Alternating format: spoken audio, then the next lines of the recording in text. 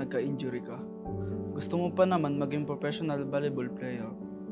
Pero gusto ko lang malaman mo na ang mga pangarap ay nagbabago at lumalago. Hindi ka man nakapag-pro sa volleyball, magiging daan naman yan para mapadpad ka sa esports. Dahil sa support ni mama at lola, magiging player ka sa Mobile Legends.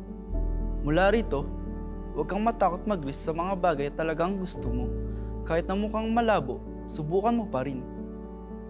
Hindi mo malalaman ang mga kaya mong gawin hanggat hindi ka umaakbang.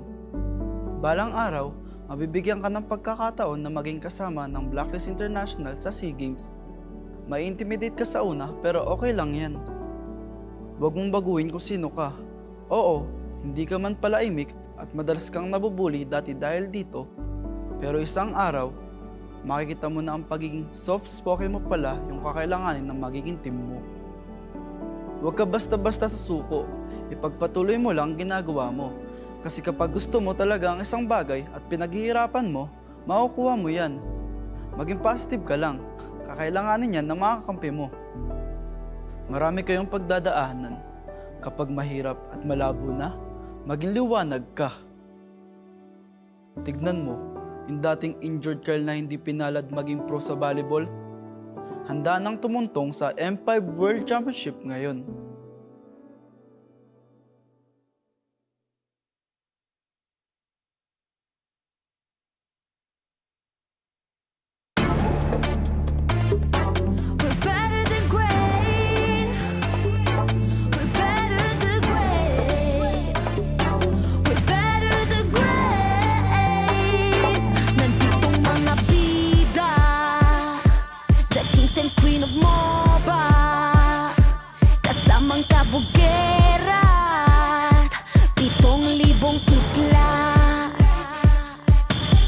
Nagsisimula pa lang tayo.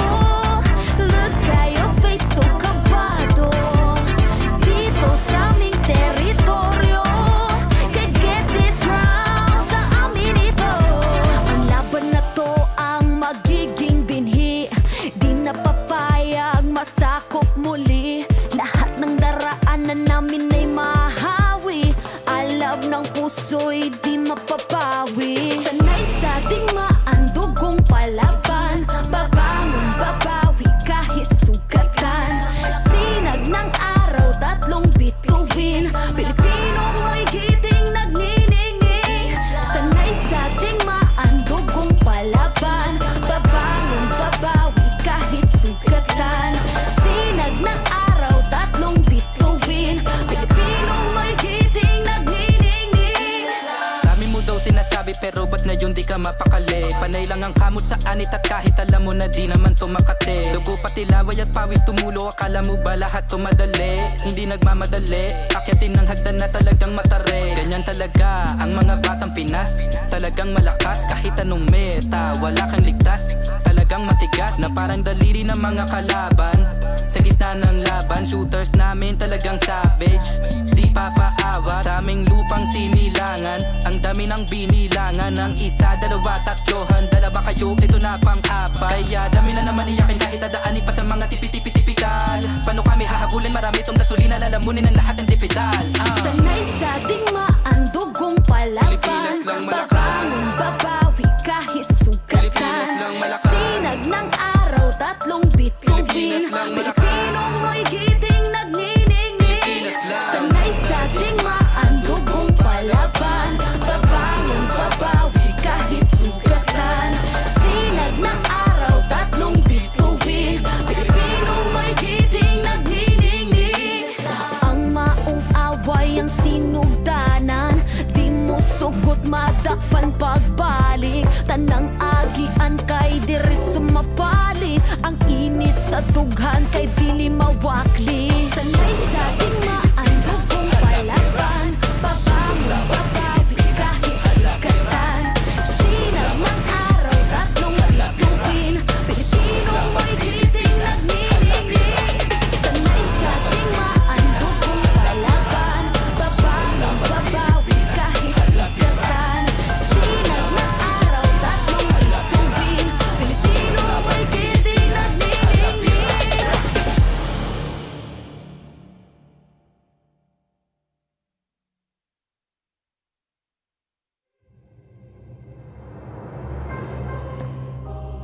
The Shadow Dragon was once my biggest weakness, but now it's my most potent weapon.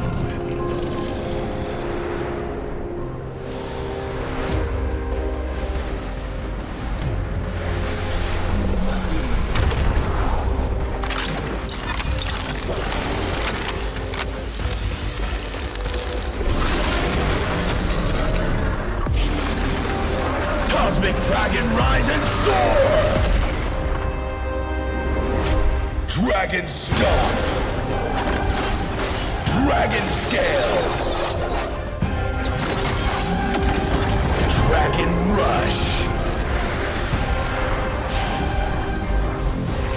Rise beyond greatness and seize your own destiny.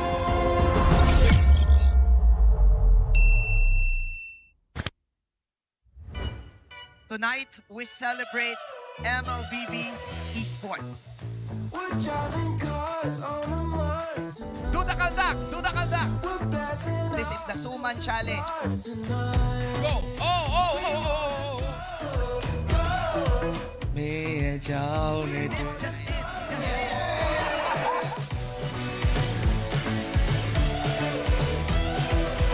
Welcome to M5 Gala!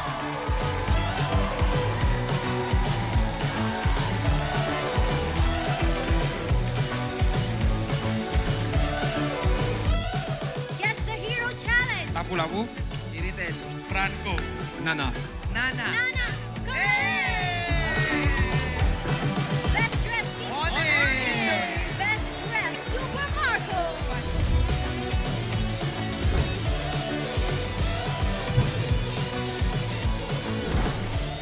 Thank you so much for joining us at the M5 Gala, and we'll see you at the M5 World Championship.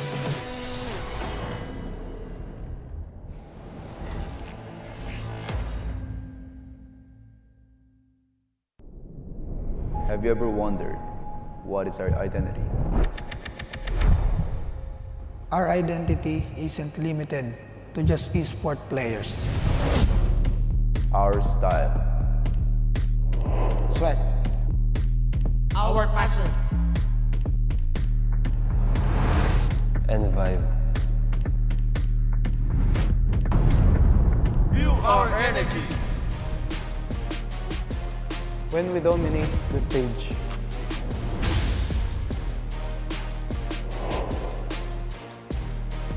The hours of sacrifice. Shape who we are. So, what is our identity? We are legendary.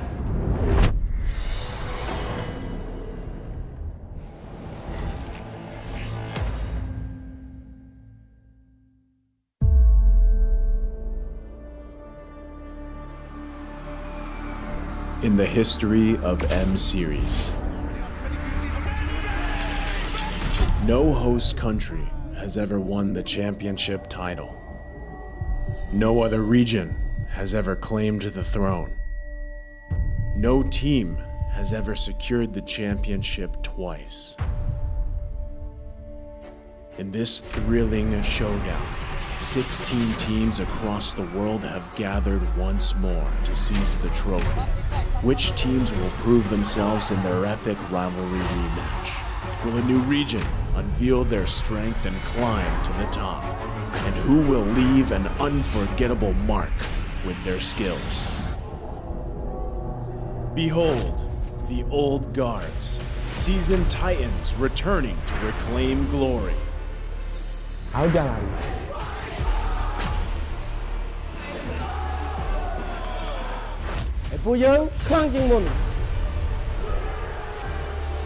Судьба будет в наших руках.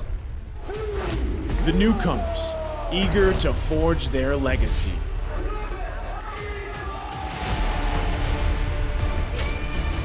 Kita di sini untuk lawan yang terbaik. Kami nggak takut tantangan apapun.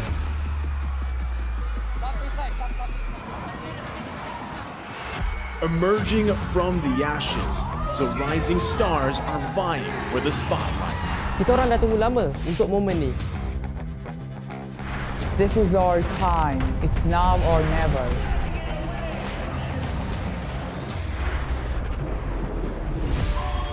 Enter the contenders, here to defy the status quo and rewrite the narrative. We've weathered the storm. This is where we break through. Nós somos brasileiros e a gente não desiste nunca.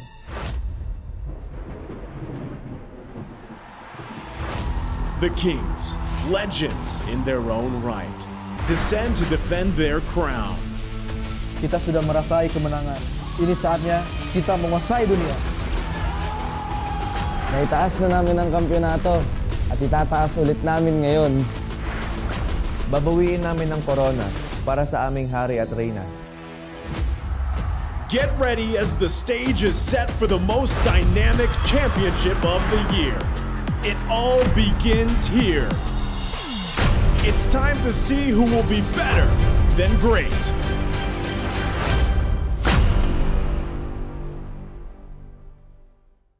In every tournament, pros fight not only for glory, family, and their country, but also for the heart of every game. The fans. Are you one of them?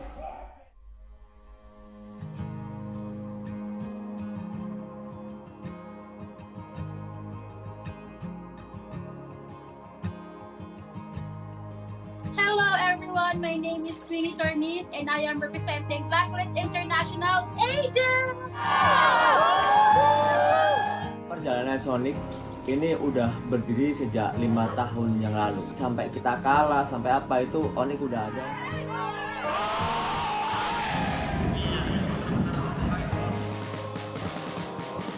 Homeboys sebenarnya sangat penting sebab dia bukan saja untuk Homeboys, dia untuk tingkatkan komuniti MLBB dekat Malaysia ni. Kita nak kalau boleh komuniti tim lain bersama juga semangatnya macam Flame Boys. Hal yang bisa kita berikan secara maksimal itu adalah dukungan. Bila moral player tengah down, tapi kita orang tak tengah down, kita orang tengah hype. Kita apa-apa pun, kita sebagai macam Homeboys ada 5 player, kita orang Flame Boys adalah player ke-6.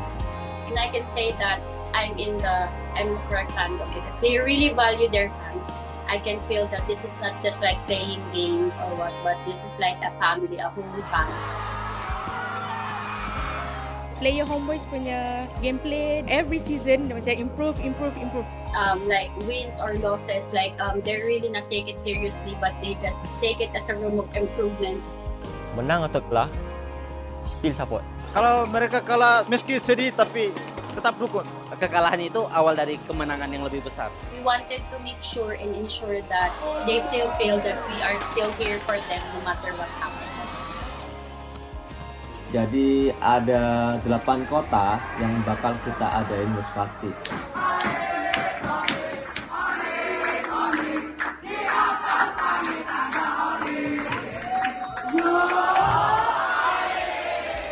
Let's go Blacklist! Blacklist will only improve and they won't give up! Even if they lose, they will win the next game. Blacklist, break the code!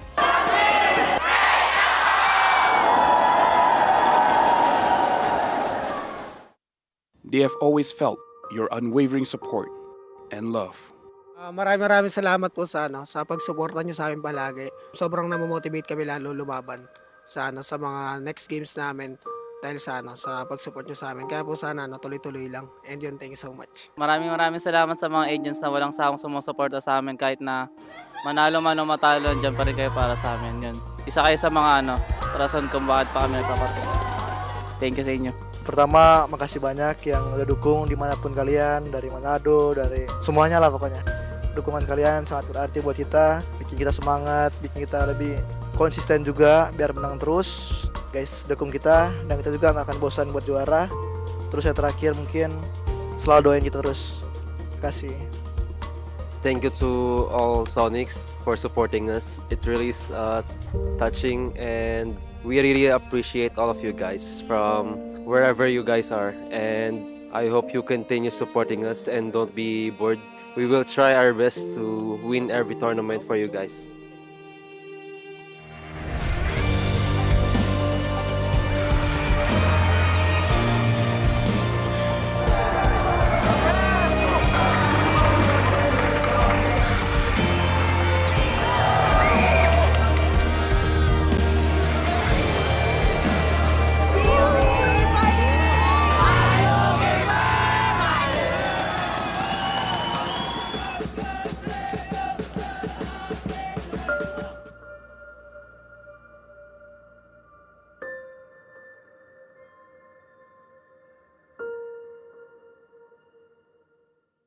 What is undeniable, though, are the meteoric stats in the middle or in the mobile gaming industry, and the Esports Mobile Game of the Year celebrates the best of the best.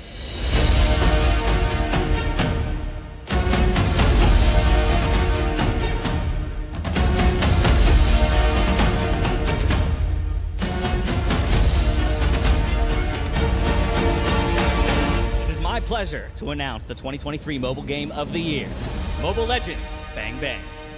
Congratulations. Oh my god. Thank you guys. And then, okay, yeah, sure. And then put it. Hello guys, hari ni kita nak rate player rogue tank dekat dalam M5. Kon. Bu sezon favori tank oyuncularımdan biri. Malezya'da bayağı izleme şansım olmuştu. Ese koyuyorum. Dekat saya ada Apex 47 Apex 47 daripada tim, kalau tak ingat, B guys. Keyboy. No. Keyboy. She here. For sure. My classes is Keyboy. Keyboy, my idol. I'm gonna put also in here. Oh, my idol, Baloiski. The macro god, I think here. Oh, I think here. S+. First off, me. I'm going to put it like 8 here. I don't want to overrate myself. Okay. It's okay. Bad me. Oh. It's okay. Betul. D. Sebab orang cakap dia tak tahu pun. Me. Because I'm bad, I'm gonna put F. Sorry, Baloy. And me. Okay. Oh, Luna. Luna. Luna B. Apex, I think here. Here. It's okay. Here. Next is Sorn. On my level. Sorn is like a mechanical player and also likes to taunt people. Ogun, idol. S. Oh, NJ will lose. NJ will lose. For me, F. Sorn. My enemy. With me. Sorry, you're my enemy.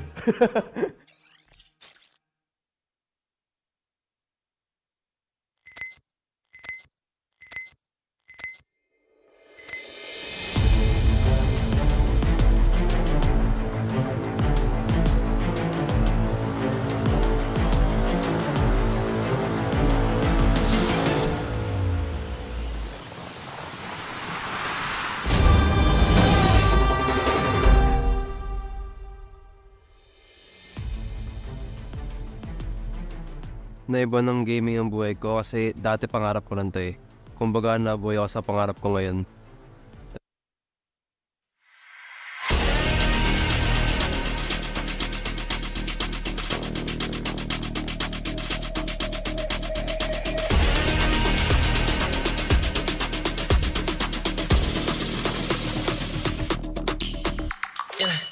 Hit me like I might kick over, but you could give me in no corner. I know I can make a comeback, ace this round and finish this game now. Got the power on my shoulders, yeah, you know that I'm a soldier. You could keep me off my guard, but you can't keep me from my honor. I feel like the floor is over. The energy's getting higher. You're saving my arms. 'Cause I know just what I got. I got you like na-na-na. And you know I hold the power. This feeling I love. Oh yeah. Making my grind good to great. So don't stand in my way. Standing tall and I won't fall over. We are better than great, good. We are better than great. We stand tall, won't run away. We are fun, nothing gon' change. Great. We are better than great. Can't get it great, I'm better than great. I play my own role, I become the greatest. Transcend myself into this game, yeah. I feel the power to dominate fate. Championship mind, no time for the weak. What's up to the game, shall reveal. Better than great, that's how we feel.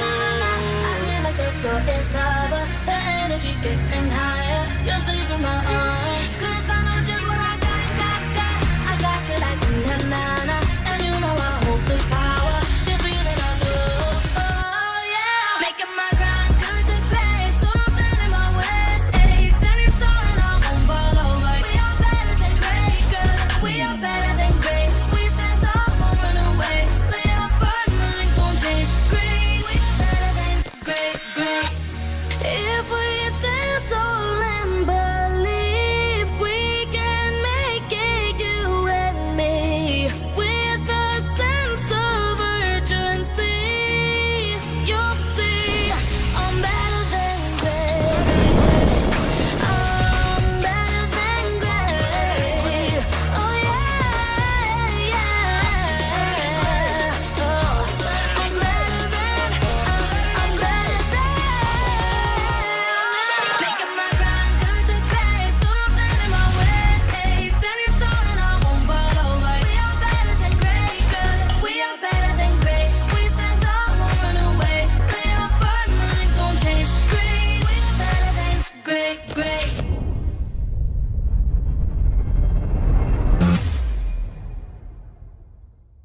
I am the #1 seed, the champion of the arena.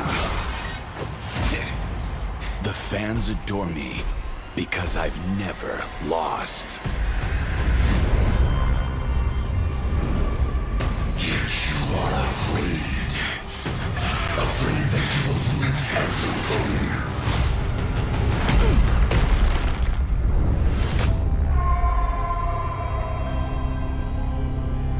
Do you ever get scared of losing, Kimmy? Well, big bro, I think we should cherish the joy and excitement of each game. Not who won or lost. That's right. I'll strive for victory, but I won't lose myself in its pursuit.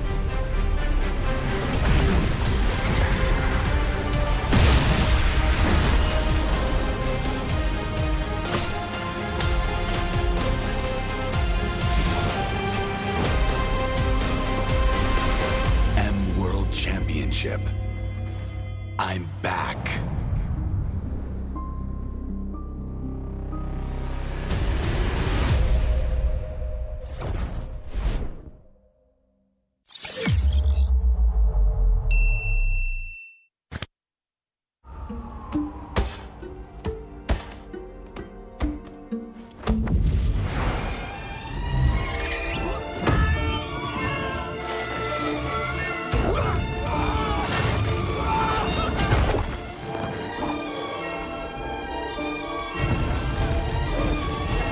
The world's first city, built for play, is coming to Saudi Arabia. Don't just live life. Play life. Qiddiya.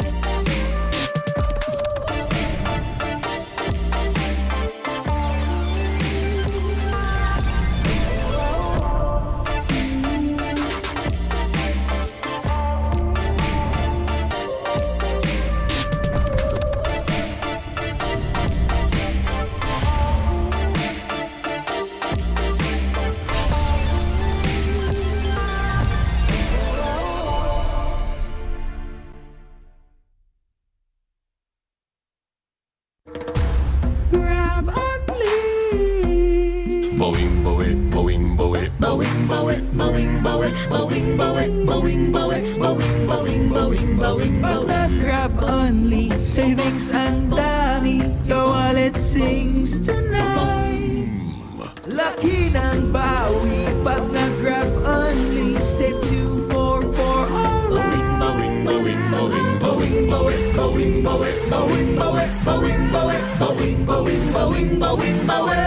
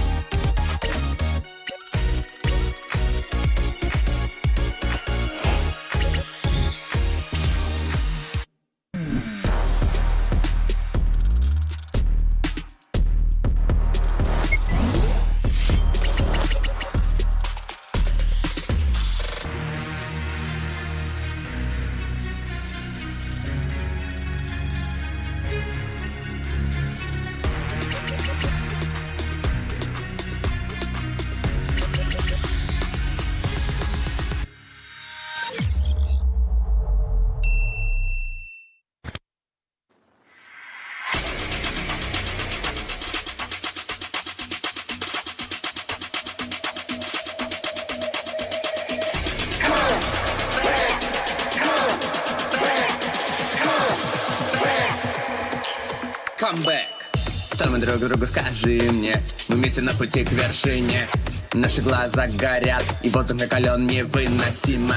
Нет, мы не заплачем, потому что здесь мы что-то значим. Ногами высекаем искры, за спиной наша удача. Устали мы вечно ждать, сидеть с трибун, все наблюдать. Гладиаторы мы в этот раз. Наконец настал наш час. Мы вернулись вновь, чтобы побеждать. Трофей над головой своей поднять. Эта арена вызывает в голове флешбэк, и мы готовы к бою. Это наш камбэк. Кто ты, воин, как твое имя? Взмываешь небеса, как чонг. Воля твоя нерушима, снова слышен битвы гон. Только в соло ты не сможешь таланты все свои раскрыть. Команда верная поможет твои слабые места закрыть. Устали мы вечно ждать, сидеть с трибун, все наблюдать. Гладиаторы мы в этот раз. Наконец настал наш час. Много раз ощутить боль падения, вновь находим мы силы воспрять. Снова на языке вкус сражения, снова сможем себе доказать. Давайте, ребята, Руслан! Это победа! Мужчина стоит рядом, ее не вытаскивает. Сейчас... Саня, может быть, стоит продолжить? Получится ли ульта от Лолиты? Есть ульта от Лолиты! Красавчик! Играть и должны доигрывать! Какая уверенность в своей игре! Все вместе, в системе, дойдем мы к победе. Мы встретим проблемы, но это путь верный. Против всех заочно, но я знаю точно, что на пьедестале стоять мы будем с вами. Мы вернулись вновь, чтобы побеждать. Трофей над головой своей поднять. Эта арена вызывает в голове флешбэк, и мы готовы к бою. Это наш камбэк.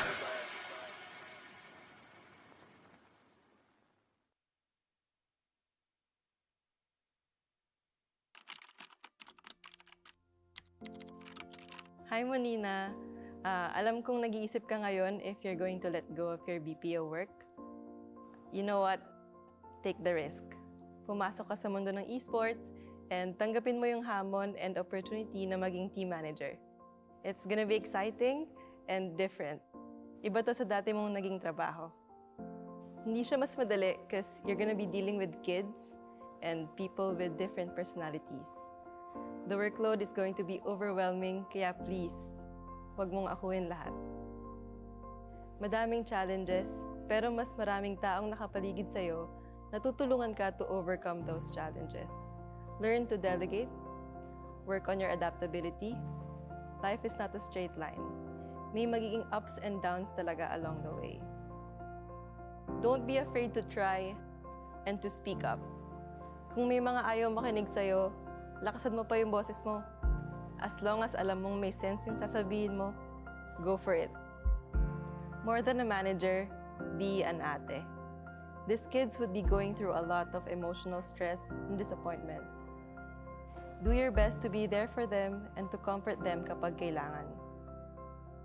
Alam ko, masakit din para sa iyo kapag natatalo. Pero ang importante, nandyan ka para samahan ng mga players mo, mga batang kapatid mo. You will sacrifice a lot. Resources, time with family, and even relationships. It would be stressful, but every minute will be worth it. Especially when you see the joy in your players' eyes na makakasali pala kayo in the World Championships. I promise you, Monina, you will not regret leaving your corporate career because time will come that you will manage a world-class esports team.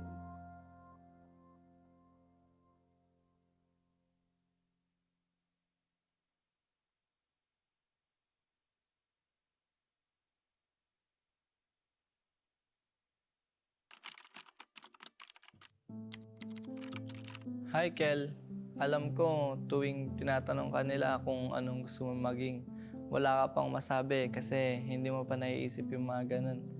hindi mo pa alam kung anong pangarap mo. Pero huwag kang mag-alala kasi darating din yung laro na magbabago ng buhay mo. Matututo kang mag-Mobile Legends, gagaling kang mag-ML at magiging passion mo to. Darating yung time na tatakas ka sa Tarlac pa Manila para lang masunod ang gusto mo. Magsasorry ka na lang pag nasa bootcamp ka na. Galingan mo lang dun kasi magpo-pro ka. Makakahanap ka ng team na alagaan ka. Oh, baka kala mo puro saya lang yun ha. Magkakamali ka, may issue ka, pero okay lang yun kasi doon ka matututo. Huwag ka matakot magkamali kasi kasama yung pagiging makulit mo sa journey mo towards World Championships. Lahat ng puyat, pagod at pag-argue mo hanggang makatulog, magiging sulit yan. Magiging champion ka sa M3 at sobrang saya nun. Damin mo lang kasi bilog ang mundo. Pwedeng panalo ka ngayon, tapos talo ka na bukas. Pag dumating pala yung oras na parang nawawalan ka ng gana sa ML o sa buhay, huwag kang titigil. Pwede kang magpahinga, pero ipagpatuloy mo pa rin ang pagpitik. Huwag mo hayaan na may dumang araw na hindi ka pipindot. Kasi malaking bagay yun. Hanggat kaya mo pa, huwag mo sayangin yung panahon. Isa pa, huwag mong kalimutan maging mabuting teammate. Kasi hindi lang talent ang puhunan sa esports, kundi teamwork at respeto sa isa't isa. Maniwala ka man o hindi, yung ikaw na walang pangarap noon, ginagawa ang lahat ngayon para matupad ang pangarap ng iba. Ng mga teammates mo na sabik at deserving na makapag-world champion.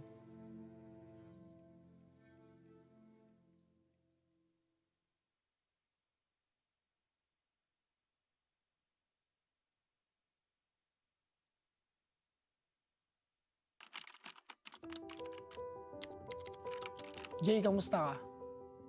Kamusta yung pagbebenta mo sa palengke ng prutas tsaka pagtatrabaho mo sa babuyan? Para makapagpa-load ka at makalaro ka ng ML. Kahit pa 2 oras yung biyahe papuntang Bagak para maghatid ng baboy sa palengke, hanga ako sa'yo kasi kaya mo magtiyaga. Huwag kang mag-alala. Lahat ng sinakripisyo mo, magiging worth it. Dahil sa Mobile Legends, magbabago ang takbo ng buhay mo tsaka ng pamilya mo. Oo nga pala, huwag mo kalimutan magpasalamat sa ate mo kasi pinahiram ka niya ng cellphone para makalaro ka.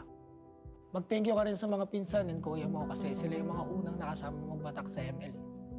Darating din yung panahon na makakabawi ka rin sa kanila. Sa atin lang dahil gigil ka sa kaka-RG, magiging top 1 ka sa stars at diyan ka madidiscover ni Boss D. Simula dito, marirealize mo na iba pala ang pagiging pro sa pagiging RG boy. Na kailangan mo pala mag-isip at kailangan mo matuto sa mga macro plays. Diyan ka rin magiging content creator. Enjoy mo lang yung pag-vlog and pag-content mo kasi yan yung makakatulong sa pamilya mo. May purpose lahat na nangyayari kaya huwag kang mawawalan ng pag-asa. Darating yung time na kakailanganin mong lumipat ng team para pagbigyan naman ang gusto mo at yun yung makapag-focus sa pagiging pro. Don't get me wrong magiging thankful pa rin tayo sa content creator na Renny J kasi dahil sa kanya may abilidad ka na para sundin yung puso mo. Since natulungan mo na yung family mo, pwede mo nang tuparin yung sarili mong pangarap. Dahil dito, marami kang may sasakripisyo. Vlogging, projects, oras sa pamilya. Pero huwag kang mag-alala. Worth it lahat yan. Kasi mas magbubunga yung hirap mo at magiging M5 representative kayo ng Blacklist. Ito na yung chance mo para patunayan sa buong mundo na may bubuga ka. Yung respeto na hinahanap mo, makakamit mo yun. Dahil simula pa lang, alam mo na mas matimbang ang bagay na pinaghihirapan.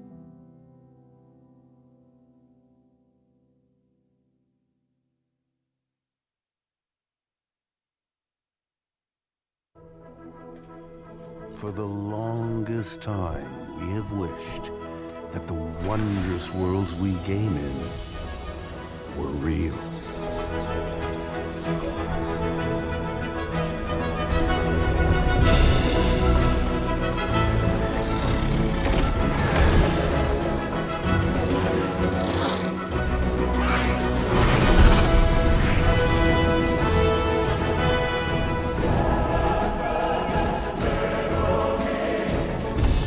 Genuine realms that we can explore, discover, and really play.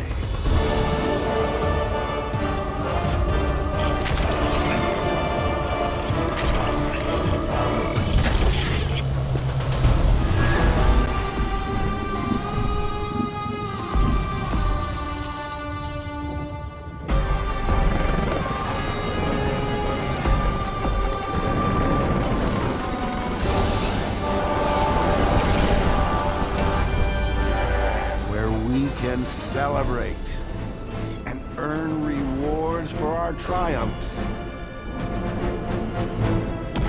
Or fail in pursuit of glory.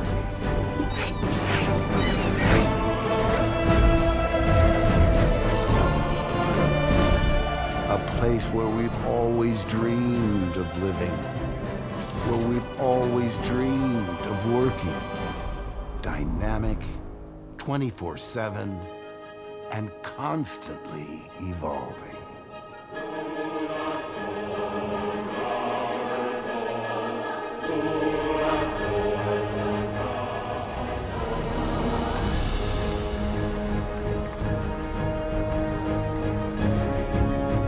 Host to the biggest events, where the greatest among us hone their skills.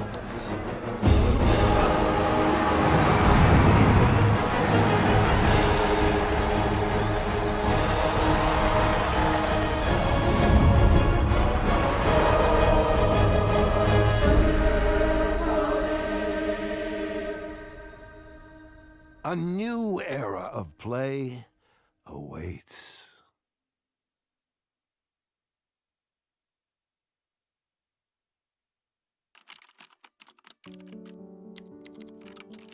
Carl, alam kong mabigat ang nararamdaman mo dahil nagka-injury ka.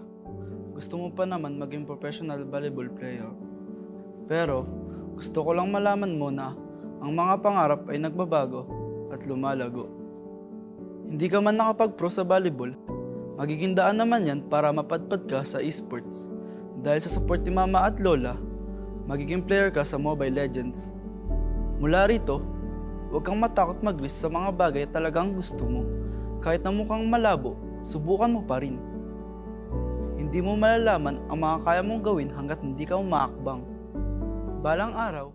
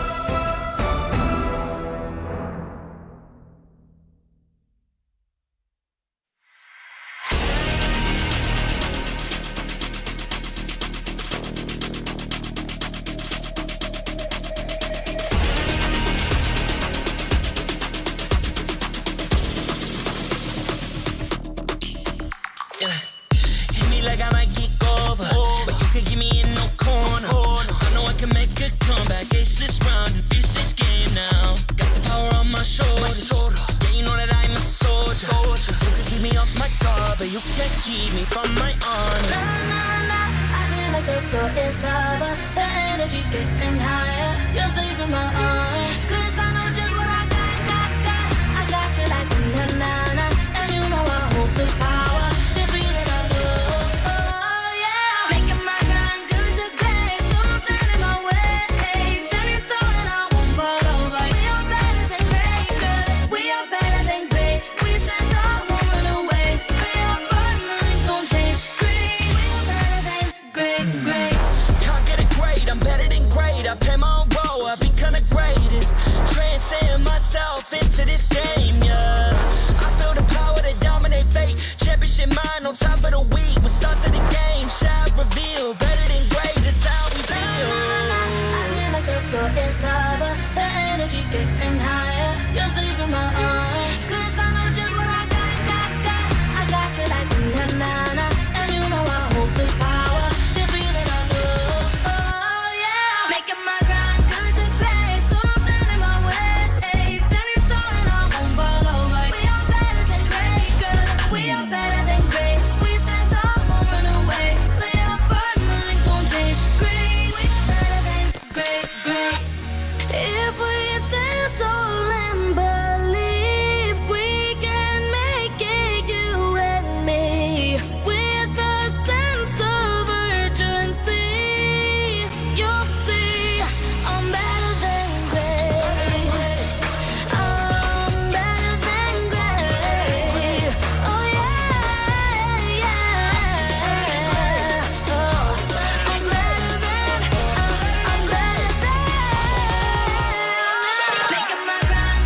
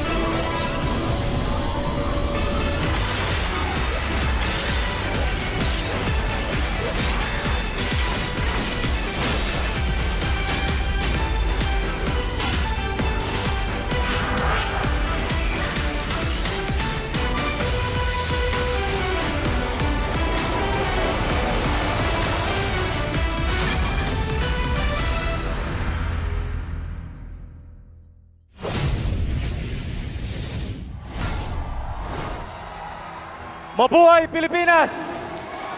And to every Mobile Legends Bang Bang fan from around the world. We started with 16 teams.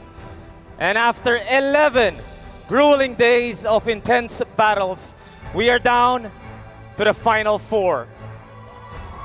4 great teams, but only one will be better than great. Ladies and gentlemen, this is your M5 World Championship. My name is Mikey Reyes. People call me Tito Mikey. And it's about to be a crazy day. Later today, it'll be the much-awaited matchup between the Sky Kings of Onyx and the Filipino champions, AP Bren. But for now, yesterday, we saw 2 unbelievable comebacks. One from the team that is considered to be the dark horse of this tournament, EECA Deus Vult. And the other from the hometown heroes, performing in front of all their agents, the Blacklist International.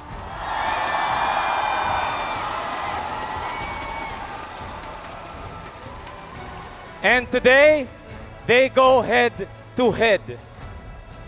Can Renegade lead his team to the next phase? Or will Kit Bomba have anything to say about it? Can Daewoo continue this Cinderella run? Or will Blacklist International break the code? Fasten your seatbelts, people. It's about to be a great series. Talents from all around the world. It's time.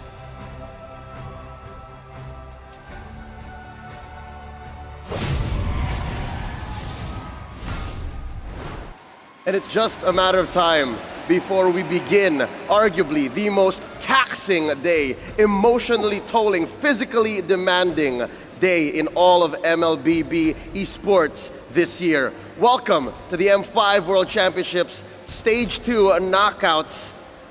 At your service, my name is Leo, here with my good friend Wolf. We're coming at you live from the Rizal Memorial Coliseum with a capacity crowd opening up day 2. How are you doing, man? You know, I'm doing great. I think the weather is not that nice, but I'm sure that inside the stadium, it's gonna be great. It's gonna be intense. It's gonna be a combination of intense battles as well as good storylines, dude. It has been set already by the lovely Mikey. And with that, from all around the world, we welcome you to the broadcast. Whether you're rooting for Deus Vult or a Blacklist International, well, it's been a wild ride. Let's look back at the previous days of competition and see how exactly we got here via the daily recap. Check this out.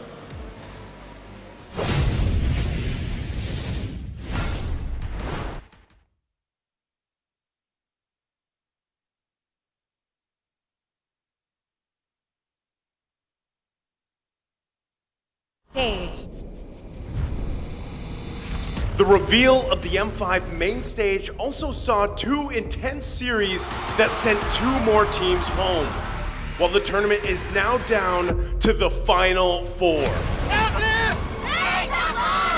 The showdown between the agents and the geeks started off as fierce as it can get. Flickers back, Oheb in trouble now, Baloo comes in with the bravest fighter and finds 2. Blacklist International crumbling under Geek right now. With the Indonesian squad taking the first game. And Geek Fam against the odds take game number 1. Blacklist International reverted by staging an epic comeback. Boys keep inside with a wild charge, knock up onto Edward. Luke into the backside with the bravest fighter, looking for Oheb. Gets a stun, the wave, Deployski goes down. Luke. Now it's Luke against the world. Marky looking for some free shots.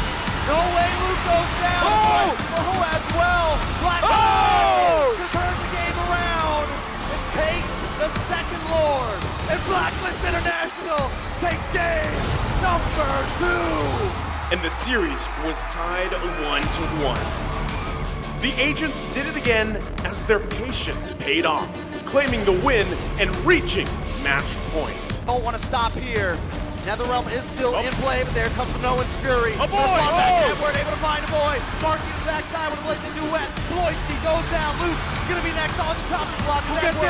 Picks up the double. Kyle trying to get the play to set, so he takes it from his fingers. And it was down to the hitman's Estes, the signature Ube of Blacklist International, to send the Geeks home. The Cambodian champions did what they do best, attack and never look back. And they're all smashed against the wall. 4 members of Deus Vault taken out. Despite a valiant defense by Sunset Lover, See You Soon prevails. Sunset Lover doing everything he can, but they're gonna get the final shot. No way. We'll move on and take game number 1. The Sooners continued their aggression and cornered Deus Volt from the start. Big Power is going to get the knock-up on Asari on Felix. With the crossbow, Tank's ready to unload once again. Madison going to go down. Who's able to pick up the kill? Sawo finally getting 4-man knock-up. Felix in the midst of the ball. Sawo trying to get away, but he can't. Sorry, Felix picks up the kill. And now Kid Baba will fall next. Felix with the double. Sunset Lover all alone once again. He's going to go down. A triple kill for Kusei. After over 30 minutes of non-stop skirmishes, Deus Volt showed that they were not done yet. Sawo looks for the kill Carvey there as well, and down goes MP. Debu, move forward. Magister unleashed his real potential by shutting down MP the King again and again and again. But still, ultimate pool. Magister able to lock on again with a violent Requiem. Sawo also going to come in with Minoan's Fury. And the Bomba mentality helped EECA to extend the series. It is Rise of the West as Deus Volt completed the reverse sweep with their signature Diggy Pick. The base down, the base drops, and the sunset closes on See You Soon as the Dark Knights rise. We are now down to the last 2 days of M5. We are so close to witnessing the crowning of the new world champions.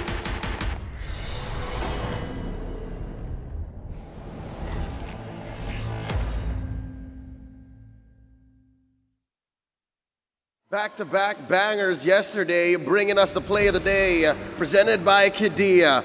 We're awarding it over to Luke with his perfect final slash against Blacklist International. Yeah, he said it perfectly off cam. Book of Luke, chapter 1, how to play the Lapu-Lapu, but this is chapter 2, how to play the Arlet. With a wonderful gameplay of the final slash, catching up the members of Blacklist.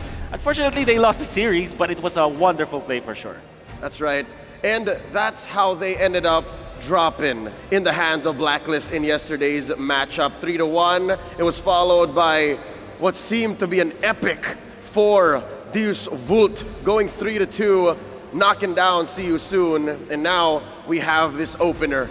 The hometown heroes and Blacklist going up against See You Soon, and we're waiting on a match from the upper bracket later on. Wolf, again, I gotta ask you, is this how you expected this last stage of the knockouts to be? Oh, I guess at least on the last stage, right? When after going to RMC, we kind of pictured what the matches could be. I'm pretty sure that Daewoo can win against See You Soon. Blacklist, obviously, they're the hometown heroes. You know, I want to sound smart. Yeah, this is something that I kind of expected, you know. Come on. You're saying you know that Deus Vult would go this deep. You're saying that they would be at the cusp of maybe ending Blacklist International's lower bracket run. Talk to me about that, because that's the first match coming up. What is Blacklist looking like to you, given that yesterday they went 4 games against Geek Fam, but it wasn't as easy as it looked? It wasn't. But the thing is, the fact that they have... That was technically, what, 4 games that Geek were able to get the first game, the early game, I mean. Right. And Daewoo and the Blacklist International won against all of those. So how do I feel about Blacklist International? Oh man, they're back. They're bringing back the M3 form that when after going down to the lower bracket, they're gonna just steamroll through. Makes for quite the documentary, if you know what I'm talking about. One more time, looking at the knockout stage brackets. We've seen so many teams say goodbye already. We're down to the final 4. So we've cut down effectively in half the teams remaining in the M5 World Championship stage. And with that said, it all comes down to this, a best of 5 coming back. Yeah. Deus Vult, the Dark Knights of the M5 World Championships. What makes them so deadly here? What makes them an actual threat against the M3 World Champions? Number one, they are, I guess, in a way, their macro is not the same as usual teams that you've seen. Different. It's different, right? For lack of a better term, it's different, right? Second is, they fight and fight and fight no matter what, right? It's a... I would get this term from another MOBA. It's Davai Gaming. It's perfect for their region where they just rush ahead on. They would just take what they wanted. You know, Davai Gaming at its finest.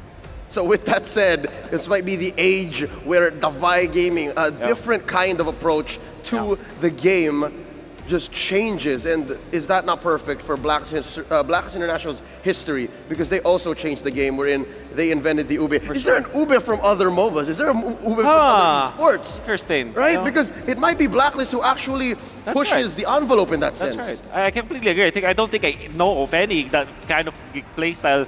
And Blacklist are the masters of it, for sure. Only in MLBB, only on the world stage, only in the M series. And with that said, I would love to see a vibe check. I want to know what these teams are looking like as they step into the stadium, as they make their way into Rizal Memorial Coliseum, given that they know they have a capacity crowd waiting for them. They have all of the agents, all of the fans traveling from all around the world to see them in action, specifically the young mid-lane magician, Yue.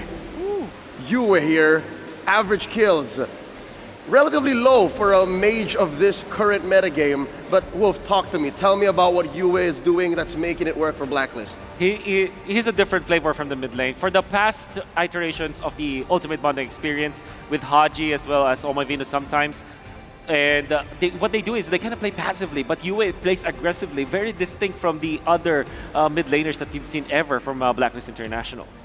And now stepping into the arena, we have Sunset Lover from Deus Vult, an M-Series veteran, showing us exactly that it's not just one Lilia superstar in the World Championships this year. He is a threat. He actually won with not just the Lilia, but with a Gord yesterday. Exactly. You saw that Gord game? I saw it. I believe that he was also able to just... I think it was the best KDA, right, during that moment. But I'm kidding. I mean, if you're going to be looking at that game and how Sunset Lover played it with the Gord, it was very, very smart and calculated. Like, if you really dial in and dive in and become a nerd about it, it looks really, you know, something that he's prepared for, something that he played so smartly. And I'm very impressed about how Sunset Lover played that Gord. I'm sure it wouldn't be possible without the ROG Phone 6. It's M5's official gaming phone, and it packs the game-winning power of Snapdragon 8 Plus Gen 1 chipset with a class-leading game Cool 6 thermal system that lets you break every limit. It also comes with a spectacular 165Hz AMOLED display and a monster 6,000 milliamp hour battery life to power through your gaming needs. Check out Daewoo doing their ping checks with the ROG Phone 6. Wolf, I won't lie to you. Last night I tried to play the way Sunset Lover did on that Gord, and I did pretty well. I mean, given there wasn't a Yuzhong, there wasn't as hard of a lineup in my face, but I was rocking the ROG Phone 6. It works wonders. Was it nice who approved? Yeah, he was watching. He was constantly over my shoulder saying, but I won. But you won, which is what matters. And I think we're going to see more heroes like that. I think that we're going to be diving deeper into the bag of tricks of the teams right now, particularly for Blacklist International. So far, what we've seen yesterday are their usual picks. If you're going to be looking at their heroes, there wasn't any like surprise picks, right? So I'm pretty sure that against Daewoo, a team that plays the Gord, that plays the Diggy, for example, eventually the Dyroth, right? These heroes, they just challenge the hero pool for sure of Blacklist International. That's right. And again, despite this being a David versus Goliath matchup, as Wolf said, bringing their own brand of macro, bringing Davai Gaming to MLBB. It's up to the code breakers to decode the Dark Horse. I actually am also quite curious because Mirko and I yesterday tried to figure out there's no way this is happening. There's no way that after Game 3, momentum is more than enough to swing this towards Deus Vult. Because even in the draft, Game 5, you saw how they kinda, again, with Coach Fly Solo manning the draft here, forced them into picking the Hayabusa. So they forced them to play their meta. Exactly. I believe that the drafting is a big part, massive part of how Dave's Vault was very successful. You can see it's not about the heroes that they pick up, right? It's not about countering heroes. It's about the order of picks that they will do it. Sometimes they put a Diggy last, sometimes they put it first. Even the Minotaur, like the order that Dave will plays and drafts around their composition, that is how they were able to actually win the games. That's right, and now it's up to the Hitman and the crew to figure out exactly what's going on. Where is this bomba mentality coming through? How do we stop the Bobentum? Do you allow this? The momentum, I allow it. I allow it. Because that's perfect. That is actually one of the perfect pictures that we can paint when we saw game number 5 or the best of 5 series yesterday. It was just about that momentum. Kid Bomba called game. He called 3-2 after game 3. He called prophesized game, it. man. He saw it. He predicted the outcome. Exactly. He manifested it. Yeah, that's a different level of intelligence that you can see from a young guy, 18 years old, and already proving himself in the international stage. He's amazing, this Greek-German athlete. Again, at the lead for Deuce Volt is the veteran Savo and Sunset Lover. On the other camp, the other corner, it's the Hitman. And again, the youngest iteration of Blacklist there has ever been in their entire run. And they're this close to doing it again, Wolf. They're this close to reaching the peak of MLBB esports. They just need to win 2 more series and they're in the grand finals once again. Looks and sounds easy, but I'm sure the Blacklist is up to the task. It will be the veteran Savo from the side of Dave's World to kind of stop them. And the thing is, if you're looking at Ready J himself, right? I was able to talk to Benny Cutie. Of Sorry, course, you were saying. this is not a shrine, but we'll make it a shrine. Benny Cutie, you know him, world champion. That's right. Obviously one of the best goldeners out there. He said that Benny J is a good mixture of catch-type roamers as well as sustained roamers. Best of both worlds. How do you stop the Hitman with that? How is this real? How is he playing with that kind of hero pool? We'll go to the desk to get the action started. Let's get it on.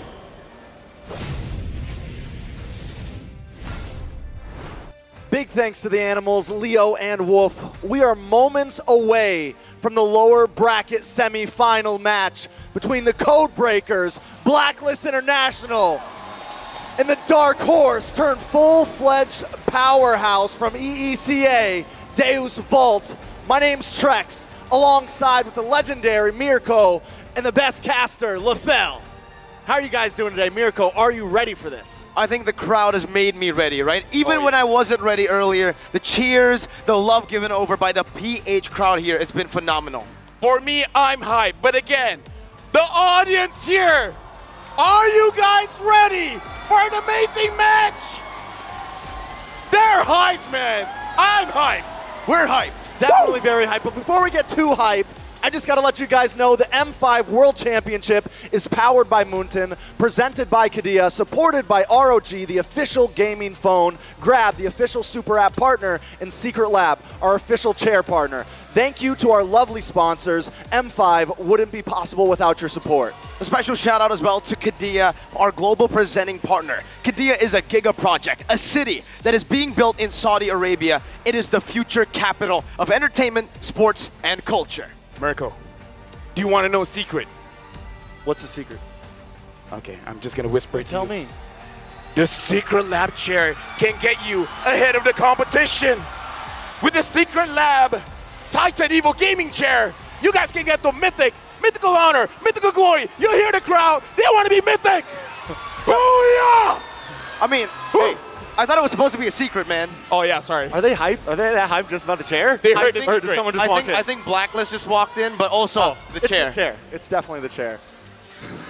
Now, one last thing. The M5 Pass is still ongoing. Unlock Yuzong's M5 exclusive Dragon Shade skin and Prime Cosmic Dragon skin when you buy the M5 Pass. Accomplish all activity tasks to reach level 75 for free. A ton of M5 exclusive rewards are also waiting for you. Get yourself one or gift Mirko one now. I already got one. I already got one too. Oh, so just gift a friend one. Do you have the 150. Are you at 150, Lavelle? No, I'm 75. Oh, you don't get a dap then, sorry. You don't get a dap. Wait, Not yet. 175? Until you get 150. Wait, he said 175. No, 75. Oh, never mind. All right. All right, we got to give it up. Dude, I'm looking at the players, man. I can't wait. I got my purple buff ready. I want to see the game. All right, we got some walk-ins coming in. Some very important people. Sometimes the people that go unbeknownst to the rest. But these are the people that keep things secure, keep things safe. This is the Marshal walk-in to officiate the M5 World Championship. We have our Marshals making their way to the stage. They are here to ensure the fairness and integrity of our games. What would we do without them, Mirko? We wouldn't be able to get those pauses in time to troubleshoot. Most definitely, but the Code Breakers have proved themselves to be the bane of everyone's lower bracket existence since their iconic M3 run. On the verge of repeating history, Agents, welcome Blacklist International! This team don't need no introductions. You hear the crowd. They love them. And again, this could be a miracle run. A history in the making since M3. Now, Blacklist is good, but from the tournament, Dark Horse to the pride of EECA was able to transform themselves into a full-fledged powerhouse. One explosive match at a time. Give it up for Deuce Volt Sioux! Every story needs a villain, and Kid Bomba has shown that he can be one here. They go to the crusade, they go to the battle, yelling, Deus Vult! I love it. The villain art is in prime movement right now. Can they defy this, though? And now to guide the teams to victory, we have their head coaches and analysts for Blacklist International, Master Basics, as well as Dexstar for Deus Volt, Fly Solo, and Woro WM. WM. We got a lot to unpack here, guys. A lot of people have been waiting on this match. Deus Volt yesterday with an insane reverse sweep, proving that they are willing to go the distance, but Blacklist has also been known to go the distance. What is the game plan for these two teams here? Honestly, looking at both teams, they have a very clear way of playing. For now, we got to talk about the teams individually. Let's talk about Blacklist International, OHEB, Sensui, Edward, UA, as well as Renegade. We saw UA just now, and here's the thing. Give this guy a carry hero, and he will carry your team. Him on the Valentina, let me tell you, man, that's a very scary comp when it's just one hero. Definitely a very scary comp. I mean, Blacklist International in total right now, so many of their players have been showing up, have been making it onto base, have been making plays. I feel like each game it's Renegade, next game it's Yue, Edward, OHEB even had some amazing Claude games, but Deus Volt as well have been doing an amazing job, Mirko. And it's very visible to see, even yesterday, when a lot of eyes are set only on Kid Bomba, we were reminded yesterday by the whole team that it isn't a one-man show. Sunset Lover proved to be one of, if not the best Lilias after the performances up against Fireflux, and just yesterday, the reverse sweep going consistent. And even when the Lilia was banned out, even when he didn't get his comfort picks, forced onto a gourd of all picks, he made it work, and he popped off. Let me just say, if Sunset Lover wasn't a Mobile Legends player, he would be a goalkeeper, man. How many times has he made that single play to protect the base, man? 1 against 3, 1 against 4, it doesn't matter the odds. Sunset Lover will prevent an end from the opponent team. Most definitely. And taking a look at some of these stats, I mean, they're honestly very close. The underdog team matching them almost in KDA. The hero pool, though, is something important. Daewoo with 25, 5 more unique picks than Blacklist International.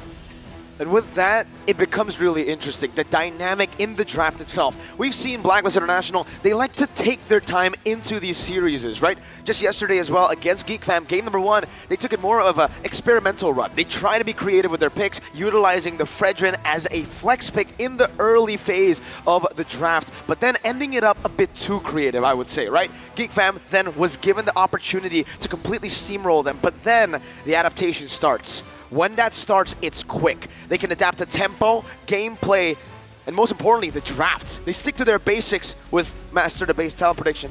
All right, we do have a quick talent prediction, and things are actually a little mixed up here.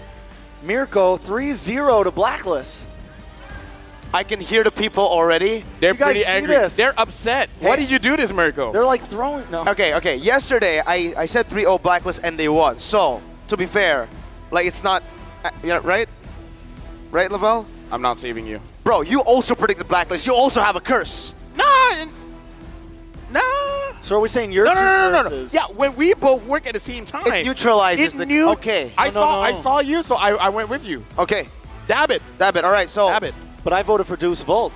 So it helps leverage Deuce Volt. How's because your two curses are combining with my. How's your prediction rate so far?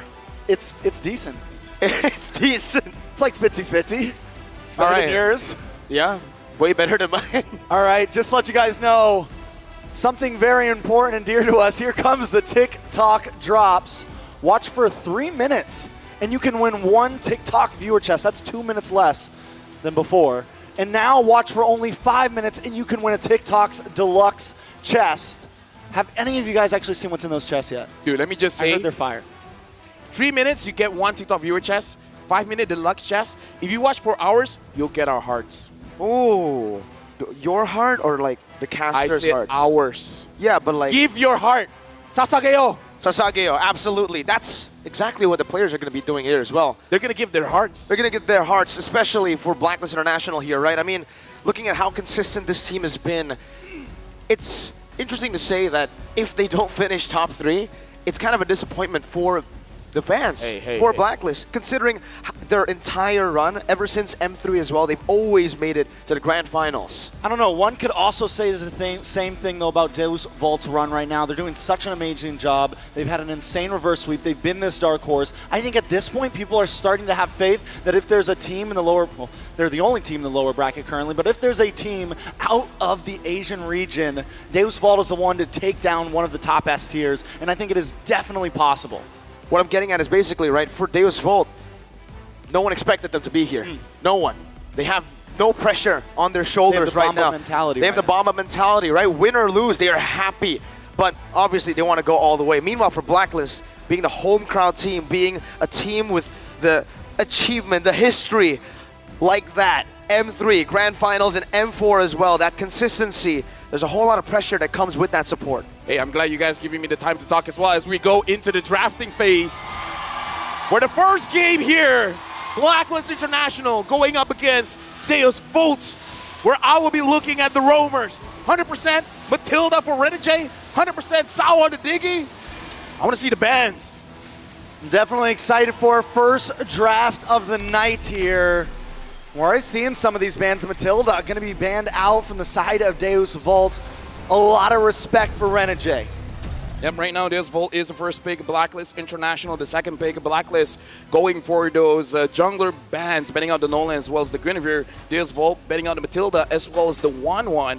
I'm just going to put my point in as well because you guys were talking about the mentality game. I kind of feel like Blacklist mentality, they don't lose to the same team twice, is going to help them out in this best of 5. Because I feel like in the long series, Blacklist is going to learn much more about their opponents than what their opponents can learn about them.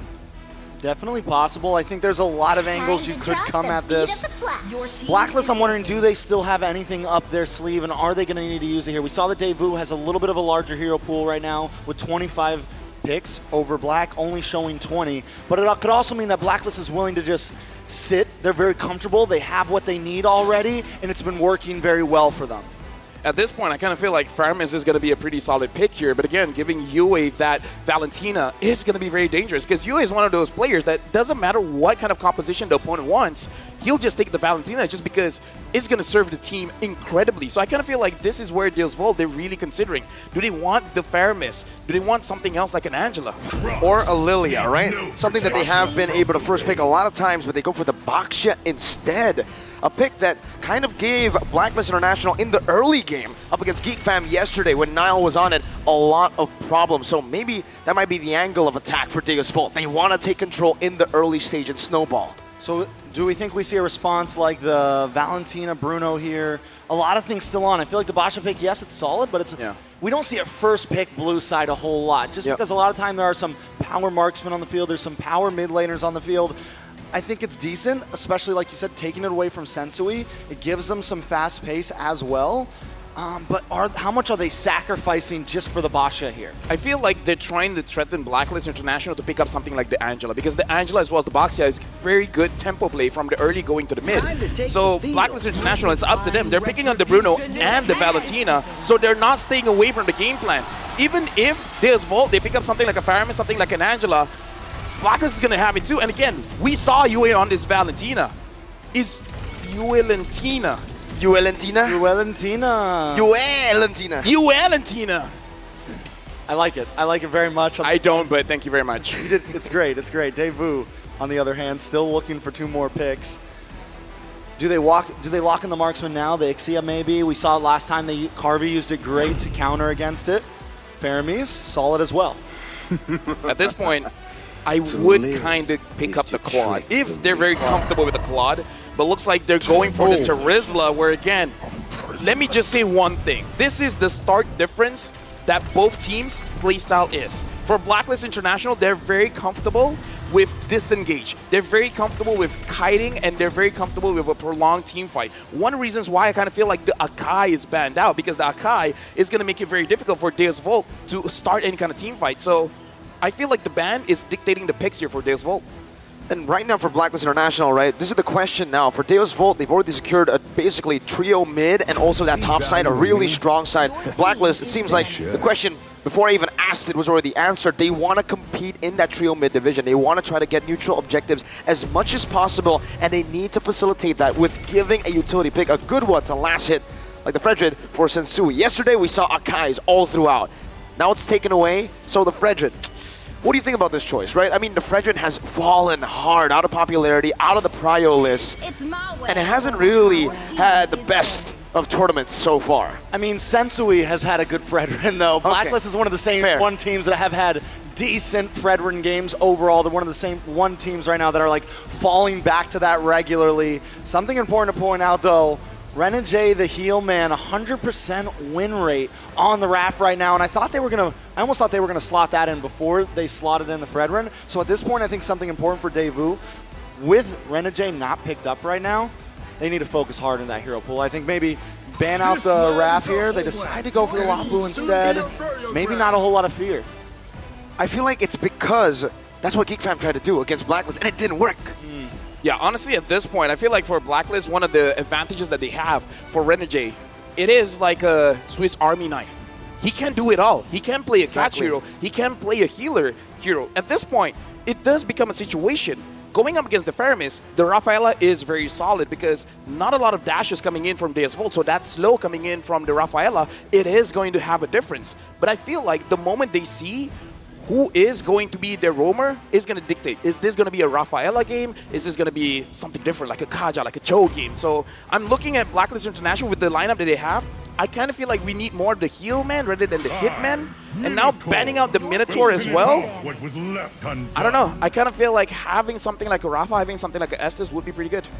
I think so too, right? For Deus Volt, they have such a big AoE comp already. Going for the Estes, I think the Estes might be a bit more risky, right? Considering there's so much AoE damage and also already some anti-regen built into their composition with that Baksha pick. So something like a Rafaela gets you out, gets you that maneuverability as well. But something else that might come through for Blacklist is that Diggy. We haven't seen it for Blacklist International, but we have seen it from Sawo.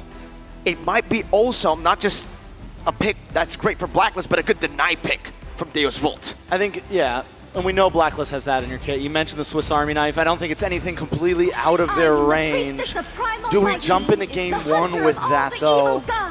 Do we deny that immediately? Daewoo didn't fall back to the Diggy pick until game 5 last night, and it makes me wonder, like, was that even a pick that they used a whole lot in the past? Was it even a pick that was very important to them, or was it something that just started really kind of hitting fruition for them in the M series? Blacklist International on the gun now, looking for the first pick. I kind of feel like for that Diggy pick, it's the strongest when you don't expect it. Yeah. Right? Like, after 3 games, after 4 games, they're like, Sawa's going to pick this, going to pick that, and then all of a sudden he picks the Diggy. He's like, how can we forget about the Diggy? Now the Paquito getting picked up here. You can hear the crowd. That's a signature pick for Agent Zero. Edward Balboa was his nickname at M3. And having this Paquito on their lineup, they have multiple ways to play the map. And since you talk about Diggy, let's talk about Diggy. Yeah, the master of time. Hoot hoot. Sawo has recorded 100% win rate with Diggy in 4 games. So 4 games with the Raph on Renegade. 100%. 4 games with the Diggy on Sawo.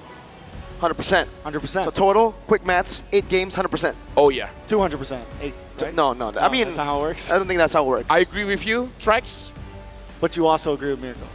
Nah. Nah. Miracle can go to the side.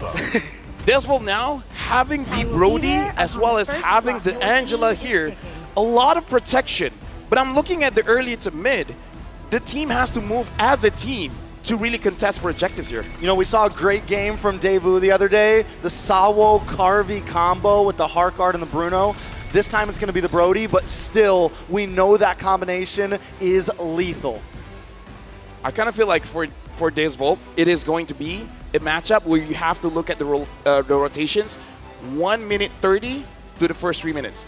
That's where we will see whether they can actually handle what Blacklist is going to do. And now the final pick here, now that they see the Brody as well as the Angela, quite a lot of good roamer picks for Renegade.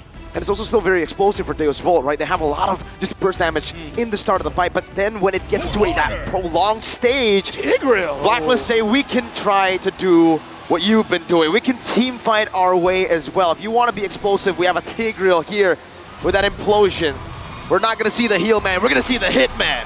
Here's the thing, looking at the composition from Blacklist as well as Deus Volt, Blacklist can play a composition of a 4-1 and then slowly get into a 5-man game again. So macro play, I kind of feel like Blacklist with their composition, they have the advantage here.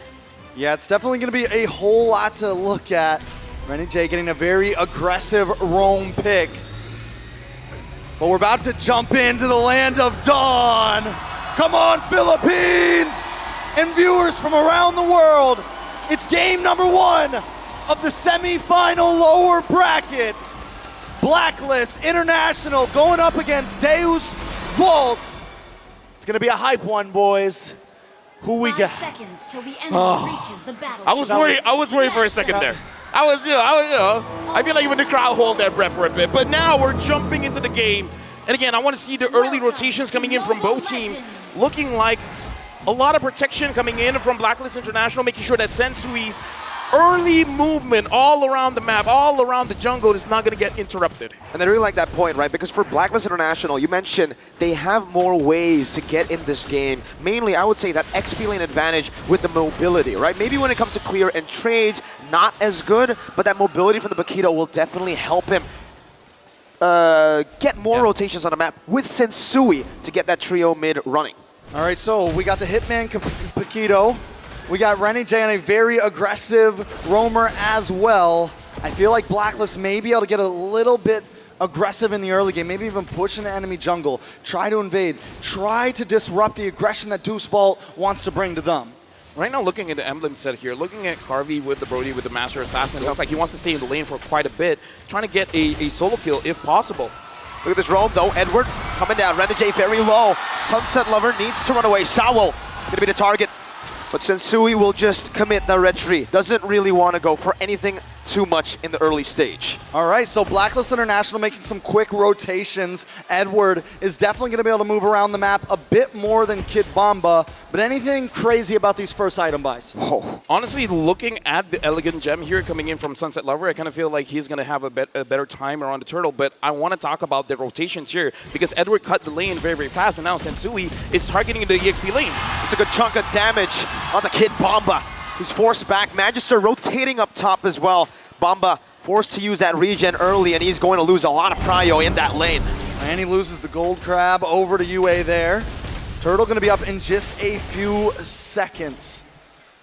Rotation advantage utilized by Blacklist International. Now onto the turtle, the first one of the game. Appraiser's rat by Sensui to get the job done even faster. Edward in the back, knockout strike to zone them away, but now it's going to be Edward caught in a bad spot. A good Nether Realm coming down, the implosion disengages for them. Renegade sweeps them back all the way to Edward, but they have to disengage. Renegade with a flicker defensively. Sawo on top of Magister, running Renegade down. Yue has the flicker ready, but he doesn't need to commit it. He falls back in the way. Kid Bomba looking for a dive. Yue very low, looking for the outplay, flies it. Falls, and Yue claims first blood. Daewoo biting off a little more than they could chew right there. But well played from both sides. Blacklet's coming out on top, though. Right now we're looking at a hero counter here for the Boxia as well as the Fredwin. 50% win rate, but I gotta say, for Blacklist International, the game that they're playing is priority. Edward having that priority allows them to maneuver better in the fight. And here's the thing, this is a Deus Vult thing. When they see an opportunity, they go for it. And Blacklist International, this is what I'm talking about. They're very good at kiting. The moment they understand they can't win, they're gonna have a safe distance. So Deus Vult, they gotta be careful. They're playing into Blacklist International's plan. Man, I gotta say, the agents are going crazy right now. Hard guard coming down, Carvey with re-engage onto Renegade. Now it's Magister, Shield Unity, locking Sensui down just for a bit. Sensui racking up those stacks into the Appraiser's Wrath. Yue still has the flicker, decides to pop it off, but now it's gonna be the chase down and the torn apart memory to equalize in the early game. That's 1-1. I would say the only mistake there was that Yue was separated from his team, and because of that, maximum damage coming in from Carvey because of his emblem setup with the Master Assassin. So if Renegade was around closer to Carvey, he could have survived. Daewoo, you know this is when they're feeling good. This is the mentality that they need coming in this game. Sawo dropping the TPs, dropping the taunts right now, but we are having a first look at these items, Lefel. I kind of feel like the power spike is going to be a little bit faster for Sunset Lover just because the item that he's building is a little bit cheaper. But before that, Edward goes in. A big punch onto Sawa, knocks him out. Sunset Lover zoned away. Now it's Magister who's looking for an angle back to try to claim this turtle, but Sensui is one level ahead. Yue dealing some good damage. The Terrify as well to pressure Kidbaba, but that's an explosion from Renegade. Forcing the Netherrealm, but Edward looking for the flank right now. Jumps in with a jab. Another one to take the Netherrealm HP. That's Yue with another Netherrealm as well, and Renegade will fall. Deus Vult have won on this team fight. Appraiser's Wrath. Nice flicker from Kidbaba with amazing flicker. Sensui disengaging. Now it's going to be Edward jumping on a Sunset Lover, finding the kill. And Carvey, flicker forward onto the minion waves. Edward still surviving. The torn apart memory dealing not enough damage to take him down as Oheb rotates as well. Meanwhile, Magister with a good steal onto the enemy purple buff. Blacklist International lose out on this turtle pit fight. We're only 5 minutes in, guys. 5 minutes in on game one. And Deus Vult and Blacklist International are swinging right now. It's been a kill a minute, technically. I kind of feel like for Blacklist, the idea is we start the engage. Don't allow Deus Vult to start the engage, because for Deus Vult to win the team fight, they got to go in hard. They got to make sure whatever they want, they get it as fast as they can, because Blacklist International, even though they don't have a healer, this is how they play. They know how to play prolonged team fights. So Blacklist International, they're completely fine with committing first, force Deus Vult to use all of their skills, and then they just take over the team fight later. Blacklist International, they're playing with Deus Vult. Deus Vult has to recognize this. You got to be proactive. Don't let Blacklist do whatever they want first. And that's due to the rotation speed, right? That game of prio that Blacklist International are slowly utilizing to get this lead. It just seems like Deus Vult, even when they want to retaliate, they get there a bit too late. Man, Edward is definitely going to be the saving grace of the team right now. 2-0-0. He had about 1,000K gold lead over Kidbamba, or about an 800K gold lead over Kidbamba. He is just feeling himself right now. I can't believe he has 1,000K. 1,000K? That's like, what, a million? That's a lot. That's a lot of, yeah. You understood what I was saying. Nah, you know, analysts. Anyways, looking at the situation here, looks like Blacklist International, they are hovering around the turtle pit. They're trying to figure out where Deus Vult is. They see Magister. And I kind of feel like they should have an idea of where Sunset Lover as well as Carvey is. They do. They just confirmed it. They just confirmed it. So now, Blacklist International, they're waiting for a setup coming in from Renegade. Sensui has gotten an angle, a great one. The last hit, he jumps in all the way, but Magister is the one who picks it up. A bit of a miscalculation by Sensui as Carvey dishes out some damage. Edward getting caught right now, flickers out, but will still fall to Kidbamba. They needed that. They needed that kill on Edward. It was very important to slow him down. Deus Vult still behind, but keeping up overall. Implosion onto that top side, shoving him back as well. The Netherrealm saves him just for a bit. Carvey with a good stun onto Yue, but that's another realm stolen away. Torn apart memory going to be used up, but not the right timing. Yue flickers out the safety, and just like that, both teams disengage once again. Sensui fading. Let me just say, Sunset Lover is a lover. He's all around the map. Every single time someone gets picked off, quote-unquote picked off, he's there with the Netherrealm. the movement coming in, and especially because we looked at his emblem set, all about movement speed. He wants to make sure that he's a utility mid laner, but the thing is, now he has the Necklace of Durance. 2 more items, he becomes a damage dealer as well. Definitely very true. Stats starting to get evened out here. Taking a look at some of the items. Oheb's closing in on that Berserker's Fury. Once he gets that and he can start rotating around the map a bit, and there it is, it just locked in. Now we're gonna start seeing some damage really start to unload from Oheb.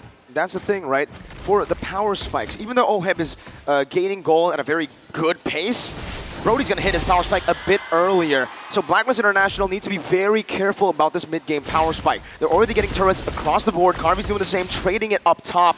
But Blacklist seems like they want to go for more. I don't know if Kid Bomba can defend this all alone, but he should be able to clear the waves up. Penalty zone, onto the back. Magister flanking as well, onto Renegade. But it's a good peel. Kid Bomba with a flicker. Implosion to save the team, but Oheb gets ran down. It's another realm a bit late by you as he stole it just earlier. But his Netherrealm HP is getting taken now. Renegade isolated from the rest of the team and should be taken down by the 4-man squad of Deus Vult. They get the turret though.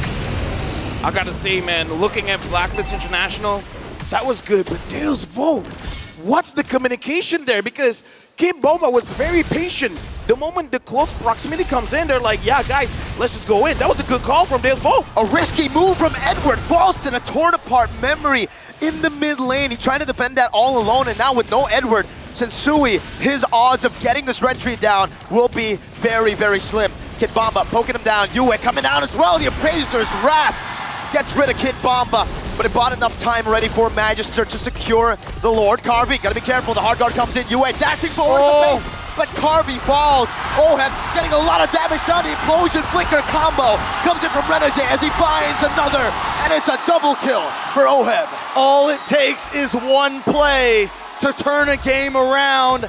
Deus Vult secures the Lord with Blacklist International. This is something they've been doing for the past 2 days now. I would say that's not worthwhile trade for Deus Vult. The Lord, one Lord against like what, 3 deaths? Totally not worth it, especially because he was on the carry. Carvey made a crucial mistake. At that HP, he should have backed off. No matter the vision, even if you just see one person against a team like Blacklist, someone's waiting around the corner. That was a total mistake coming in from Carvey. I think they thought they had staggered the death timers enough to make a big play again happen, just like they did into Edward in the mid lane. Magister, all alone, has a hard guard to keep him very safe. Sunset Lover doing the best he can to give or to find value with the Lord. But unfortunately, due to that mistake, they won't be able to find any value here. Maybe aside from the tier 1 in the mid lane, which does equalizes things a bit more. The minions should be able to take it down. No! Whoa. Edward punches the minions out. I love the fact, though, that Deus Vult right now is bringing it to Blacklist. A lot of people probably came into this wondering if they were going to be able to match up against such a top-tier team. Looking at the items here, a big game changer for Sao, having the Flask of the Oasis, as well as having the fleeting time, means that Deus Vult getting 1 kill is going to matter so much to them because they can prolong the team fight even longer. Having the Flask of the Oasis makes it so that for Deus Vult, honestly, if Sao goes into Magister or Kid Bomba, might benefit him more, and Carvey just tries to free hit. Opening up the map, Magister now going to be taunted down. The hard guard on him. It's not going to be used up just yet. Carvey as well finds those stacks. Now it's the time for the question, LaFell. My question. Deus Vult have more healing for consistent for long team fights, but Blacklist International have more damage for long team fights. So who wins out in these long team fights? I would say Blacklist International have been playing this game for such a long time. I feel like the advantage is still on them, even though like on paper, looking at the draft, it should be Deus Vult. But you cannot, like, you can't explain the numbers of experience. I still think it's for Blacklist International. Yeah, definitely still the favorite, but honestly, it could turn at any moment. Carvey taking 1 death, still doing well. Also locked in the Malefic Roar. Sitting right behind Oheb in terms of gold, but Oheb is definitely gonna have a higher peak right here. Gonna have a higher scale overall. Deus Vult may be running out of time. That's the thing, right? He's already hit critical mass, so Deus Vult really needs to look for an ag gun, just like this is when I say it. Carvey gets engaged on. The hard guard used up already. A pretty big resource in the 12th minute of the game. As long as Deus Vult doesn't get any kill or assist for like what, 30 seconds, it's a big win for Blacklist International. The moment Blacklist makes a mistake, gives over a kill, then the fleeting time will trigger, and it will basically null the advantage. So now Blacklist International, 3,000 goal lead. They're in a better spot here for the Lord. And they're great at Lord dances here. Holding it down, resetting again, the quick discipline as they get rid of the midway, but Carvy's doing the same thing on the other side of the map in the top lane. Mid lane pushing down, they need to deal with that or they're gonna lose their tier 2 turret. Sunset Lover barely gets there, and Kid Bomba gets isolated because of that. He takes a whole lot of damage now, and Blacklist International done a lot of damage on the Lord. Oh, no. Magister shield unity canceled. Kid Bomba with the penalty zone with the hard guard as well. Yue gonna be isolated from the team right now as he pops in another realm, but that's gonna be the implosion. Oh. Disengage in the back. Still, Blacklist International needs to run away. Deus Volt are charging in. They're screaming Deus Volt as Renegade flickers back and Oheb finds the damage necessary to take Kid Bomba down. And Edward with the moves, Edward with the grooves. A quick little step in just to pick up the kill onto Kid Bomba, showing who's the better EXP. Blacklist was patient, man. Again, this is where the experience goes in. They understand the strengths of the hero of Deus Volt. They're conditional. The damage is conditional. When you're clumped up, you're gonna receive maximum damage. So just go away, use all the dashes that you have, create your distance, and having the Haas Claw on this Bruno, alongside with the Malefic Roar, with the Berserker Fury, just hitting the jungle creep is gonna heal you up so much. And the awareness as well, right, Lavelle? The fact that they know they have Oheb dealing this much damage, you don't need to go for engages, Renegade. Just use the implosion appeal. And they keep on, I mean, they're literally walking into the implosion at this point.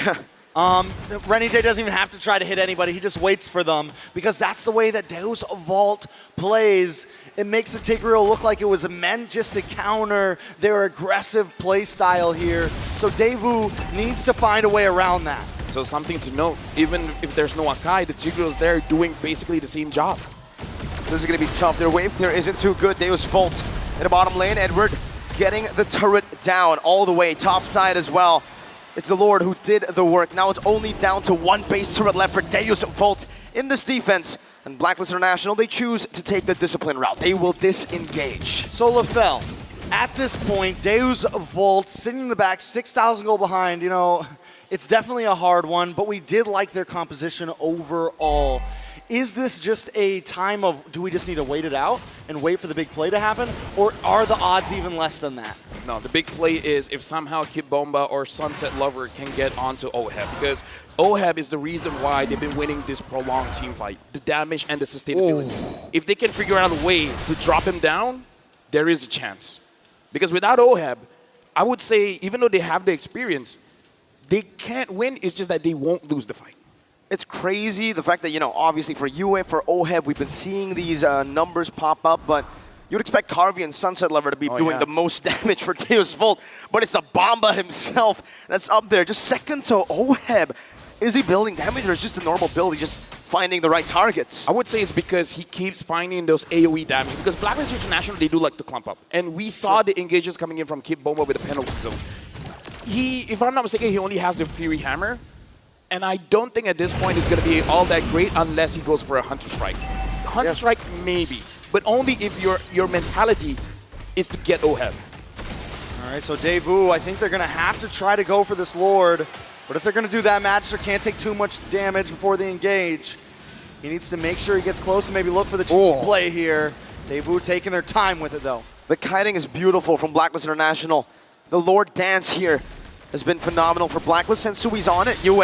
There was some damage. Penalty zone. Then locks on to Yue. It's on the memory coming down into the back line, but another round is going to be popped in. Renegade, implosion, locking him down, but it's another round. Renegade going to be zoned away, and Sensui finds a massive Appraiser's Wrath to take it down. Edward loses immortality. Yue very low, still able to survive. Carvey going to get the stun, but Oheb flickers forward. That's a triple. Yue steals it away, and now it's just Sunset Lover all alone in his base. He's done it before. Can he do it again? The agents are on fire. A valiant effort from Deus Volt. The Blacklist are closing in. He won't be able to. 1 second on Sunset Lover against 5 members, 5 agents who stay targeted down the base. Game number 1. Blacklist International strikes first. Blacklist International repping the Philippines right now, showing Deus Volt who runs this show. Again, Blacklist understands this game, and they make Deus Volt played their game. Deus Volt, they got to figure out, based on game number 1, the changes they have to make. Because Blacklist International, they knew what they were going up against. The Akai is not there. Well, it looks like the Tigreal is a very good substitute. Yeah, very solid pick indeed. I think that pick alone was the bane of Deus Volt's existence that game. So many times they got close to getting the pickoffs, but then would just get stopped in their tracks. But we aren't the brains of this show. Let's throw it over to the wonderful, beautiful, handsome Leo and Wolf.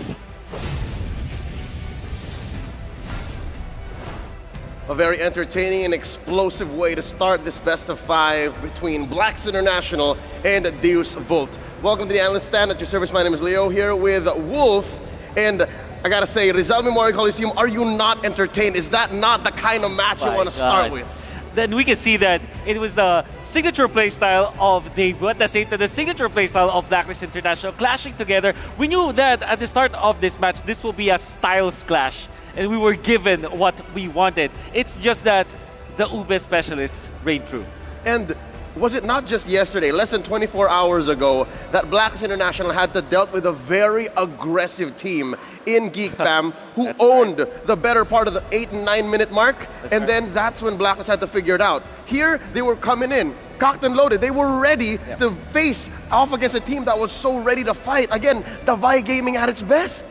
I'm just surprised how Daewoo went for this play, going for the Angela plus the Brody. It allowed them to be that aggressive, and that is actually the way to go. Now, going into this game number 1, we know that our MVP was OHEB. Unforgettable moment when after winning the second Lord of the game, what Daewoo did was to actually run down Blacklist International. Davai Gaming again, but OHEB kept his ground.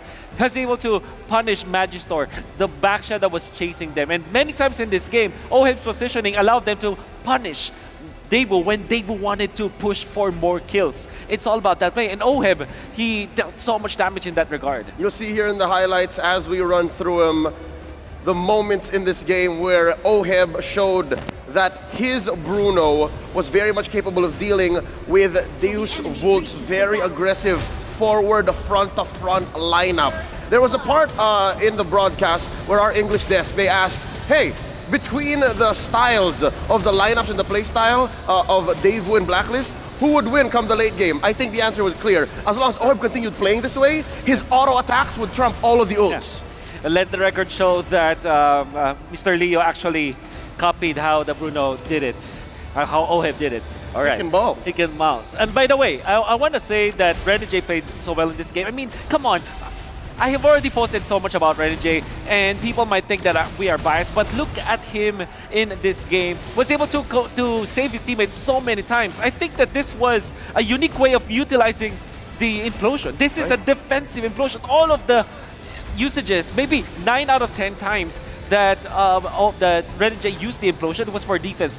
Watch out for OHEB, the way that he was able to punish the overextension coming out from Daewoo, and then another one as for some reason, the members of Blacklist International just survived through. And this is mainly because of the flicker usages, the battle spell usages, as well as the immortalities. In this particular game, all of the particular clash, I mean, all of the resources were in favor of Blacklist International. In fact, they had the battle spells, they have the ultimates, they have the immortality, and they have the better positioning, as well as the better items. I think that was when you already know that when it comes to the late game, Blacklist are masters of it. That's right. We'll get deeper into the builds in just a bit. You want to know exactly what's keeping that Tigreal as tough as it was? Look at Renegade. All right. That's what you got to build, folks. And as well, I like the touch on the concussive blast. It helps clear waves faster for you to be able to reposition and then allow for a game to end at a reasonable pace. That's right. And we know for sure that the Wilderness Blessing also plays very big part in this particular playstyle of Renegade. You saw he's able to get into the position faster when it comes to punishing, more so than when it is them trying to start the fights. Because, again, why would you try to start the fight as Blacklist International? You're facing Davai Gaming. Let them come to you, counter it with Implosion. And the exact term that we use is the turn. They are turn specialists. That's and right. because of that, Edward's able to flank. A lot of the entries from Agent Zero came in from post-engage, coming in from when he was clearing top and then going through mid and joining the fight later on. Looking at the items here, again, I think the Radiant Armor came into play, which acted like a baby Guardian helmet, wherein he would conceal away, flicker away, and then come back with just this much health, enough to survive and then fight again. Yeah, and obviously Edward picking up the Windtalker eventually to finish the game. That is not part of his build. Don't copy that. Not because you see Edward utilize the Windtalker on the Pakito, it means that you would use it. That was used to end the game. By the way, Kid Bomba, I would say that this is the game that he might be comfortable in playing, but at the same time he was countered as well. You can see the Blacklist International, the way that they drafted this, they let the Faramis through and then take the signature Valentina. Then eventually they went in for the tank build with the Fredrin as well as this Tigreal to kind of man the front lines. It's a very well put out draft composition from Blacklist International. And also looking at, again, the highlight player from pre-series. Before we even began, we put a spotlight onto the mid lane Magician Yue, dealing a lot of damage. If you dealt more damage as a Valentina compared to Sunset Lover on the Faramis, wherein you're fighting the Ube, again, clumped up heroes, that is a dream come true for a Faramis.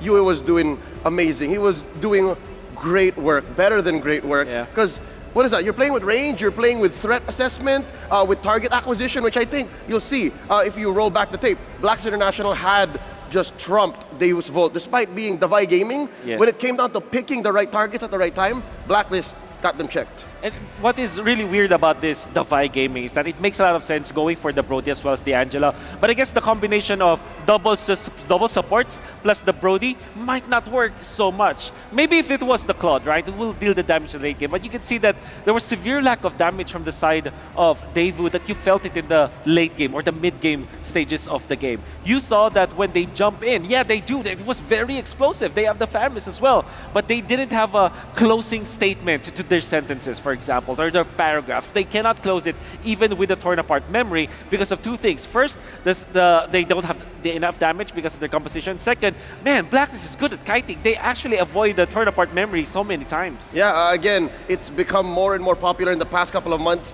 The reverse collapse, the fade away team fight.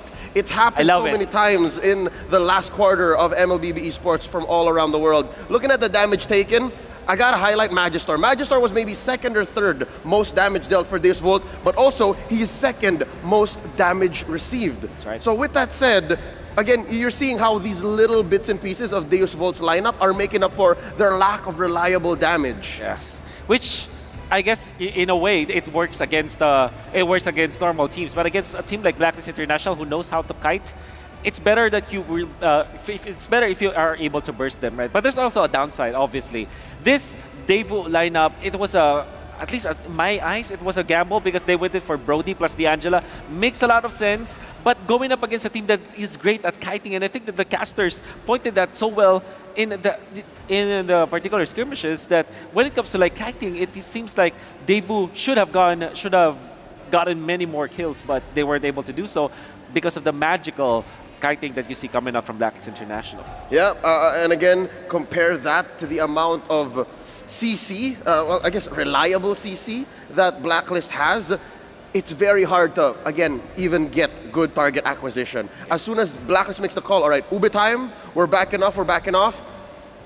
For Deus Volt, it's either, okay, we force the advantage, we get one kill, and then walk away, we waste all of our ults, or we walk away, it's a wasted rotation. And that's what our casters were actually watching here in the English desk. They were saying, okay, if in the next 30 seconds there's not a kill from Deus Volt, that was a wasted approach. And as long as Blacks can waste your time, and they can find that window, Deus Volt won't even go past 20 minutes. I completely agree with what you said. I might just reduce that 30 seconds to maybe just actually 10 seconds. That's how fast you need to kill the members of Blacklist International. The teams that have exposed weaknesses of Blacklist International kill them faster, you know? Yeah, and again, if you're at this stage, again, a single best of 5, how fast can you learn that? Here's a quick quote from Coach Bon Chan, a SEA Games gold medalist, an MLBB world champion. All right, at first, Renegade didn't want to play utility heroes until we taught him how to properly use those heroes.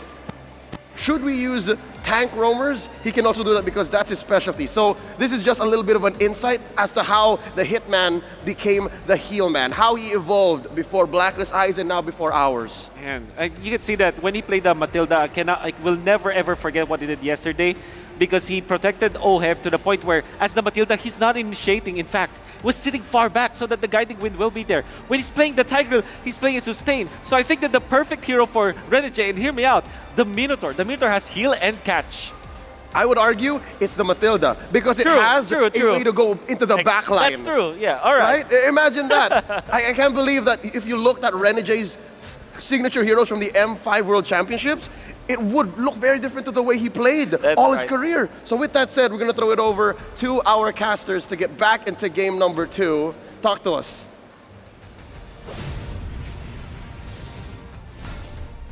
All right, thank you guys so much. Here we are, back on the caster desk. Trex, Mirko, LaFell. Are we ready for this? I'm ready. I'm just glad that they agree with us. Yeah. So we know about it. If the panelist agrees, then we know about the game. Exactly. Hey, good job, man. You call him the two. Thank you. You too, man. You too. Far away. No. Great job. No. Better than great job. Well, before we get too crazy, don't forget, here comes TikTok Drops. Watch for 3 minutes. You can win 1 TikTok viewer chess. And watch for 5 minutes or more and you can win a TikTok deluxe checks. And if you watch more than 5 minutes, you know what you will get? Happiness. Dude. Or sadness, depending on the team that you're voting for. You changed it. I already did the thing. Yeah, no, here's the thing. ADHD, keep on changing, man. It's all right. Sasageyo, give your heart. There you go, right? Go give your heart. So, happiness or sadness? You know, either way, it depends on the team. Depends on the team that you're in. Right. I mean, to be fair, if you're a Deus Vult, if you're a Deus Vult fan, maybe you'd be sad after game 1. If you're a Blacklist fan, whoa, you got to do it.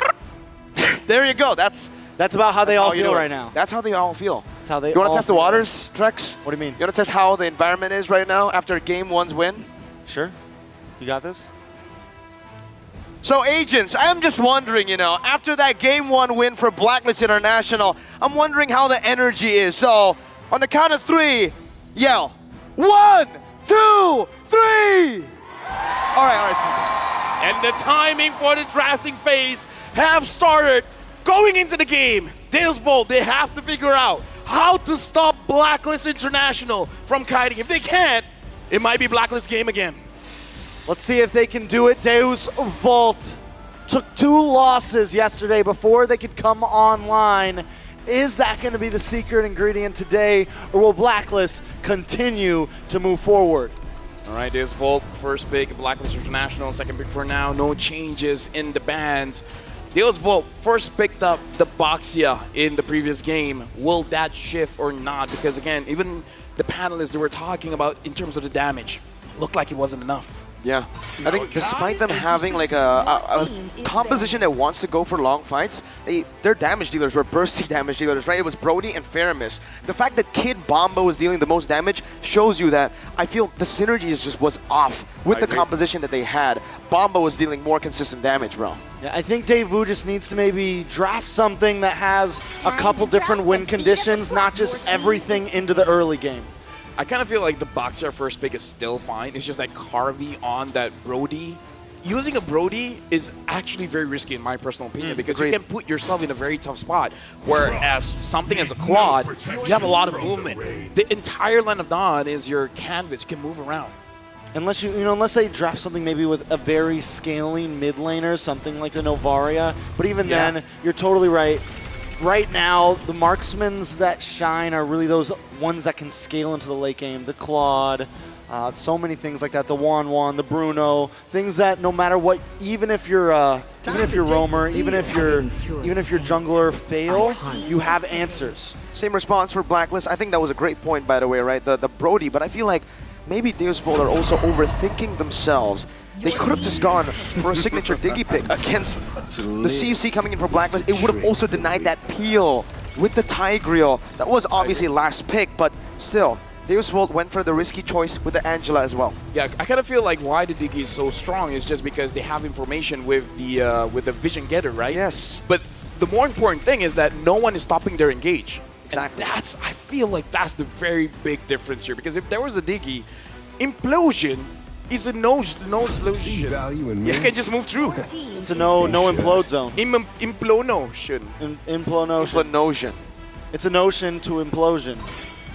It is a Fredrin as well. That's Same exact draft as last time. Same exact draft. No changes. Even the bans. You could have guessed this 100%. We could have. Yeah, but we are meant to be challenged. Exactly. We're meant.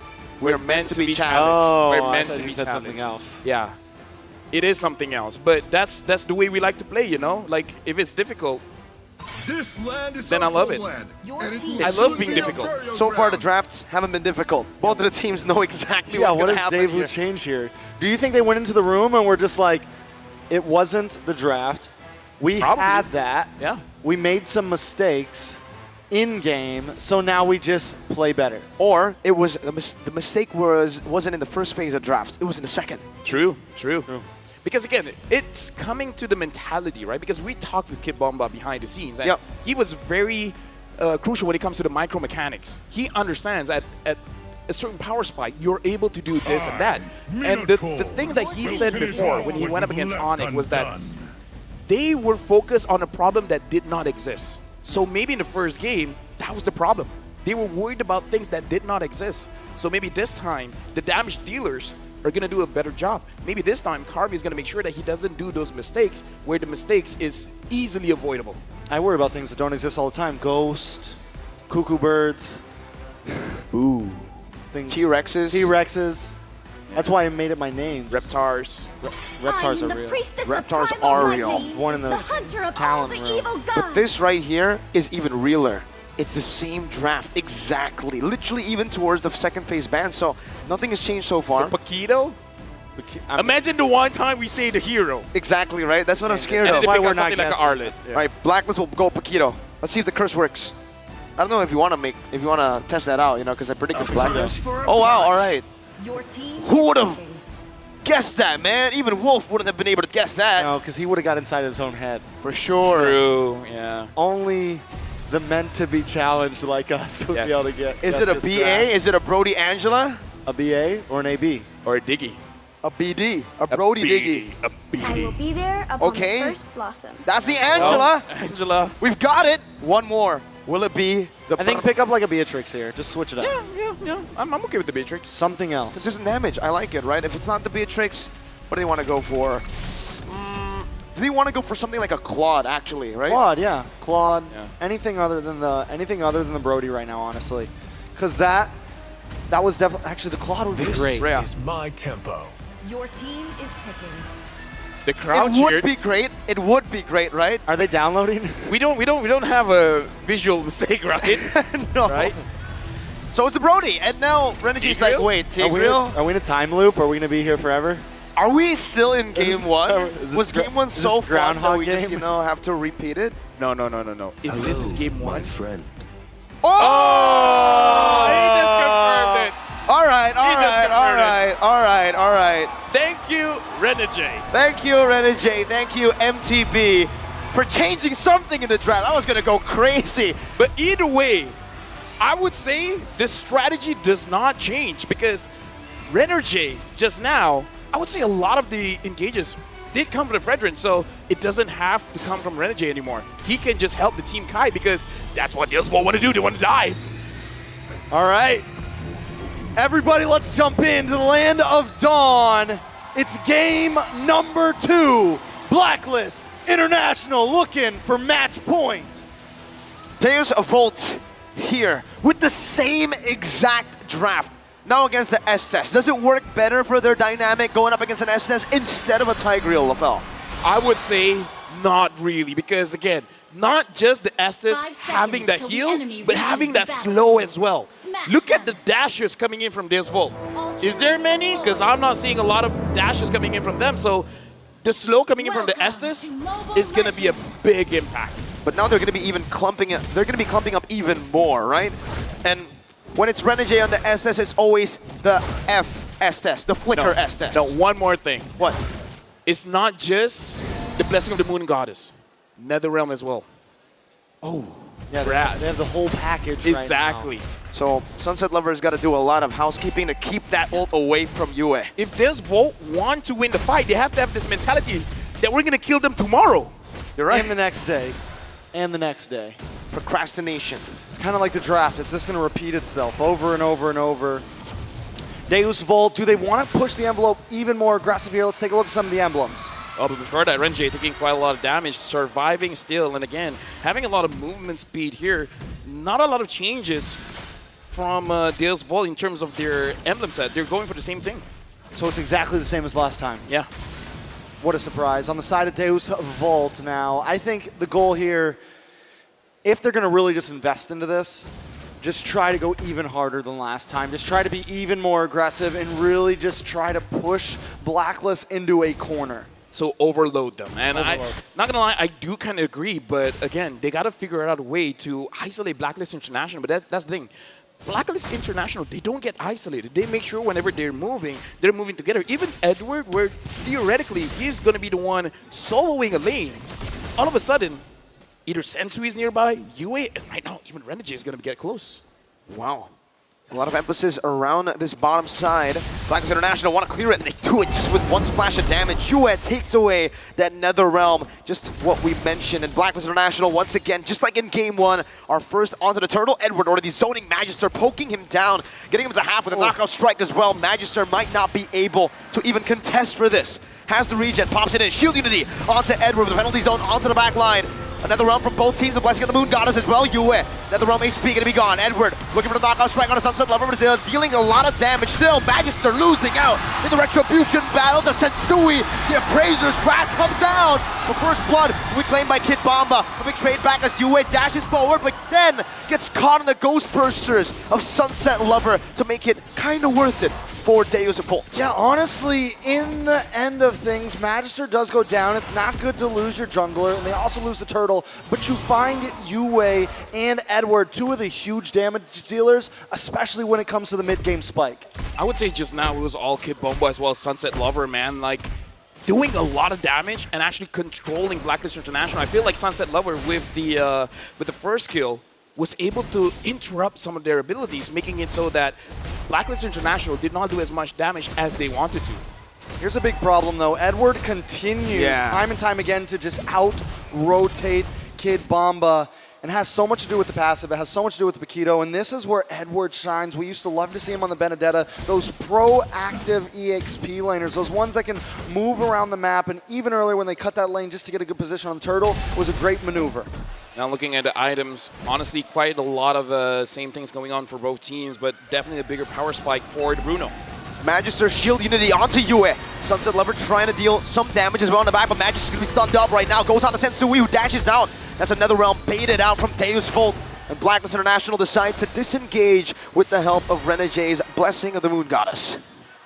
I feel like that engage was a little bit too early. I kind of feel like going in when it's around 7 or 8 seconds when a turtle is about to spawn could give you a better lead because you're going to make sure that their HP is chunked down. But I don't know, man, going up against this Estes, even when you're doing something right, it feels like you're doing something wrong because even when you get to trade, the trade becomes invisible because he just heals back up. Looks like they may be going for the lane swap here. Around the 4.5 minute mark, Kid Bomba gonna move to the top side along with Edward Turtle spawning up. So Daewoo, they've been a little bit aggressive. They're still falling behind in gold so far. Can they take this turtle? Good damage in the mid lane onto Yue, taking him to half HP, but he goes in to terrify them instead. Edward doing a good job at jabbing Magister, poking him down. Meanwhile, Bomba's more concerned with the waves. He'll be able to make it in time. It shouldn't be too much. Magister also going to secure the purple buff. Can they go for the steal? He retreat that. Edward force a flicker out. Hard guard coming down. 4-man penalty zone by Kid Bomba, but Sensui still finds the turtle. Now the Blessing of the Moon Goddess, but Renegade's caught in the midst of it all. Flickers out to save the Sunset Lover with a flicker of his own. And Edward is forced back. Now under the turret, going to be taken down as well by Sawa. Let me just say, if you want to give an MVP, man, look at Sunset Lover. The Shadow Stampedes. Again, we're talking about you got to figure out a way how to make sure that Blacklist International don't kind of look at Kid Bomba. Bomba's caught under the turret, now caught under the Appraiser's Wrath. Sensui takes him out. As I was saying, Deus Volt, they find the answer. Time when Blacklist International wants to kite away when they want to move back. At that moment, press again the Shadow Stampede to interrupt their movement. So I kind of feel like for Deus Volt, Sunset Lover is the key. He's the disruptor. He is the enabler for their team. He's a player that has gone very, just not as known in the beginning of M5, but so far in the knockout stage, he has been turning up. A 2v4. That could have been deadly there. Magister goes in, taunts it up with Razor's Wrath once again, but Magister still is able to survive. Torn apart memory just to poke Blacklist down, and Blacklist will just take another structure. Well, the first structure of this game in the bottom lane. All right, Deus Volt now behind 1K gold. I feel like they have to, I think they kind of just have to step up their macro a bit, but Yue taking low. Should be able to get away there. Let's take a look at these items. Honestly, one notable thing is just that for this time, Kid Bomba doesn't have the Fury Hammer, so he shouldn't be able to do as much damage as before. So that may be the adjustment, going straight for defense instead of delaying it for a little bit of offense. So it's an interesting change. We do have to see if it will work out. Could be the answer here, right? It could be something that helps him survive a little bit longer when he goes for those big OPZs, right? When he goes for those big engages into the back line, because what happens to him a lot is when he jumps back there, he's immediately shredded down. And with Sunset Lover, Carvey, Sawo able to kind of be aggressive, it might be the magic ingredient. And now, how does this play out, LaFell? Does the mid-game power spike still hit for Deus Volt where they want to look for big fights? Carvey taken low! Up top, no! Hard guard! What happened? Was Sawo canceled? No! It was a complete miscalculation, and Blacklist capitalized. That's one of those moments where you feel hurt, man. You have two ways to help your teammate, and none were there. Yeah, definitely a big miscalculation for Deus Volt, and this is what separates the boys from the men. This is what separates the S-tier teams and the A-tier teams. Blacklist International not making those minute mistakes right now as Deus Volt unable to keep up. The saddest thing, Sunset Level was there. He had the Netherrealm, but I feel like the call was save the Netherrealm for the bigger fight. Yeah, just use the hard guard, and Sawo was like, wait, are you gonna use it? Appraiser's Wrath on the Sawo, just to zone him away mid lane. Magister trying to hold down the tier 1, but it's still going to be taken down by Blacklist International. And now both teams disengaged, but Blacklist are walking away with a 4,000 gold lead. Let me just say, Mirko, your question was interrupted, but I feel like that's the answer. At this point, it's not because of the draft, man. It's because of the calls. Yep. The calls are definitely a problem for Deus Volt. At this point, Blacklist International is starting to outclass them, showing them that maybe they are in a league of their own. Deus Volt, though, we've seen them turn the tables before. We've seen them able to do things that many teams aren't able to. But is this going to be the end of their road? It's game number 2 right now. Daewoo sitting at a significant deficit, but definitely still have some fighting capabilities here. Right now, my personal worry is for Deus Volt. If you want to win a fight, you need damage. And Carvey, I don't know if after what happened just now, he still has the mentality to move forward to dish out the damage. And at this point, I don't know. Yeah. Should he have the mentality to move forward? Maybe it's better to take a back seat, see what happens first, and then dish out the damage. Maybe let Yue do the initial part of the damage, and then have Carvey get some stacks and then finish it off. I think so. I think the whole point of the Brody here is to be the executor, right? It can't be the main source of damage here, as, again, the way that they're fighting, they need to bait out a lot of these abilities. The Netherrealm coming in, the Blessing of the Moon Goddess, you put a Torn Apart Memory against two of those, and it's basically a wasted ultimate for the Brody. So it's really how they layer these abilities, the damage source as well, to get the execute onto the right members of Blacklist. The big problem is Carvey's supposed to snowball. The Brody is supposed to have a kill or two by now, and at this point he has nothing. He actually has a death. Whoa! Penalty zone flicker to the back right now. Netherrealm coming down, very clutch. Blessing of the Moon Goddess coming down as well. Kid Bomba, very, very low. Oheb walks forward, finds the shot. Edward running away, sends Sui onto Magister now as he grants all the space that Blacklist need to get Oheb all those free hits. Not only did Blacklist win out in that fight, but they walked out of that fight with full health bars. Deus Volt unable to even chip into the heal coming from Renegade right now from the space created from the team of Blacklist. Deus Volt aren't going to be able to last much longer if this is how fights keep going. I don't want to be a party pooper, man, but at this point, I feel like Blacklist International, they need to receive damage from the crystal for them to die. Yeah. I feel like the turrets have to chip in. They really do, LaFell. I think if the turrets don't chip in, this will just simply don't have enough damage to melt down these HP bars. If it was bad earlier in game number 1 against the Tigreal, now put an Estes in and we got the answer we were looking for. Dude, this is one of those comps where you just want to go to the next game, man. Yeah, it's definitely going to be a lot to compete with. Blacklist International closing in on the towers, Lord on the top side. Counterpart memory used up, Oheb just soaks it in. Knows that there's Renegade on the side to give him more HP as Yue cuts in as well, looking for another angle to dish out damage, and there's no punishment. Meanwhile, bottom lane, Sunset Lover dealing some good damage onto Edward, but again, he can just sustain back up. Let me just say, it's been 4 to 5 kills. It's a low kill count game. It's just because Blacklist International, there's never a point they have to force it. They do enough damage where this will have to disengage. It's just macro dominance. Kid Bomba poke down, one more shot, Oheb again! Even with the DPZ, it isn't enough to get away from the Filipino sniper. That could be it. Blacklist International going to start chipping away at these towers right here. Deus Vault need an answer. They need something to get out of this heel hell that they're in right now. Blacklist International trying to close things up. What is the answer? No, let me just say, Oheb took a lot of turret shots. And he still didn't die. And he still didn't die. You know why? Renegade. Renegade. The heel man. The heel man with the Haas Claw? It doesn't matter if you have a Boxia. And they also have the Nether Realm. It's just... No, 50% of what Blacklist has is still a lot. It's like 50% out of 1,000,000. 500,000 is still a lot. That's a lot. And you can see from Edward as well, usually you expect the Bloodlust axe, right? He went straight for the Oracle, so he knows, you know what, I'm just going to rely on Renegade to heal me back up. Because as long as they buy time, right? As long as they're able to make these fights last more than 5-10 seconds, they always come out on top. At this point, it doesn't seem like there's an answer for Deus Vault. Kid Bomba went for the more defensive build in the beginning. Carvey is still 0-1. I mean, nobody on the team can really do any damage to them. Because the answer is, you want to outlast the Netherrealm and outlast the Blessing of the Moon Goddess. But let's be realistic. Can you?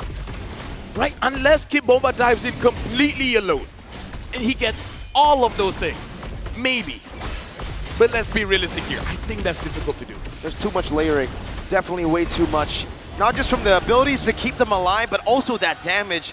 That Lord was blitzed. I mean, not only that, but then you add a 10K gold lead on top of all those things, right? It's just, just a little salt in the wound. Now we have Oheb already completely maxed out in items, as Carvey is still lacking 2.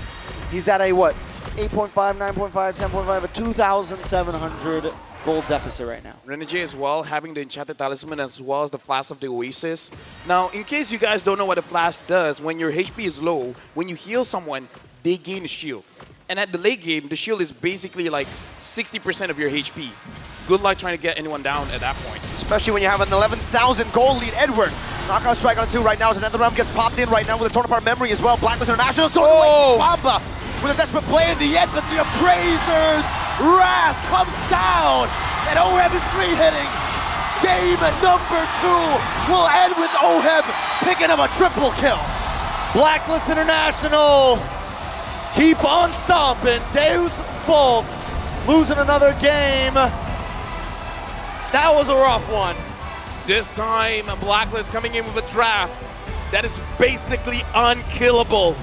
They're not kiting for this one. They're pushing forward. They're challenging the Dark Knights. We know you won't have enough damage. Try as you might, but we're not going down. We got the Heal Man. And the Hitman. He's the nicest Hitman I've ever seen. Yeah. He's the only Hitman I've ever seen. Good save, man. Good save. That could have been really, really scary, right? That's normally how that works. So game number 2, full of action. What do you think, analysts?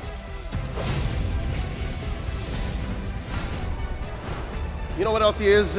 the only music recording artist that is also an MLBB athlete on the world stage. So far. Welcome back to the Analyst Stand at your service. My name is Leo, here with Wolf, breaking down game number 2 between Blacks International and Deus Vult. Folks, I hate to say, but this is a sequel to what we saw in game number 1 with but one twist. So you could say it might be a game 1.5. Yeah, and it's borderline madness for me, you know? Insanity! Insanity, exactly. Because what they did was to try to utilize the same formula going up against Blacklist International. Evidently, it didn't work. And I think that with the Estes, it's even a more difficult task, right? You saw that the Tigreal was able to kind of, prevent them from dying. Estes literally is not going to have any problem in that game. Back-to-back, I mean, of course, this is game 1.5. 1.5, so same MVP. Game 1B. Game 1B, exactly. And it's the same concept. The auto attacks from Oheb, able to overload the Netherrealm, able to disincentivize Hearth Guards. Yeah. And he had to just do better than great. He had to do better than what he did in game 1 and just follow the momentum, follow the flow. Oheb is on a whole nother level. There was an improvement that Blacklist International did from yesterday when they went for the turtle fights. This time, actually, if you're going to be looking at Blacklist International, they're faster at the turtles. They're cleaner when it comes to taking care of their jungle. It's because of their heroes. And my God, Edward was phenomenal when it comes to zoning out their opponents in many moments in this game.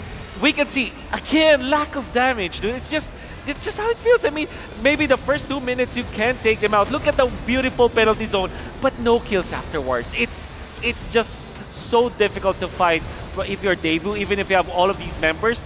Eventually, they took out Renegade, but man, they got punished afterwards. Yep, it's one thing to pick another lineup and work on your target acquisition, because that's one thing they had lacking from game 1. But now, Blacklist just came in and fixed their issues, tightened up their screws, and came in ended much, much sooner. Yeah.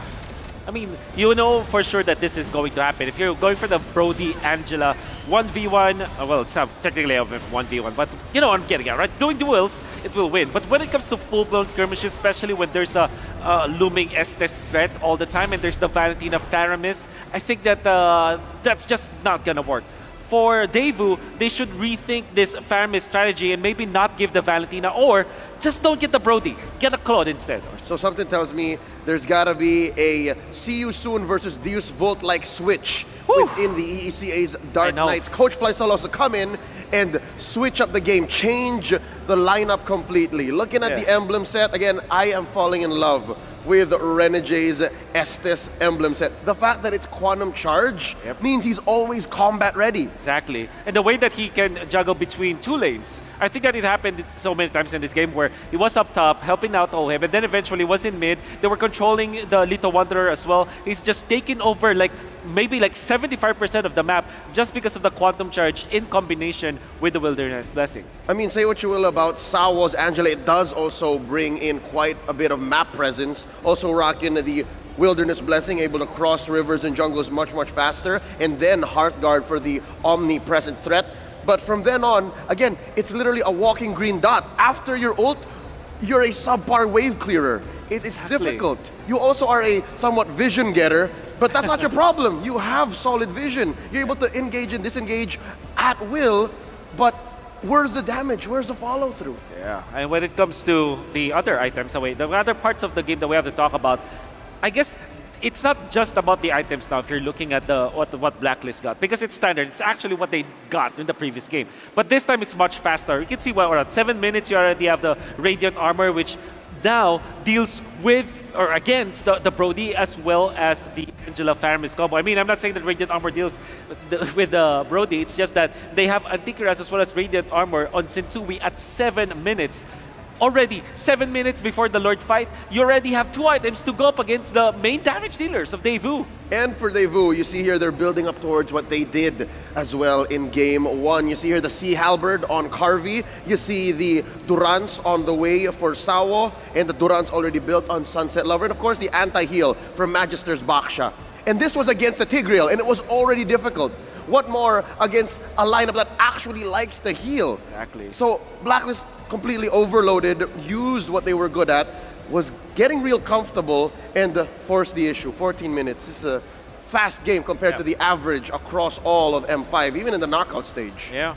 Again, the stats that we were seeing, Kid Bomba as well as Coffee, they dealt the most damage, but it not net them anything because when it comes to the overall macro of the gameplay of the game, they weren't able to get anything out of it. This is mainly because the early game wasn't won by Daewoo.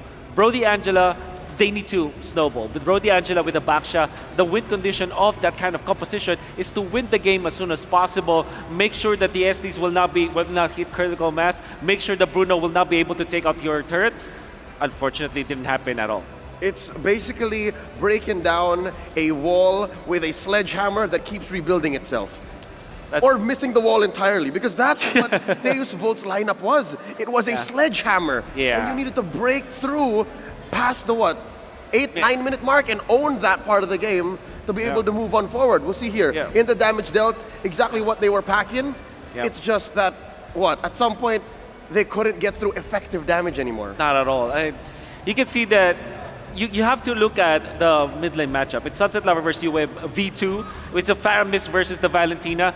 Then the overall idea here for Daewoo is to have this Faramis as well as the Angela. Well, guess what? Because they gave the Valentina for the side of Blacklist International, not only does UWeb deal the damage, he also takes care of business when it comes to the sustain. Renegade, in combination with having the NetherRealm, imagine Estes as well as NetherRealm. How much sustain can you get? That's natural for Blacklist International. Basically, everyone in Blacklist International is Masha. Right. Or Xborg, whichever you want to look at that's it. Right. I agree. That's why you gotta see Daewoo. If that was not Blacklist's lineup, there would have been more kills. So this is a relatively low kill count game for a lineup like Deus Vult. So with that said, again, the onus is on Coach Fly Solo. The ball is in their court. How do they switch up their game? I think that they're so convinced about this lineup after playing that in their first game and then playing it again in the second game. Maybe this is one thing what they have spent the night over. Like, let's pick the Brody. It makes sense, don't get me wrong. But the thing is, there's just one ingredient that they need to really fix, which is, I'm gonna say it again, it's the Valentina. You win the Valentina is just so deadly. Surely you'll be scared about this Faramis or whatnot, but I think that giving him the Valentina is, at this point, like Assassin Dave would say, criminal.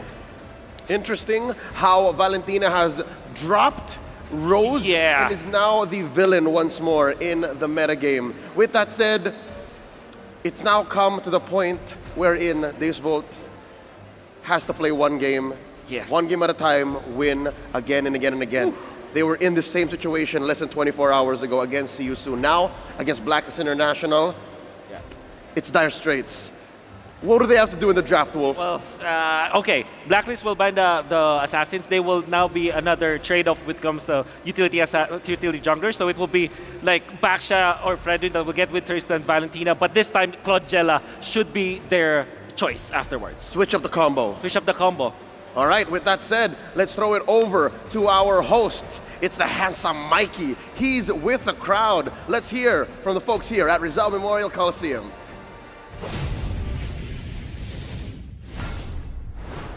Thank you, talents. This is your very own Odin on the side with Mikey. That was a very, very thrilling match. I'm so nervous right now. Yeah, that was a great match and a 2-0 lead for Blacklist International. Tanong mo yung mga agents natin, kumusta sila? Let's ask our agents. Yes, let's do some vibe check. Let me hear it from Blacklist International. When I say Blacklist, you know what to do, guys. Blacklist! Well, they are on the verge of winning this series, but Daewoo showed us that they can come back from a 0-2 deficit. So, the Daewoo fans over there, kaya pa? Do they have what it takes to come back, Daewoo fans? We'll see what happens in this next game, but for now, I believe we have time to play a game with one of our, or with two of our fans. Let's get some fans. Yeah, let's look for fans I want to go have some vibe check Yes. here. Blacklist fan. Let me have some Blacklist fans. Blacklist fans. Blacklist fans. Madam. Come with me. Get some Daewoo fan. Madam. Hi, what's your name? Hi, I'm Lian. Lian. And obviously, she's supporting Blacklist International. Who's your bias? Edward. Edward. Edward! Edward! Why Edward and why Blacklist International? Edward kasi feeling ko sa lahat ng players ng Blacklist, siya talaga yung pinaka nag-step up sa kanilang lahat. And hindi nagbabago yung playstyle niya since season 7. So she believes that Edward is the one who steps up and he hasn't changed the way he plays the game, which is a great observation. How about you, madam? What's your name? Renzi. Renzi! Blacklist International agent? I support Blacklist, but I'm also here to support Daewoo. Wow! I love it. All right. Give me your favorite player from Daewoo. Kid Bomba, Of course. Come on, Kid Bomba. Do you believe they still have what it takes to come back in the series? They've shown it yesterday. Yes, exactly. Why can't they do it again today, right? Yes. All right. Let's play a game. Let's play a game. Are you ready? I'm ready. You're ready, yeah. So, you're gonna win an M5 merch signed by all the players. Oh, This is a limited edition. Whoa! Look at that. Mikey, you can't Wow. buy this anywhere. No, Rene J, Oheb, Yue, Edward. Wow. Sensui also there. Wow. Ito. No, don't take it. Don't take it. Thank you. No. All right. Now what are we For gonna those do? who want to get this M5 merch, this is available outside. Yes, baseball field outside the Rizal Memorial Coliseum, so you can pass by over there. Let's play a game for you girls to have a chance to win Okay. the All signed you have to shirts. do is shout your favorite player's name, which is Yue. Yue.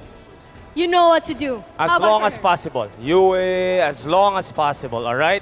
The one to say their favorite player the longest wins. How about her? How For about you? Kid Bomba.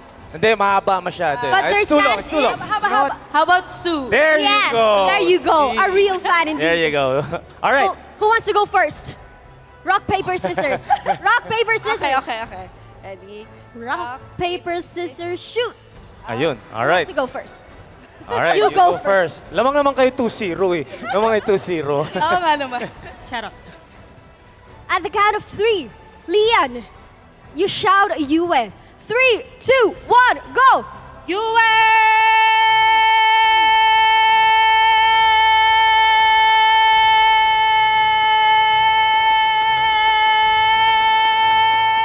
Whoa! 15. 12 15. seconds. 12 seconds. 12 seconds? 12 seconds. 12 seconds on the All right, clock. 12 Can you seconds, beat Renzi. that? Oh, Kaya. all right. Kaya. She For can. Daewoo's comeback. Daewoo. Yes, sir. Let's go. Ready?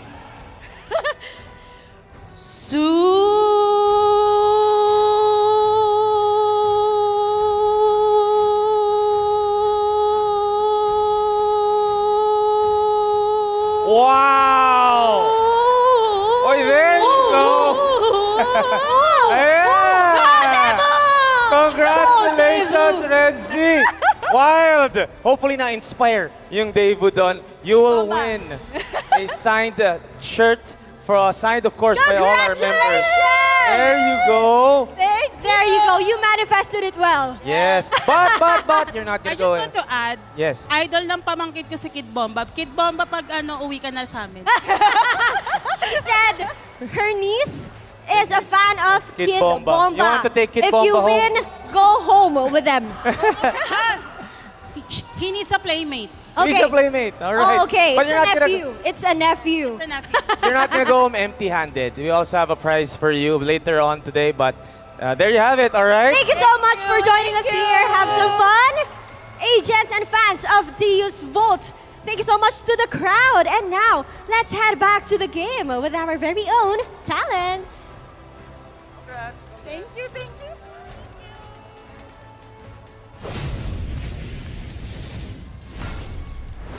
Prepare yourselves for the next game because this is a match point for Blacklist International.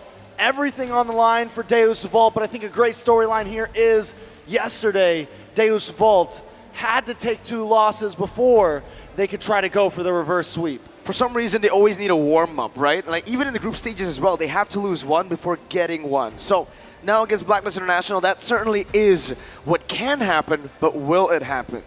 The Bomba mentality, it has a power source. Okay. Not every power source takes the same place. Not everything uses a battery. Not everything uses nourishments. Perhaps what they need is doubt. Is what? Doubt. When people doubt them, then they rise. You know, so Goku has the energy ball, he has the doubt ball. No, D-O-U-B-T, doubt. Speaking Yeah, doubt of success and not doubt, Daewoo's keys to success. In our previous M Series runs, we were more like a mix of 5 players individually. This time, we feel more like not only a team, but a family. A big Bamba family. They already have the kid, now it's the rest. Needs to change the Bamba. Not gonna lie. Whenever I'm going for a job interview and they're saying they're like a family, big red flag for me. Why? I don't know, man. Something about him saying we're like a family. It's Listen, kid. I've worked in the real world. Trax, you've worked in the real world. Yes, Mirko hasn't. I'm 21, man. Dude. Family, man, family. Family. Must be cool. Oh. Hey, dab it up, dab it up, dab it up. We're getting real must dark be here, cool, bro. Phil. What? Must be cool. Oh. If you know, you know. You know, if you know, you know. I'm gonna dab myself up. Shout outs to family and shout outs to mental health. Now, going into the game here, you know what's, even though I'm down, I wanna see some drops. I wanna see some TikTok drops. Some TikTok drops. Well, here comes TikTok drops.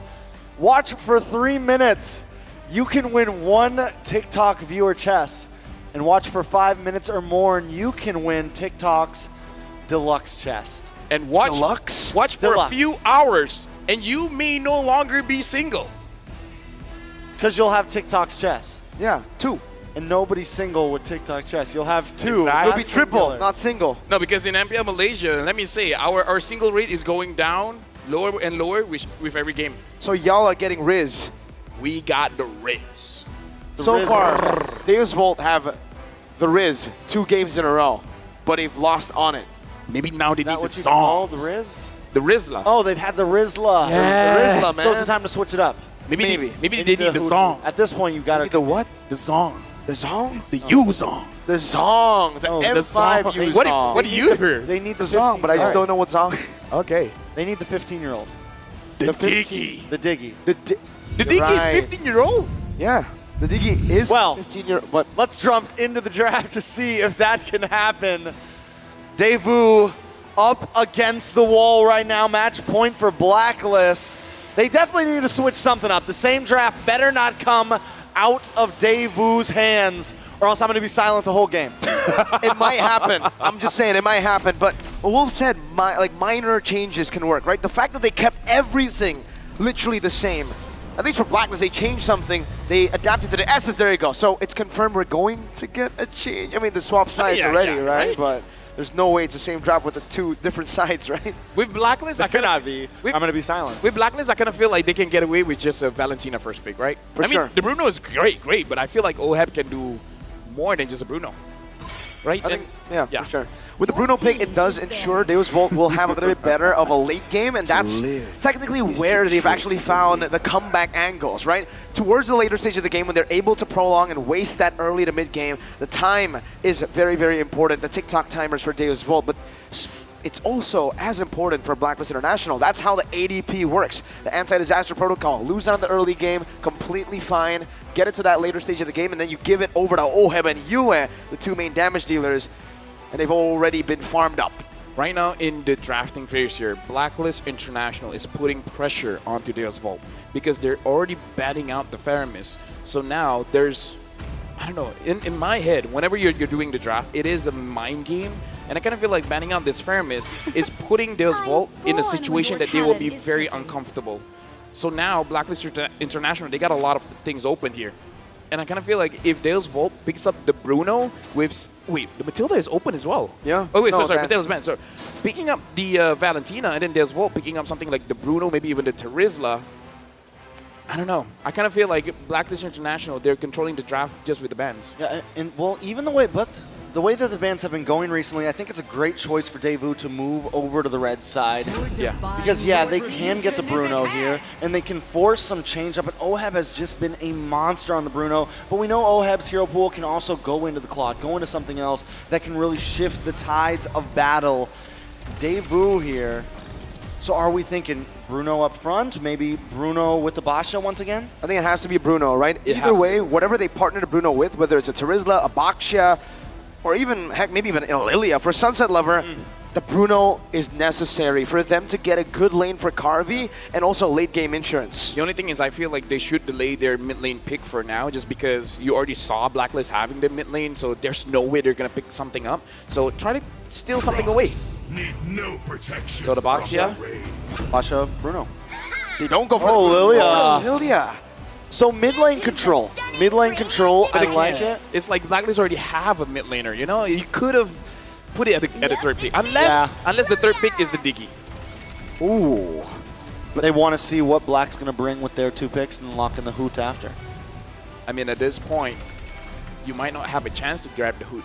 Yeah, I think at this point, right, when you pick a Lilia and then you pick a Diggy later on, against a Valentina, it's incredibly hard. Especially for Blacklist International here. Deus Volt want to try to keep them in a choke point, but if they give out something like a Diggy over that time journey ult to the Valentina, Blacklist will just be able to disengage out of these choke points easily. And now Deus Volt, well, technically the Bruno is still up for grabs, right? Blacklist pick up the Wrath. I don't know, at this point, the Wrath plus most gold laners is going to be very scary. If they don't pick up an aggressive gold laner here, it's going to be very difficult. They're picking up the Ixia. They ban everything out but the Bruno and try to give... Maybe just because looking at the composition, they're thinking there's no way that Blacklist wants to dive. So this Ixia is going to be safe. So, but you kind of are forced to ban certain EXP laners, right? For sure. The Lapu, maybe even the Yuzong. Yeah, Lapu, Yuzong, the Terizla maybe as well, unless they feel like they can handle it. I mean, definitely a possibility. I think I like the idea of they know that Ixia is going to be safe in the back line. So now Blacklist definitely maybe wanting something that can get to the back line here. Lapu, Terizla, plenty of options still out there. But I love that Wrath pick because it denied any idea of like, all right, we're not going for heavy CC here. You're not going to pick the Diggy. It'd be pointless at this point. We know the composition we have. And again, it just goes to show how much diversity just that one pick from Renee J can make with the team. At this point, like our panelists were talking about how Blacklist is like a wall. Now this wall has wheels or wings. There you go. It's a moving wall. It is a moving wall. That's very scary. It's a floating moving. It's a flying wall. Once in my life, I saw a wall moving towards me, and I was like, how does that happen? Were you driving? No. That would be the logical explanation, right? Yeah, no. Okay, now I see it. No, I wasn't driving. No, but so far for Carvey and for Oheb, it's been the Bruno that's, been the most successful, or maybe not for Carvey, but most used hero for both these players. Maybe because Carvey's seen this win rate as well, he's like, you know what, maybe we'll just try to utilize this Ixia. We were able to beat the Bruno with this just yesterday against See You Soon, so why not try again? If Blacklist loved the Bruno so much, Oheb heck got 2 MVPs back-to-back on the Bruno. Let's try to counter him. So what do we think about Daewoo maybe picking up the Tigreal or picking up something a bit more aggressive for their roam here, LaFell? Actually, just looking at the Bruno here, I know you asked a question, but I call it Sunset Lover a goalkeeper. Looks like Oheb's the better striker, man. Yeah, the way better striker. He's been getting those goals in so easily. Tigreal banned out, so 2 setters taken out from Deus Volt. They don't want to give the combo away, but the Tigreal, or the Terizla rather, will still be picked up. Kid Baba loves this hero. Are they going to just last pick the Hoot here, LaFell? Ooh. The Khalid, very fast pick here. I love the confidence, and it goes with the team's playstyle where the Khalid can move around the map very, very fast. And he can do very well alone in the lane. And we've seen that for Edward, the way he plays the Khalid when he has a Rafaela on the team is full damage. He's an assassin, not a fighter. He relies on the Rafaela to keep him tanky, sustainable, and the Quicksand Guard. And again, it's another fast-moving EXP laner, something that Edward just thrives on. Every single time he's on this, he's able to move around. I don't have to explain myself again. Now, Oheb, does he just pick up the Bruno? Ooh, signature pick. Signature pick, and here's the thing, just want to add on for Edward, I feel like whenever they're training, the coach told him, Edward, you have to take care of the lanes. All of it. The coach didn't specify which lane. He just assumed all of it. Yes. Right? Which lanes? Yes. Yes.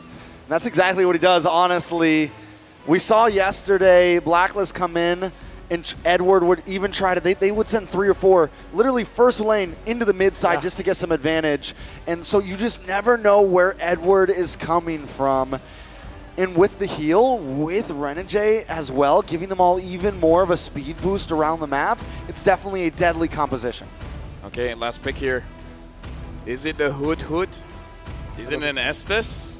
Ooh, that would be very interesting to go for. They go for the Kaja. Ooh, okay, so literally just a cover comp, right? They want to play for the Lilia and Ixia. That's it. It's very honest. Definitely very honest. Able to get some pick pressure too. Might be a little bit easier to catch Renegade off here.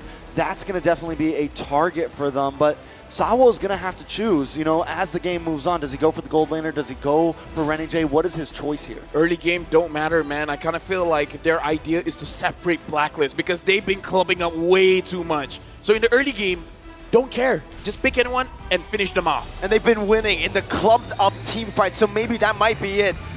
Isolating them in the early game and then clumping them in the late game with the Ixia, punished with a full barrage. All right. Blacklist International.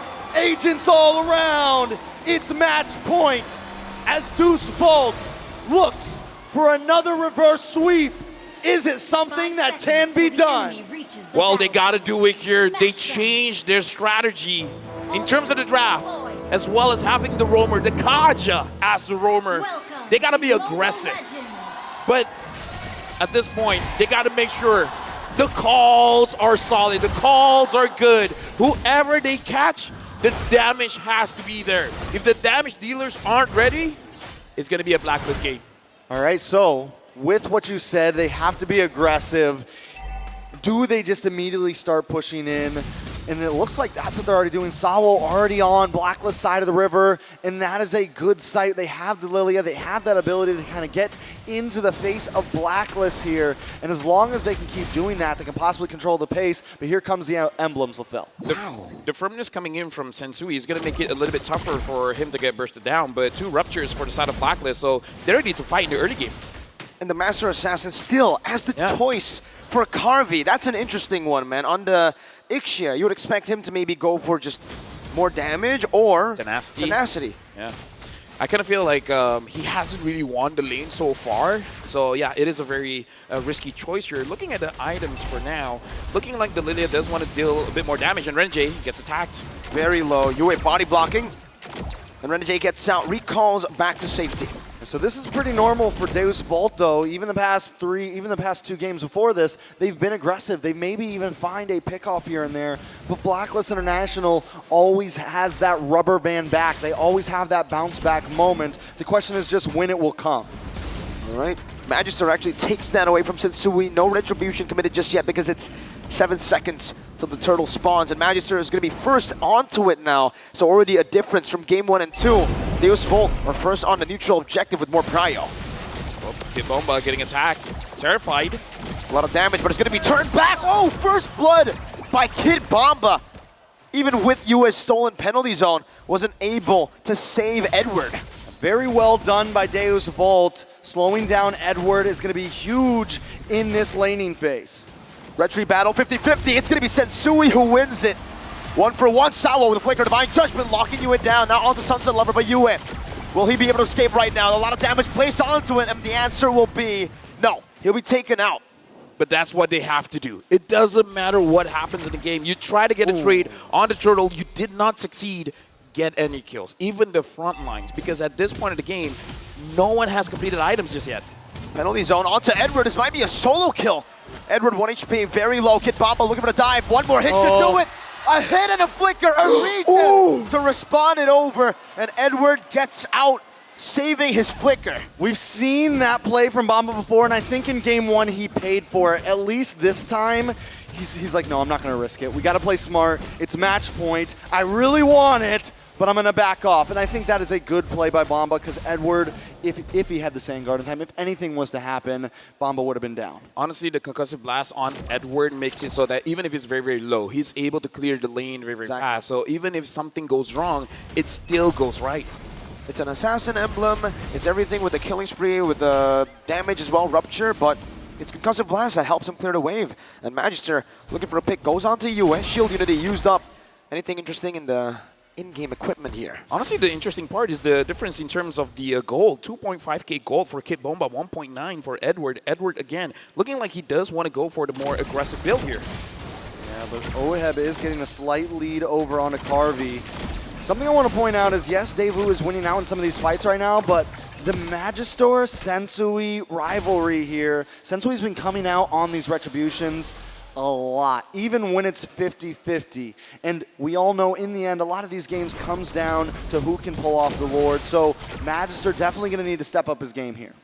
Yeah, looks like Sao had an opportunity just now, but apparently just with Sunset Lover, they don't want to take the risk, especially because Yue having that Divine Judgment as well. Perhaps he was worried that he might get caught himself. I think for both of them, they were trying to bait out each other's Divine Judgment, right? You do it first. No, you do it. But both of them stayed patient, and now it's going to be Deus Volt who have this Sao Flicker Divine Judgment. There you go. He does it first, finds Yue. Penalty zone onto Renegade, who's forced to flicker meanwhile in the bottom lane, or up top actually. A little bit of a gank from the gold laner, rotating, and a bit of a curveball as well. Sensui spotted out in the bottom side Tribush. Walks out, tries to escape, but the Glooms locks him down real good. Sensui finds an angle again with the help of the Holy Healing. Sensui doesn't get it. It's Magister, one level down, but it's no problem for him. All right, a good play by Deus Volts, but they do lose Carvey, and Oheb is just having a free lane right now, and that is definitely not what you want when this mid-game comes around. Speaking of mid-game, now we're transitioning into the mid-game. Deus Volt, they have to understand how they want to control the map at this point, because when you have a Kaja, controlling those bushes is going to be very productive for your own team. The moment you lose those bushes, the Kaja isn't going to be as effective. Wow. Bomba just out-trading Edward straight up. Yeah, he's definitely hit the spike. Edward a little bit behind, but look! Full barrage committed as well. Sensui goes for the taunt, dashes out to safety. One more hit should do it. And it's a big shield unity slam to the ground to take Sensui out. Meanwhile, bottom lane still a 1v1 ensuing. Kid Bomba versus Edward. Right now, the kill going to Deus Volt, amazing. But they got to transfer the lead over to the objectives. They got to take down the structures here. Raging Sandstorm to lock him down. The Filipino sniper on point. Jumps over to Nibiru. Nibiru's passion used up, but Kid Bomba's a bit too tanky now. A four-man dive in the bottom side of the map. Kid Bomba looking to clear out the waves. The penalty zone onto Yue. The damage not going to be enough right now. He clears out. Yue does the save, and it's all a distraction to get Oheb the turret. Deus Volt almost got there in the nick of time. Luckily, Kid Bomba is able to just kind of play that very smoothly. They lose the tower, but if only the rest of Daewoo's teammates came in a little bit faster. Yeah, but right now, looking at the items as well, looking at Sao, he's building a little bit tanky first. He's not really bothered to build the fleeting time. So I kind of feel like this is a better approach, a safer approach to this fight. Looking at the items as well. Oh, goes in. Full barrage, a beautiful Divine Judgment from Sao. But no more CC. Quick Sandguard by Edward. He might be able to survive this one. Flickers out to safety. Agent Zero gets out. Taking a kneel and flickering away in clean fashion. Apparently the Corrosion Scythe isn't enough yet for Carvey. He might need 2. Heck, he might need 3. He might. And now Sensui is doing a good job at actually just zoning Magister away. 1-to-1 in turtles. The third turtle of the game spawning now.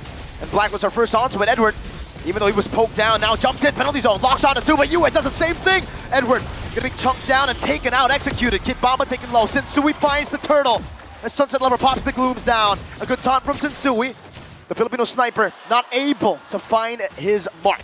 So Deus Volt does come out taking a kill almost each time they have an engagement, but still Blacklist International secures the third and final turtle of Game 3. Personal opinion, I kind of feel like that's more worth it for Blacklist International because Deus Volt, the only way that they can neutralize the lead is if they got 1 more kill. And if most of the members have an assist, if they got 3, it would have been Deus Volt victory there. Part 2, Raging Sandstorm this time, just used up, gets out, and Deus Volt they're not able to really look for these proactive maneuvers. Right now, looking at the items as well for the gold laners, both gold laners have 2 items, but I would say the impact is bigger for OHEB because it's a bigger power spike for the Beatrix. All right, Blacklist now trying to fight back. Deus Vult have kind of held up the aggression in these fights, so we got to watch because this is about the time that Blacklist normally hits that rubber band. Right around 8 to 9 minutes is when Blacklist finds that spike. They find that moment. They find that groove when all 5 of them can group together and try to push in. Penalty zone. Oh, out to 3 full barrage. Just a full barrage, not in range though. Kid Bomba with the one isolated, and now the raging sandstorm from Edward connects to it. Flickers out to the holy healing. A perfect skirmish for Blacklist International. Deus Vult down 2 members. That's not what you want to see as a Deus Vult fan. The idea was there, but the spacing wasn't, and now they're going to get cornered. Edward jumping into the house. Oh! Box him down. The Appraiser's Wrath used up. Sunset Lover pops into black shoes. Magister now caught underneath between the 2 turrets in the mid lane. But Blacklist International, they'll take that win and they'll step away. You know, when that first fight went down, Deus Vult started it. I thought for sure Carvey might have used the flicker. Wait, Sawo. We're going to find Judgment, locking OHEB down. A penalty zone as well. OHEB still doing a lot of damage, but it's not going to be enough. It's Yue. Pops in the penalty zone. A DPZ for himself. Deus Vult kiting back. Holy baptism from Renegade. The Hitman turned to heel man. Turns it around again. Deus Vult forced to run back to their turrets. Once again, Deus Vult looks for the play, but Blacklist counters time and time again. Deus Vult just can't get a full win here. You said it right, man. Blacklist, they keep doing it. Whenever they're running away, they're not really running away. It's a setup. They're getting ready for a bite back. And the thing is, Deus Vult just keep going for it. Like, Sensui was a superstar just now. Taunting 2, making it easy for the Hitman to get the Holy Baptism, that was amazing. They're 2 to 3 steps ahead every single time. Deus Vult are going in with these honest initiations, and Blacklist have so much up their sleeve. Now, with the items finally, you know, coming into this mid-late, what are we looking at, LaFell? It's scary. 8.4 key on the Beatrix. The Beatrix has 3 items completed. The Ixia only has 2. And Renegade now having the Enchanted Talisman as well. They can do this Lord Dance all day. They got the mana regeneration. They got the cooldowns. Yeah, and this has been the story for the past few games. OHEB has just had a free lane, and as long as OHEB gets a free lane, it is a problem, especially on something like this, a super comfort pick for him. Conceal play, though. Not going to find anything. Blacklist International read that out with Edward earlier. And now Deus Vult, they take control more. Better space, I would say, around this Lord pit, but Blacklist just are holding on to it. Sensui's holding on to the Lord. He's not going to be giving it over to Deus Vult as the bottom side of the map will be cleared out. Deus Vult holding it down still, and Sensui is denying this reset from Deus Vult. Get Bomba, taunt it up. Holy Baptism connecting as well. Raging Sandstorm to the back. Sawo is going to be gone away with a penalty zone. And with some damage. Oh! Harvey turns it around. Sensui finds the Lord. Magister running for dear life. And Blacklist International, they lose 2, but they find a big objective. I would say I see what Deus Vult was trying to do. They tried to split the map up, having 2 different squads. You're going to go for the Lord. We're going to going for the kills. We're going to look at the instant replay here. Looking at the positioning coming in from Deus Vult. 2-man Magister as well as Kid Bomba there on the side. Sawa was there, was able to basically protect Carby in the backside, making sure that they deal the damage. But when it comes to kills and deaths, it's 2 for 2. But Blacklist, having the Lord, especially with their goal lead, it is still Blacklist favored. Yeah, but there again, if Magister could have just got the 50-50 there, we would be telling a different story. It'd be 2 for 2 in the hands of Deus Vult with the Lord, though. And this is becoming the problem. Sawo's opening up Divine Judgment with a full barrage. Also, Sensui just tanks it up. That's the damage coming out from OHEB. A 4-man penalty zone, but OHEB is able to flicker. Outraging Sandstorm coming down. Connecting on a Magister. The crowd goes wild. Deus Vult getting the health bars of Blacklist really low, but unable to execute anyone. Meanwhile, bottom lane, that's a base turret taken down. What do they do here? Carvey, even when he's getting a full barrage, he's not... Oh! 3 shots! Back to back to back! They're feeling it. Sunset number 4 to use the Purify in the back shoes. You are chasing it down. What a Razor's Wrath! And the 4th shot in a row for the Filipino sniper. Blacklist International are ramping up the pace. They're trying to end this soon. Dude, the damage from Blacklist is unreal. What can Desmo do? Holy Baptist, a blazing sandstorm. Everything in the kitchen sink to send the home ground favorites to the lower bracket finals. Blacklist International have swept Deus Vult. That one felt like a UFC fight night. The punch connected. Deus Vult got dizzy, and Blacklist International went in for the kill. Another couple jabs, and Deus Vult fall. Going into the boxing ring against Blacklist International, man. I don't know. Any arena feels like a bloodbath. And Blacklist International, they're masters of this, man. They're bobbing and weaving. They're dodging. I mean, guys. But more importantly, they hit back hard. Guys, they literally brought a sniper to a boxing match. Dude. The way that went though, once they caught him, man, Deus Vult were not able to stop them at all. I am speechless, but I'm sure our wonderful analysts have got a lot of words to say about that one. Or over to our host. A clean sweep for Blacklist International. But for now, may we please a warm round of applause for Daewoo, Sunset Lover, Magistor, Carvey, Kid Bomba, Sawo, and of course, Coach Fly Solo. Coach Fly Solo, if we can have Coach.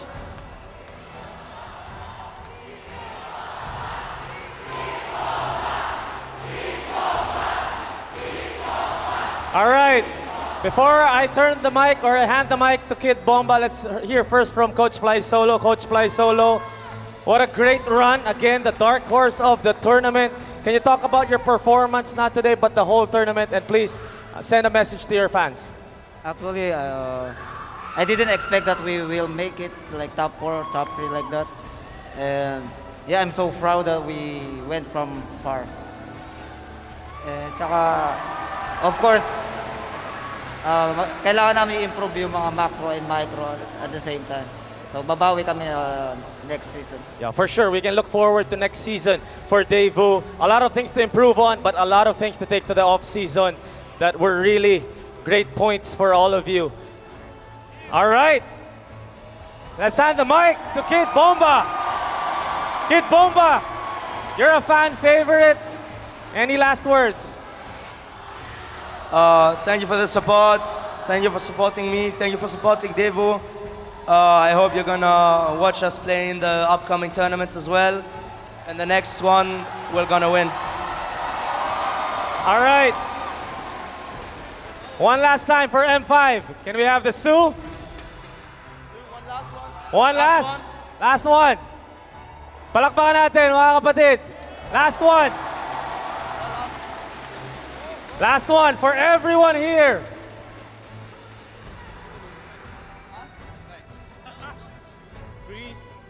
One. All right. Daewoo, please take your final bow. Your journey ends here. Thank you very much. And we'll see you all again next year. What a great tournament for all of you.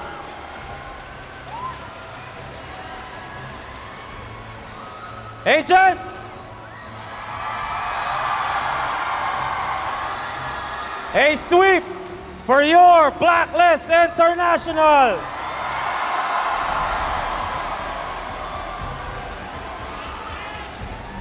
Let's start with Rene J. Rene J. Nagkakagulo sila dito. They're going crazy. I just want you to tell us your thoughts about this performance. A sweep for all of you. How did you prepare for this one? And you made sure maganda yung simula ninyo. You had a good start compared to yesterday na natalo kayo dun sa unang laban. Yun po, yung focus lang po talaga kami yung kasi dalawa din, if ever na nalalo po kami, di ba? So, dalawa po yung laban namin ngayon. Kaya talagang tinry po namin i-sweep para medyo malas yung pagod namin. Kaya yun, thank you Lord kasi na-sweep po namin. Yeah, they tried. They tried to go for the sweep because they didn't want to jeopardize their game later against, of course, the loser of the next series because they wanted to make sure that they were fresh heading to their matchup later on. Oheb! Yo! The Filipino sniper! Talk to us about that performance. You saved the best for last. Alam naman ng lahat, Beatrice is your, diba, is your hero. Ikaw yan. Alam mo kung anong gagawin. Can you talk about this performance individually and as a team? Matagal ko na rin gustong gamitin si Bea sa dito sa tournament kaso bihira lang siya mapasok kasi dahil sa mga open na marksman. Yun kanina natuwa ako kasi na-pick ko ulit siya.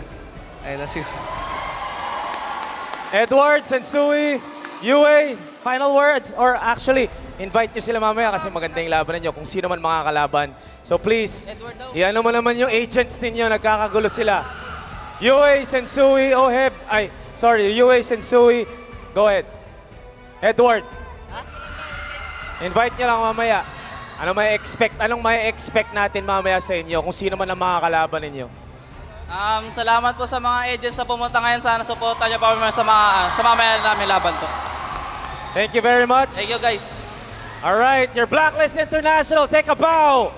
What a performance.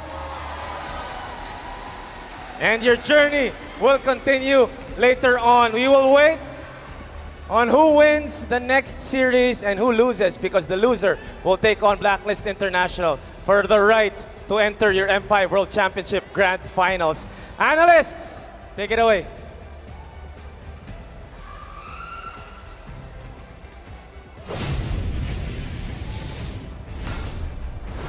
Thanks, Tito Mikey. Again, reminding us how Oheb saved the best for last from Singapore with his Grand Finals MVP performance to today, winning a sweep against Deus Volt. Oheb on the Beatrix. It makes my insides all fuzzy.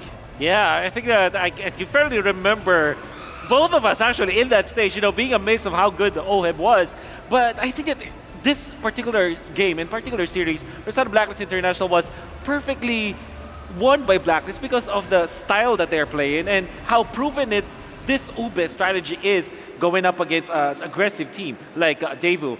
The box that they were able to build in many stages in this game was perfect. Which throws back to the M4 World Championships metagame. If you'll remember, the heroes that were big during that time, Eve, Farsa, it was all about drawing a box, Akai, disrupting that box. They brought that back here. So we're not only throwing back to M3 in Singapore, beautiful Suntech, that arena, the very first we had live with an audience. Also back to Indoor Tennis Senai and in Jakarta. So already it's coming into full circle. I can't believe how as we lead up to tomorrow's Grand Finals, we're seeing remnants of the past come back to show us what this new metagame brings. With that said, let's bring out our MVP. We're awarding Game 3's performance. It wouldn't be possible without, of course, Blacklist International's very own Sensui. Dare I say, this is the best since we've seen since their bout against Onyx. That 3-2 performance, this is the Sensui with the divine retribution. Yeah, you know what? I'm going to back that out because I think that the movements as you saw from Sensui all throughout this game, very, very fluid. It started with how they were able to farm and get the advantage, and they're not spreading themselves thinly. I would say that Sensui knew exactly when to go and when not to go to aid his teammates. And we can see look at this invade, he goes back to help his teammates as well as taunt Magister so that Magister will not be able to follow up. So he's really mindful of his surroundings, that he's controlling the tempo of the specific skirmish that allows Blacklist International to, again, re-establish their box. It's all about the box, building the box here for the side of Blacklist International. By the way, Yue, look at that. Beautiful chain of events, chain of spells, and at the same time, Renjay and Oheb, this is an inseparable duo now. Yeah, and again, it's not like it's Blacklist who set the pace. Again, Deus Volt always the aggressors, ever the forward pushing lineup, combat ready at all times, which came to their detriment at some points wherein there was a fight here, I think earlier, before even the 13-minute mark, wherein they were going in one at a time. Yes, sir. If only it was perfectly placed, if Sao started with the Divine Judgment, it would have gone well. But again, when you're playing against Blacklist who are so good at timers, it's gonna be difficult. Yeah, this is a very scientific approach coming out from the side of Blacklist International. Dare I say, though, geometric approach. Because of, I'm talking about space here, right? Every time that they set up their box, you can literally see all of their positioning where they have influence over one another. No matter what happens, somebody will be able to save one another. Sensui will be able to land the taunt so that Magister will be blocked off. And then there will be Renegade to go for the backlines. Eventually, Renegade will be able to save Oheb. Then Edward goes for the backlines. That's what I'm trying to say. The box that the Blacklist built today is just perfect. And what makes that box possible is, in addition to what Wolf said, not just the physical space, but the way these heroes move and what their kit brings. Again, I'm looking at Edward's Khalid, and it's not your tank Khalid. Sure, it's rocking Concussive Blast, but it's full assassin, Master Assassin, the penetration, assassin emblem. Yep. But he used the very important bit of his kit that makes sense. The passive that allows him to reposition, and the quick sand guard, which, mind you, there's only really, two ways to get rid of it. One of them is an ult. Yeah.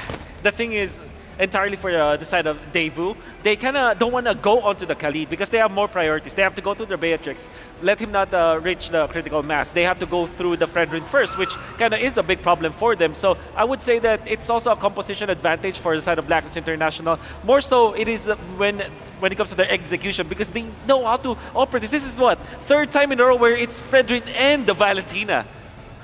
Again, new villain, folks. Again, returning villain. It's as if you brought back Ultron from the early Avengers movies and he's worse. That's what Valentina's doing right now in the current metagame in late 2023.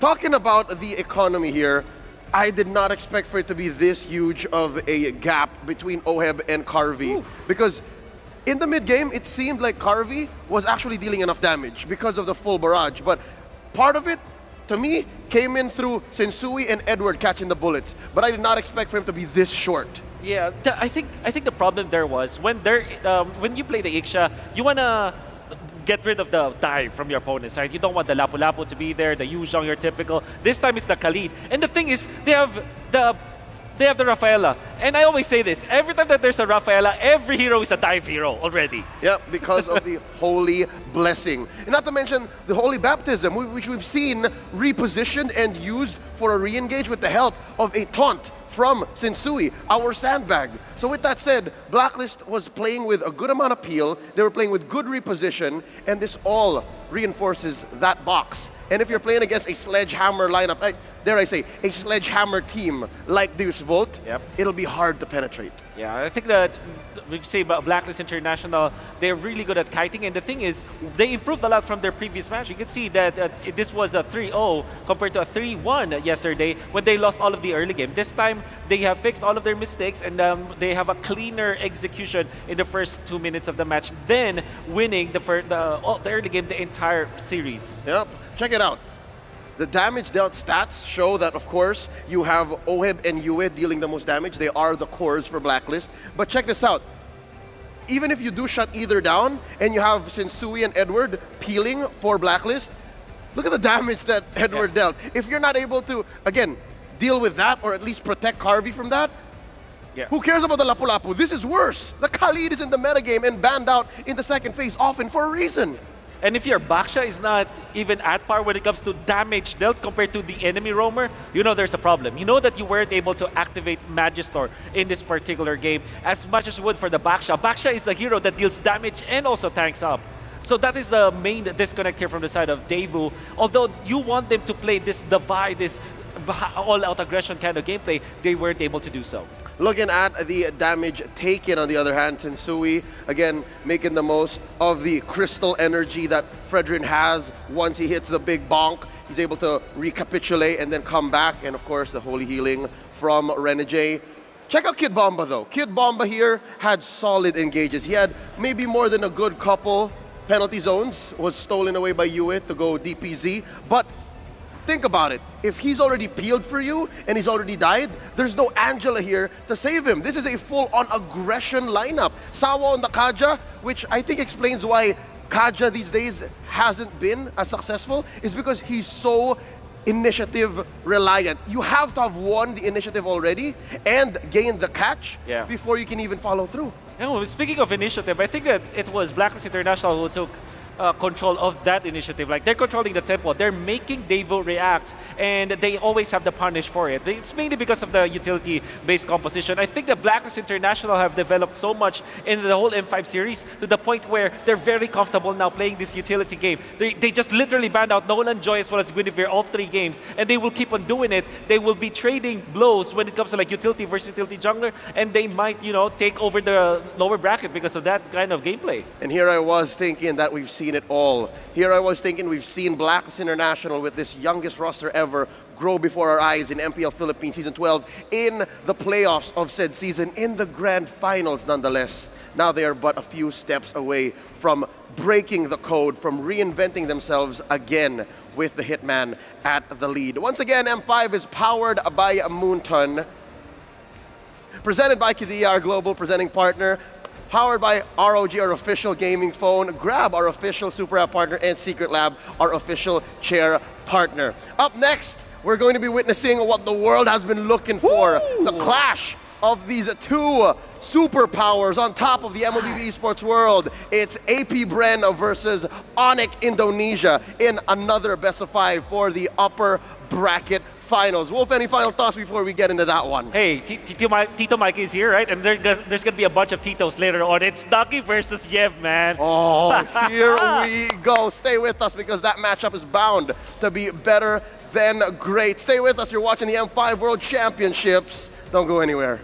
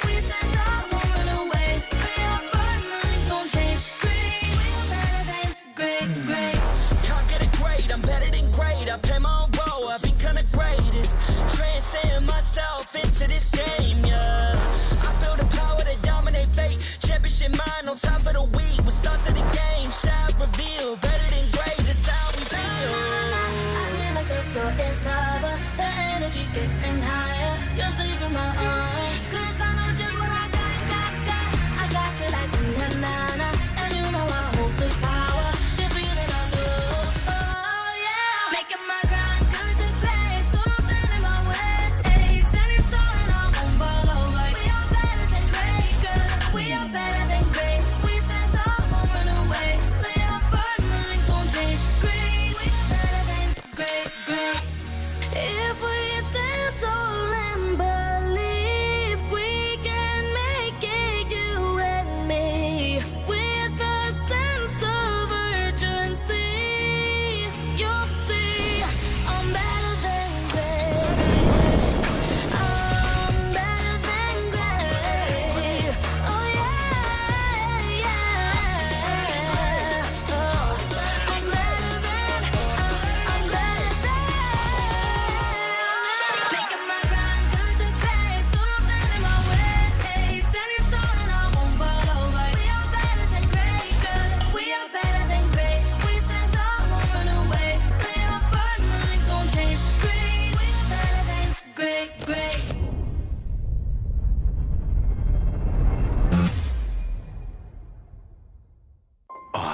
the #1 seed, the champion of the arena.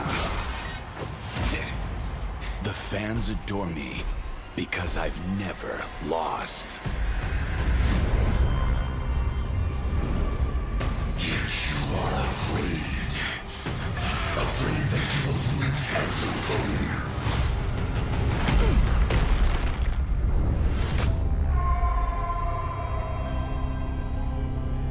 Do you ever get scared of losing, Kimmy? Well, big bro, I think we should cherish the joy and excitement of each game. Not who won or lost. That's right.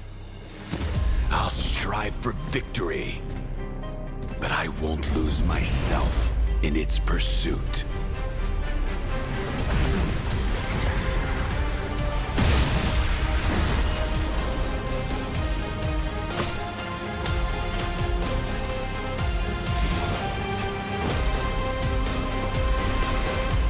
World Championship. I'm back.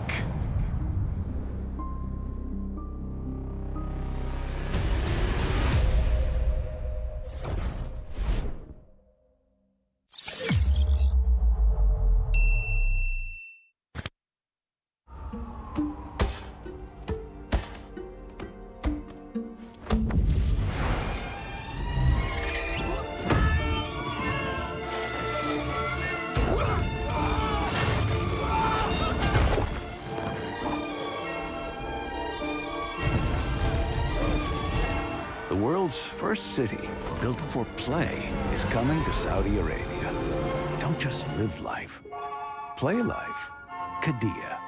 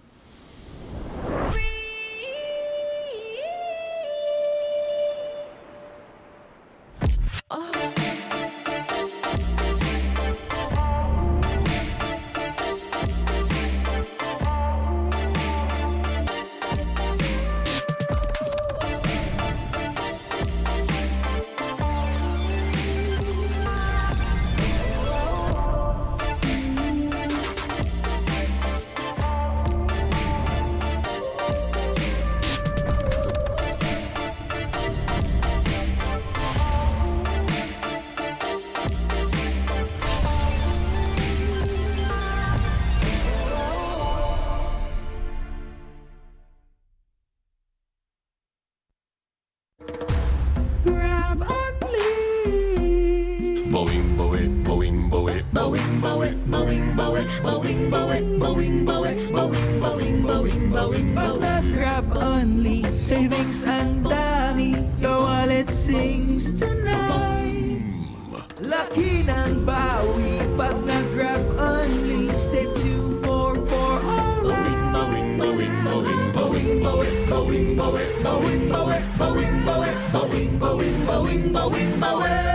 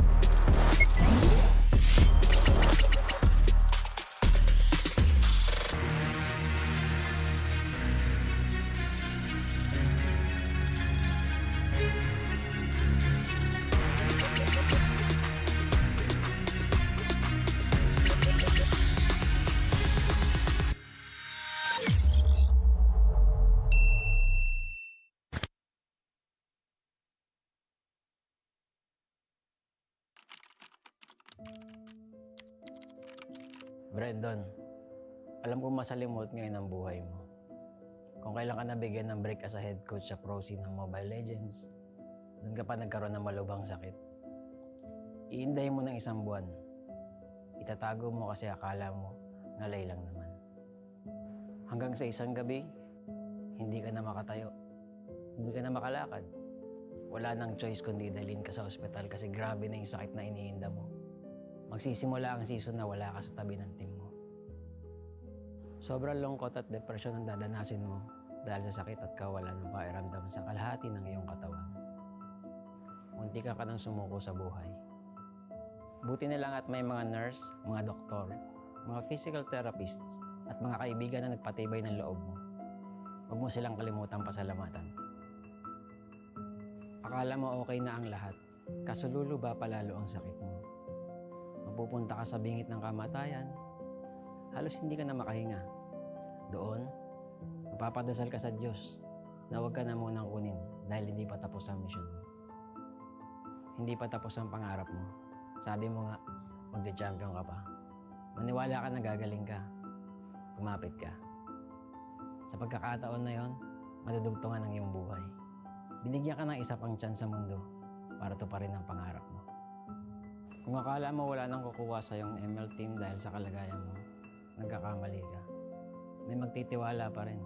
Kukunin ka as coach ng isang team abroad. Igagrab mo yung opportunity kahit pa naka-wheelchair ka kasi gusto mo yung ginagawa mo. Magiging mahirap pero okay lang. Ang importante, sumubok ka at wala kang regrets. Unti-unti na rin mag-i-improve ang kalagayan mo.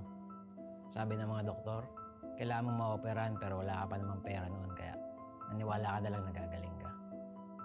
Sa tiyaga at paniniwala, makakatayo ka rin. Darating ang punto na makakalakad ka na ulit. Himala, di ba? May isa pang biyaya na darating.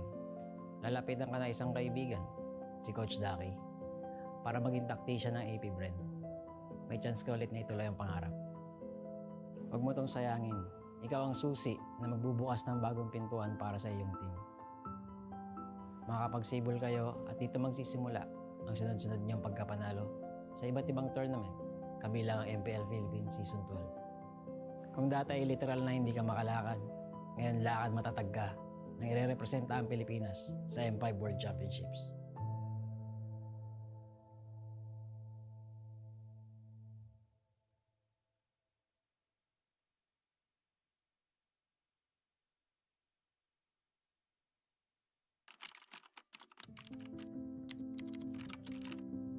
David, nakakatuwa manood ng MPL, no? Nakikita mo yung mga idol mo. Yung iba dyan, magiging kakampi mo. Maglaro ka lang na maglaro, tapos magpataas ka ng rank at stars. Sa sobrang loko mo, darating pa nga yung 24 hours na nag-live ka ng ML para magpapansin. Dahil sa kasipagan mong yun, may chance ka pang nakasali ka sa Bren. Sobrang saya ng magiging run mo kasi magcha-champion ka na sa MPL tapos makakasali ka pa sa M2 World Championship. Nakaka-pressure pa yan kasi rookie ka pa lang tapos mag-worlds ka na. Buti na lang, umayon yung resulta sa atin. Magiging champion ka ng M2. Oo, masaya siya. Kaso warning lang ha, yung mga susunod na mangyayari dito magiging mahirap at masakit para sa'yo. Ganun talaga yung buhay eh. Hindi laging masaya. Minsan, kapag nasa tuktok ka at hindi mo alam kung paano harapin ang tagumpay, sasagadsad ka pababa, tatamarin ka, makikinig sa maling sinasabi ng iba. At ang uli, magmamahal ka ng taong lolokohin ka lang pala. Sa mga panahong yun, mapatingin ka na lang sa salamin at parang hindi mo nakilala yung sarili mo. Magiging madilim yung mga susunod na kabanata ng buhay mo. Pero David, dito ka matututo. Oh, baka gusto mo laktawan tong part na to ha? Hindi pwede, kasi mahalagang pagdaanan mo to. Okay lang matakot, gawin mo pa rin. Magta-top 8 kayo sa MPL, talo, laglag. Hindi lang isa, 2 beses pa. Dahil dito, mapaisip ka kung kaya mo pa ba, kung para sa'yo pa ba yung ML. Ngayon ka dapat hindi tumigil. Kailangan mong ituloy at patunayan sa sarili mo na kaya mo. Kahit sa mga oras na wala ka ng ganang gumalaw. Kung magagawa mo to, magkakaroon ka ng disiplina. Gagawin mo siya dahil pinangako mo sa sarili mo na panahon na para magising at magbago. Kapag naayos mo na yung sarili mo, magiging maayos na teammate ka na sa mga kasama mo. Kung yung dati nga, sarili mo lang iniisip mo. Ngayon, mas masaya ka na kapag masaya yung teammates mo, di ba? Dahilan ito para mag-champion kayo sa iba't ibang tournaments, pati na rin sa MPL Season 12. Matutupad rin yung pangarap mo para sa team na makapag-M5. Ngayon, sa pagkakataong ito, mas gagalingan mo pa kasi gusto mong maranasan nila ang feeling na naranasan mo noon.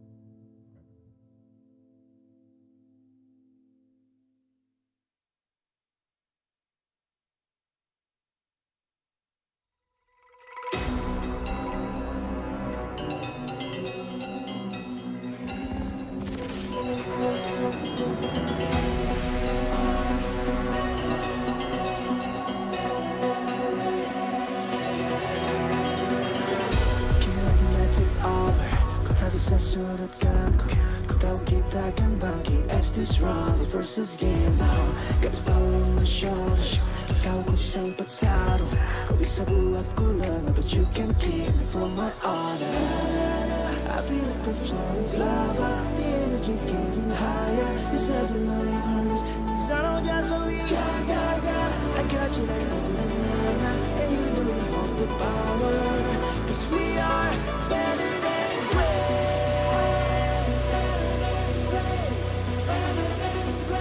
Cause we are better than great.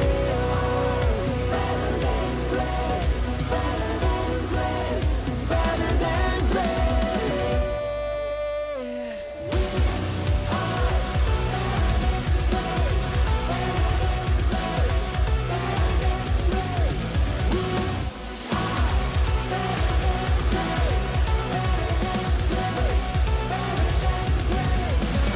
Taklukan yang hebat, aku yang terhebat. Apa yang malu, ku jadi terhebat. Transcend myself into this game, yeah.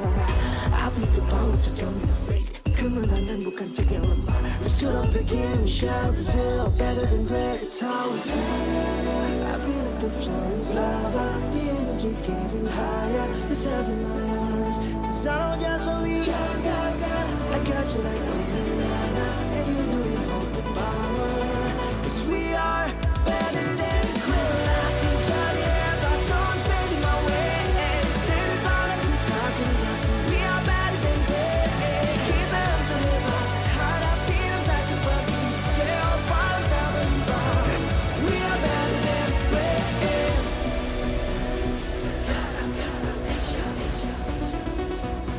Cause we are better than great.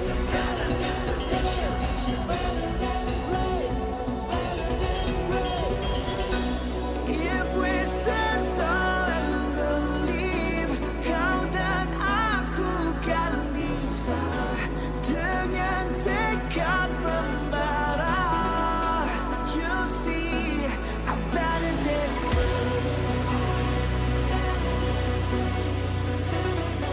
you'll see I'm better than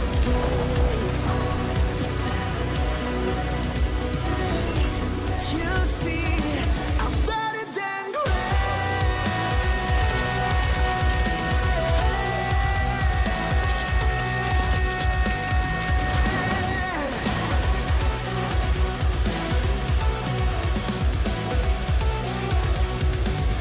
Ku berlatih jali but don't stand in my way. Standing tall and we talking jatuh. We are better than great. Kita yang terhebat, hadapi dan tak terbagi. Leopard tak berubah. We are better than great.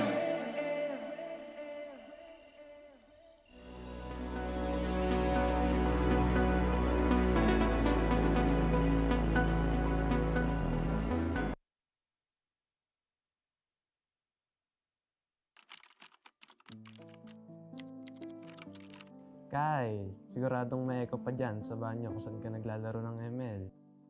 Hindi ka kasi pwede maglaro sa kwarto nyon dahil sure na mapapagalitan ka na naman. Tatagan mo ang loob mo kasi masasabihan ka pa ng magulang mo na wala kang mapapala dyan. Huwag mong i-take yun negatively. Instead, gawin mong motivation yun para mapatunayan sa kanila at sa sarili mo na may future ka sa ML. Magpasalamat ka pa rin sa parents mo Kasi kahit na pinapagalitan ka nila palagi dahil sa kaka-ML mo, lagi ka pa rin naman nilang pinapahiram ng cellphone para malaro to. Mangarap ka. Gawin mo lahat ng makakaya mo para makilala ka sa ginagawa mo. Iwasan mo yung pagiging tilted. Hindi yun makatulong sa'yo. Magpataas ka lang ng stars. May amateur team na makakadiscover sa'yo. At dahil dito, makakasali ka sa maraming tournaments. Marami kang matututunan.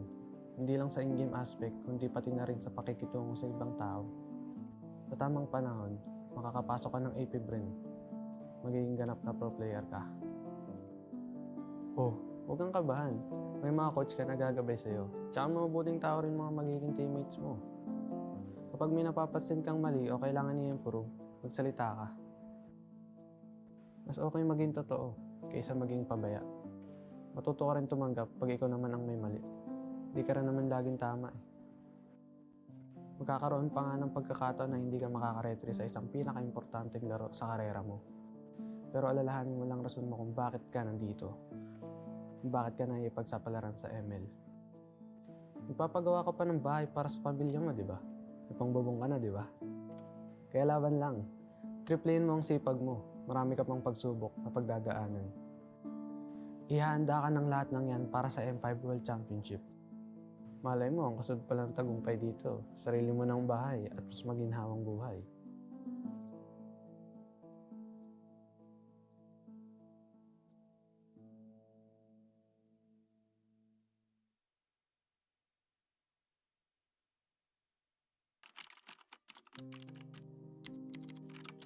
O Jin, unang-una, gusto kong malaman mo na magiging maayos din ang lahat. Alam kong pagod na pagod ka ngayon kasi pinagsabay mo yung work, paglalaro ng ML at pag-aaral mo. Call center agent ka sa gabi, estudyante sa umaga, tapos sumasali ka pa sa ML tournaments tuwing weekends. Maga kang namulat sa hirap ng buhay. 7 kayong magkakapatid at walang ibang maasahan ng mama mo kundi ikaw. Kahit minsan, ang sakit-sakit na. Nakihin mo muna. Tibayin mo loob mo para makatulong ka sa pamilya mo at mabigyan sila ng maayos na kinabukasan. Darating ka rin naman sa point na ma-realize mo na kailangan mag-focus ka lang sa isang bagay. Huwag ka magpapaubos. Mas makakatulong ka sa kanila kung masaya ka rin sa ginagawa mo. Sa unang sabak mo sa amateur scene ng ML, wala ka pag-aanong ipapanalo. Pero dahil sa pagtitiyaga mo, magtiwala kang may makapansin din sa talento mo. May makakaalala ng pangalan mo. Nakatawa man isipin, pero napakaswerte mo pa rin. Dadaling ka rin tadaan na dyan sa AP Brain. Narating ang chance mo na patunayan ng sarili. Sa kawalan ng player na pupuno, ikaw ang magbubuo sa team nyo. Pero Jin, kahit na by chance ang pagpasok mo, binigay mo naman ang lahat ng oras mo sa paglalaro ng ML. Kaya naging magaling ka dito. Marami kayong pagsubok na pagdadaanan as a team. Pero malalagpasan nyo rin lahat yan. Di ba nga, minsan sa buhay, kailangan mo muna maranasan yung hirap para mas ma-appreciate mo yung ginhawa pag narating mo na. Ituloy mo lang yung pagsusumikap mo kasi dadaling ka niyan sa landas kung saan matutulungan mo na ang pamilya mo, matutupad mo pa ang pangarap mo. Magka-champion ka sa MPL at magiging parte ka ng M5. Ngayon, ay thankful ka dahil alam mong mas masarap ang tagumpay dahil naranasan mo ang pait ng buhay.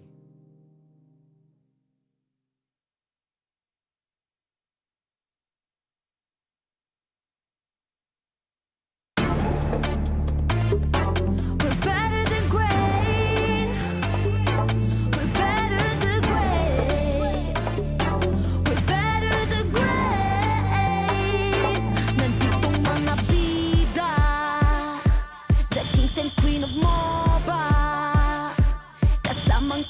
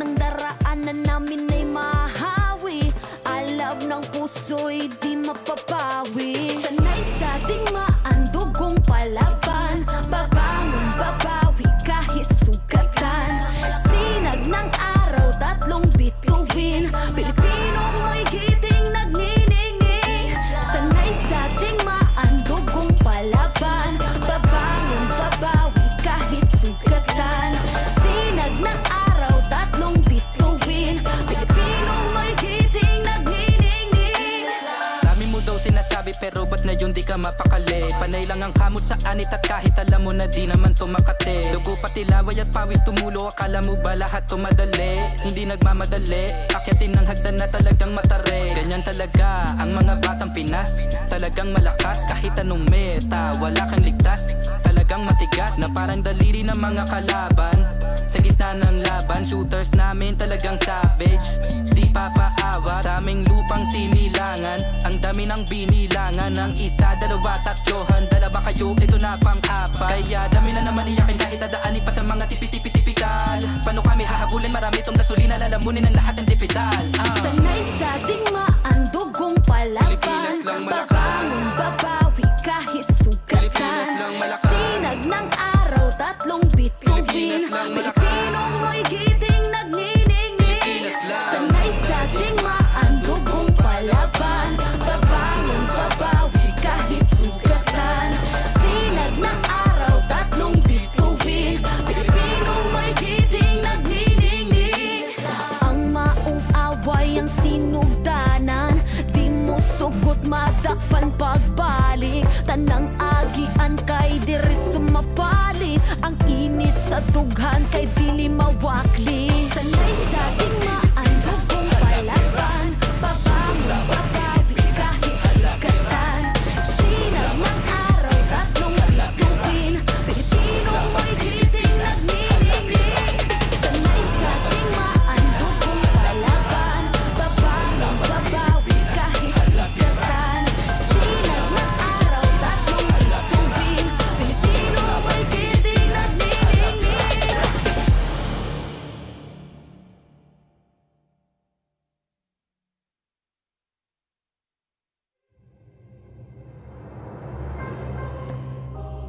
The Shadow Dragon was once my biggest weakness, but now it's my most potent weapon.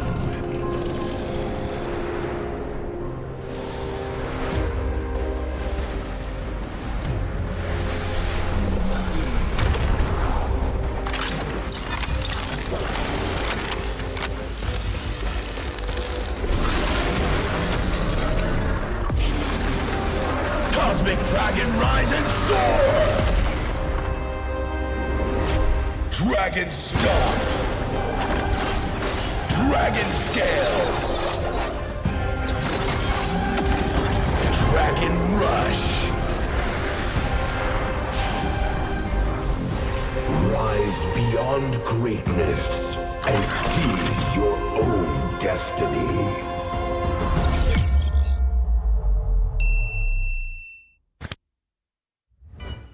Tonight, we celebrate MLBB Esport. Do the kaldak! Do the kaldak! This is the Suman Challenge. Go!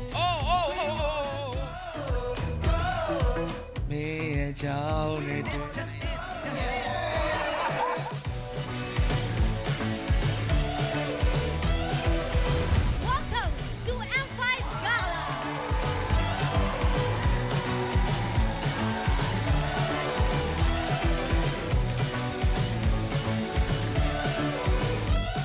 Guess the Hero Challenge! Lapu-Lapu, Iritel, Franco, Nana. Nana! Go! Best Dressed Team! Best Dressed Super Marco!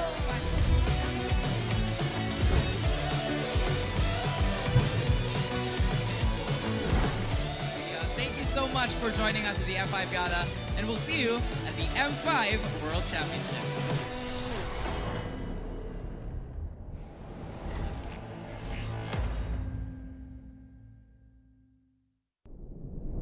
Have you ever wondered what is our identity? Our identity isn't limited to just esport players. Our style. Sweat. Our passion. And vibe. Feel our energy. When we dominate the stage,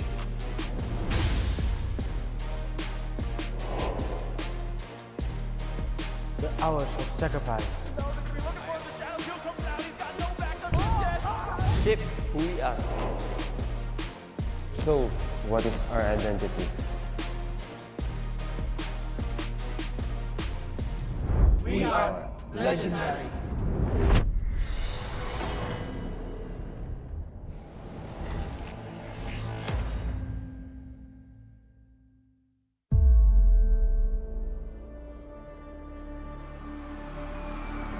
In the history of M Series, no host country has ever won the championship title. No other region has ever claimed the throne. No team has ever secured the championship twice. In this thrilling showdown, 16 teams across the world have gathered once more to seize the trophy. Which teams will prove themselves in their epic rivalry rematch? Will a new region unveil their strength and climb to the top? And who will leave an unforgettable mark with their skills? Behold, the old guards, seasoned titans returning to reclaim glory. Jangan.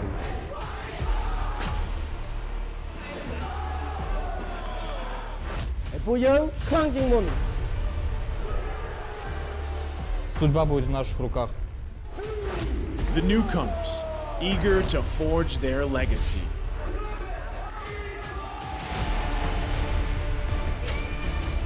Kita di sini untuk lawan yang terbaik, kami nggak takut tantangan apapun.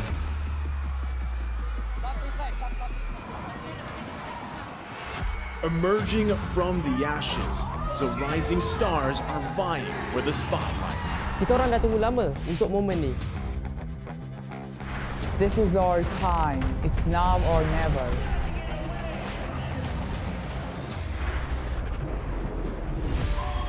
Enter the contenders, here to defy the status quo and rewrite the narrative. We've weathered the storm. This is where we break through. Nós somos brasileiros e a gente não desiste nunca.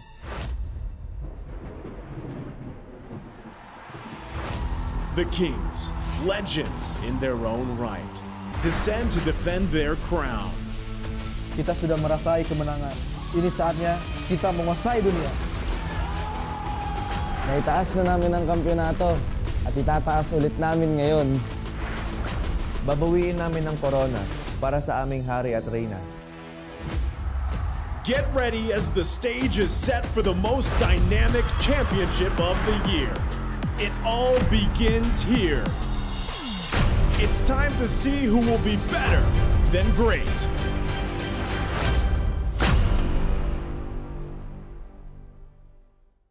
In every tournament, pros fight not only for glory, family, and their country, but also for the heart of every game.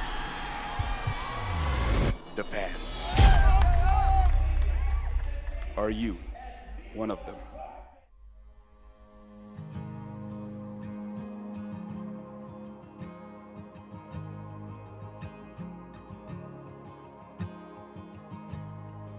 Hello everyone, my name is Queenie Tornis and I am representing Blacklist International Agent! Perjalanan Sonic ini udah berdiri sejak 5 tahun yang lalu. Sampai kita kalah, sampai apa itu Onyx udah ada.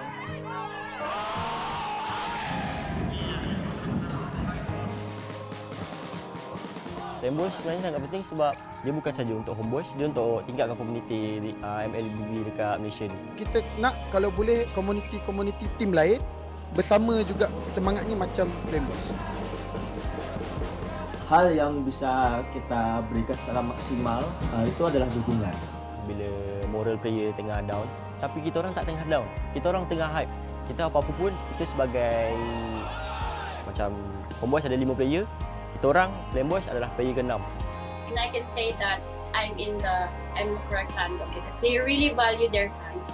I can feel that this is not just like playing games or what, but this is like a family, a whole family. Player Homeboys punya gameplay every season macam improve. Like wins or losses, like they really not take it seriously, but they just take it as a room of improvements. Menang atau kalah, still support. Kalau mereka kalah, meski sedih tapi tetap dukung. Kekalahan itu awal dari kemenangan yang lebih besar. We wanted to make sure and ensure that they still feel that we are still here for them no matter what happens. Jadi ada 8 kota yang bakal kita adain Most Party.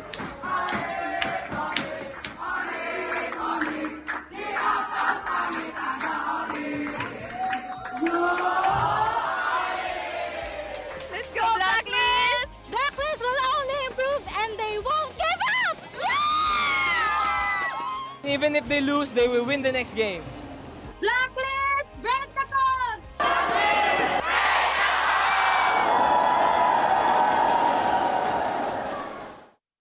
They have always felt your unwavering support and love.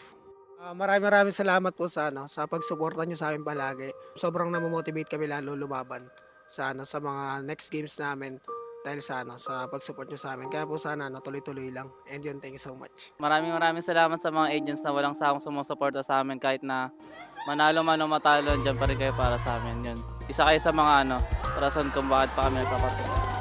Thank you sa inyo. Pertama, makasih banyak yang udah dukung dimanapun kalian, dari Manado, dari semuanya lah pokoknya. Dukungan kalian sangat berarti buat kita, bikin kita semangat, bikin kita lebih konsisten juga biar menang terus. Guys, dukung kita dan kita juga nggak akan bosan buat juara. Terus yang terakhir mungkin selalu doain kita terus. Terima kasih.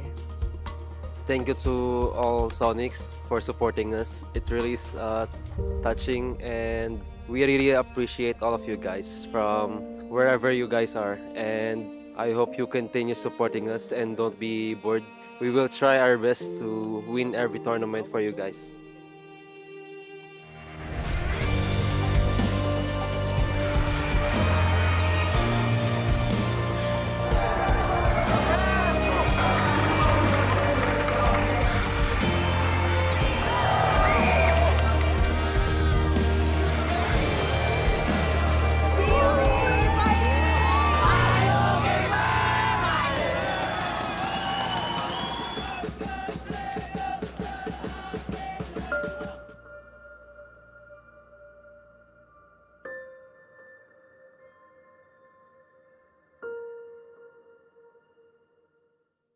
What is undeniable, though, are the meteoric stats in the mobile gaming industry, and the Esports Mobile Game of the Year celebrates the best of the best.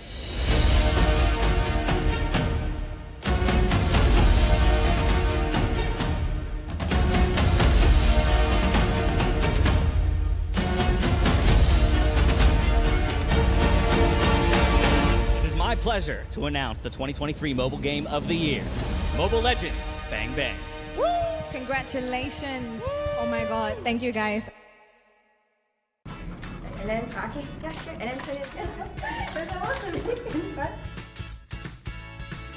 Hello guys, hari ni kita nak rate player roam tank dekat dalam M5.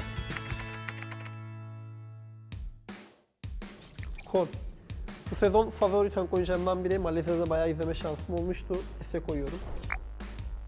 Dekat saya ada Apex 47 Apex 47 daripada tim, kalau tak ingat, B guys. Keyboy. No. Keyboy. She here. For sure. My classes is Keyboy. Keyboy, my idol. I'm gonna put also in here. Oh, my idol, Baloiski. The macro god, I think here. Oh, I think here. S+. First off, me. I'm going to put it like 8 here. I don't want to overrate myself. Okay. It's okay. Oh. It's okay. Betul. D. Sebab orang cakap dia tak tahu pun. Me. Because I'm bad, I'm gonna put F. Sorry, Baloy. And me. Okay. Oh, Luna. Luna. Luna B. Apex, I think here. Here. It's okay. Here. Next is Thorn, on my level.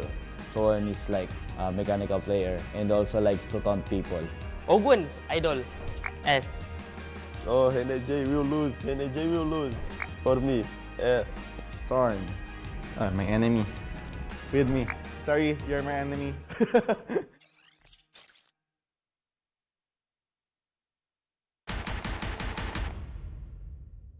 Back-to-back elimination matches will kick off the opening phase of the Phase 2 of the knockout stage.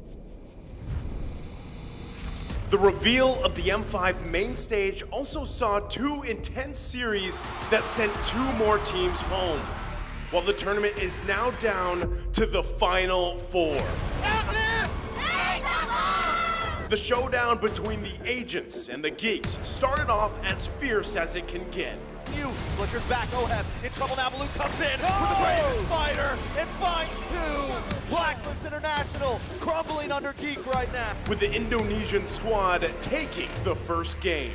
And Geek Fam against the odds take game number 1. Blacklist International reverted by staging an epic comeback. Boys keep inside with a wild charge, knock up onto Edward. Luke into the backside with the bravest fighter, looking for Oheb. Gets a stun, the wave, Bloisky goes down. Luke. Now it's Luke against the world. Marky looking for some free shots. No way, Luke goes down. Oh, as well. Black to turn the game around and take the second Lord. And Blacklist International takes game number 2. And the series was tied 1-1. The agents did it again as their patience paid off, claiming the win and reaching match point. Don't want to stop here.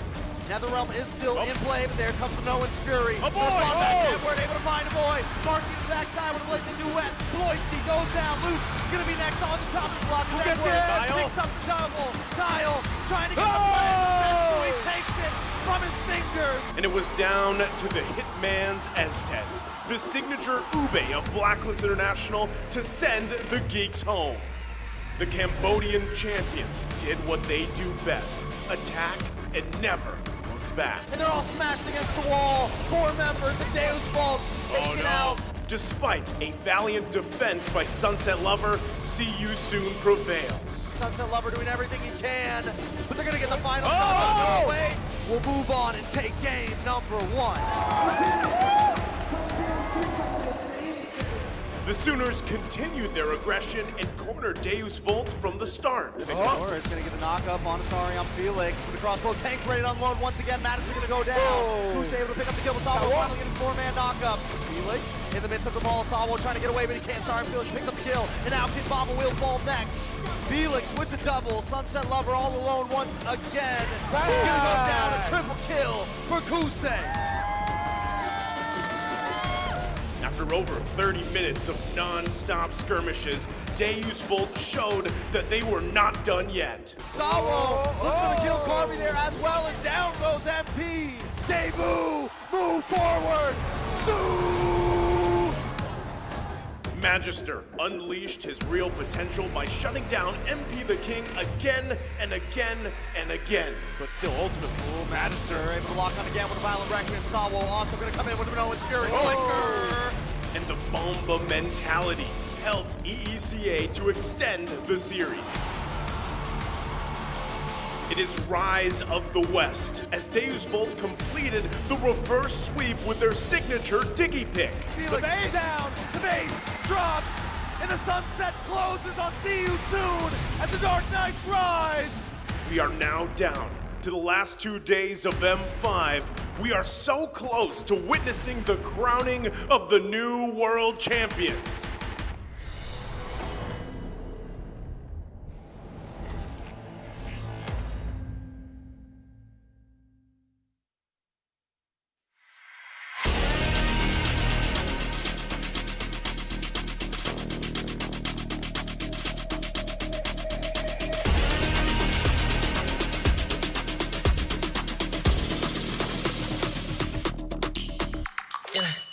Hit me like I might get over, but you can get me in no corner. I know I can make a comeback. Ace this round and finish this game now. Got the power on my shoulders. Yeah, you know that I'm a soldier.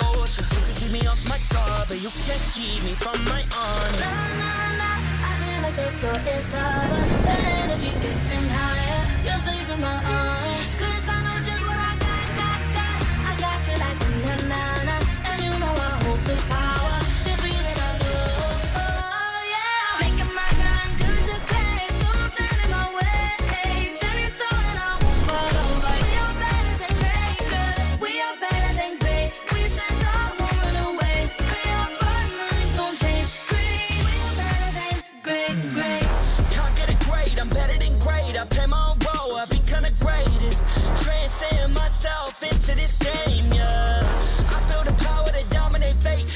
your mind on top of the week. What's up to the game? Shot reveal. Better than great, that's how we feel. I feel like the floor is lava. The energy's getting higher. You're saving my arms. Cause I know just what I got. I got you like na-na-na. And you know I hold the power. This feeling I feel. Oh yeah. Making my grind good to great. So don't stand in my way. Standing tall and I won't fall over. We are better than great, girl. We are better than great. We stand tall, won't run away. Lay our firm, nothing gon' change. Great, we are better than great, great. If we stand tall and believe, we can make it, you and me. With a sense of urgency, you'll see I'm better than great. I'm better than great. Oh yeah, yeah. Oh, I'm better than. Making my grind good to great, so don't stand in my way. Standing tall and I won't fall over. We are better than great, girl. We are better than great. We stand tall, won't run away. Lay our firm, nothing gon' change. Great, we are better than great, great.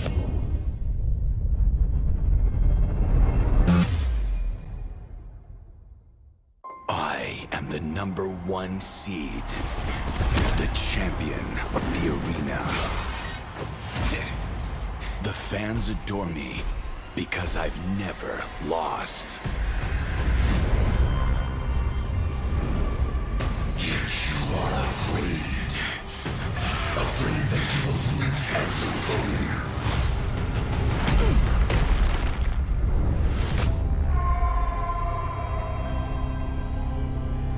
Do you ever get scared of losing, Kimmy? Well, big bro, I think we should cherish the joy and excitement of each game. Not who won or lost. That's right. I'll strive for victory, but I won't lose myself in its pursuit.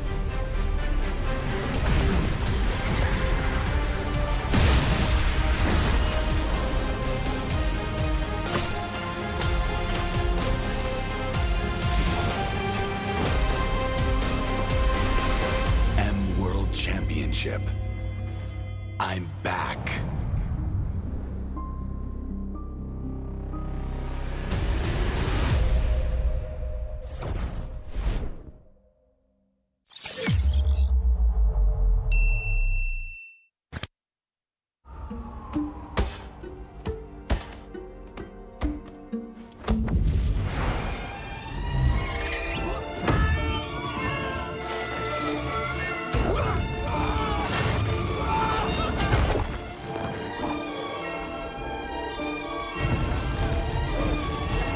The world's first city, built for play, is coming to Saudi Arabia. Don't just live life. Play life. Qiddiya.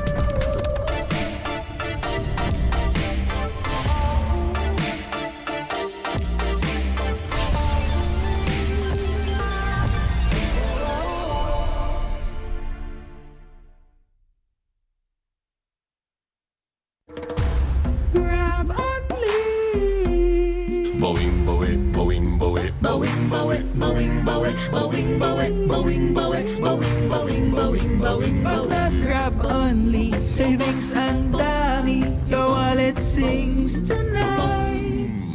Laki ng bawi, pag nag-grab only, save 244 alright. Bawing, bawing, bawing, bawing, bawi, bawing, bawi, bawing, bawi, bawing, bawi, bawing, bawing, bawing, bawing, bawi.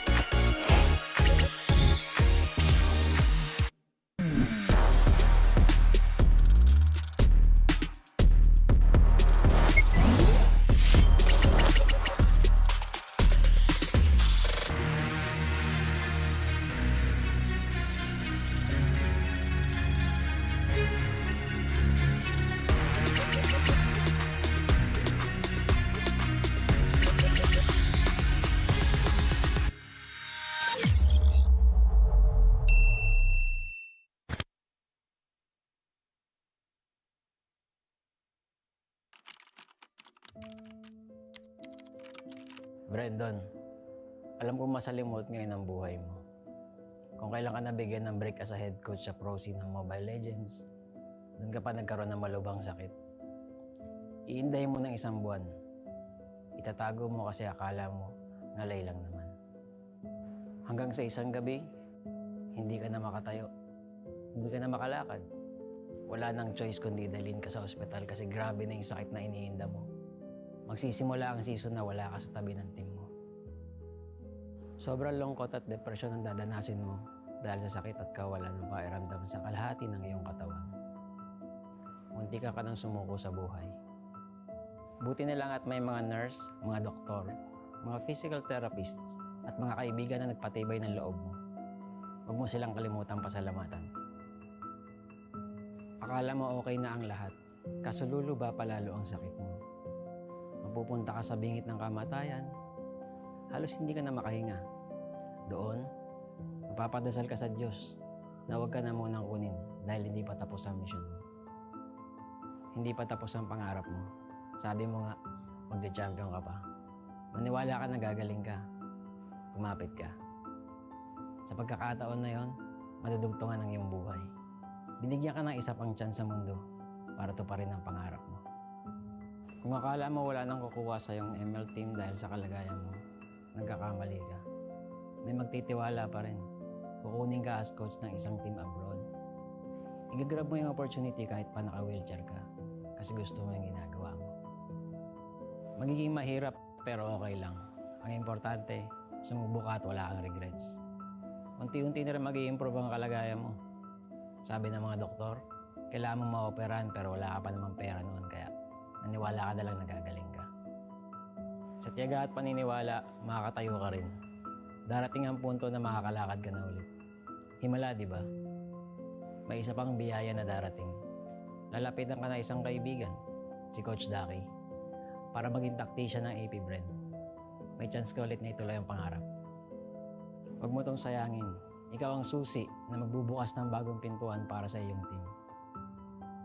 Makakapagsibol kayo at dito magsisimula ang sunod-sunod niyong pagkapanalo sa iba't ibang tournament, kabilang ang MPL Philippines Season 12. Kung dati ay literal na hindi ka makalakad, ngayon lakad matatag ka nang ire-representa ang Pilipinas sa M5 World Championships.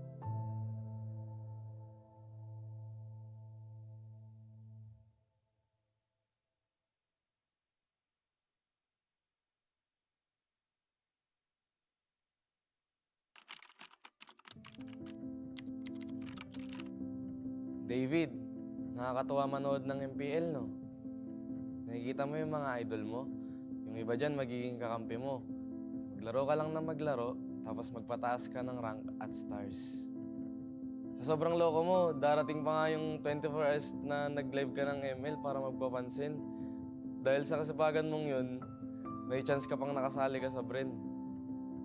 Sobrang saya ng magiging run mo kasi magcha-champion ka na sa MPL tapos makakasali ka pa sa M2 World Championship.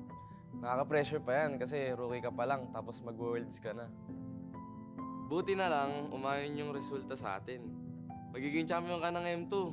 Oo, masaya siya. Kaso warning lang ha, yung mga susunod na mangyayari dito magiging mahirap at masakit para sa'yo. Ganun talaga yung buhay eh. Hindi laging masaya. Minsan, kapag nasa tuktok ka at hindi mo alam kung paano harapin ang tagumpay, sasagadsad ka pababa, tatamarin ka, makikinig sa maling sinasabi ng iba. At ang uli, magmamahal ka ng taong lolokohin ka lang pala. Sa mga panahong yun, mapatingin ka na lang sa salamin at parang hindi mo nakilala yung sarili mo.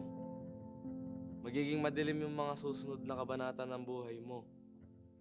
Pero David, dito ka matututo. Oh, baka gusto mo laktawan tong part na to ha? Hindi pwede, kasi mahalagang pagdaanan mo to. Okay lang matakot, gawin mo pa rin. Magta-top 8 kayo sa MPL, talo, laglag. Hindi lang isa, 2 beses pa. Dahil dito, mapaisip ka kung kaya mo pa ba, kung para sa'yo pa ba yung ML. Ngayon ka dapat hindi tumigil.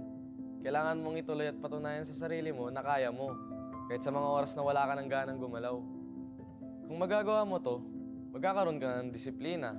Gagawin mo siya dahil pinangako mo sa sarili mo na panahon na para magising at magbago. Kapag naayos mo na yung sarili mo, magiging maayos na teammate ka na sa mga kasama mo. Kung yung dati nga, sarili mo lang iniisip mo. Ngayon, mas masaya ka na kapag masaya yung teammates mo, di ba? Dahilan ito para mag-champion kayo sa iba't ibang tournaments, pati na rin sa MPL Season 12. Matutupad rin yung pangarap mo para sa team na makapag-M5. Ngayon, sa pagkakataong ito, mas gagalingan mo pa kasi gusto mong maranasan nila ang feeling na naranasan mo noon.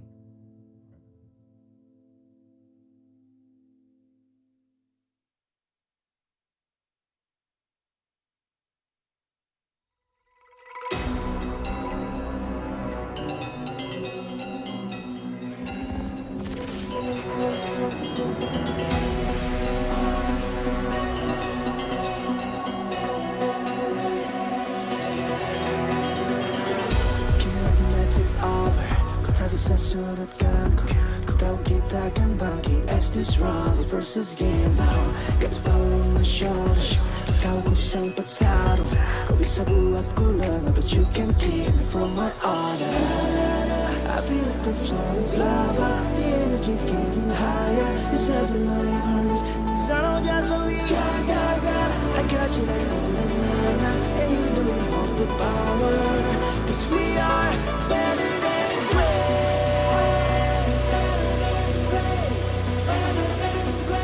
Cause we are better than great. Better than great. Better than great. Better than great.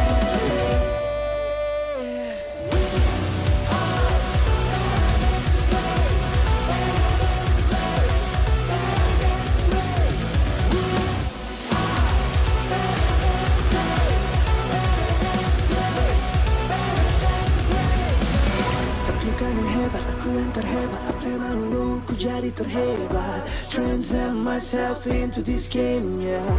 I have the power to turn me afraid. kemenangan bukan trik yang lemah. The shoot of the game, we shall reveal. Better than great, it's how we feel. I feel like the flow is lava. The energy's getting higher. It's having my arms. Cause I know just what we got. I got you like a banana. And you know you hold the power. Cause we are better than great. I can tell you, but don't stand in my way. Stand in front of me, talking. We are better than great.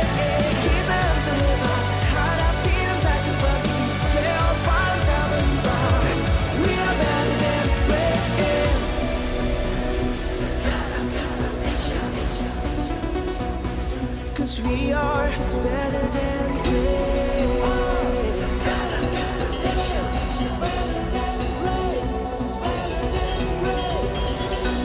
If we stand tall and believe, kau dan aku kan bisa. Dengan tekad membara, you'll see I'm better than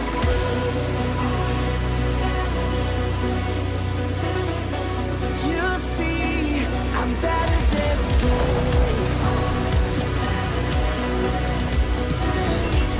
you'll see I'm better than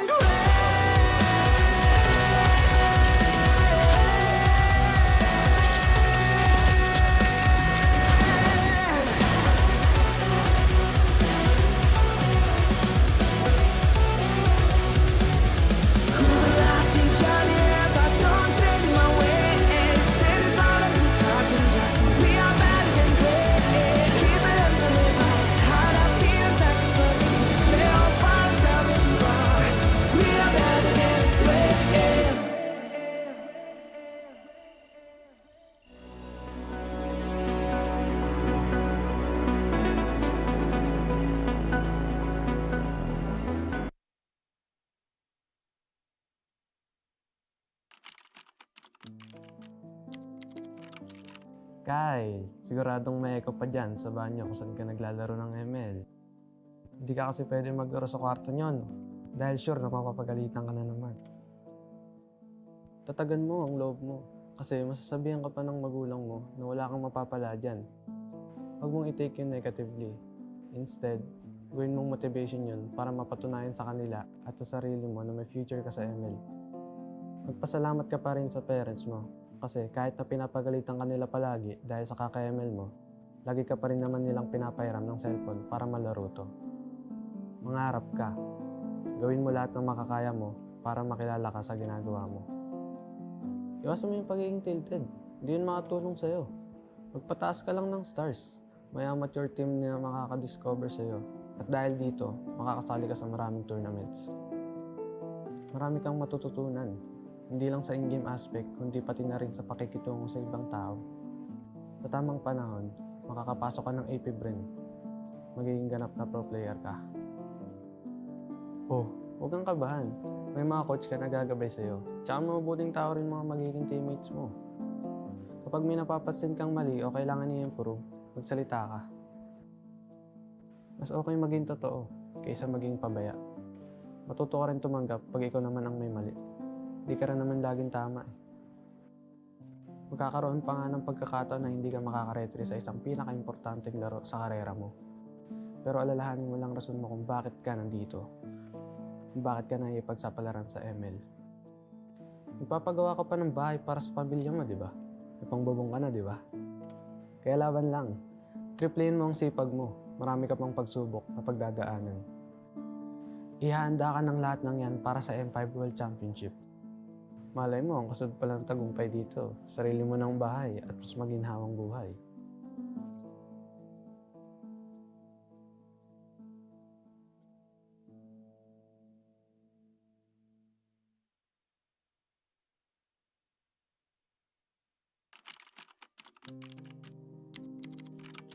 Ojin, unang-una, gusto kong malaman mo na magiging maayos din ang lahat. Alam kong pagod na pagod ka ngayon kasi pinagsabay mo yung work, paglalaro ng ML at pag-aaral mo. Call center agent ka sa gabi, estudyante sa umaga, tapos sumasali ka pa sa ML tournaments tuwing weekends. Maga kang namulat sa hirap ng buhay. 7 kayong magkakapatid at walang ibang maasahan ng mama mo kundi ikaw. Kahit minsan, ang sakit-sakit na. Takihin mo muna. Tibayin mo loob mo para makatulong ka sa pamilya mo at mabigyan sila ng maayos na kinabukasan. Darating ka rin naman sa point na ma-realize mo na kailangan mag-focus ka lang sa isang bagay. Huwag ka magpapaubos. Mas makakatulong ka sa kanila kung masaya ka rin sa ginagawa mo. Sa unang sabak mo sa amateur scene ng ML, wala ka pag-aanong ipapanalo. Pero dahil sa pagtitiyaga mo, magtiwala kang may makakapansin din sa talento mo. May makakaalala ng pangalan mo. Nakatawa man isipin, pero napakaswerte mo pa rin. Dadaling ka rin tadaan na dyan sa AP Brain. Narating ang chance mo na patunayan ng sarili. Sa kawalan ng player na pupuno, ikaw ang magbubuo sa team nyo. Pero Jin, kahit na by chance ang pagpasok mo, binigay mo naman ang lahat ng oras mo sa paglalaro ng ML. Kaya naging magaling ka dito. Marami kayong pagsubok na pagdadaanan as a team. Pero malalagpasan nyo rin lahat yan. Di ba nga, minsan sa buhay kailangan mo muna maranasan yung hirap para mas ma-appreciate mo yung ginhawa pag narating mo na. Ituloy mo lang yung pagsusumikap mo kasi dadaling ka niyan sa landas kung saan matutulungan mo na ang pamilya mo, matutupad mo pa ang pangarap mo. Magka-champion ka sa MPL at magiging parte ka ng M5. Ngayon, ay thankful ka dahil alam mong mas masarap ang tagumpay dahil naranasan mo ang pait ng buhay.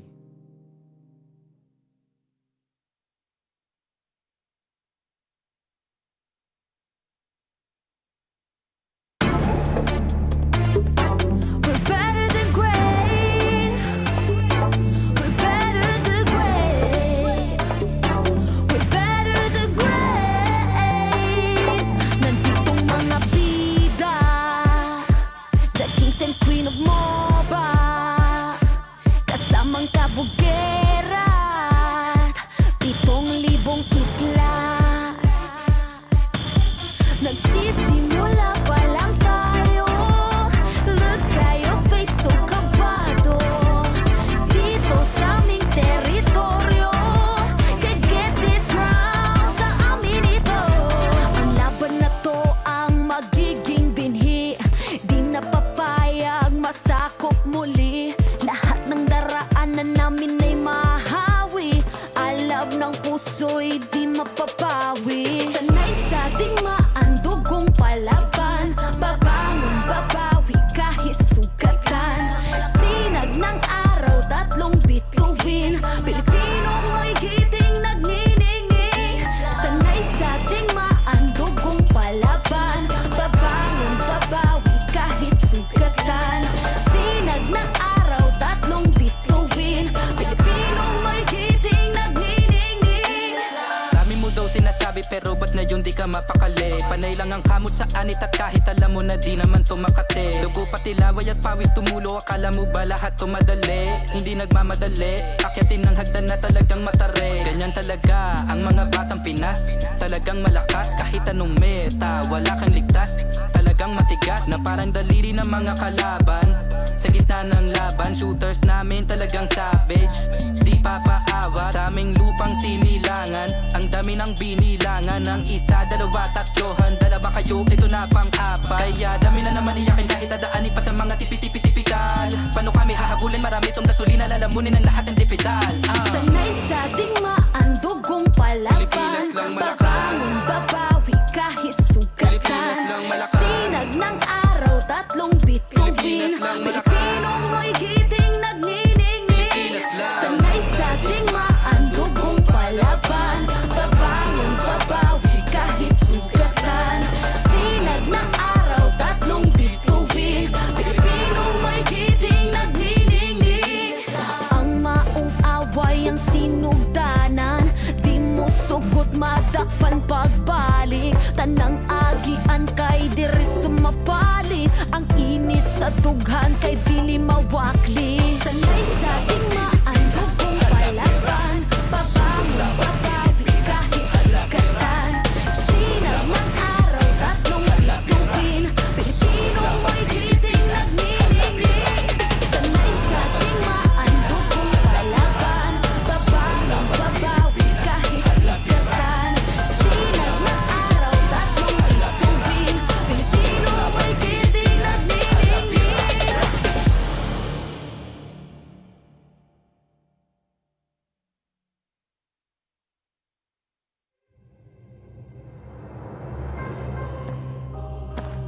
Shadow Dragon was once my biggest weakness, but now it's my most potent weapon.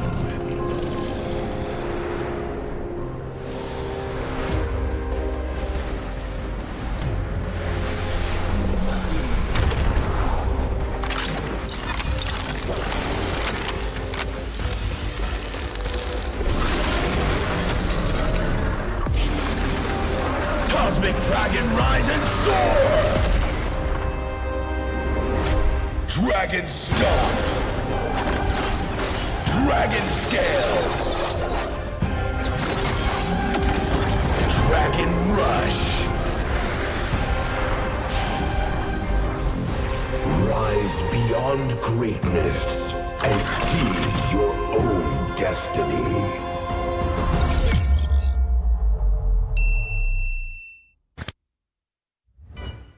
Tonight, we celebrate MLBB Esport. Do the kaldak! Do the kaldak! This is the Suman Challenge. Go! Oh! That's just it.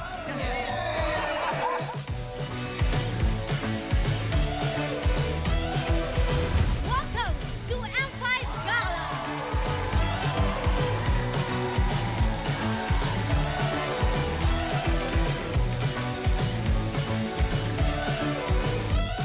Guess the Hero Challenge! Lapu-lapu, Iritel, Franco, Nana. Nana! Best Dressed Team Marco! Best Dressed Super Marco!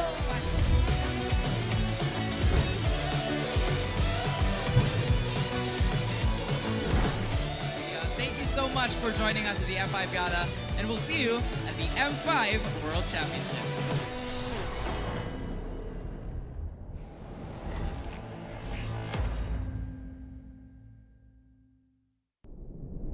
Have you ever wondered what is our identity?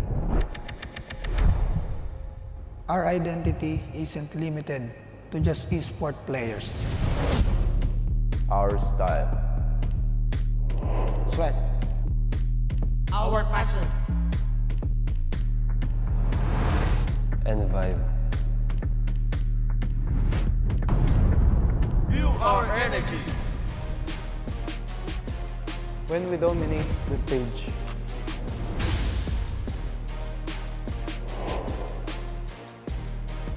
the hours of sacrifice, shape who we are. So, what is our identity? We are legendary.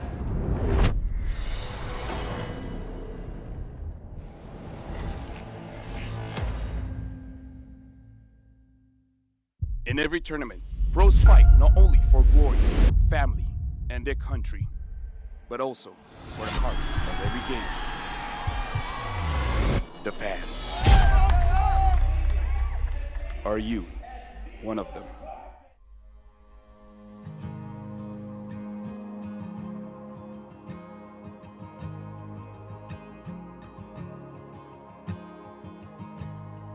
Hello everyone, my name is Queenie Tornis and I am representing Blacklist International Agent! Perjalanan Sonic ini udah berdiri sejak 5 tahun yang lalu. Sampai kita kalah, sampai apa itu Onyx udah ada.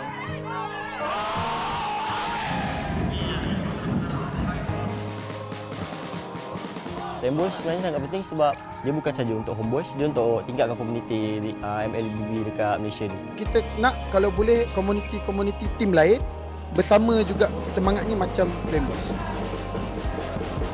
Hal yang bisa kita berikan secara maksimal itu adalah dukungan. Bila moral player tengah down, tapi kita orang tak tengah down. Kita orang tengah hype.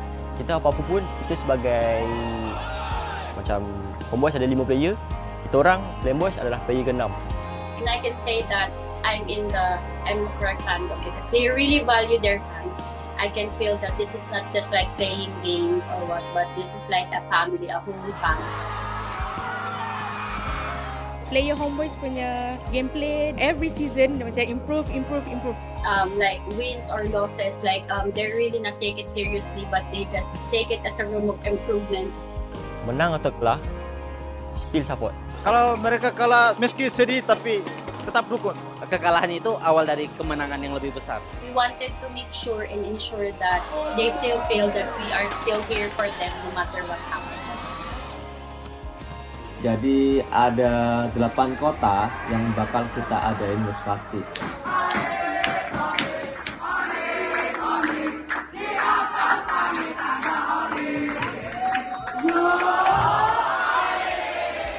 Let's go, Blacklist! Blacklist will only improve and they won't give up!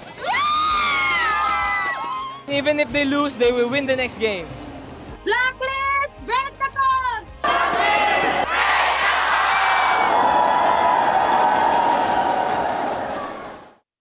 They have always felt your unwavering support and love. Maraming salamat po sa pagsuporta niyo sa amin palagi. Sobrang namomotivate kami lalo lumaban sa mga next games namin dahil sa pag-support niyo sa amin. Kaya po sana tuloy-tuloy lang. And yun, thank you so much. Maraming salamat sa mga agents na walang sawang sumusuporta sa amin kahit na manalo man o matalo, dyan pa rin kayo para sa amin. Yun.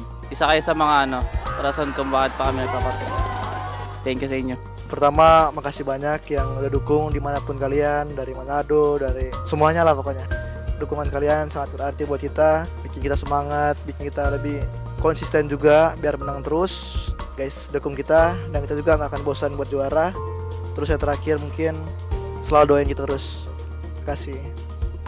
Thank you to all Sonics for supporting us. It really is touching, and we really appreciate all of you guys from wherever you guys are, and I hope you continue supporting us and don't be bored.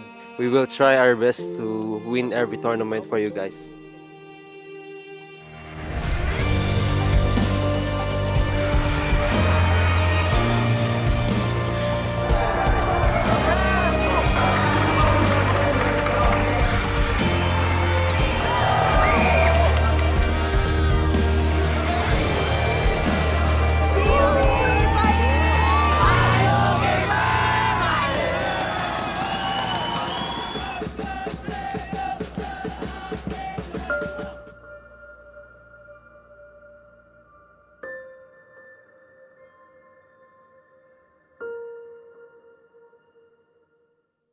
What is undeniable, though, are the meteoric stats in the middle or in the mobile gaming industry, and the Esports Mobile Game of the Year celebrates the best of the best.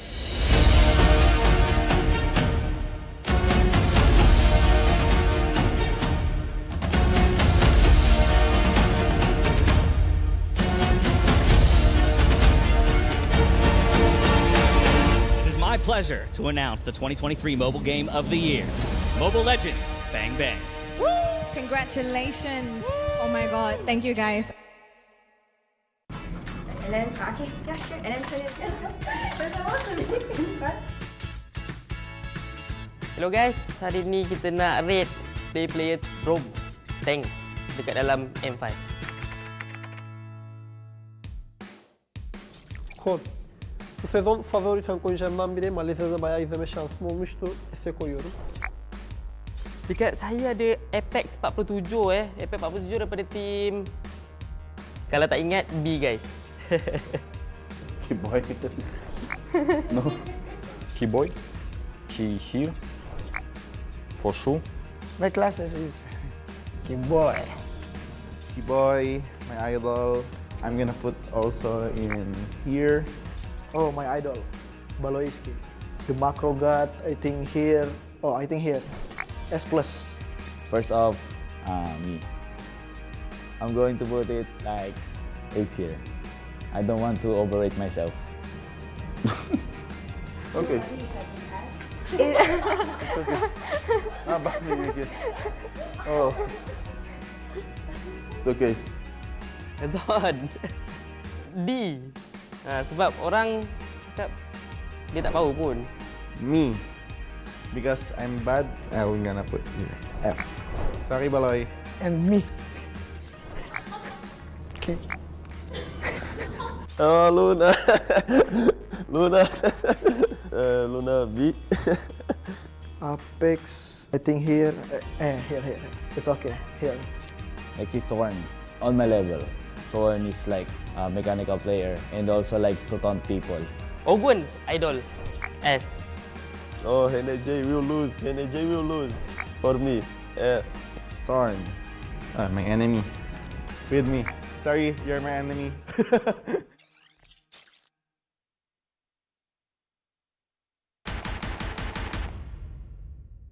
Back-to-back elimination matches will kick off the opening phase of the Phase 2 of the knockout stage.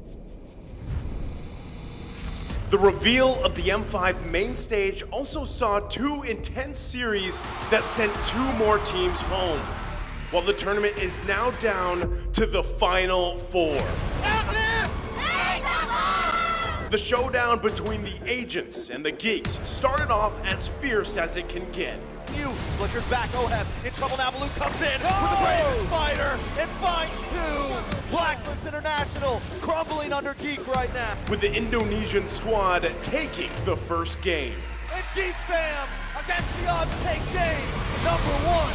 Blacklist International reverted by staging an epic comeback. Boys from the side with a wild charge, knock up onto Edward. Luke into the backside with the bravest fighter, looking for Oheb. Gets a stun, the wait, oh! Bloisky goes down. Luke! Now it's Luke against the world. Markey looking for some free shots. No way, Luke goes down. Oh! Who as well. Black to turn the game around and take the second Lord. And Blacklist International takes game number 2. And the series was tied 1-1. The agents did it again as their patience paid off, claiming the win and reaching match point. Don't want to stop here. Netherrealm is still in play, but there comes the Nolan's Fury. A boy! Edward able to find a boy. Marking to the backside with a blazing duet. Bloisky goes down. Luke is going to be next on the chopping block. As Edward picks up the double. Kyle trying to get the play. So he takes it from his fingers. And it was down to the Hitman's Estes, the signature Ube of Blacklist International, to send the geeks home. The Cambodian champions did what they do best, attack and never look back. And they're all smashed against the wall. 4 members of Deus Vault taken out. Despite a valiant defense by Sunset Lover, See You Soon prevails. Sunset Lover doing everything he can, but they're gonna get the final shot. No way. We'll move on and take game number 1. The Sooners continued their aggression and cornered Deus Volt from the start. Power is going to get the knock-up on Asari on Felix. With the crossbow, tanks ready to unload once again. Madison going to go down. Who's able to pick up the kill with Salvo, finally getting 4-man knock-up. Felix in the midst of the ball. Salvo trying to get away, but he can't. Sorry, Felix picks up the kill. And now Kid Baba will fall next. Felix with the double. Sunset Lover all alone once again. Going to go down. A triple kill for Kusei. After over 30 minutes of non-stop skirmishes, Deus Volt showed that they were not done yet. Salvo looks for the kill. Carby there as well, and down goes MP. Debu, move forward. Magister unleashed his real potential by shutting down MP the King again and again and again. But still, ultimate rule. Magister able to lock on again with a violent Requiem. Salvo also going to come in with a Nolan's Fury. And the Bomba mentality helped EECA to extend the series. It is Rise of the West as Deus Volt completed the reverse sweep with their signature Diggy Pick. Felix down, the base drops, and the sunset closes on See You Soon as the Dark Knights rise. We are now down to the last 2 days of M5. We are so close to witnessing the crowning of the new world champions.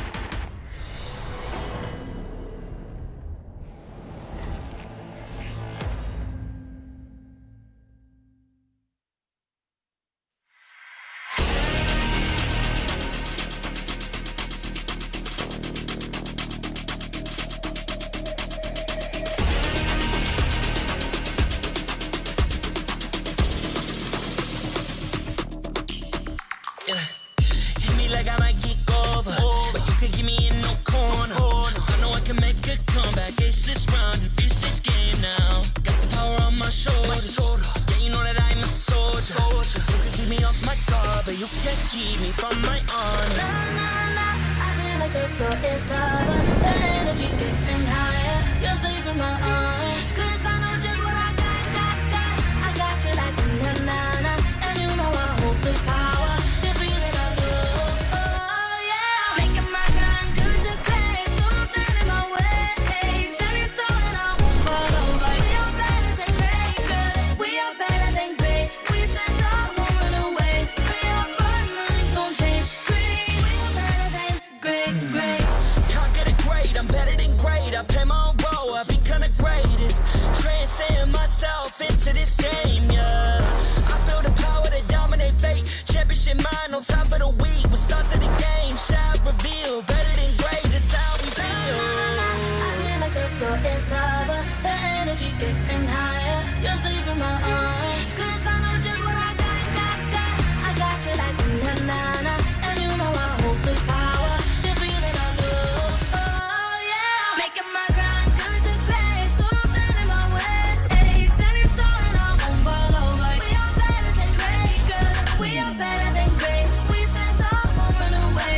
We are fun, nothing gon' change. Great. We are better than great.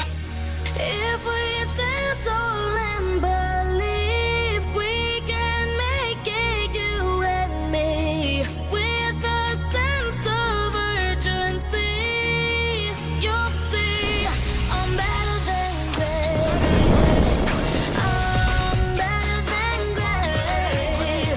Oh yeah, yeah. Oh, I'm better than. Making my grind good to great. So don't stand in my way. Standing tall and I won't fall over. We are better than great, good. We are better than great. We stand tall, won't run away. We are fun, nothing gon' change. Great. We are better than great.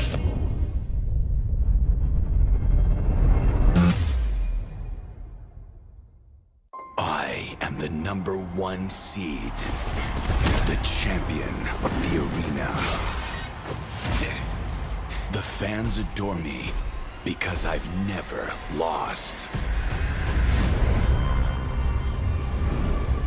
Yet you are afraid that you will lose everything.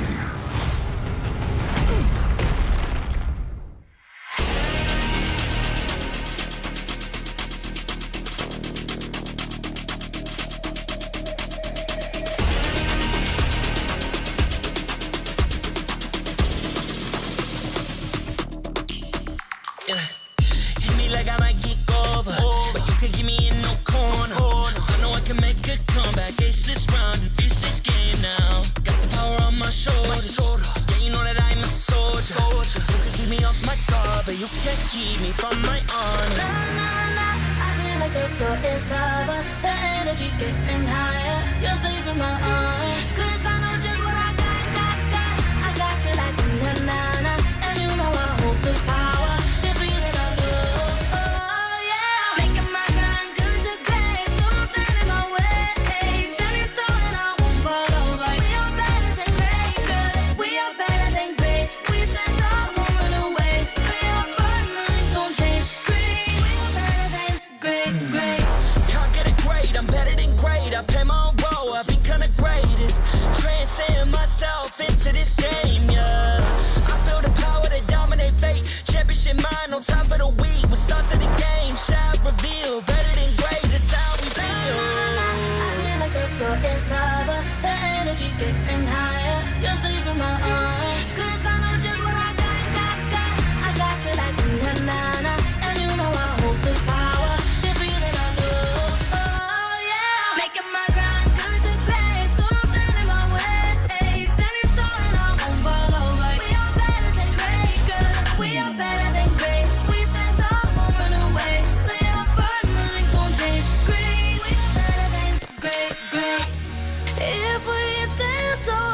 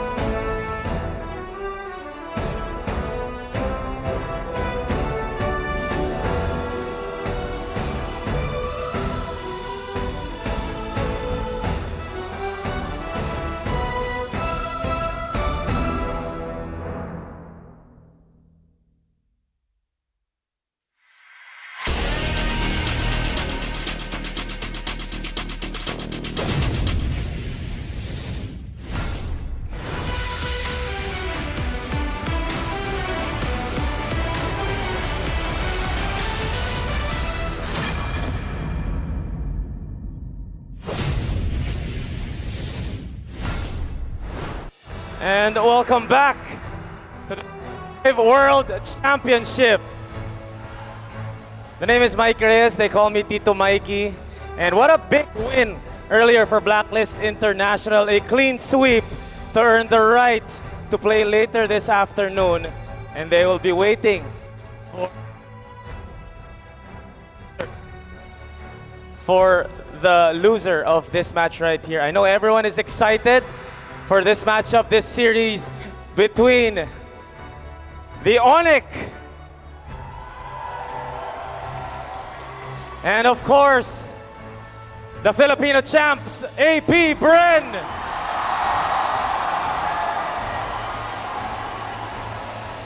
But before we kick off our second best of 5 series today, allow me to take the honor of introducing a cultural group that promotes art and culture through the restaging of various folk dances of the Philippines.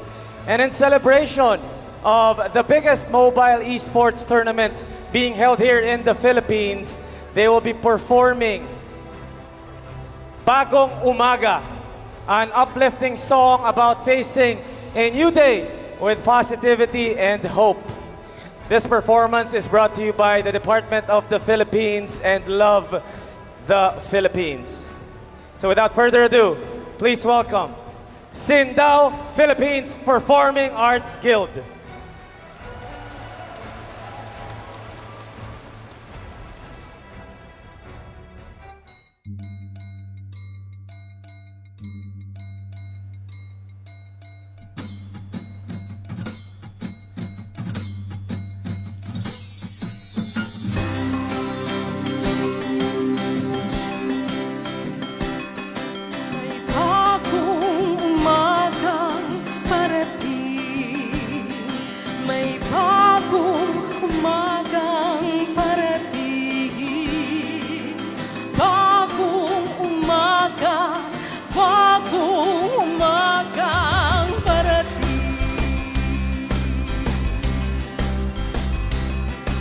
Gaano man kabigat ang dinadala, gaano man ang hirap na nadarama sa buhay mo, kaibigan ko. Walang pasanin na hindi gumagaan, walang pagsubok na hindi nalalagpasan. May bagong umagang parating, may bagong umagang parating, bagong umaga, bagong umagang parating.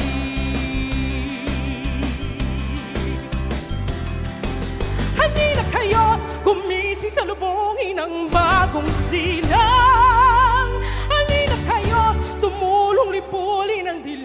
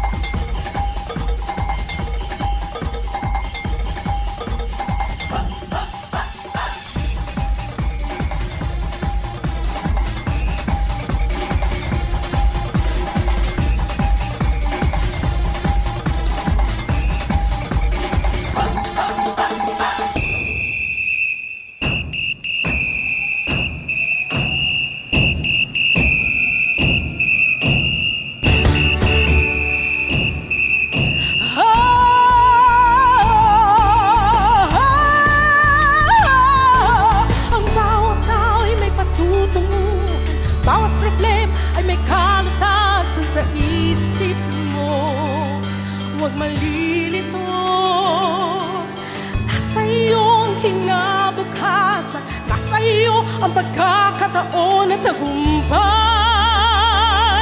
Tagumpay, may bagong umatang parating. May bagong umagang parating. Bagong umaga, bagong umagang parating. May bagong umagang parating. May bagong umagang parating. Bagong umaga, bagong pag-asa parating.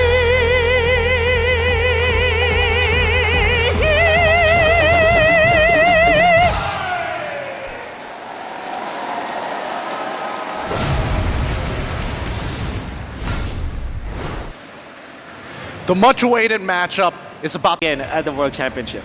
I don't know what to say or how to feel here with an audience this big just to see the very first grand finalists. It's hard not to be excited. And better yet, for all of those who are watching, who would have thought that it would come to this?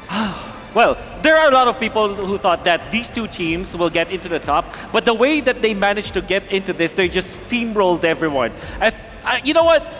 Let's be frank here. I call them the big boss, you know? The two of them, actually. Onyx as well as AP Bren, we know their mettle. They have been tested already. You saw their performances in their respective MPL seasons or MPL regions, and we know for sure that these two teams, they have worked tirelessly all throughout the year just to get to this spot. I mean, they have MVPs and star players from everywhere to make this, some may even call a super team. Yeah. Based on what I'm hearing, it looks like the teams are coming here today.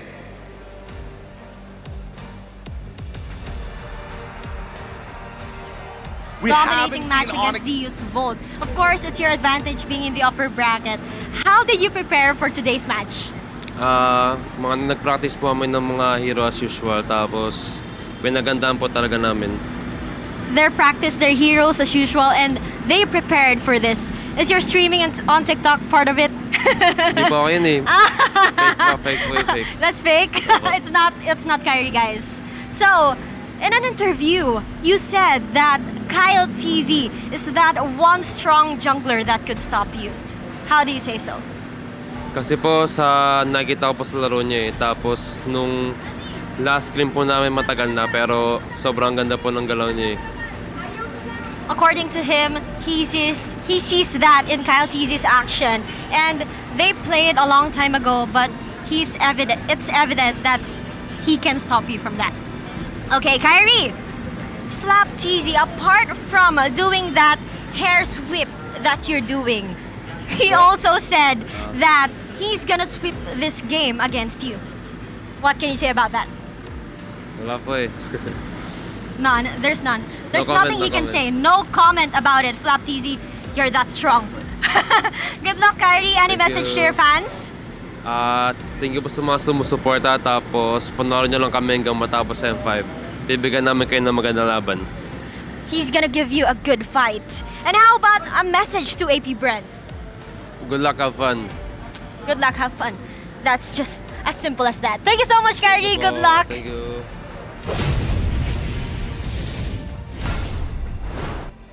Thank you so much, Odin. A quick interview with Kyrie on his thoughts on jungles. I mean, you have to admit, Kyle and as well as Kyrie, what a comparison. That is going to be a massive matchup. By the way, I just want to say, if there's one thing that Kyrie disappoints me, is the way that he answers, because he's very humble about it. At the same time, you know, I'm very happy about the development of this kid. He is practically the greatest player that we have right now. He has been awarded the best player so far in this whole tournament, but he speaks very humbly, you know, and he looks forward. He wants to give a good game for everyone. I mean, it feels like the entire sentiment that Coach Yep has been teaching the entire team is to stay humble. However, on the other hand, I don't think anybody needs any introduction for this team, especially considering that they have been crushing it at MPLPH. Odin, please take it away. We have the arrival of AP Bren. All the way from the Hive, the bees are here to survive. Players are now arriving at the venue. Hi, Few. Can I have some few words with you? Come with me. Let's have an interview, short interview. Few, we haven't seen you in action ever since your game against the Geeks. How did you guys prepare for this match? Ayun, nag-scrim lang kami sa hotel kasi goods naman yung internet doon eh. So, yung time na na wala kaming laban, nagte-training pa rin kami. During the time that they had no match, they were still training, having their scrims inside the hotel. Is the TikTok challenge part of your warm-up? I've been seeing a lot of TikToks from your team. Ayun, lagi naman nagti-TikTok yan sila Flap eh. So, yung lahat ng challenge parang kabisado na nila eh.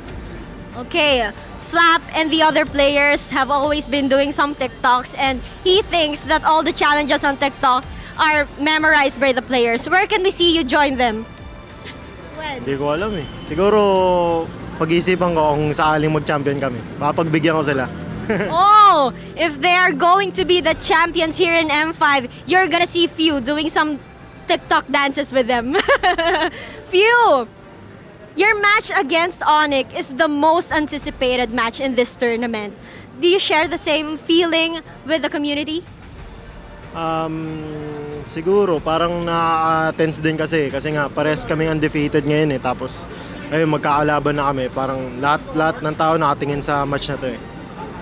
According to Few, they have been looking forward to this match because they are both undefeated. And now, is there anyone from Onyx that could stop the idol ng mga kids? Any player na kayang pumigil sa'yo? Kung meron man siguro yung tank support nila. Ayun, sobrang aggressive nila eh. Oh, if there's someone who can stop Few, it's their tank support. Now, Few, any message para sa Onyx? Para sa Onyx, good luck sa atin. Sana mabigyan natin ng magandang laban yung mga fans. Onyx, good luck. Few hopes that you can give them a good match. Thank you so much, Few. Good luck on your match. And now let's head back to our game with our very own talents. Thanks again, Odin, for the interview with Few. A couple of short words, but interesting ones as well. Yeah, Few is my GOAT, you know. You know why? Because he's played for what? Ever since MPL Season 1. Always at the top of his game. Never had any scandal, never had any drama, never had any issues. No history of taunting someone else, right? He's not boastful at all. He's the most humble person. But at the same time, he kept performing at the top level for 12 seasons. Now he's back in the world stage. That's my GOAT. That's your GOAT? That's my GOAT. I don't know. It's kind of tough to say because so far, both of these teams have had two incredible journeys and very different outcomes, right? Especially when it comes down to M Series, Onyx has been looking incredibly good. But the same can be said about AP Brand, winning gold medal after gold medal for other types of tournaments. Yeah, it's crazy how well they perform all throughout the year. Well, there were times that they were down, but they got back up easily. With that being said, let's have a quick call and bring in some fellow friends to talk about Onyx here. It's going to be our casters, of course, from MPL Indonesia. Hello, hello, from the Indonesian Restream. How are you guys doing? Do you guys miss us? Of course we miss you guys. It's been so long. It's good to see you, Momo-chan, Pakulong, and as well as Omwiwi, as we like to call it amongst the talents. Wait, Omwiwi. Hello, Gideon. Hello, do you miss nasi padang, bro? Of course. Nasi padang is the best. I would go to Indonesia just for that. Please come back Nasi to Indonesia. Hey, please remember, nasi padang make Kyrie more stronger, yeah? Please. That's a good thing. It's a good thing that you brought it up. It's a good thing that you brought it up. I'm curious to know your thoughts about Onyx currently. Obviously, it's going to be a little bit more favored towards Indonesia, but walk us through it. What's it like seeing Kyrie actually grow as a player in MPL Indonesia? For me, I think that Kyrie is doing really well as a team, apparently, right? But we are talking not only Kyrie, but we are talking about the others player as well. The whole team. The whole team. So yeah, I mean, like, Kyrie is very good, but the other player is also on par with Kyrie. Rather interesting. You agree with that sentiment, Wolf? Yeah, I guess you can say that. I mean, these people have watched Kyrie and the scene for sure. They know what they're saying. But I do wanted to ask these people, like, Okay, let's get straight to it. Who do you think is gonna win, and what's the score? What heroes are you expecting? Let's get straight to the business. You know. Okay, maybe Pulong? Maybe 3-1 for Onyx. 3-1 for Onyx. I'll go with Pulong as well. How about you? I think- Wee Wee? Wow, okay. I must say I quite agree with all of my friends here. 3-1 for Onyx. And I would love to see a few against Suns with Novaria. Me too. I'm kind of curious though. You? That sounds like fun. I don't know about you, Wolf. I don't know how much I trust Pakpulong. I've heard the crowd in Indonesia call him Pakpulong anti-Onyx to a certain degree. He even has a jersey with the name on it as well. That's what I heard. You know. Exceptional for M series. It's exceptional. Okay, that's totally fine. That's for totally M fine. series, yep. Let's for have a M look. series, Pulong for M series, Pulong Indo Pride, Onyx. Of course, it's gonna happen. Only naturally. Let's have a look at the graphic up on the screen and we'll talk a little bit more. The epitome of greatness. We are seeing the achievements listed down from both sides. And obviously our Indonesian counterparts is going to lean into Onyx. But walk me through, what are you guys' thoughts about AP Bren specifically? Because they're tough competitors. They're tough competitors because they were tested by time. This was #Trust the Process for AP Bren. It started in Season 10 when they drafted these players. They kept few as well as Flap TZ. And you cannot look at AP Bren and just say that it's FPL PH Season 12 and their accolades this year. It's a 2-year span of development with their coaching staff, with their players to get them into this spot. A lot of tough work, a lot of hard work, some may say. You know, Coach Ducky and as well as Ren have done a great job with these boys. And this is what we were hoping for. I mean, Papulon brought it up, and as well as Omanwa. This matchup between Gilak Sans and as well as your GOAT, all-time great, Few. Here are the stats, and obviously some of the hero picks are going to be interesting. Yeah. I'm interested to know, from the side of MPL ID, like, Gushin, are we going to see it today? Yep.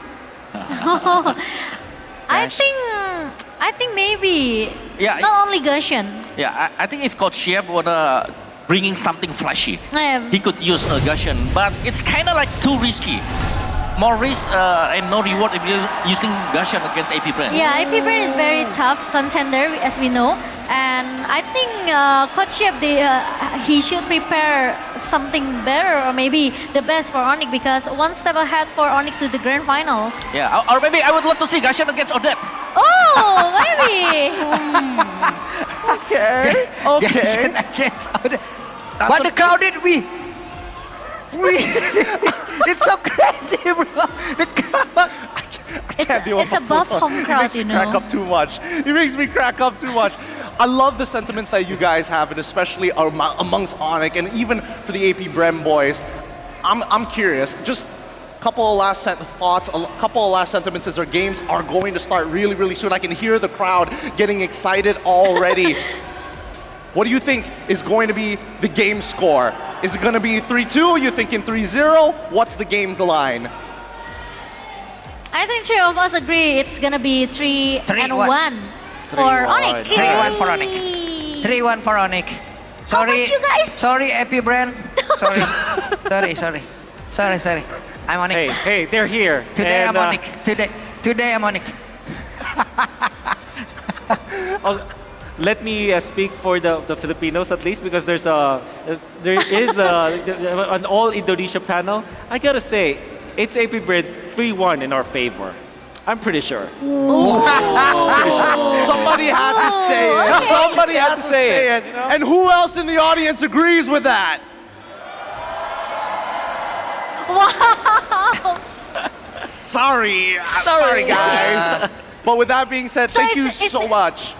Thank you so much, Momo-chan. Thank you so much, Papulong. Thank you so much, Awawa. Thank you, Gideon. Terima kasih. Terima kasih. Thank you, Wolf. Thank you, Gideon. Wah, Oh man, That was fun. that was fun. I was scared for my life for half a second there. I'm glad I didn't have to make the predictions all across the board because this matchup has been long awaited. People have been talking about it since SEA Games. People have been talking about it since Snapdragon, even MSC. There was a very good argument. But match made in heaven. You can see Kaltese and Kyrie, good phenoms, like very young prodigies, you know, and we know that they're strong. Sans and Few, the veterans, both coming from a hyper carry stance, getting into the support role. I think that's great. And then you have your explainers. Keyboy is there, Rising Star Ogwen. This is a match made in heaven, man. Look, we could talk about this forever. But without further ado, I'm sure the crowd is excited from all over the world, not just us here live, but more so everybody else watching from the stream. With that being said, everyone, I don't want to steal the hype from them. yeah. We're here just to analyze on the panel. Let's throw it to our casters.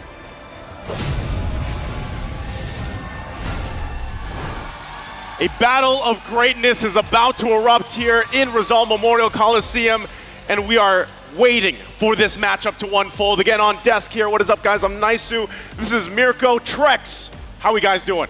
We're doing great. We're doing better than great. After that first series going 3-0, it can only mean one thing. It can only mean that we're going to get a banger of a series here. Definitely going to get a banger of a series, hopefully, right? Hopefully it goes the whole way. The epitome may... Close. Greatness. It's epitome, right? It's epitome. Oh, just making sure, All right, we've cleared that up now. Before we talk about the matchup some more, of course, we have to thank our sponsors. M5 is powered by Moonton. It's presented by Kadia, supported by ROG, the official gaming phone. Grab, the official Super App partner, and Secret Lab, our official chair partner. Thank you to our lovely sponsors. M5 would not be possible without you guys. Special shout out as well to our global presenting partner, Qiddiya. Qiddiya is a giga project, a city that is being built in Saudi Arabia, and it is the future capital of entertainment, sports, and culture. And that every big city, as some of the other casters like to say, they definitely need some chairs. So don't forget about Secret Lab. Get ahead of the competition and reach mythic or mythic glory with the Secret Lab Titan Evo gaming chair, outfitted with pro-grade ergonomic features, engineered for maximum performance. Shop match-winning comfort and keep yourself at the top of your game now. I got rid of all my couches in my house. I replaced them all with Secret Lab chairs. You just have Secret, even at the dining table. Yes, dining table everywhere, whole house. Yeah. I mean, like, you gotta be ergonomic, man. At all times. At all times. Eating dinner, watching TV, whatever you're doing. Why not? Even Comfort. casting. Even casting. Also, maybe while playing, everybody out there, the M5 Pass, it's still going on for you guys to go ahead and join. Unlock the Yuzhong M5 exclusive Dragon Shade skin, the Prime Cosmic Dragon skin when you buy the M5 Pass. Accomplish all tasks, hit level 75 for free. There are a ton of exclusive M5 rewards waiting for you guys, so get yours now. Don't forget to gift it to your friends as well. And now everybody's been waiting for this moment, but I just want to test the waters real quick, right? Rizal Memorial Coliseum, are you ready? They're pretty ready, right? They're pretty hyped up, they're pretty ready. And by the way, you heard Wolf's prediction. He was kind of outnumbered there, right? He went with a 3-1 for AP Bren, but we'll leave it up to the players, right? But before we welcome the players out to the stage, we of course have to welcome the men behind it all, keeping things fair and the integrity of the game, the Marshals. Now to officiate the M5 World Championship, we have our Marshals making their way onto the stage. They're here to ensure the integrity and fairness of play. We have Rain, Wilbert, Shun, and Ivan. Thank you guys so much for your hard work throughout this entire thing. And now, let's get ready.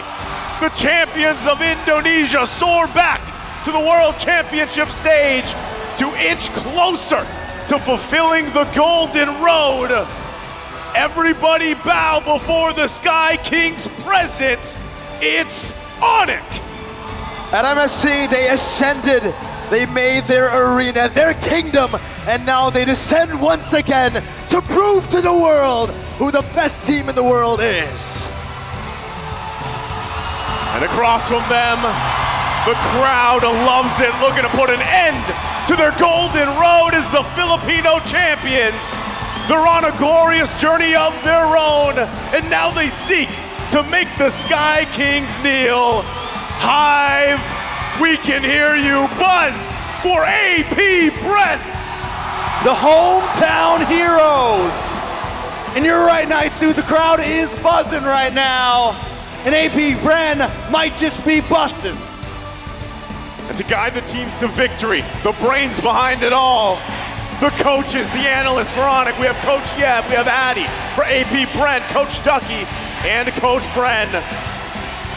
We'll see exactly how they approach this electric series ahead of us. Ooh. And once again, what's at stake here, the upper bracket final leading into that first slot for the grand final tomorrow. That's what's here, that's the stakes. This is massive for both these teams, right? But for AP Bren first, man, you got the home crowd advantage. You have literally the Filipinos chanting, yelling your names out, and they can break that M-Series curse. No, you should do it. What? No hometown has ever won.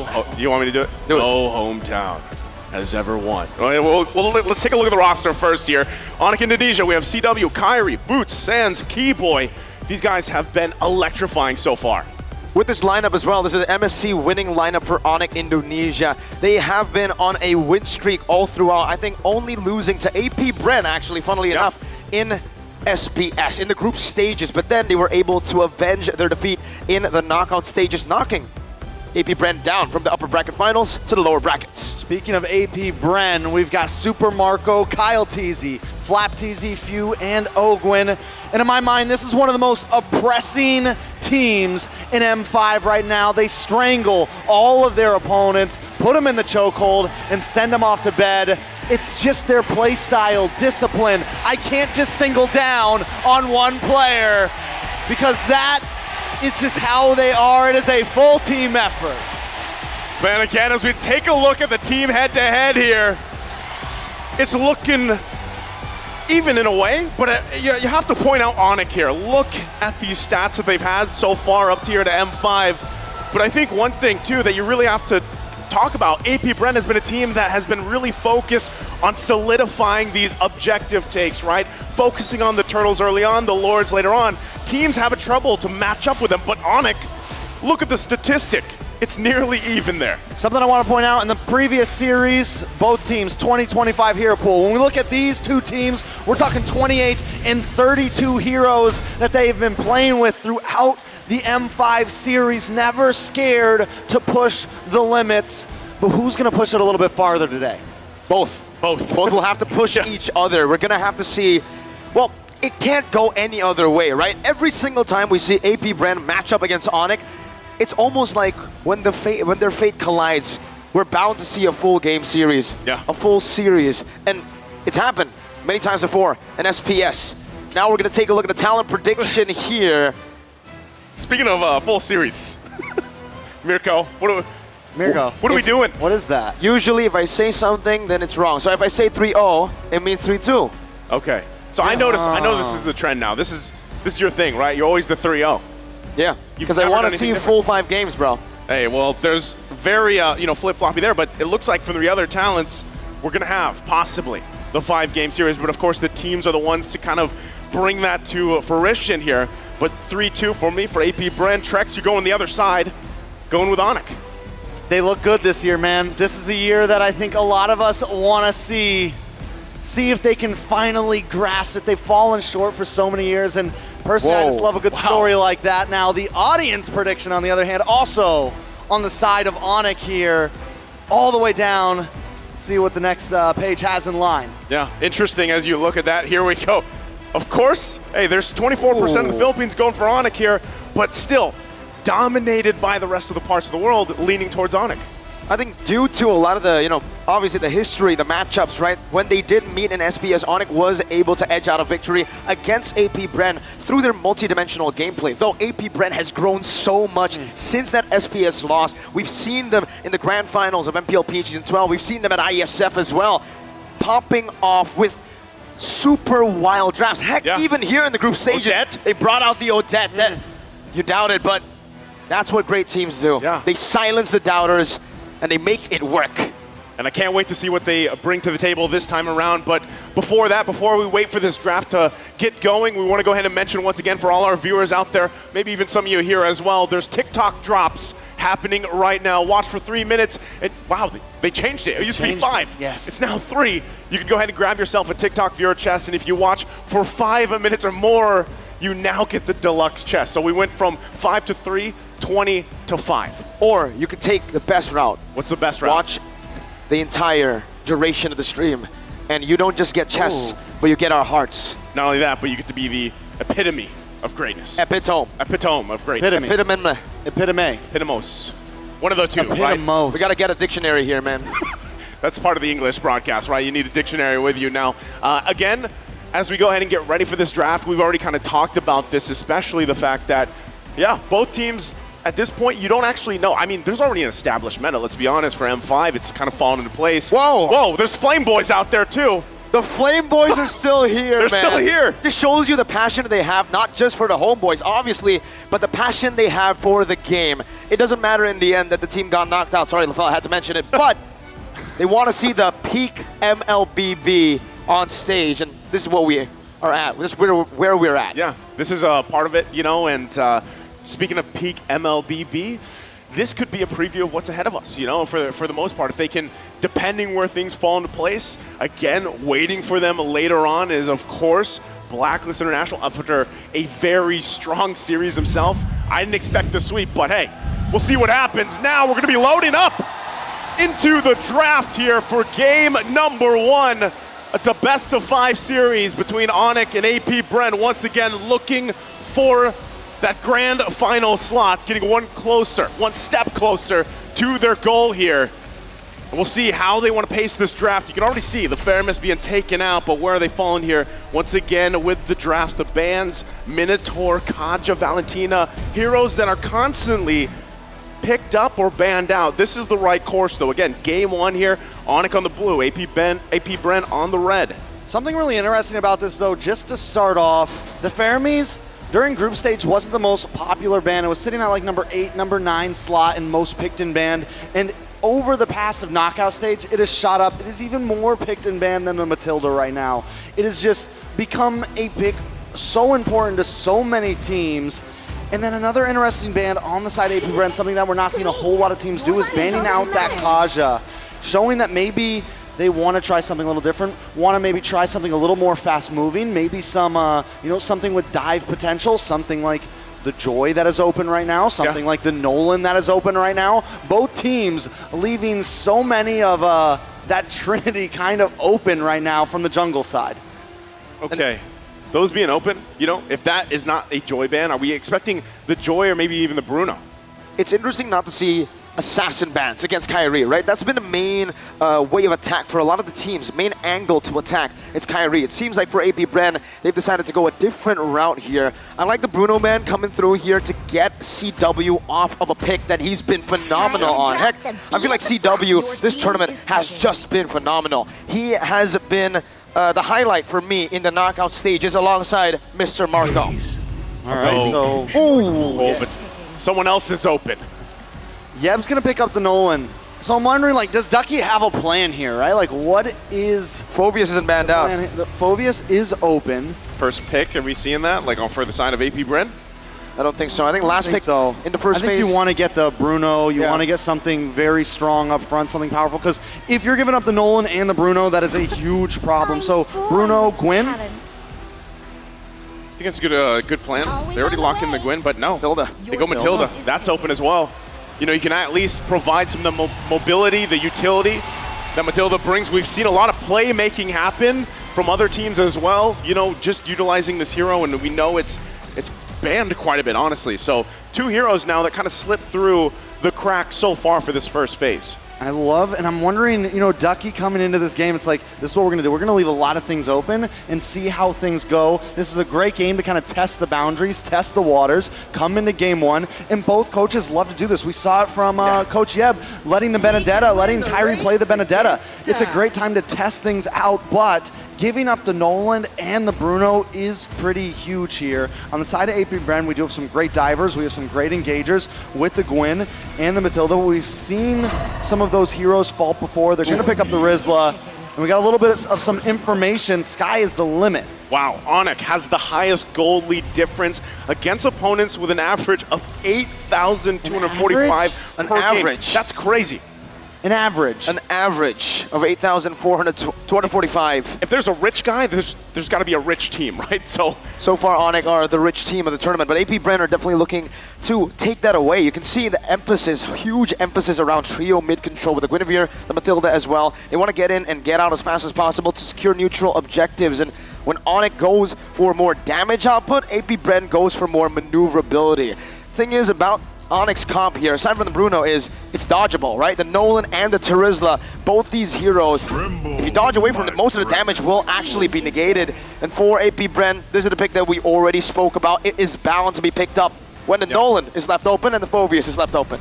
So that leaves the question right here, Trex, is you kind of know, all right, we picked Nolan, we're probably going to have to give up this Phoveus. We didn't ban it out, it's going to be taken.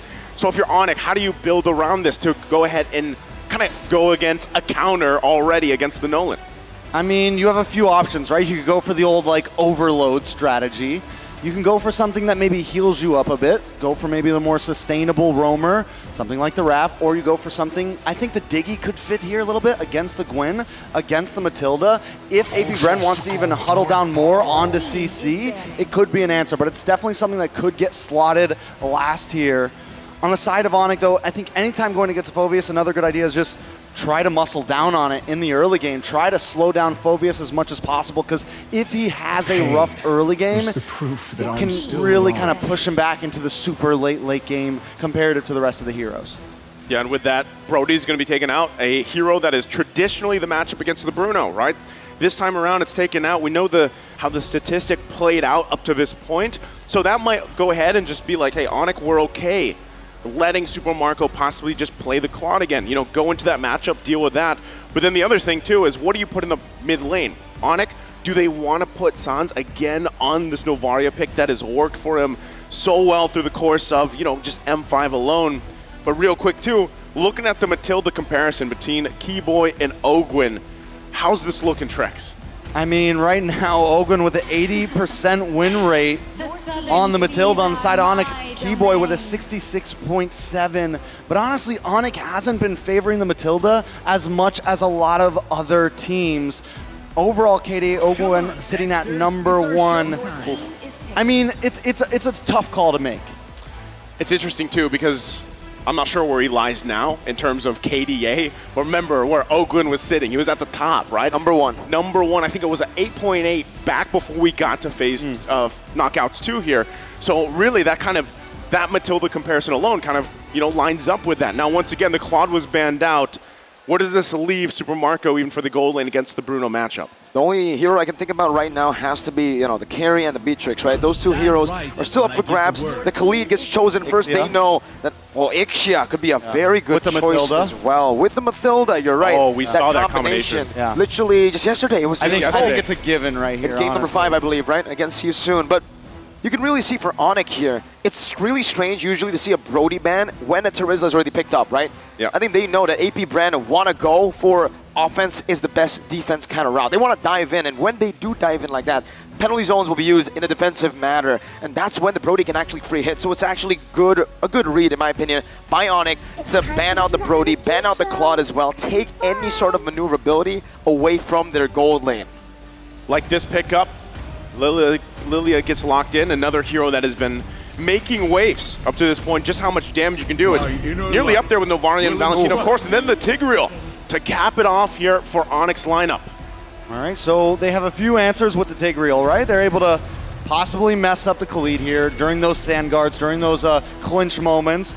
Another thing, a great way to stop Phoveus is to lock him down for enough time that he doesn't even have time to pop the Demonic Force. And the amount of damage that Onyx is bringing to this game, anyone that gets caught in that implosion could easily be taken out. They have huge damage from Nolan, huge damage from Lilia, huge crit damage from the Bruno. This is an aggressive composition right here. Will it scale though? Like yes, it scales, but is it too all or nothing? It's a good question, right? Oh, whoa! This was a pickup that our old good buddy Renmar was hoping for yesterday. It's going to be high noon here, right? Clint Yeehaw. locked in, yeehaw. Super Marco, this is a hero that he loves to pick up. We saw this even back in ISF. It was played with the Claude a lot of the time. So it was either those, and they kind of cornered him into this pocket. He picks it up now in this first game. Even in SBS, right, we did see the Clint start to be very popular amongst, well, for sure, Mr. Marco. Me and Leo even gave him the nickname Sheriff Marco whenever he's on the Clint. So Sheriff Marco's in town. Sheriff Marco's in town. So I think, honestly, it's a great pick. I mean, it's an okay pick. The Ixie is decent, but what it can do is it can kind of kite back with that second skill. If the Nolan's coming after him, it does have some abilities of that, the heroes that are trying to dive onto it, to where Ixia does not have that. So maybe that's going through the mind. Going through the mind or not, we're going to be loading up into the land of Dawn. Once again, game number 1 here, the upper bracket final. The team to start the lead here will have the momentum. It's Onyx versus AP Bren. As we take a look at these early rotations here, Kyrie going to be on the Nolan, who has been constantly banned out. And when it's been locked in, teams have had to come up with an answer against it.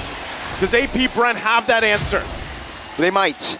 There's no other reason you would actually leave the Nolan open unless you already have some countermeasures against it, especially when you're up against Kyrie. Keyboy, very early on, gonna be chunked down already by AP Bren. And this is what Onyx will have to deal with the entire day. Every time AP Bren gets a small win, you can hear a big, big reaction from the crowd. All right, taking a look at some of the emblems. Does look like Sans is gonna go for a little bit more utility there, get some movement speed, get some cooldown, but Boots building pretty aggressively, building sustainably, going for some spell vamp there, could be the answer. So far, we've seen the Khalid with so much damage, and we've seen the Khalid actually win out on top of the Terizla recently. It does become a little bit of a skill matchup, but Flapteezy with the movement speed doesn't have to pick up the Boots here, and he can still probably outspeed Boots here. So definitely gonna be interesting the way that this EXP lane pans out overall. I'm excited to see how it works. And hold up, so wait, it is, we completely looked over this. It is mid lane Phoveus. Yeah. Again, when that Khalid was locked in, we didn't really point it out, but I think a lot of people at this point, they're so used to Few just being like, all right, I'm gonna throw a Fredrin in the main lane. Hey, I might throw the Phoveus there, and they make it work usually, right? That's one thing, again, when we talked about both these teams, the capability to go ahead and just channel that hero pool, bring something surprising out or make it work is what gives them that advantage in a lot of these matches. And again, considering this is what AP Bren loves to do. Go ahead and focus on these objectives. Penalty zone onto the back view. Now Demonic Force ready. Kalteezy picks up the first turtle. Oh! Amazing sandstorm from Flapteezy as well to claim first blood and a double kill to start things off in game number 1.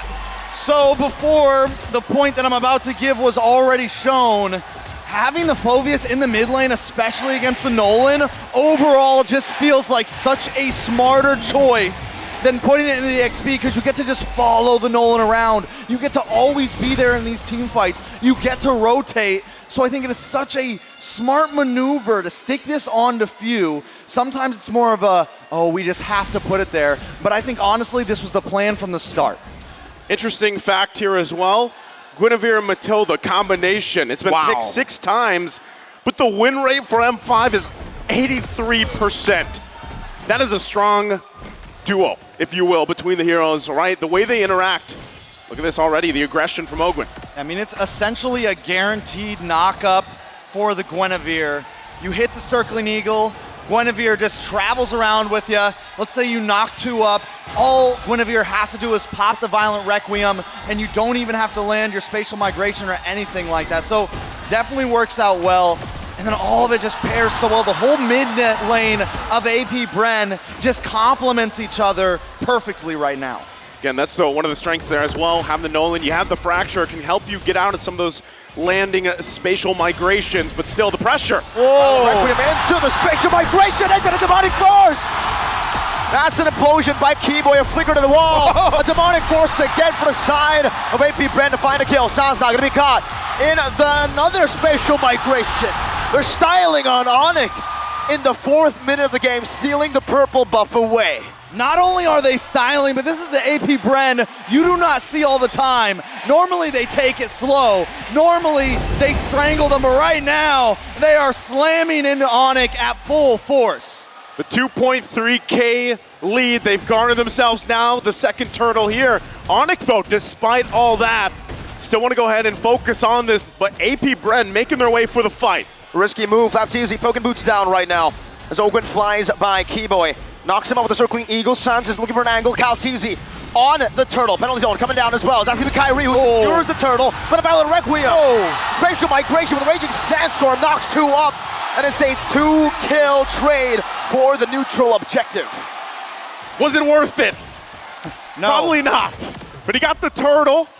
Kyrie is having to put in extra work to just get these objectives even close. But every time AP Bren has an answer.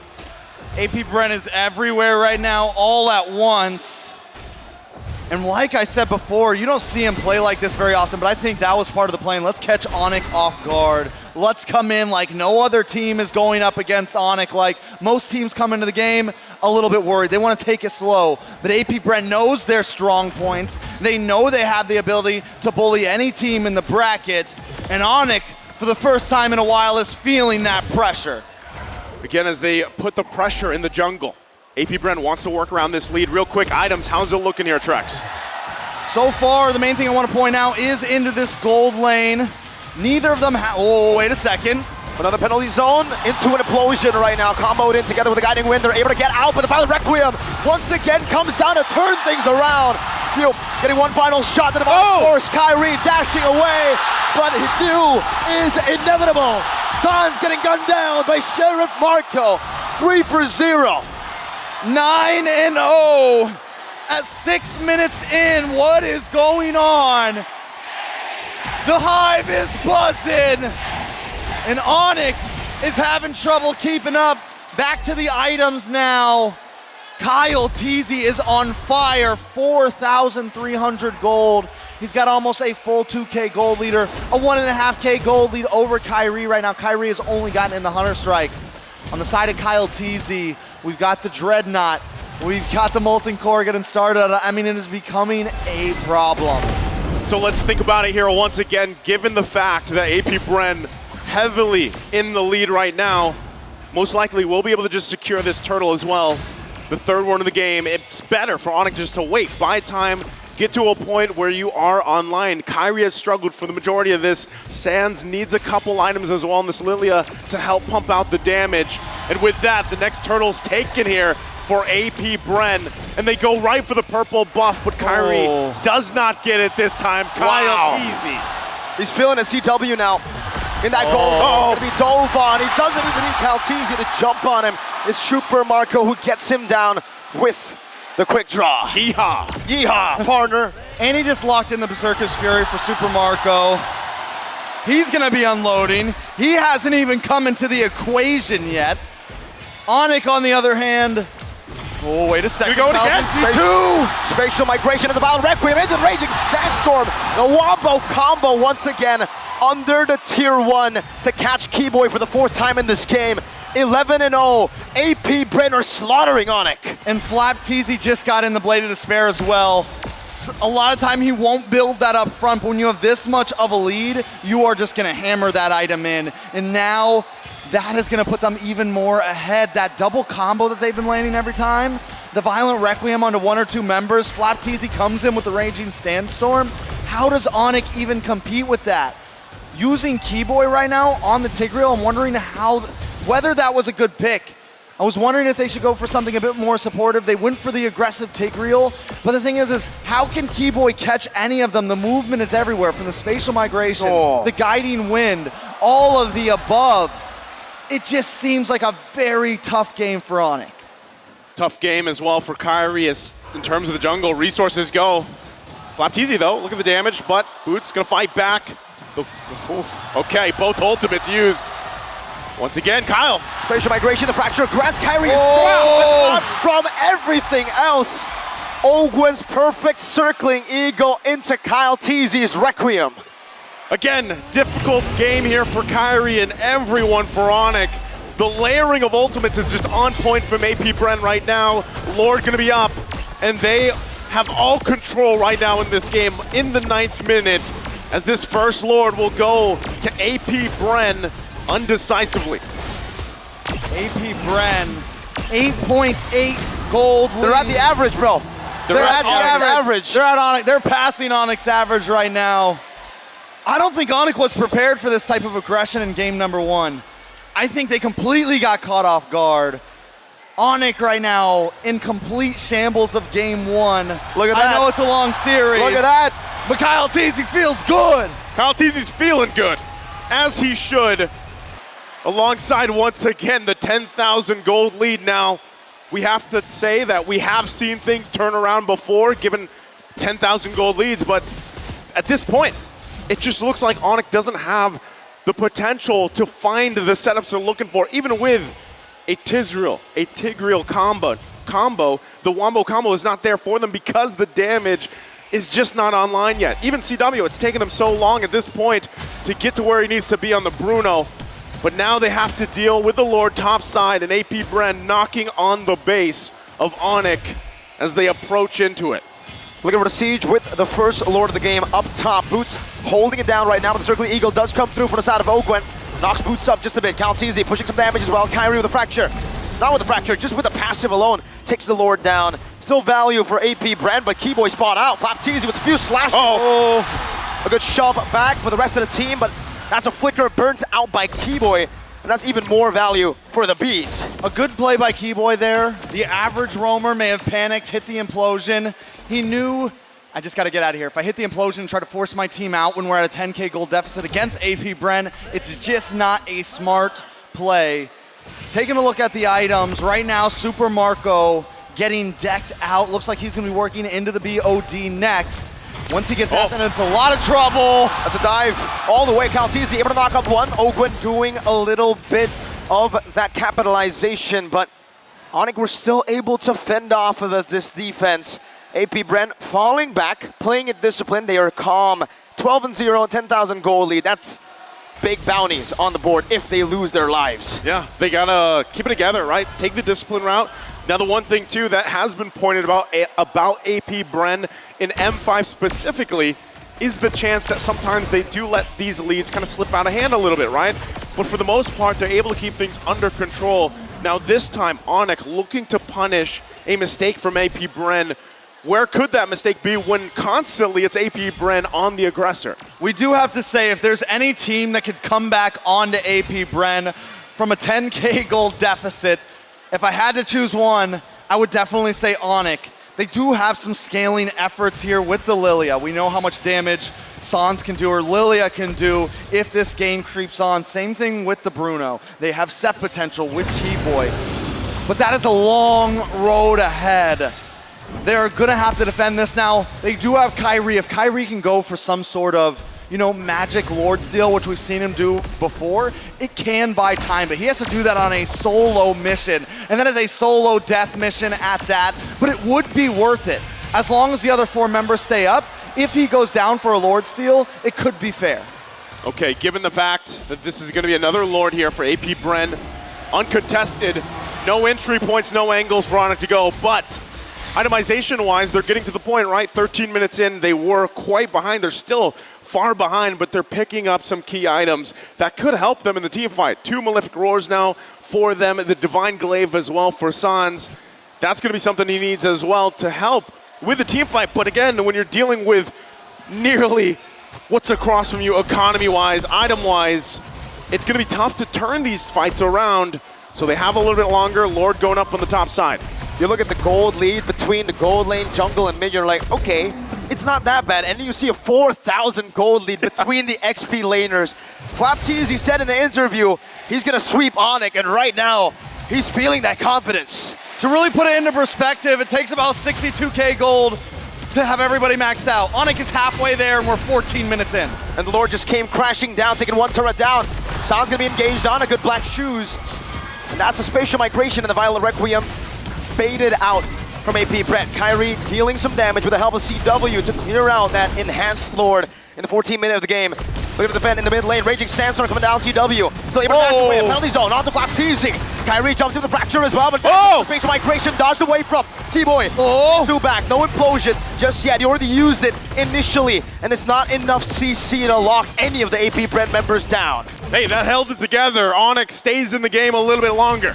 The way that they juggled that as well, back and forth, didn't lose a single member, honestly, is a miracle in a sense. Onyx able to kind of juggle all of that damage, use the skills correctly, and nobody went down. And this is at a 12,000 goal. Big shove over. Raging Sandstorm, though, not going to be able to catch anyone. Boots in the back line, finds the penalty zone. Four members, almost turning it around, bring it back. Super Marco, grenade bombardment to poke them down. One more shot might take CW out, and he dashes out of it, slides out of the range. Still, AP Bren, you're seeing it happen, right? The further the game goes, they gotta respect this damage now from Onyx a little bit more, right? We talked about the key items being picked up, the Malefic Roars, the Divine Glaives, allowing some of this penetration to go through now. It's happening here, but still, there's quite a disparity amongst the lanes here, the roles. All right, so taking a look back at these items, CW still trying to bide a bit of time, but he's got the Malefic Roar in now. So he's got 3 items in, he's able to actually punch a nice bit of damage. We saw how fast he can melt down the Lord. Honestly, at this point, AP Bren was testing the waters in a sense of, can we end the game without a Lord here? Can we do something huge here? No. I don't think they can at all. They're definitely going to need the Lord Machines. They need to wait a little bit. They can't try to force this. If they do and they get caught in that bottleneck, Onyx could catch them off guard. The 12,000 gold lead ahead right now, but Super Marco, again, he went for the Great Dragon Spear here as his final item, I believe. Yep. Yeah, and so no win in nature, right? That does give an opportunity to Onyx to maybe look for a dive, a flank towards Super Marco, but for CW, he actually is building towards that win in nature. Yeah, that could change the course of some of these fights. He also just picks up the DHS. Can have that available. Keyboy, though. Caught in the circling eagle into the Val Requiem, into the space of migration, and it gets melted down, taken out. That's an unstoppable record for Flapteezy. AP Bren pushing their lead even further, catching Onyx once again, and picking up, this time still, an enhanced Lord. Becoming a little bit of a problem here. Onyx still on the back foot, and I'm talking waves coming in from every angle. If they can pull off another defense, they've got 17 seconds until Keyboy is back up. He was very important in defense. Black Shoes barely in time. Flapteezy able to flicker out with a big sand guard as well, but the demonic force comes down onto the base. AP Bren have dealt with 2 base. CW's low, very low, forced back, still not dead though. Keyboy respawning back in time, but AP Bren will have an enhanced Lord up top, marching down. You know, there's something really important we got to point out here. Onyx is still yet to get a singular kill. Yeah. Kyrie has not found anybody. What is going on right now? Lord encroaching in. This is a big one. AP Bren looking for an opening to get an initiation fuel. Getting the shield with a photo as well from the side of Ogwin with a guiding wind. Now Flapteezy to be poked down by Sans with the Gloom's Few. Caught off guard. Has the Winter Truncheon. Has the guiding wind. Gets out. 3 base turrets and AP Bren decide we're out of here. They're out of here, and Onyx still looking for a kill on the board, and even a turret. They have no space to work around with right now, but one thing's for sure, they're fighting. Their base is fully exposed, but the damage is getting there. Once again, they're working towards it. Kyrie onto his next item as well. But again, how many times can you let that happen? How many times can you defend against that Lord pushing in now that your base is fully exposed here? The gold lead has bloomed to nearly 16,000 now for AP Bren. Flapteezy still having that immortality, will be fine. But once again, it's kind of the waiting game, right? They're going to wait nearly the 1 minute for the Lord unless they can get a pick off. So it took about 5 minutes for them to move from 30K gold to 44. So for them to get to that point where the gold doesn't matter anymore, we're talking about at least another 5 or 6 minutes. Can Onyx last that time to where then it just comes down to plays? Then it just comes down to the movements on the map. Circling Eagle coming down onto Keyboy, knocks 2 up. It's Kyrie and Boots right now, and they're looking for a re-engage. That's Flapteezy, who's able to steal away the orange buff from Onyx. A retribution used up, but it's going to be back on time for that Lord. Let's go ahead and think about the possibility here. of, is there a chance that Onyx can actually get in position to possibly steal a Lord at this point, right? This is, Black Shoes baited out. Flapteezy taken low though. The demonic force is ready. Fuel decides to go. Fighting tackle out. Flapteezy only losing immortality. Sounds gonna be able to kite away for it now. Kyrie's waiting in the midst. Fuel coming down. K-Boy! With a lot of damage, with a lot of CC lockdown. Kyrie tries to shut down the fracture as well. Sans still able to kite away. Kalteezy looking for one final hit with Retribution, slows him down. Sans pops in the Black Shoes. Kalteezy not able to dish out enough damage, and Sans gets out in time. Boots still alive. Onyx still alive. 1 for 1. My goodness. They're on the board. Finally a kill on the board. 1 for 1. But honestly, that is a win for Onyx. A trade at this much of a deficit. 10K more gold is what Onyx needs here. But you asked if they could go for the Lord. I think at this point, it is definitely possible because AP Bren has hit their peak in power at this point. Onyx is only going to continue to go up as they get more items in. Everybody's essentially decked out on the side of Bren, and we're already seeing Onyx start to contest. CW is back. Flapteezy now. Only now is he starting to march into that Lord Pit. Keyboy's trying to reset it the best he can. Topside wave still coming down onto Onyx base.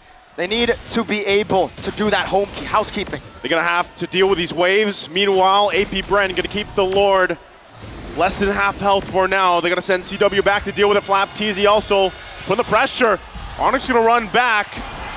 Ogwin using the Circle Eagle, but nothing can happen just yet. Kyrie though, he's gotta get out as well.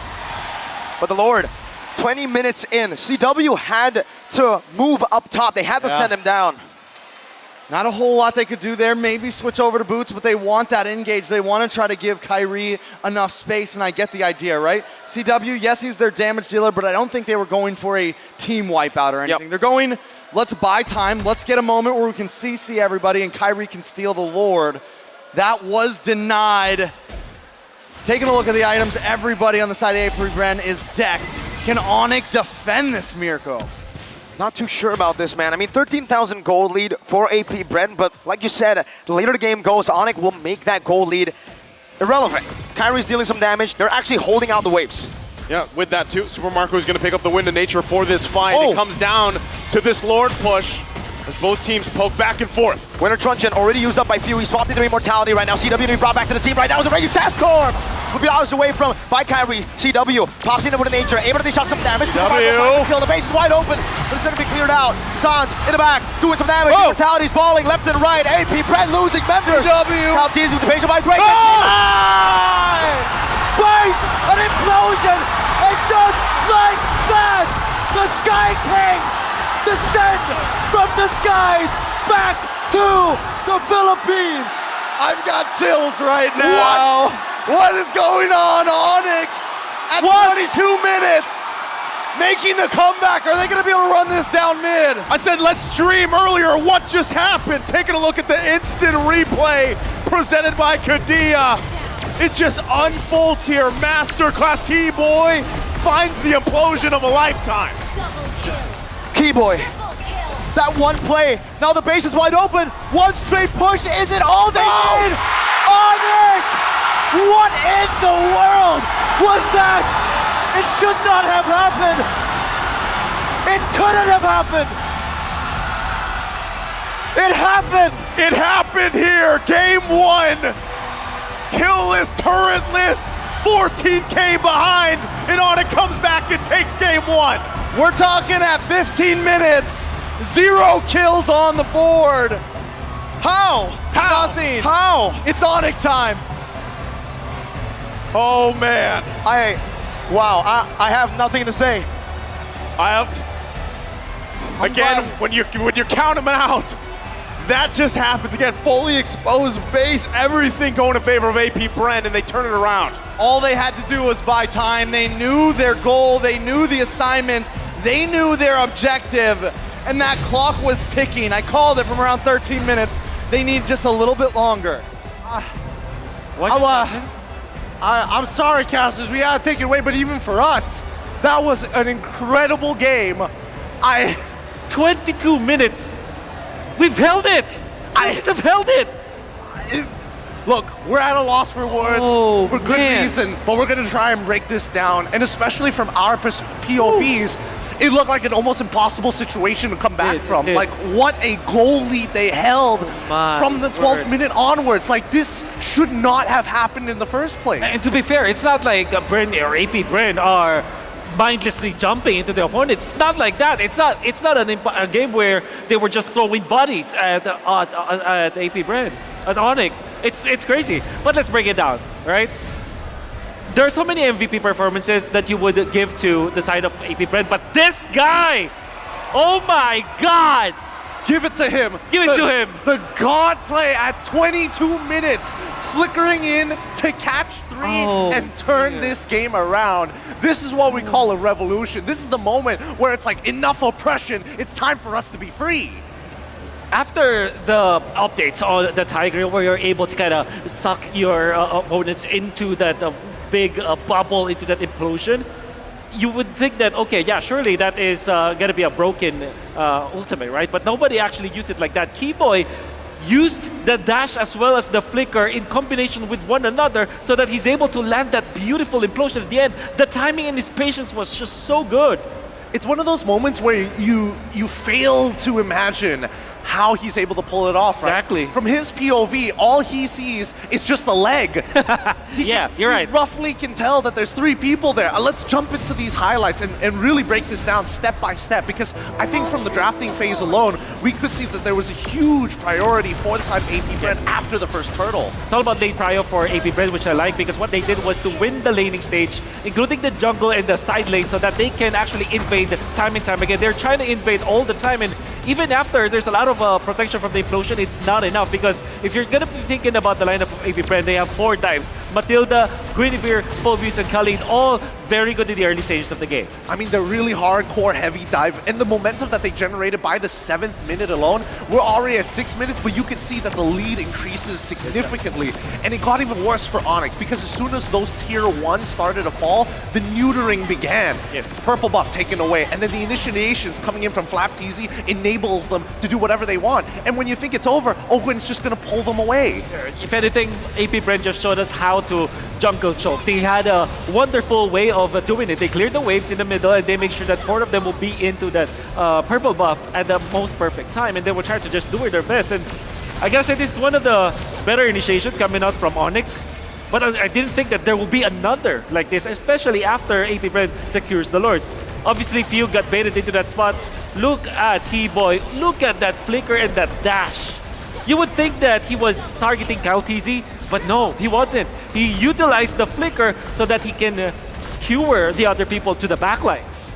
It's one of those moments where the genius of it is most people would hope that when you are pushing your opponents away, that's when you're expected to use your implosion. But instead, he just needed to close the distance. He just needs to be close enough to catch you. Now, let's have a look at the item build here, because this is where it becomes the most important for everybody, right? From emblems, starting from the emblems, immediately we see high priority on we need to be able to fight. I'm already seeing a Master Assassin. I'm already seeing a Concussive Blast coming up from Flap. And it's also important to take note of the Purify that we saw from Mr. Few, so that he's able to utilize this full views to its full advantage from the early stages up until the late stages of the game. So it's not just about the emblems, it's also about the spells that they were able to get. And I gotta dare say, this was AP Bren's game already. Like the way that they drafted it, the way that they composed this lineup against AP Bren, definitely they can win. But, you know, it's not as easy as that. When we look at the items, Gideon, I want to point out one important itemization I saw from Kaltizi in the early stages. Even though they lost, I think it's still genius. They utilized this Molten Essence, Casual Molten Essence, and Dreadnought Armor for the first 5 minutes of the game. Even when there's no full item yet for the Guinevere, he tanked up everyone. Nobody can touch him from the side of Onyx. And the best part is once he does start getting ahead, he has people like Ogwen to actually pull him out of these dangerous situations with quick follow-ups from, well, especially FlapTZ, the greediest EXP laner I've seen so far. Second item, Blade of Despair, to ensure that they maintain that lead. It's some incredible gameplay, even for Super Marco, right? Second item, Berserker's Fury, after the endless battle. It gets extremely dangerous from that point on. But keep in mind, despite the rich guy being Super Marco, breaking down turrets like they're absolutely nothing, as soon as we see the Ice Queen Wong coming up from Gilak Sans, the carry of this game, that's when it started to get really difficult for AP Bren to penetrate into the base. Sans is the only player that I've seen play the Lilia so aggressively against his opponents when being down, 14k, 12k, recalling in front of the champions of MPL Philippines at home stage. He's the only one that can do that. That guy's crazy. He really is. He really is, and he kept the team together. A lot of these base defenses, and especially during these team fights, it's important to keep in mind how they're actually approaching it without a Matilda. They're just trading back and forth constantly, and it's not ideal in some of these senses, but I think it's extremely important to note that when you are deciding on how to approach a situation, and more importantly, once you are that close into the base, from both perspectives, you're looking to defend, but at the same time, AP Bren did not want to get caught and get turned around like that. You saw it at the 15th minute, right? They're just very careful with the way they approach Onic.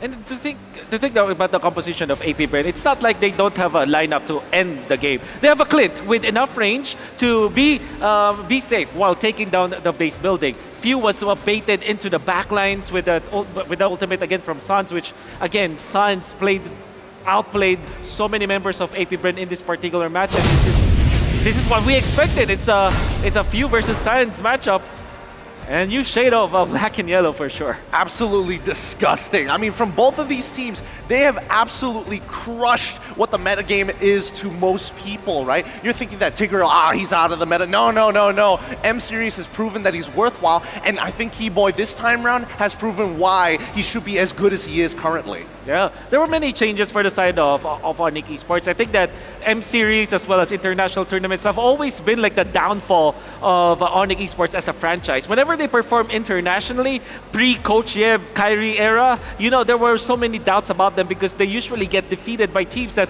weren't supposed to defeat them. But right now, they're on their way to the golden road. Yep. So far, one step, nearer the grand finals and nearer to get the finish on that golden road. Absolutely, and I think this has been an incredible journey thus far, and it continues to show why that both of these teams live and breathe Mobile Legends. They're moving their limbs, they're moving their heroes like their limbs. It's crazy to give credit where credit is due, but at the same time to appreciate where we are just humble beings compared to these absolute gods of the game. I made a tweet actually.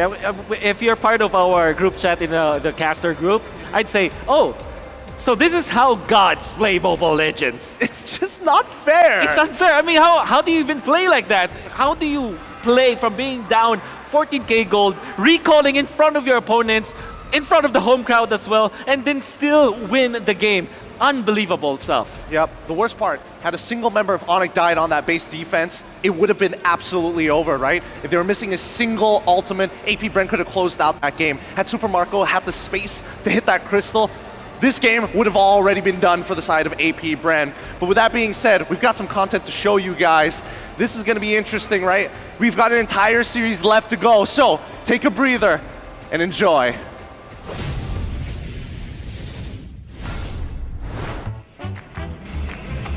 This week. Mobile Legends and so old. You play this? Yeah. There's a spell back then that like silence the tower. Silence the tower? Yeah, I think I played that, but it's in 2017, right?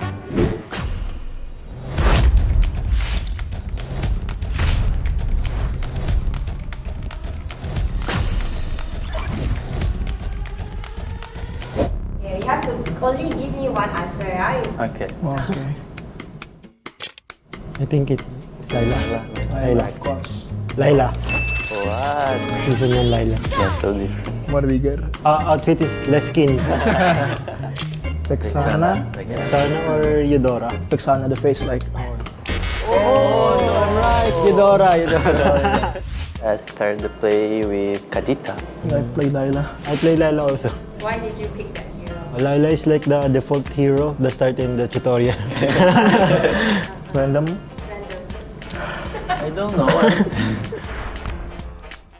I entered the pro scene when MPL Season 1 started in the Philippines, like way back 2018. The thing who inspires me the most is my brothers and my cousins. They're the one who introduced Mobile Legends to me. How do you know the game? Yeah, in my friend. We don't know together and playing, I think 2016. I see Season 1 Mobile Legends ID, I see Rek. Blood God. Yeah, so strong, so good playing. And then I want to go to beat them. Now you're better than Rek. No. What change do you see in the game? Who do you want to answer? Of course, you. Me. I think the major changes I see in the game is playstyle. Like then it was like more micro, just individual. Now it's more on teamwork. Yeah, I think the same. Yeah, same. Which is your favorite patch? My favorite patch is in M3 with the supports. M3 is like marksman meta, right? And marksman and support meta in Alici because I like Nathan, playing like that. Alici. When I almost die, oh my god, have a support here to help me. How about you? Yeah, same. Okay. Your experience in your first pro team. Experience in my first pro team, just like brotherly, more focus in the outside game rather than in game. Like when we have mistakes in game, we don't trail each other because we don't want to hurt each other feelings. But now you cannot do that because your team will not improve. My first team, Onyx. I think before that's not good. I just joined, right, and then so many like internal problems, and then I cannot see the positive.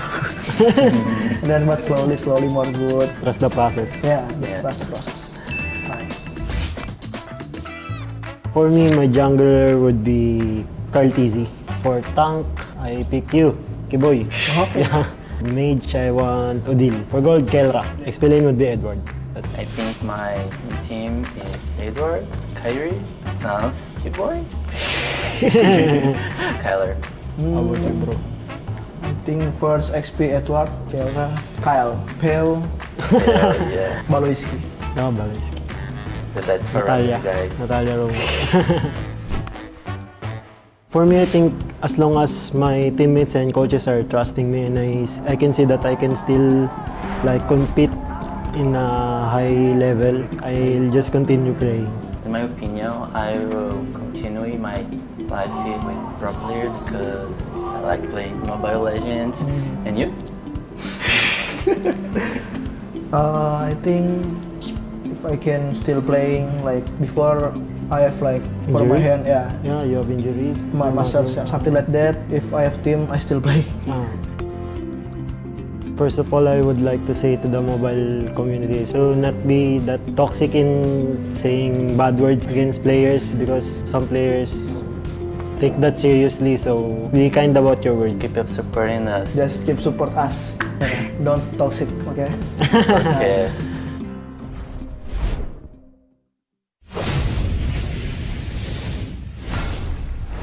And welcome back once again to the matchup here. I think we had plenty of time to digest what just happened. You know, unfortunately, you guys can't see it unless you're here, but talk about it yet. yeah, no, you Don't spoil it. No, it's not going to you. Spoil it. Eventually it will. Okay, Eventually. okay. Eventually. I'll We'll work wait for the whole late time. game. Just keep it there forever, late game. Whole time. Just like Onyx, they had a tie grill forever. Forever In that game. They were waiting for one moment. They banked on that one moment, and they got the game with one moment. And that's what I'm doing right now. That's what he's doing right now, so he's going to keep it together. Banking on that one. You're doing the camera key shot. boy? He's the key boy. Pulling the key boy with the bees. I just have no idea, by the way. I think Onyx really hates play-by-play casters, right? I don't know, Game man. one makes me almost lose my voice. You still have plenty of casting to do, man. Exactly. Yeah. You got to keep it together, We got just like Trex. 4 more games. You got to play for the late game, bro. I You're the have key to. boy. But I had to do that justice, man. What was that? I don't know. Like, I'm still thinking about it, actually. And I even feel like, you know, on the analyst stand, like, they broke it down the best they could, but really, when you think about it, even with some of those item swaps happening at the last moment there, leaving just being able to turn the tables, really, against 14,000 gold is insane. We'll see exactly what AP Bren wants to do, given the fact that game one, hey, they were ahead for so long, and it got flipped so quickly as we jump into the draft. Game number 2 here.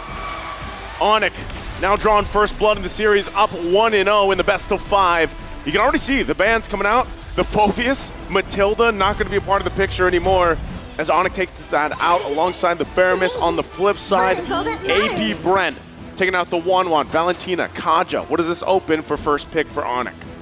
I mean, the Nolan again? Yeah. The Nolan again, right? I mean, yes, he got completely denied due to the Phobius, but that is gone now. But I just can't get over the amount of respect for themselves that these two teams have, willing to open up the Gwyn, willing to open up. The Joy is also still there as well. Last time, that was one of the last bans. This time it is going to be free, so do they want to give that over to Kyle Teasy here, or do they want to go for the Guinevere again? Maybe switch it up with the Phobius gone this time. Do they pick up the Bruno? That was something that really helped CW out last time. Yes, Onyx was eventually able to scale. Lilia also opened so many options for these two teams. Speaking of, strike it while it's hot. AP Brand holds a 100% win rate in games under 18 minutes. That's 12 games now. The last one was what, 22? I think it was around the 22 mark or so. Yeah, it passed 20. It passed 18 It was for around sure, like right? 22, 23. Yeah, 22, 23. So that's the winning condition for AP Brand. They had the 15,000 gold lead. They just need to end it now a bit earlier, and that's maybe what they're trying to do here with the Arlet pickup, right? They need someone to display some of these members. When they are in that base, FlapTZ couldn't find an angle to get a Raging Sandstorm. Yeah. Not only that, but you know, again, when you have that kind of lead, it still does pay off to be a little more disciplined, right? Don't overcommit, but then sometimes you risk that, right? Things turning topsy-turvy basically on your head, and that's kind of what happened now with the Arlot. Will it solve some of that? Because you also, once again, you have this Guinevere where we saw an amazing game the previous one. So the answers from Onyx this time around, they're going to pick up the Novaria. They've got the Terizla. Once again, Novaria, though, I like it because of the fact that you now provide some vision. This is one of the struggles that Kyrie had in the previous game, was looking for his own entry points, right? That's the struggle, but now with the Novaria, that'll help. And there's the answer once again. AP Bren is going to pick up Claude here for Super Marco, a signature hero pick. Yeah, and something else that can dive into the back line, try to lock on a Novaria, be harder to hit for the Novaria, but because Onyx doesn't lock in a gold lane this early, Coach Ducky gonna start closing in on that. Take out the Bruno, maybe even take out another Brody, something like that. Definitely a possibility. CW does do wonderful on it. On the side of Onyx, they don't think this Arlet's going to be an EXP laner, huh? There's an Arlet, there's a Gwyn, right? Both can be flexed. So Onyx are like, you know what? That gave us a lot of problems, right? Let's ban that out from the get-go now. Take it away from Mr. Flap. I mean, AP Brand literally played the Phobius mid lane last time, and they played it wonderfully. I would not put anything past them at this point, but looking at Onyx also, the Novaria, I mean, it's not done very often, but it could be flexed over to the roam position. I mean, you know ID a little bit more. Do we ever really see Keyboy play something on the more support side? We have. Multiple times. You know, the Novaria even, it was, I believe, once in MPL Indonesia, but he plays a lot of the supports, even the Rafaela, back when it was meta. Yeah, that's how flexible he's been, right? He can use the healers, but also, that has just been banned away. No one moment, one win anymore. That was when we were, again, talking about, like, what is the win condition? Let's imagine here, well, that hero right there. Just take it out of the picture. It's handled. Paquito also still taken out, focusing on that XP lane against AP Bren here. Onyx still trying to get this favorable matchup if they can. Now, one thing, too, is you guys talked about it, right? Really that kind of double mage setup. If the Novaria does go in the roam and then you can still provide something in the mid lane, you know, exactly what would that be? The fact that Valentina's taken out here, you have to work around that. Minotaur, though, going to be locked in for AP Bren for that fourth pick. I almost feel like maybe they didn't plan on putting the Arlot, or if they did put it in mid, it was going to be flex. Coach Yeb's like, listen, either you're going to play that in the mid, or you're going to have a terrible EXP matchup. And they possibly force Ducky's hand into picking up the Minotaur because they don't want to have Novaria and whatever other mid they choose. They don't want to have Nolan deal with the disruption of, of the Arlot on the mid side. And this Minotaur was one of the reasons as to how AP Brand was able to beat Onyx in the group stages of SPS. Yeah, it can do work, of course. You know, it's in a similar fashion, you also provide some sustainability. But here's one of the answers, right? For these tanky heroes, the carry's going to be locked in and rounded out with a Grok. Wow. Very interesting pickups here from Onyx. They can't go for a 5-man implosion. Now they'll go for a 5-man knockup, maybe. Yeah. Big knockup, big damage. They have some early game potential. They have their late game covered. They have vision. They have the whole package here on the side of AP Bren. once again, very aggressive. Very, very aggressive, but in my mind, I feel like Onyx has a lot of answers to what AP Bren is bringing. Part of this, too, is the fact that, I like the Grok not only because you're looking for wild charges, and how many wild charges have we seen actually secure objectives, right? That's one factor in it, because it adds this dynamic, too. When the Lord is up, you're already watching for one knock-up. Now you got to watch out for the wild charge, right? But also, it's a good peeling effect. Oh, here we go again. Once again. AP Brent pulls through with an Odette pick. Okay, so me and Gideon were brainstorming this a lot the day that Odette got picked up. Yep. And a lot of it was, okay, it helps against a lot of heroes like the Joy, like the Nolan, because here's the thing. It's not, it supplies something that the Yve or the Farza could supply in a sense of zoning, but it's constant damage. You don't have to aim it. And she has the dash. She has a way to kind of dash back from the Nolan. And as long as their marksman can kind of hang out in that space, it is a very safe and free space to just unload. Great insights once again here on both drafts as we get loaded and ready once again to head into game number 2. Onyx with a miracle play, able to take game 1 in the series, the best of 5 against AP Bren. Despite all their efforts in game 1, how will AP Bren adjust to even out the series 1-1 here as we get prepped and ready to see the series unfold one step closer to achieving that golden road for Onyx here? Looks like we're going to take a little... There's a lot going on. Even Mobile Legends can't handle it right now. They're taking a break here, right? They're going to figure some things out. You can still keep those off track. Keep them off. All right, keep them there for now. Wait for the right moment. So, the Swan Song, right? The Swan Song. Was the song that led them to victory. Yeah. In the group stages, right? Was it group stages? No. Knockouts 1. Against Geek, right? Who was it up against? Man, M5 has been a long journey. It has been, man. But it was the counter to Joy, an assassin. It's a great pick against these assassins, and now against the Nolan, it's great. But then you take into account the Novaria, that he's going to be matching up in lane, right? That's a lot of range advantage for the Novaria, maybe even clear advantage in the early stage.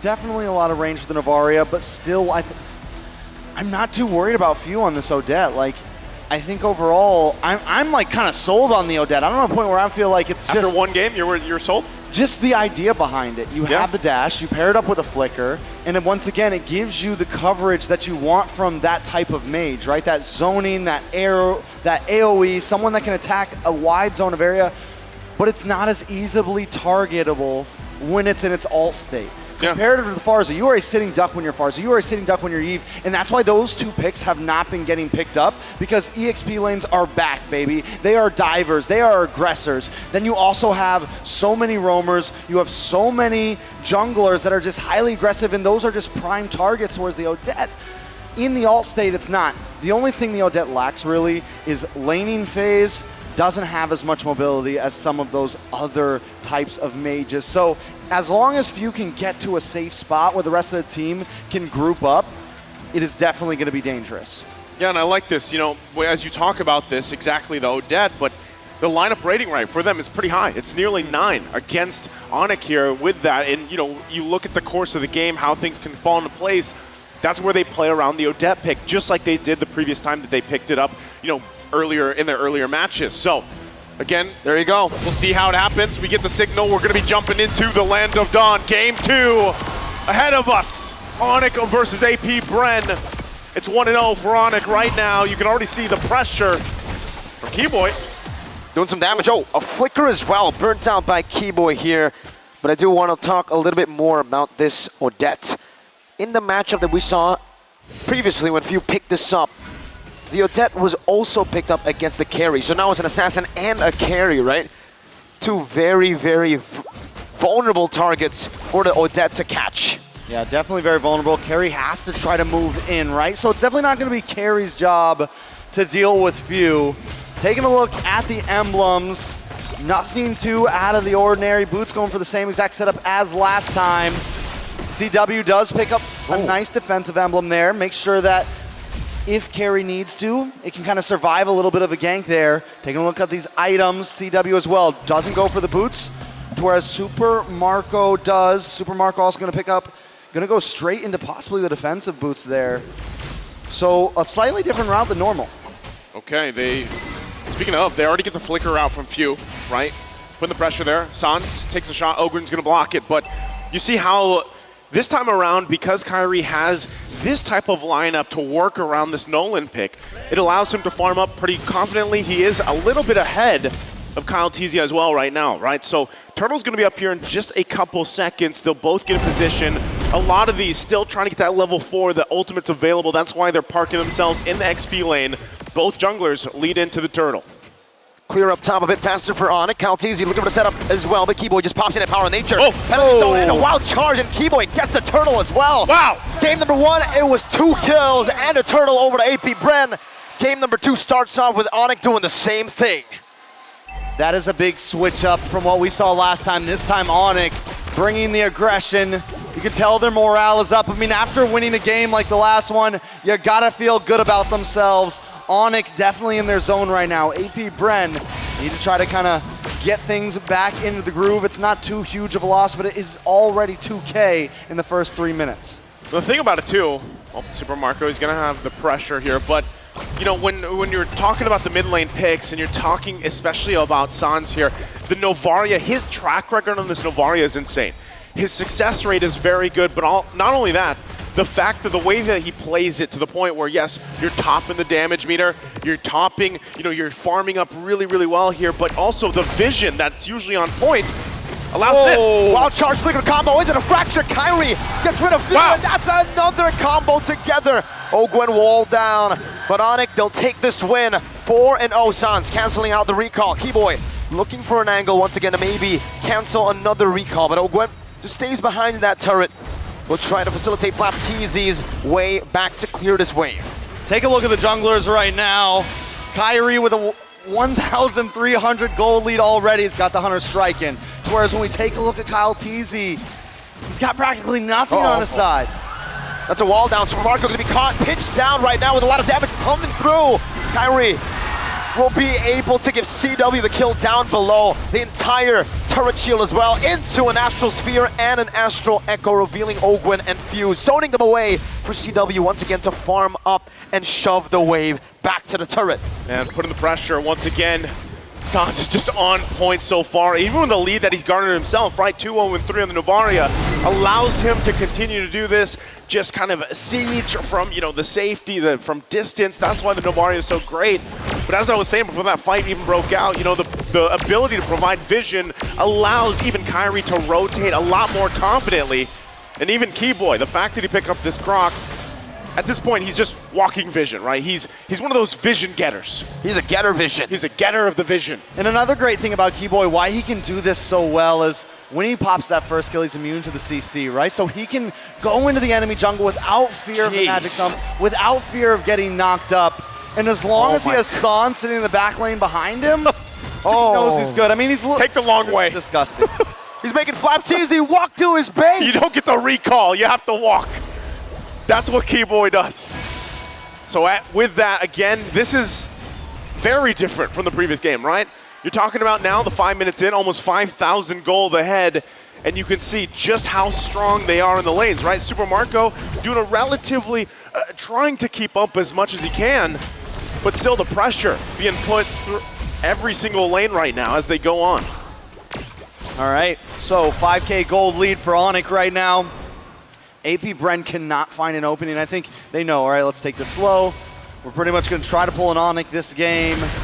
But Onyx has a composition that scales so well into the late game with CW, with Sans, with the amount of vision they can have overall. Taking a look at the item, CW, he's got the Scythe in. He's got the Golden Wand in. He's 2/3 of the way to the Holy Trinity, and it's going to be trouble once he locks that in because the rest of his team is, Expansion Migration, Val Requiem, and the Swan Song onto Keyboy. Final slash as well, but Keyboy gets out with a wild charge. That was Kyrie into the back of Fracture, not getting him just yet. Minute Fury, Flicker combo, boots with the penalty zone. Distracting the back line, open, barely dodging away from that last hit, but CW's rotating over already now. Immobilized under the turret, boots taken low right now. Vengeance come down with the Astral Echo with a few more hits. CW finds the kill under the tier 1 of AP Bren. Onyx Esports goes from getting caught off guard to completely responding, finding a kill, and almost a tower for themselves. Oh, Keyboy. Are going to be able to make it another one? That's a knockup, but Keyboy still chasing. He's chasing. He's hungry. Few gets a dash. Super Marco gets Few out, but all that, while that was happening, Onyx took what? Whoa! Keyboy with a wall onto Few. You cannot recall right now if you're AP Bren because there's a gator hunting you down. Final slash in the Valor Requiem, but Keyboy just charges wildly back. He's not even stressed about it. Keyboy's like, it's okay, you can knock me up for a second, I'm good. I just wild charge away. No problems. And now, Onyx are at their average. This is the average, right? But now it's only 7 minutes in. It's kind of crazy to think about what that gold average is that they have leading into M5, now the 8.4K ahead. And it's flipped around. It's weird, right? You're 7-0. Is this what these games are going to be, essentially? We're just going to go back and forth, each team starting the game off with a 10K gold lead. And then one moment that changes everything. Is that the possibility here? That is a possibility. It's one moment. It's one moment. If you had. Shout out. Moment. Shout out One to Yasu. shot. All right, taking a look at the items once again.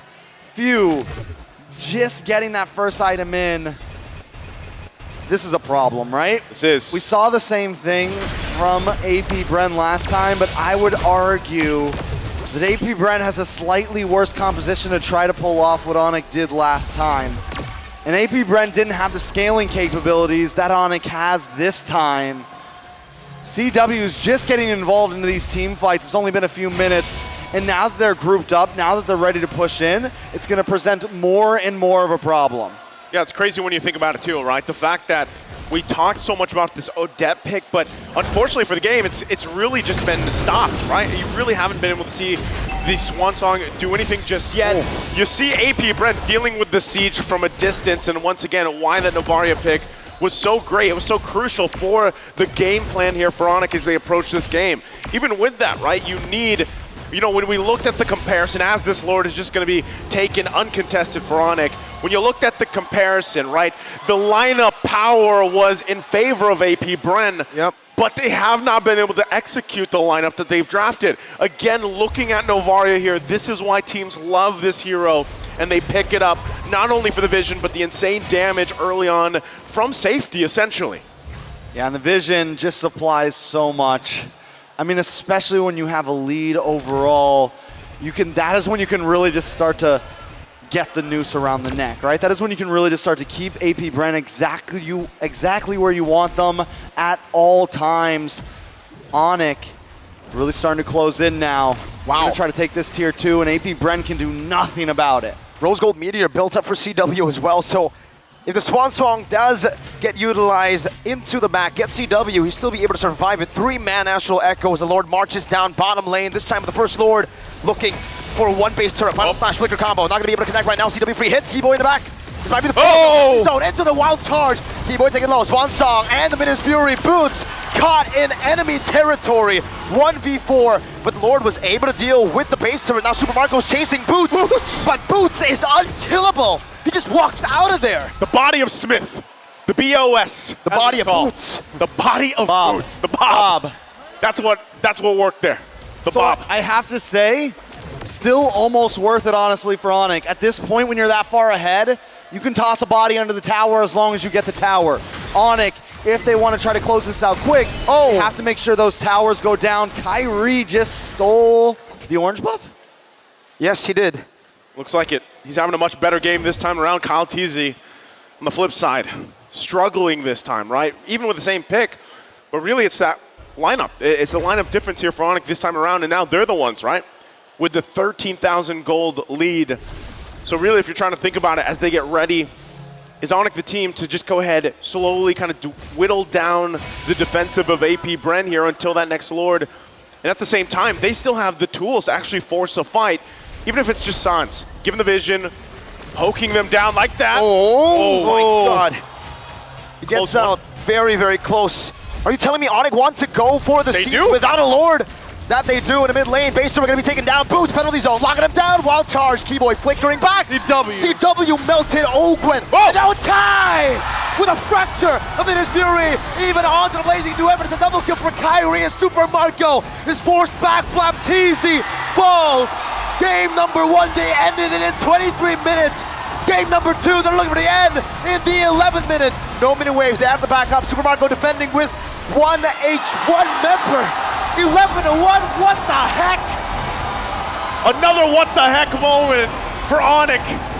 A drastic difference from game 1, calm and collected. Wow. They ended quickly, 2-0 in the series.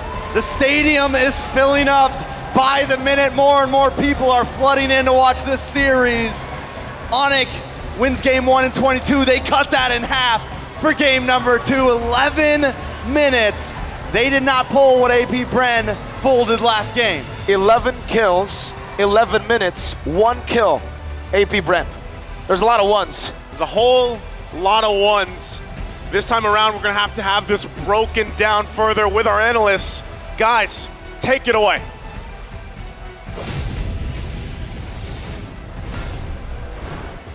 Thanks, Naisu. It's now our time to break down the game once more, and this time a little bit more straightforward. But even so, at least now we're seeing new win conditions, and at the very least, some important win conditions here. And the most important win condition though, for the side of Onyx, the way that they drafted is to win the laning stage. You can see that when they pick up the Nolan, we know that this is a hero that can, you know, outspeed almost any jungler out there when it comes to farming speed. But there wasn't any kind of invasion that happened coming from the side of AP Bren. Now, if you're gonna be looking at the side lanes, Teresa versus Arlott, that lane's a wash. You know, it's not happening. It's not happening. But Carry going up against the Claw, we know that traditionally Carry wins versus the Claw, especially if you know the matchup so well. And then, if you're gonna be looking at the mid lane, that is when AP Bren can be seen as very, very slow. You can see Odette plus the Minotaur. If you compare that to Grok and the Varya, man, your lane prio is heavily tilted towards Onyx.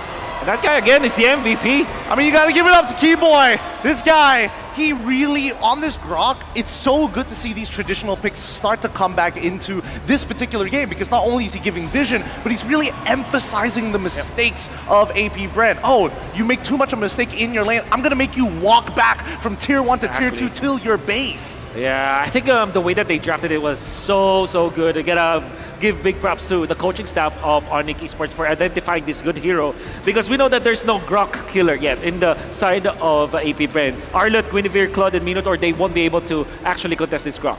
And now, if you're looking at the Grok, it counters many members on the side of AP Bren, particularly this Claude. In the team fights, it can be used to cancel the Blazing Duet, but at the same time, in the laning stage, you have so much vision together with the Novaria. The vision and information that you can get from Onyx off the roof. And then, Keyboy just steals the turtle. I mean, once we jump into these highlights, it becomes clear how the comp is actually moving faster than it's supposed to, right? And that's something that I don't think that AP Bren was able to kind of keep up with, especially with the few again, these are minor mistakes being emphasized by Keyboy. Hey, slow down for a moment.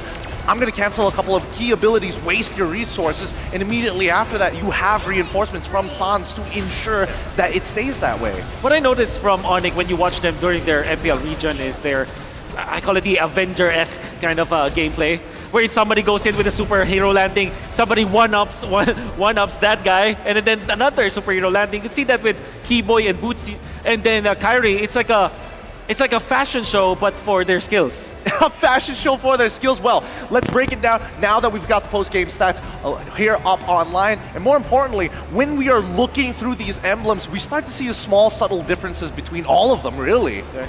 Yeah, for example, we can see the Grok going in for tanky emblems, naturally, but now because of the changes in the Wilderness Blessing, you would prio that if you are actually the Grok. And interestingly, Keyboy went for the Concussive Blast. Typically, we know that you go for what? Maybe defense, maybe Quantum Charge, right? But Keyboy, he understood the situation. They need to clear the lanes faster than their opponents. And in the first few minutes of the game with this emblem, you know that they are very, very quick at clearing that lane together with the Novaria, and then they leave that lane so that he now can get into the other lanes or maybe the jungle to supplement the vision for the side of Onyx. It is actually a very smart take on how to play the Grok.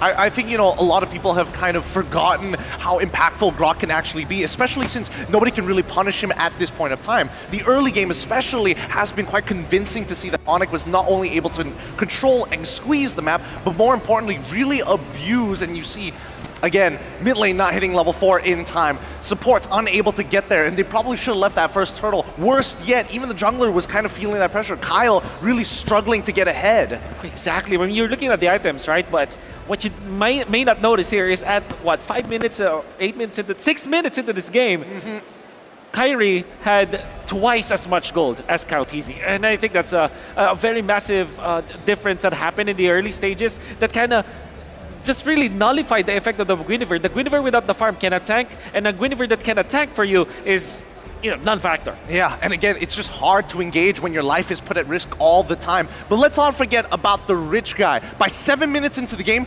double the gold and farm of the Claude himself. And that is such a big win for him. Not only did he crush the lane, but now he has scaled far past the point that he should be allowed to, especially against an Odette on the other side. He shouldn't be able to participate in these fights, and yet they were still able to make it happen. The carry going over to Sans only naturally. Yeah, the post-second turtle rotation that you saw coming out from Onyx was actually genius. They went into the gold lane, they got the outer turret and shields. Immediately at 4 minutes and 20 seconds, they are allowed to switch for the XP lane as well as the gold lane, allowing for even more farm for that carry because he actually soloed the outer turret shields up top. So he had a total of 2 turrets technically, and then 2 outer turret shields. That's stonks, as you would say. Big stonks in a matter of fact. He even occupied the jungle as well, able to steal the core vault away, able to take River Crab for basically free, and more importantly so, just the smothering coming in from Keyboy down on the opposite side of the map to slow down that rotations.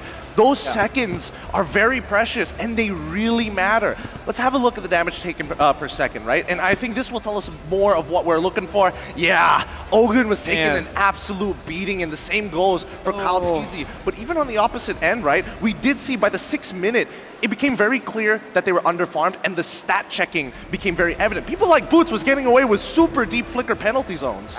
I'm actually still in disbelief on how Boots was able to survive that, especially going up against Super Marco. But then, when you look at the items and when you look at the time, the Trinity wasn't available yet for Super Marco. That's why he wasn't able to supplement the damage against the Terizla. Naturally, the Terizla can just last throughout the combo of the Claude, maybe eventually be taken out. But at that moment in time, there's just no way that they can destroy the body of Smith of that Terizla. You just get so much value from the DR, the damage reduction at that point of time. Let's not forget that dive coming in from the first inhibitor turret where they sacrificed Keyboy to make something happen. I think that was a pretty good trade, but you could really see that with all the ultimates piled up into one guy, Boots was able to just walk away, and even so, he only flickered at the very end, not at the very beginning. And I think if this Novaria also gave so much for the side of Onyx, because not only of the vision of after the ultimate, but the pokes. You can see Kaltizi getting hit by one Astral Sphere already puts him at 60% HP. If that hits even Ogwin, not only is he damaged, but he's also slowed down. Then there was even a connection when I saw that after slowing down Ogwin, you can see CW just chunking on the Minotaur like it's nothing. Like he spent the whole combo, the whole duration of the ultimate to clear out the Minotaur, and that's unprecedented, I mean, when they have that much vision as they had, you could see that the raw confidence in the decision making from Onyx was just very, very clean, very crisp, and more so without fear. With all the variables taken into account, there's nothing much that they have to do.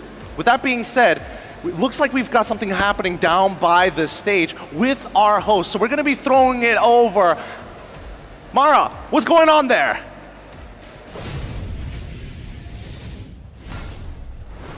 Oh, it is intense right here by the stage.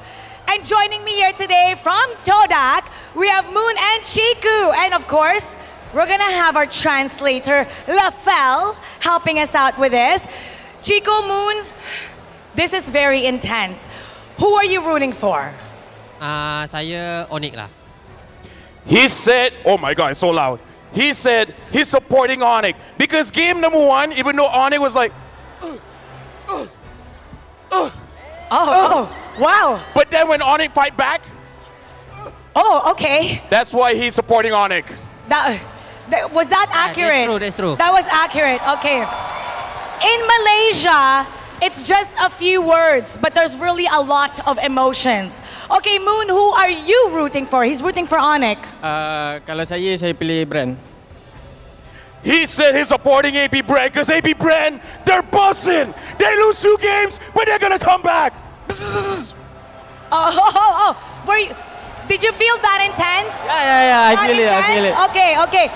You are Onyx, you are Bren. Okay, we're gonna settle this, okay? You're gonna battle each other with facts. Why you think Onyx and Bren is gonna win?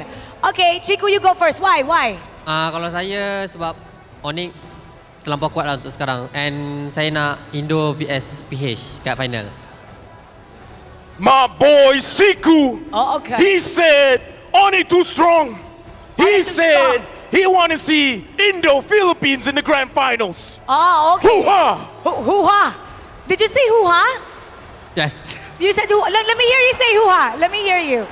Let me hear it. I didn't hear it. Okay, there. Okay, there you go. I thought I missed it. Okay, why do you think Brent is gonna win?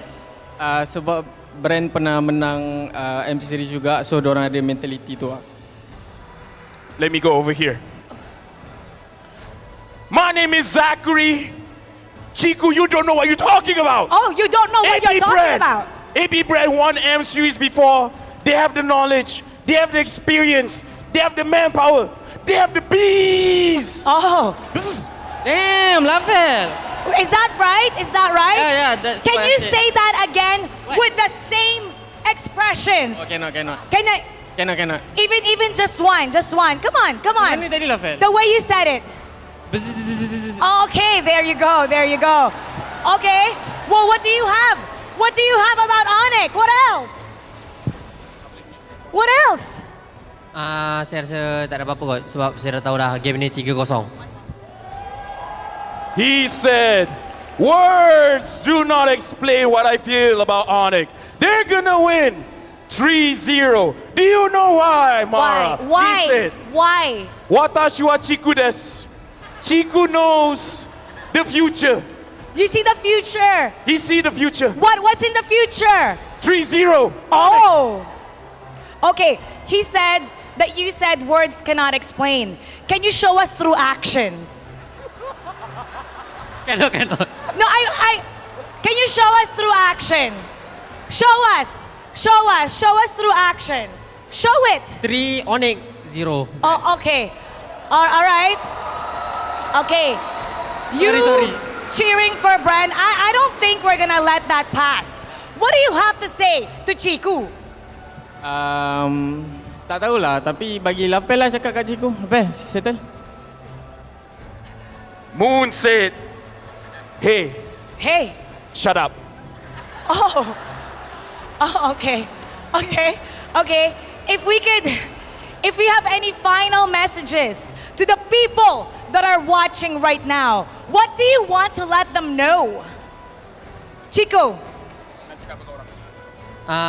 Untuk semua fans, keep support korang punya team, tak kisahlah team mana pun, and cuba jangan toxic lah sebab ini melibatkan negara. So support negara korang. Thank you everyone for supporting N5. Keep on supporting your favorite teams and be as friendly as Chiku. Thank you very much. I felt that was very accurate. Okay, Moon, what do you have to say? Nak cakap good luck, all the best, and yeah, tu je lah. All the best. Oh wait, he said it in English, never mind. Okay. What do you want to say anything else? He said some stuff that... He said, thank you to my wife, his wife, not my wife.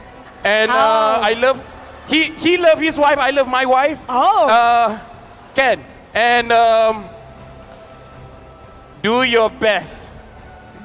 Do your best to be great. And the teams are going to be better than great. And we're going to go back to game number 3. Casters. Pasok.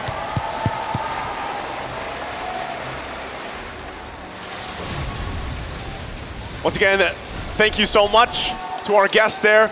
Great translation. I think we all need a LaFell in our lives to translate. It's always great to have a guy who's fluent in Japanese, man, and LaFell is the most fluent in Japanese, the most fluent that I've met ever. Trex, by the way, this is your Yes. moment. What are you talking about? Do it, bro. What? There it is.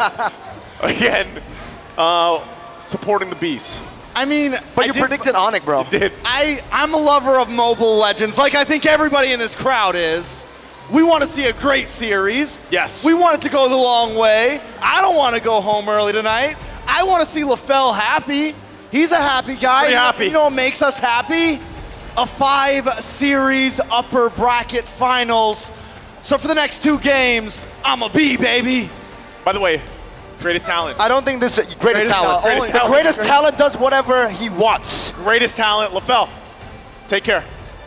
He does whatever he wants, man. That was not scripted. Seriously, he just walked up here. He's unhinged. He's part of the show. Hey, we're having a good time. Now, once again, we have to bring it back, right? What's ahead of us? We have to focus on the possibility that this might be a sweep. But for everybody watching, Don't even say that word. Hey, don't even Ali, say don't that say the word. S word. Don't say the S word. Not here. Don't do it. all right, just 5 games. Anyway, for everybody watching online, please do give us your feedback about your experience through this QR. There's a QR now on your screen.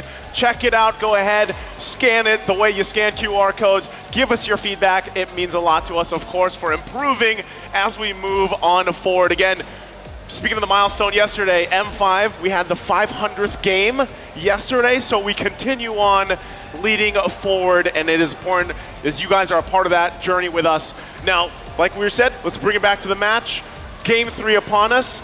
This is the weird part, right? Game 1 and Game 2 was quite different for this whole series. I'm honestly trying to rack my brain for what exactly Onyx can do here. They had such a great draft, such a great game in game number 1, but still weren't able to pull it off. And then game 2, Onyx completely destroys them. So do they get back to the basics? Before that, we got the pressures on Onyx. Yeah, love this. Again, this is from AP Bren's coach, Vren here. Actually, there's really no pressure because from the past year and this year, we've played in a lot of tournaments, and most of the time, we're the tournament favorites. I think the pressure is on Onyx because they've only played 2 major tournaments so far. These are some heavy words from Coach Bren. Well, maybe he cursed himself because you know what pressure makes, right? What? Pressure makes diamonds. And right now, Onyx are as hard as diamonds, and they are cutting through the glass of AP Bren. I did not expect that. That was so good. Yeah. Yo. Good job. It must be the buzz. It's the buzz. I'm taking in all the buzzes right now. Yeah. Well, we'll see. You know they talk and dance, right? They talk and dance? Yeah, It's too bad that bees they're- talk by dancing. It's too bad they didn't hand these out. Maybe this is the channeling energy, that they need here. Maybe if AP Bren makes There's it a few. forward. I know there's a few, but You had to be at the group stage. Oh, you Or had you to had to be be at at the the EVM to get these. That's true. Someone came up to me and said, "You're a B now." I think I said it to And they all of gave us. these, man. I think I got it too. I think I got Yeah. one too. I just didn't bring it along I with thought me. I was special. Damn. You are. Today you are. Trex. Today you are. You're the only one that brought it to the venue. To the venue. And the bees love you for it, man. Again, we have to think. I want to reel it in and ask you guys as we wait for the draft. Speaking of draft, we're going to be jumping into it. Game 3, and I want to leave this question with you. The Odette pick, we saw it work wonders before. This time it didn't really work out. So are we seeing the flip-flop of sides here? And also priority-wise, AP Bren, what do they go for against this lineup from Onyx after seeing a devastating loss in game 2? What are the adjustments here? Bands already coming forward. Faramis, Fovius, Matilda, still Onyx on the blue, AP Bren on the red. Again. They want this. So I was going to start off with saying maybe ban out the Nolan, force Onyx to change things up a little bit, right? But they do not. Instead, AP Bren take the difference here. They're going to put Few on the Novaria, still pick up the Arlot. So we're keeping one, we're changing the other, but still, this is going to force definitely a different draft than what we saw last time on the side of Onyx. Do they continue to put Few up? Do they continue to put Sans up front on their lineup? Last time they locked in the Novaria. Bruno is still open as well. Definitely a lot of options for the side of Onyx. The Bruno definitely makes sense here, right? I mean, the matchup is going to be great for CW. You need to put him on a winning matchup, but the Terizla has been phenomenal in the last 2 games. And that's going to be the Guinevere locked in, right? So AP Brent, maybe the idea behind the Varia pick was the fact that, hey, they already picked the jungler, Onyx, right? There's no way they picked this Guinevere. Wow. But then Onyx pick it up, and then they have to go Joy. They can't let this go. Yeah. It'll be banned out. I think they were willing to go into this matchup, right? You go ahead, you might be scratching your heads. Why the Nolan once again over to Onyx while AP Bren decides, hey, we'll take Vision, we'll take the fact that Joy is open as well, and we'll match it up against each other. But still, right, what do we see in the gold lane for both these teams? Really, as we get through it, we're probably expecting some gold lane bans to come through. The Kadita, though, is going to be taken out from AP Brent. Kadita, definitely a solid ban, something that could punish few in the laning phase, right? Even once the level 4 spike comes, if Sans plays that Kadita like an assassin, or they decide to, no, now they have the Gwen, so it's got to be a roam Gwen. Either way, on the side of Onyx, we're looking at mid lane for them right now. I like the Guinevere pickup, but it's going to be hard to target down on a Joy. Main target for Keyboy right now has got to be few, and whatever Super Marco ends up locking in. Onto the second phase of bans now. They take out the Paquito. Do they continue to hammer into the EXP lane? They did this last time, right? Yeah. Last time, even though the Arlala was picked up, they expect it still that Ogwin is going to get it, and they're going to force this Arlot to stay in the EXP lane. Is the proof that I'm still Brody being alive. taken out here. Once again, interesting ban, right? Really trying to get this matchup. Once again, Claude comes through. So this still, the fact that there's a couple gold laners that we've seen through, you know, up to this point. You have, of course, the Bruno that we're still talking about. You have the Claude, since that's taken out, the Brody. The answer, Bruno, comes up. Now, what do you want to play into here if you're Onyx? Yeah, no Claude, no Brody, no Wanwan even, right? So, what, the only thing opens the carry here. They go for the Herod! Oh man, Onyx. They have a lot of mid control right now, but then if you have a Herod on the side, do you want to double down on some more magic damage, even harder with the Lilia, or do you want some long range? Because right now, with the Herod, they lack a lot of range. Wow. They go for the Gushin! They go for the dive! They go for the double down! I mean, it's match point. Wow. And Onyx never seems to disappoint with their drafts. They want to do it in style. They're going to do it in such style. Last time we saw Sans on the Gushin, it was an insane I remember game. This specifically because Mirko had to Was say the losing ultimate. his mind. I had to say the ultimate. Yep, the incandescent. Exactly. Every time this Gushin is picked up, right, I'm excited, but also you're wondering. It's kind of like epitome. It's epitome. Epitome. Right. Right. What about yeah. incandescence? Incandescence. I mean, if there's anyone that's going to play the Gushin and is at the epitome of the Gushin, it's definitely Sans. Oh man. What do AP Brent close it off with though? Right now, we'll still. There it is. Kufra. I swear I was going to say before he picked it. I was going to say that was the flex. I swear I was going to say before he picked it. Well, I believe you, but you took the buzzers off. Maybe that's why. Maybe that's why you didn't say it. You're right. You forgot the business, man. I forgot the business. Well, you're the ones with the the tennis. Since I know you're about to ask me what I think about the draft overall because I have the foresight. Even though it's a chaotic and insane and everyone would say it's a horrible draft most of the time, I feel like I can trust an Onyx with this draft. But still, because I want a game number 5, I'm going to say that the Bees got this. You say they got it? They got it. Okay.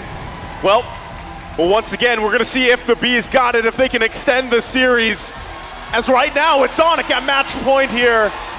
And a decisive game, too, that we saw them. They're going in with a very risky, interesting, flashy team composition for game 3 to possibly close out the series and get closer to the Golden Road as we jump into the land of Dawn for game number 3. All right, so let's be realistic here, right? We take a look at Onyx composition. Definitely aggressive, a huge level 4 spike for almost every member of their team. Now onto the side of AP Bren, they do have a lot, and I mean a lot of late game potential.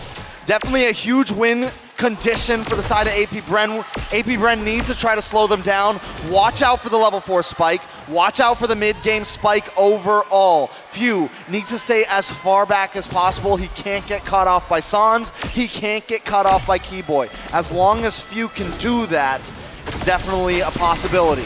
The Tyrant's Revenge on the Keyboy, forcing a flicker out. Calteezy jumping in for the damage. Kyrie doing the same thing. Turned around, first blood, picked up by AP Bren, but Kyrie, the god in the jungle, takes a double kill. Very quick. 2-1. Already Naisu. Already, you can feel it, right? Sans feeling pretty good about it. But again, how does that help? The last time we saw Gushin, in the last tournament we saw Gushin, it was another San. It was Sanji on the Gushin. It's poetic that now it's Sans. Very poetic. Yeah, must be something about the first three letters there. The Sans. Kyrie, though. Oh, he gets out. Beautiful dash away from the bouncing ball. All right, so it's 2-1. Definitely still anybody's game. We're just getting started, but you can already feel the pressure, and so far the past 3 games have been full of this, but up on the top side. CW gets a good hit, Super Marco taken low, and now someone's crawling down. The assassin from the mid lane. Super Marco has the Purify. Sans not able to find the angle, jumps in and gives CW the pressure he needs to shove the wave, and Sans is chasing Super Marco down. He's making him walk all the way under the tier 2. Are they going to be able to deny Super Marco both of those gold cannons? Yes. Because if so, that is going to be huge. Here comes Few to try to help out. Try to get Super Marco in range just to get something there. Sans picks up 1.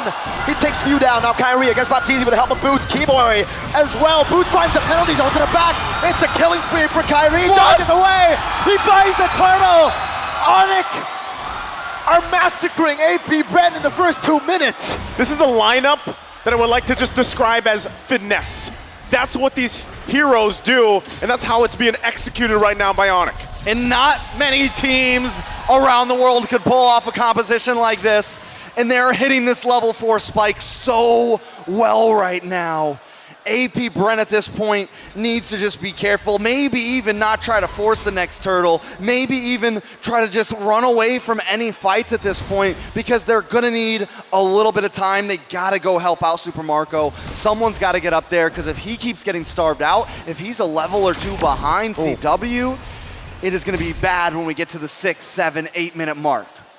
Okay, let's reel it in once again here. AP Bren, they are down by 2.2 thousand gold at this point in the game. Itemization-wise, they're still trying to work on those first items to get picked up here, but still, they can play around that too as they try to just buy some time. You said it yourself, Trex, trying to buy some time for Super Marco, protect him a little bit, right? Look at the pressure here. I mean, half of that gold lead is in the hands of Kyrie. Spatial migration canceled out, but he's gonna be pinned down. Super Marco, Keyboy flickers out to safety, and CW gets out of the Tyrant's rage, not even utilizing the Purify. Onyx. That's all I can say right now.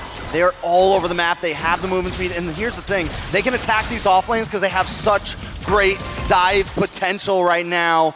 With the Gushin, with Kyrie on this Nolan, it's hard to slow them down. It's hard to play safe because they can get right under your tower. CW dropped the Zaman's Force last fight. Slows Super Marco down. There's no way for him to even get out. And that's what makes it so easy for them to get these pickoffs. The scary part, too, is if you're looking at all the items, right? That was a Genius Wand picked up by Sans now. You have the Starlium Scythe on CW, so interaction-wise, magic damage-wise, is going to hurt. Even Ogwin. Zaman Force going to be used up. Ogwin with the time's rage, able to knock Keyboy down and flickers out to safety right now. Keyboy's going to be able to pop that Requiem, but Calteezy takes him out. Electrifying beat. CW not able to find Super Marco just yet, but the turtle will be secured on the other side of the map with a Petrify connecting. Sans and CW turning around once again, and Sans body blocks the Astral Sphere. Flapteezy looking for another sort of initiation, but he will not be able to find it. Just when Calteezy finally pulls something off there, he goes a little bit too deep and it's taken out Naisu. This is the, as I was saying, you know, Sans wasn't even part of the fight, but still you can see the damage potential with this lineup. Again, it does take a certain type of finesse to pull these heroes off, but so far, the interaction between them, it's building up, right? The power spike at this point in the game is clear, even given the situation. That's why, objectively, AP Bren, it's better that some of these turtles, they have just let's give it up. Let's go ahead and farm up as much as possible. But see this, Super Marco having a difficult time just trying to find the gold right now. Violet Requiem onto Kyrie's damage, onto Ogun with a bouncing ball. Meanwhile, on the other side of the map, CW gets picked off. It's a two-man dive in the bottom lane. AP Bren showing signs of life. I love how in some of those last two fights we saw, Onyx isn't even worried about the bouncing ball. They're literally dashing right in it just to chase him down, dropping the Zaman's force. At this point, Onyx, 3K gold lead, 6 minutes in. It's definitely a slightly slower pace than the snowball that they had last game, but they are just getting started. Hopefully in a minute or two, AP Bren may be able to hit some sort of spike. But look at the gold lead in the gold lane, over 1K into the hands of CW. Super Marco just completing his Haas Claws, just completing his first item. That is a huge deficit, and he's supposed to be the big damage dealer. He's supposed to be the one that comes into the team around the 7-8 minute mark and is able to unload. We are seeing him already rotate down. Oakland looking for something. Tyrant's Rage, Revenge as well, used up Boots. Flashback all the way in. Kyrie! Oh my goodness, the fracture from Kyrie. Just takes Super Marco out, he pops the Purify, but he's unable to get out of that burst. So again, talking about Super Marco being behind, this furthers it, right? It's getting a little drastic here. Oh, he lead. Violet Requiem, Incandescent, CW executes Flapteezy. And Onyx now are pushing their gold lead even further in this game. 3 turtles to nothing. Okay, back to it objectively. 3 now in favor of Onyx. Gold lead building up here. You have to start to ask yourself, where is AP Bren going to be able to find the comeback for this, right? Given the lineup that they have, the Joy, who has slipped through the cracks for the most part, but really hasn't been able to utilize. M-Series Facts, by the way, total kills ranking. Kyrie has surpassed Carl Teasy's total kills in the M-Series. The Sky King is now ranked 4th with 201 kills. And you don't see that very often for a jungler anymore. He's been in 3 M-Series, right? Yeah, Onyx PH M3, Onyx with M4 and M5. He's come a long way, and right now, he is minutes. If they can win this game, he's minutes away from a grand final standing. Onyx is hungry for this, and it shows in their gameplay. Now, look at the gold earned. Kyrie and CW just leading the pack right now. Few, Flapteezy, Super Marco sitting below almost everybody on the side of Onyx. Taking a look at the items here. Once again, the biggest drastic thing that has to change here for AP Bren is allowing Super Marco to get where he needs to be. A lot of times teams pick up the Bruno because usually you have the 2 items, you have the Haas Claws, you have the Berserker's Fury early on, and you're able to build up, scale up really quickly. But this time, Onyx had the answer for that, right? They've really slowed him down. And so if AP Bren, they have to find a way to stay alive for the most part. And that's why you even see some of these defensive items being picked up, right? You have the Radiant Armors here now available to deal with some of this burst magic damage like we saw even previously from Kyrie alone. And now it gets really tough for the side of AP Bren, right? How do they look for an angle here? It's technically, they have a lot of damage behind a lot of CC. They have Ogwin on that Kufra, who can look for a lot of disengages, re-engages, and even catches around the map. But they need to look for one big combo. It needs to be Onyx clumped up together. Unfortunately, with this kind of composition, I don't feel like there's any reason for Onyx to clump up together. They're all assassins. Yeah, I mean, there's Boots, right? But for the most part, he's also just looking for his own angle to entry with a penalty zone. So for the most part, you're not going to be clumped up together if you're Onyx. Even with this, the conceal going to be used. They spawn out Ogwin for now. Uh-oh. 1v1 Suns! Solo kills Kyle Teasy! In the bottom river, a mid laner taking on a jungler. And he's doing it in fashion. Onyx take the Lord. AP Bren, is there an answer at this point? It seems so difficult. Oh, another knock-up. Spatial migration into the Battle Requiem, into everything to take Ogwin down. That's the tank. This is tough. Again, AP Bren, their backs against the wall here. It is only that first Lord. But when you're dealing with this type of deficit, terms of economy, especially in the gold lane, it's tough to buy more time. Even if Ogwin lands the perfect rage and revenge setups combinations, do you have enough firepower to turn the tide of a fight right now? Holy Crystal being picked up as well. Turrets dropping after another as Onyx gets prepped and ready to knock on the base turrets of AP Bren as they continue to take the resources. Here's the thing, normally this type of gold lead between two teams like this, it would still be doable for AP Bren.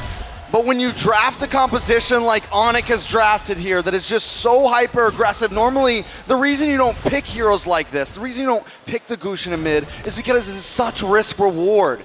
It has such an impact. But now that they have gotten to that reward, they've been able to scale. They're 10-3, they're 9K gold ahead. That is a dangerous concoction against AP Bren. Take a look at San's build. He's got the glowing wand, and now he's even got the Winter Truncheon unlocked in just in case as a defensive measure. If he wants to go for that insane deep dive, he's gonna have the ability to help himself and get himself out. And of course it's Sans here in front of the home crowd favorites, recalling and showing that finesse. The styling right there once again. Still similar situation, AP Bren trying to find anything they can. You already saw the disparity. Oh!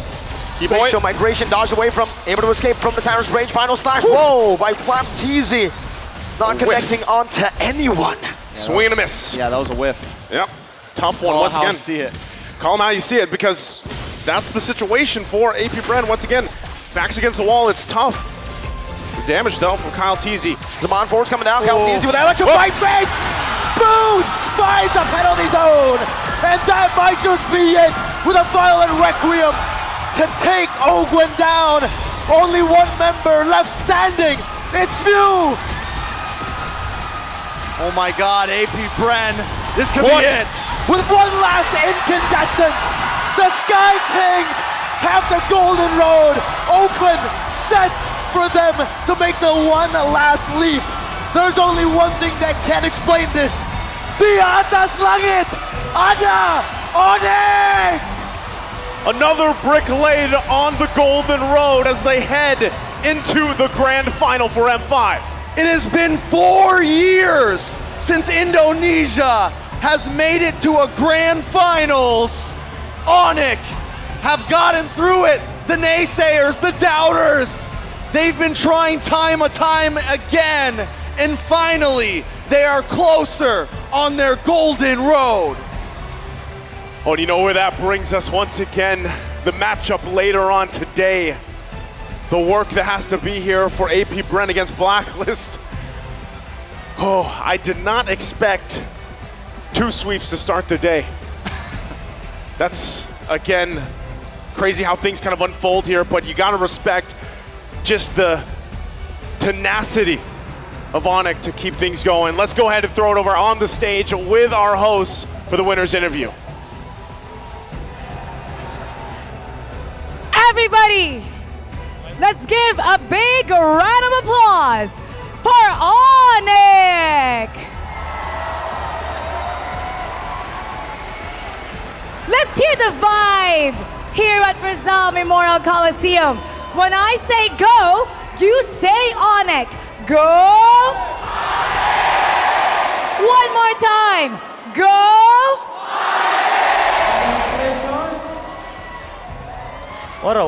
Wow. Congratulations, guys. Congratulations, Kyrie.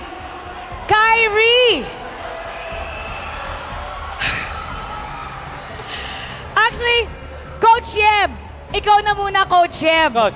Coach Yeb, dahil sa inyong lahat, because of you guys, for the first time in how many years? In about 3 years, it won't be an all-Filipino in the grand finals. It'll be Indonesia versus the Philippines. How do you guys feel about that? Actually, hindi po namin iniisip yun eh. Gusto lang namin ibigay yung best namin palagi. Coach Yeb is saying they're not thinking about that. They just want to give their best. Yes, as long as they give their best. Look at the results. Kyrie, please. Kyrie? Please talk us through that first game. Wow. That first game. Talk us through that first game. We all thought it was a done deal. It looked like AP Bren was gonna come out with the win. What made it turn it? What did you do to turn it around and suddenly steal that win away? Kanina po, mindset ko na naman po namin, pabuhat na lang kay Boy. They just asked Kiboy to carry them to the win. That's basically it. But what was the mindset to stay composed and really just try to get that one? Normal lang naman po kasi marami din naman po kaming game na durog po kami ng early to mid. So, part of the game naman po yun. Kaya hanggang di pa tapos yung game, kaya pang manalo. It's part of the game. It's part of the game until it's not over. It's not over yet, but he was saying earlier, they just relied on Keyboy to carry them for that game one. Keyboy, I want to hear from you. And I want Sans to translate once again. Keyboy, that game number one shaped the rest of the series. You guys were down. It was 0-12, I believe, for the entire 19 minutes. In 3 minutes, you were able to turn it around and take that win. There was so much pressure going on in that time. And they said they were just relying on you to carry the team. How did you stay composed? What was going through your mind? Because that game shaped everything. Sans, you have to translate everything I said. You gotta translate everything I said. Take the mic, translate it to Keyboy. Translate it to Keyboy. You translate to him. That's okay. Yeah, you translate with the mic. You translate with the mic. We want to hear how Sans translates. It's okay. He's got this. Keyboy is gonna carry everybody again. All right. Okay. Maybe just chill and hockey. Just chill and Lucky. Just chill. He'll Just take care of chill. the rest. Just chill. He will take care of the rest. Okay. Keyboy will take care of the rest, Mikey. Keyboy's got the whole enjoy. team and everybody here. Sans. You really have You to again, hold the mic. Sans. Sans. I will translate. Okay, coach will translate. Blacklist versus AP Bren. The Oh. winner, you will meet tomorrow in the grand finals. What are your thoughts, and who do you think has the advantage later between both Filipino teams?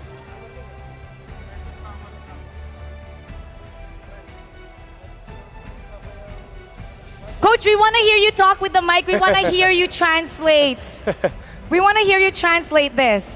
Besok, Blacklist lawan Bren kan. Jadi menurut lo siapa yang ada Wow. advantage yang bisa menang? Grabe. Galing ah. Mungkin masih Bren. Soalnya aku rasa aku kan udah lawan dua tim, Blacklist sama Bren. Tapi aku rasa masih kekuatan Bren. Jadi mungkin ada chance Bren yang ketemu kita besok. San said he thinks Bren will win because he tried versus Bren and Blacklist, right?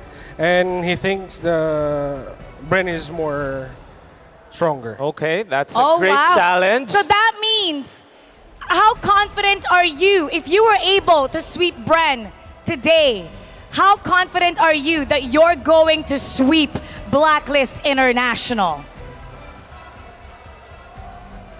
Since you swept Bren and you feel that you're gonna see Bren in the grand finals, so do you think that you can bring this home? Yeah, because he said that pakiramdam niya Bren ang papasok. Swinip ninyo yung Bren. How confident are you that you're gonna sweep Bren again? My apologies. Jadi lu ngerti? Jadi dia tanya lu kalau apa ya? Lu tahu confident kan? Kalau lawan Bren lagi gimana? Ya pasti sangat confident buat besok juga. Tapi ya pasti kasih yang terbaik aja buat besok. Kita pasti bisa champion. Wait. San said he don't know but he will just try his best tomorrow. And final message to all the fans. See Si Kapitan, Kapitan. Cap. Kapitan, Kapitan. Cap, go ahead, Cap. Invite everyone to catch the finals tomorrow, the grand finals. Thank you for all Sonic and thank you for you guys who always supporting us. I hope we can give our best in grand final. Thank you, Po. Again, congratulations to Onyx. Once again, give Onyx a big round of applause. Okay, wow. How about this? We're going to throw this to all the audience. Yes. Pick your spot. You Go can ahead. choose any audience you Scatter want. it around. Make sure you We're choose gonna a good throw area. it all Go ahead. around. To all Onyx fans. Keyboy, over here. Over here. Go, go. Over here. There you go. Try to go far. Over there. Yes, a lot of Onyx fans in the house. Yes, sir! Congratulations! We're gonna have one more series right after this. It'll be between Brand and Blacklist International. Between the two, we will determine who will face Onyx in the grand final. So we're gonna break that down for you and turn it over to our casters. Pasok.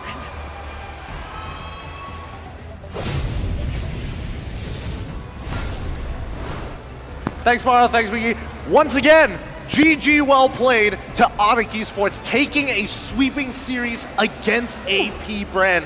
Who would have thought that this is the reality that we live in? Yeah, it kind of hurts, you know, being part of the delegation. But at the same time, you're very happy about the results of the impact of the Filipino imports in Onyx. At the same time, they keep on telling, like, they don't care really about who their opponents are, what the scores will be. They just want to try their best.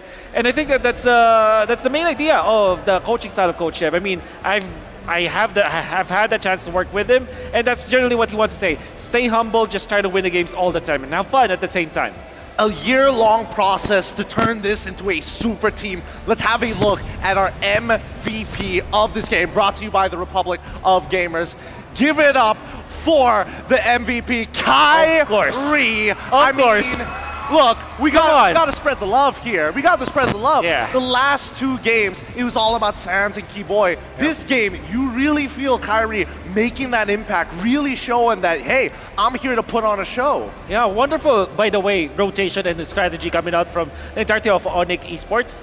They went in for the Gushan plus the Nolan in the first purple buff, and my God, you saw that in 4K. How big, how fast they took down the purple buff and then, of course, rotate afterwards. Kyrie in his jungling pattern here, and the way that he plays is, you know, I think maybe a masterclass on how to play the assassin in and out of the fights, always calculated. So many times did he cheat death in this particular game, at the same time stealing away bonus kills like a double. The first one, and again, of course, put through the play. Genuinely disgusting gameplay coming out from Onyx. I love it. There's no I better love it. way to kind of put it, because in a composition like this, you wouldn't expect them to be this aggressive. I know Yes. you want to find the snowball, but the manner that they do it is rather interesting, right?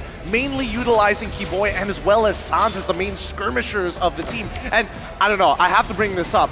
We saw it with the Ohio brothers once when they decided to bring Petrify. Is Petrify the bane of Joy's existence? Looks like it. I mean, we could see that if you have that instant stun, that you will not be able to utilize your ultimate, because you kind of need to dash out and use your ultimate just to be CC immune as the Joy. You kind of want to see it coming. But when it comes to Petrify, you don't know.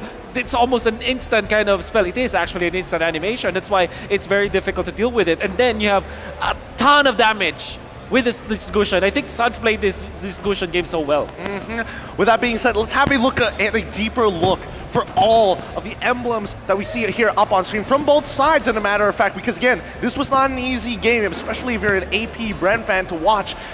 I'm looking at the Wilderness Blessings. I'm already very happy with what I am seeing all across the board. But I think the big game changer here, and again, one of those picks that you don't expect, is actually on Jaewei. Mr. Calvin Winata on this Harith. Yeah, the Festival of Blood, now a staple for all the Hariths out there, because you have supplementary damage to go with it. And of course, sustain, right? And then you can see that in the laning stage, it is actually disgusting. He's using the edge of the Synchro Vision as a way to last hit the minions up to the top lane so that he's safe. At the same time, he's trading. Every every time that you can see his Super Marco trying to trade against him, he always has that dash, the synchro, the dash as well coming out from the Harith. So he's able to trade and then sustain his own lane. Yeah, even Super Marco was having a tough time, despite the fact that he took Master Assassin, a way to kind of combat the overall lane priority expected to be given away to Mr. CW himself. Even so, he got very close to actually looking for that first blood, but unfortunately, with the fast rotations coming in by both Sans and as well as Keyboy, it did make it a little difficult, right? Yep. Let's have a look at the items and look and take a deeper look, right? Because Super Marco was taking a brunt of the punishment. Important item as well, going for Athena Shield on Kyrie. Every time that he gets stunned up, which eventually he will, you'll notice that he will survive just because of the Athena Shield. Gonna be looking at the composition of AP Bren. They have this Joy, they have this Novaria, 200 euros that deal the magic damage, but this Athena Shield that was picked up by Kyrie prevented that from happening, especially in the latter portions of the game. Imagine there will be eventually a Nolan versus Joy happen. It didn't happen in this particular game because of the snowball from Onyx, but you'll understand. Nolan versus the Joy, eventually someone has to pick up the defensive item. Winter Truncheon for the Joy and Athena Shield for the Nolan. Because Kyrie was snowballing out of control, he got the Athena Shield very early on. After 3 damage items, the defense was there. If we imagine in the late game, Kyrie will even be even more scary. Yeah, I mean, if we're looking at some of these post-game statistics, we're hoping to see that Ogren was supposed to make a bigger impact in those motions, but I do feel that even amongst Ogren and even Flapteezy, it felt isolated, right? Isolated from the rest of how the team is supposed to actually function. Ogren was at the right place, right time, sometimes jumping a little too soon where you could have gotten a little more value, but unfortunately, Flap just really felt out of place in a lot of these motions. And the thing with Kyrie, the way that he got the rich guy with the highest GPM, it's because of the rotation and the idea here coming out from Onyx. They drafted for the Gushon plus the Nolan. Very fast leashing and clearing of the lane, of the purple buff. And you can see that through the jungle, it was very quick for Kyrie.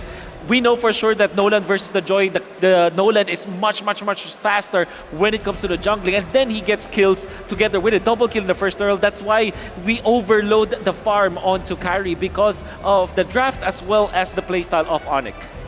And hopefully we get to see this a little bit more, right? This is one of the few exploits that have been utilized in not only just today's match, but even for the rest of the group stages.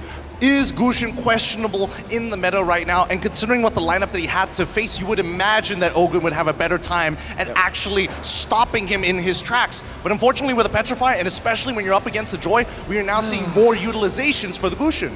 Typically, when you go for a Novaria kind of gameplay, you don't necessarily want to go for assassins because you want some people to protect you as a Novaria. Novaria is a hero that scales into the late game and then supplements the damage. And typically paired with utility junglers because you have that vision, that astral echo, so that you will take over the neutral objectives. In this case, for AP Bren, they had the choice to pick up utility junglers. They didn't. When they saw the Nolan, their last pick during the first phase of the pick stages was the Joy. And it kind of makes sense, but Joy and Novaria together, you can see that they scale too much, that there wasn't any, pad or safety net in the early stage, no trampoline for AP Bren to launch off of. Well, I think this is also the genius of Coach Yeb, right? I think he picked up on one of the few patterns that he noticed pretty early on in game number 2, locking in the Terizla as well as making sure that Gwen was on their side, given to them in the first phase.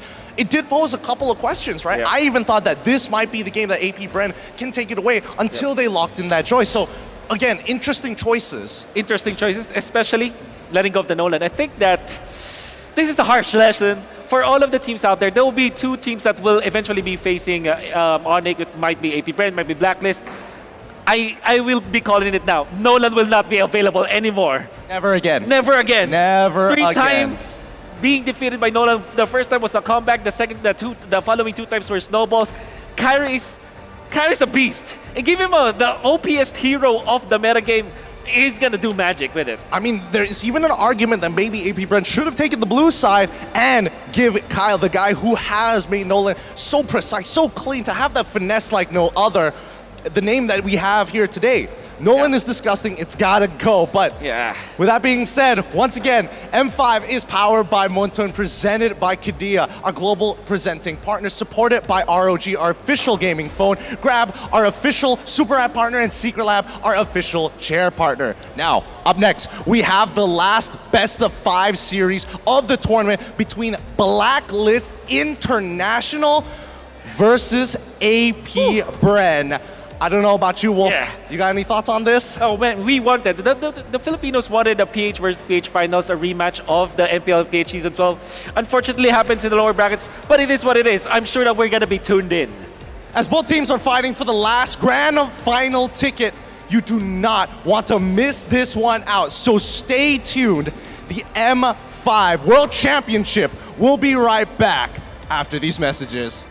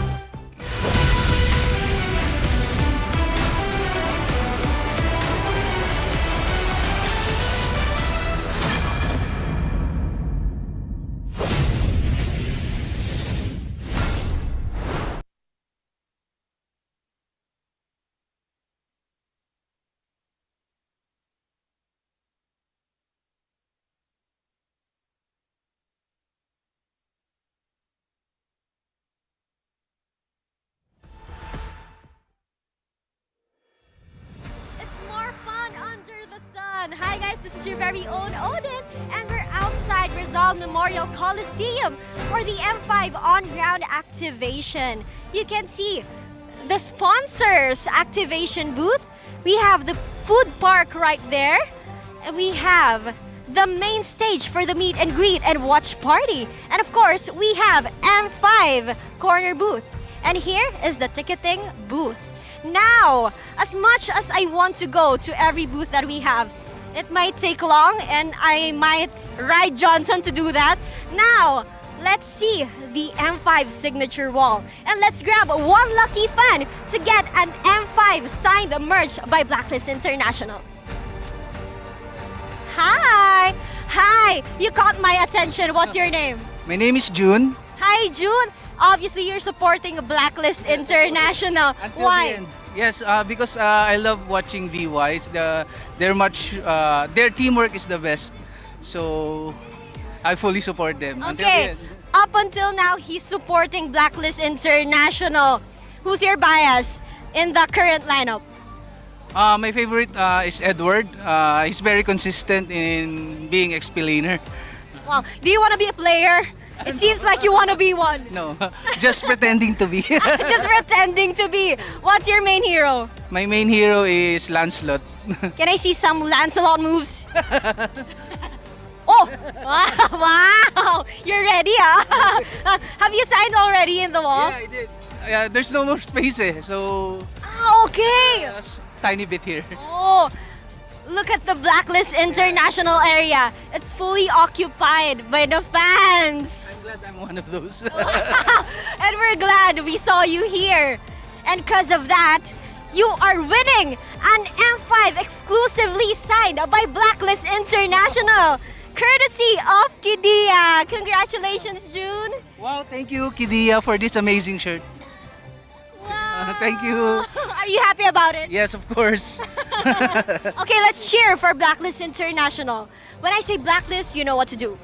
Blacklist! Break the code! Let's go! Thank you so much, guys. And now let's head back to the Land of Dawn. Back to you, our very own Talents.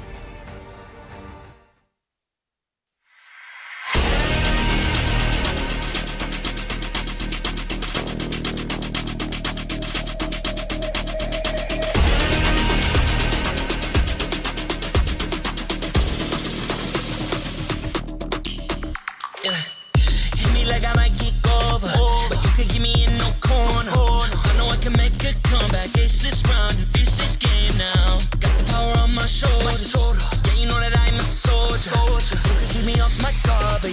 keep me from my honor. Nah, nah, nah, I feel like the floor is lava. The energy's getting higher. You're saving my arms. 'Cause I know just what I got.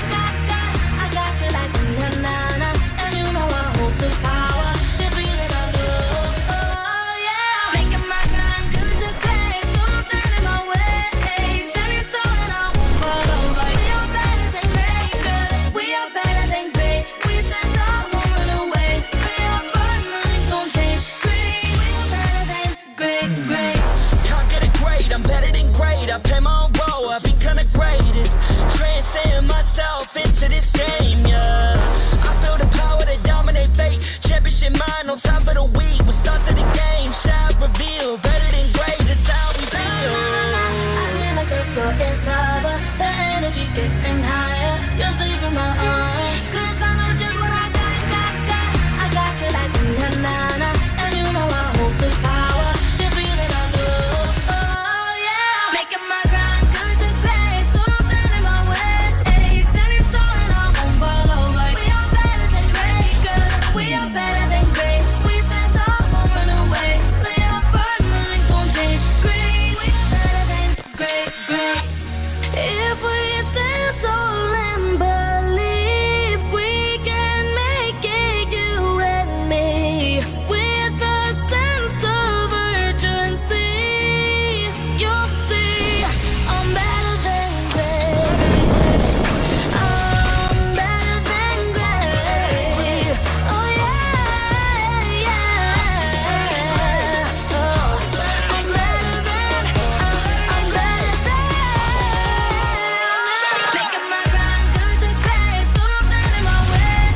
Standing tall and I won't fall over. We are better than great, girl. We are better than great. We stand tall, won't run away. We are burning, nothing gon' change. Great, we are better than great.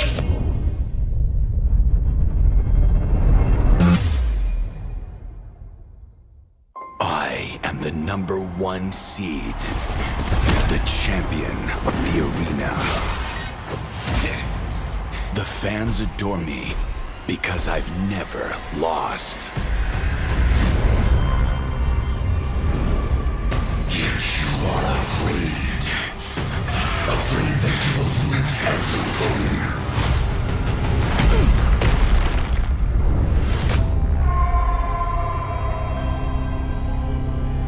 Do you ever get scared of losing, Kimmy? Well, big bro, I think we should cherish the joy and excitement of each game. Not who won or lost. That's right. I'll strive for victory, but I won't lose myself in its pursuit.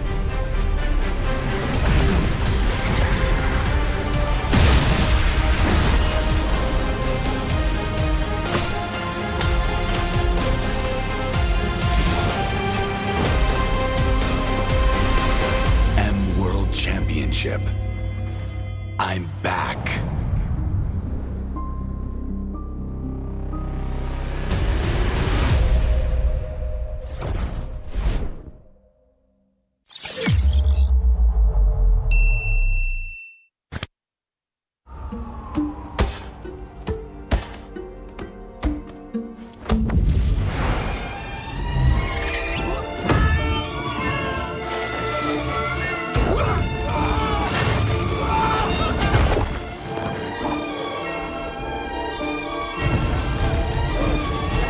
The world's first city, built for play, is coming to Saudi Arabia.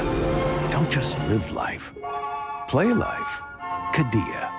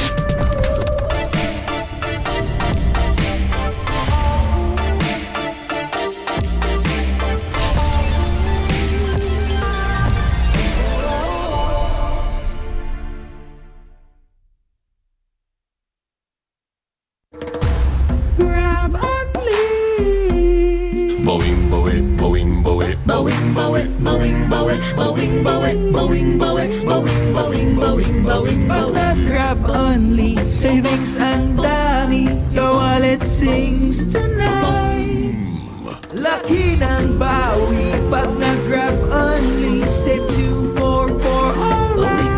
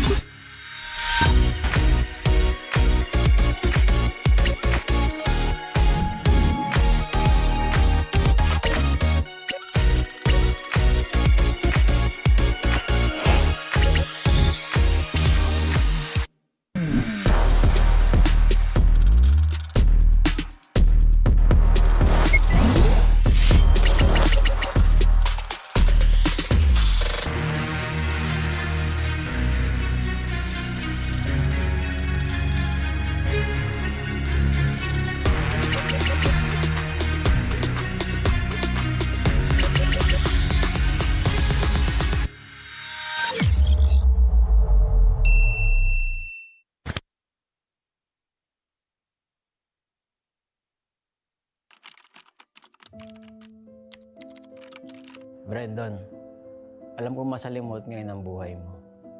Kung kailan ka nabigyan ng break as a head coach sa pro scene ng Mobile Legends, doon ka pa nagkaroon ng malubhang sakit.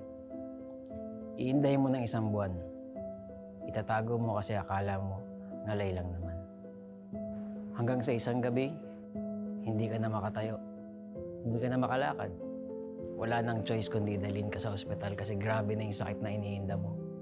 Magsisimula ang season na wala ka sa tabi ng team mo. Sobrang lungkot at depression ang dadanasin mo dahil sa sakit at kawalan ng pakiramdam sa kalahati ng iyong katawan. Munti ka nang sumuko sa buhay. Buti na lang at may mga nurse, mga doktor, mga physical therapists, at mga kaibigan na nagpatibay ng loob mo. Huwag mo silang kalimutang pasalamatan. Akala mo okay na ang lahat, kaso luluba palalo ang sakit mo. Mapupunta ka sa bingit ng kamatayan, halos hindi ka na makahinga.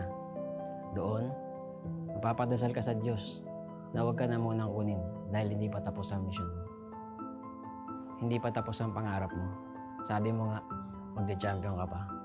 Maniwala ka na gagaling ka. Kumapit ka.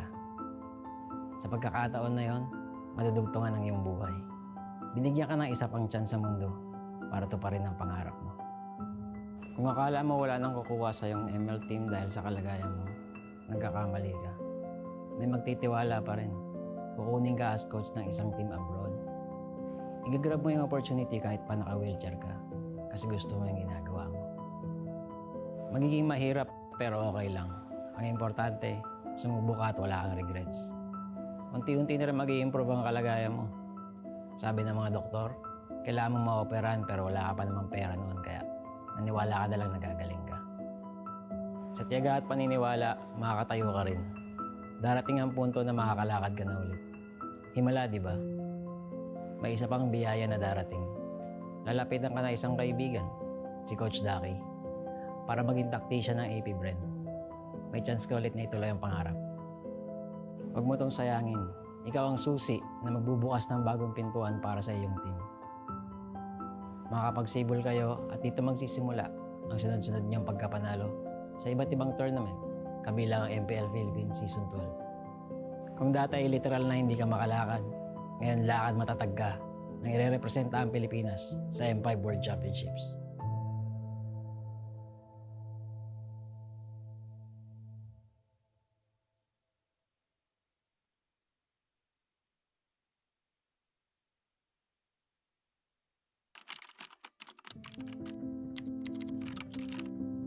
David, nakakatuwa manood ng MPL, no? Nakikita mo yung mga idol mo. Yung iba dyan, magiging kakampi mo. Maglaro ka lang na maglaro, tapos magpataas ka ng rank at stars. Sa sobrang loko mo, darating pa nga yung 24 hours na nag-live ka ng ML para magpapansin. Dahil sa kasipagan mong yun, may chance ka pang nakasali ka sa Bren. Sobrang saya ng magiging run mo kasi magcha-champion ka na sa MPL tapos makakasali ka pa sa M2 World Championship. Nakaka-pressure pa yan kasi rookie ka pa lang tapos mag-worlds ka na. Buti na lang, umayon yung resulta sa atin. Magiging champion ka ng M2. Oo, masaya siya. Kaso warning lang ha, yung mga susunod na mangyayari dito magiging mahirap at masakit para sa'yo. Ganun talaga yung buhay eh. Hindi laging masaya. Minsan, kapag nasa tuktok ka at hindi mo alam kung paano harapin ang tagumpay, sasagadsad ka pababa, tatamarin ka, makikinig sa maling sinasabi ng iba, at ang uli, magmamahal ka ng taong lolokohin ka lang pala. Sa mga panahong yun, mapatingin ka na lang sa salamin at parang hindi mo nakilala yung sarili mo. Magiging madilim yung mga susunod na kabanata ng buhay mo. Pero David, dito ka matututo. Oh, baka gusto mo laktawan tong part na to ha? Hindi pwede, kasi mahalagang pagdaanan mo to. Okay lang matakot, gawin mo pa rin. Magta-top 8 kayo sa MPL, talo, laglag. Hindi lang isa, 2 beses pa. Dahil dito, mapaisip ka kung kaya mo pa ba, kung para sa'yo pa ba yung ML, ngayon ka dapat hindi tumigil. Kailangan mong ituloy at patunayan sa sarili mo na kaya mo, kahit sa mga oras na wala ka ng ganang gumalaw. Kung magagawa mo to, magkakaroon ka ng disiplina. Gagawin mo siya dahil pinangako mo sa sarili mo na panahon na para magising at magbago. Kapag naayos mo na yung sarili mo, magiging maayos na teammate ka na sa mga kasama mo. Kung yung dati nga, sarili mo lang iniisip mo. Ngayon, mas masaya ka na kapag masaya yung teammates mo, di ba? Dahilan ito para mag-champion kayo sa iba't ibang tournaments, pati na rin sa MPL Season 12. Matutupad rin yung pangarap mo para sa team na makapag-M5. Ngayon, sa pagkakataong ito, mas gagalingan mo pa kasi gusto mong maranasan nila ang feeling na naranasan mo noon.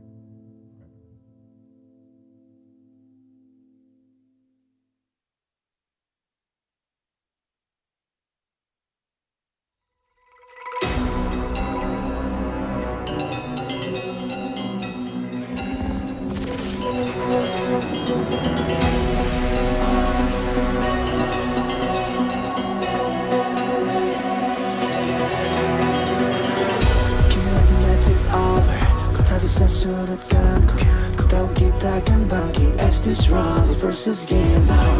Got the power on my shoulders. Tahu ku sang petarung. Kau bisa buatku lengah, but you can keep me from my honor. I feel like the floor is lava. The energy's getting higher. You're serving all your hearts. Cause I know just what we got. I got you like na-na-na.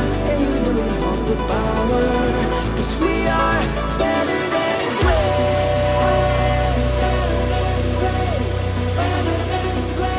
Cause we are better than great. Better than great. Better than great. Better than great. We are better than great.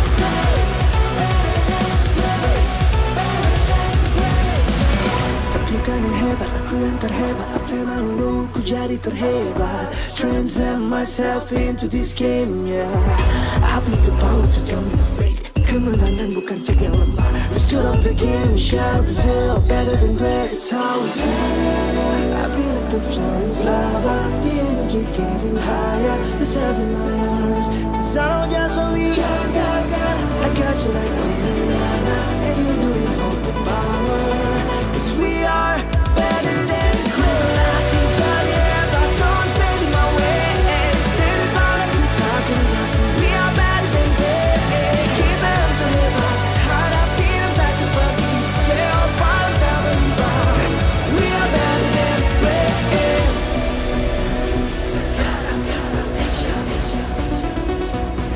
Cause we are better than great.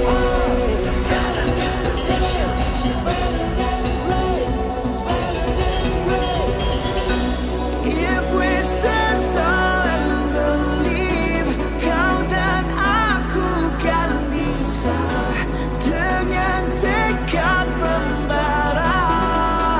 You see, I'm better than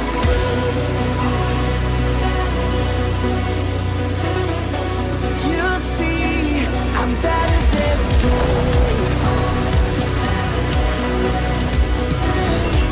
you see, I'm better than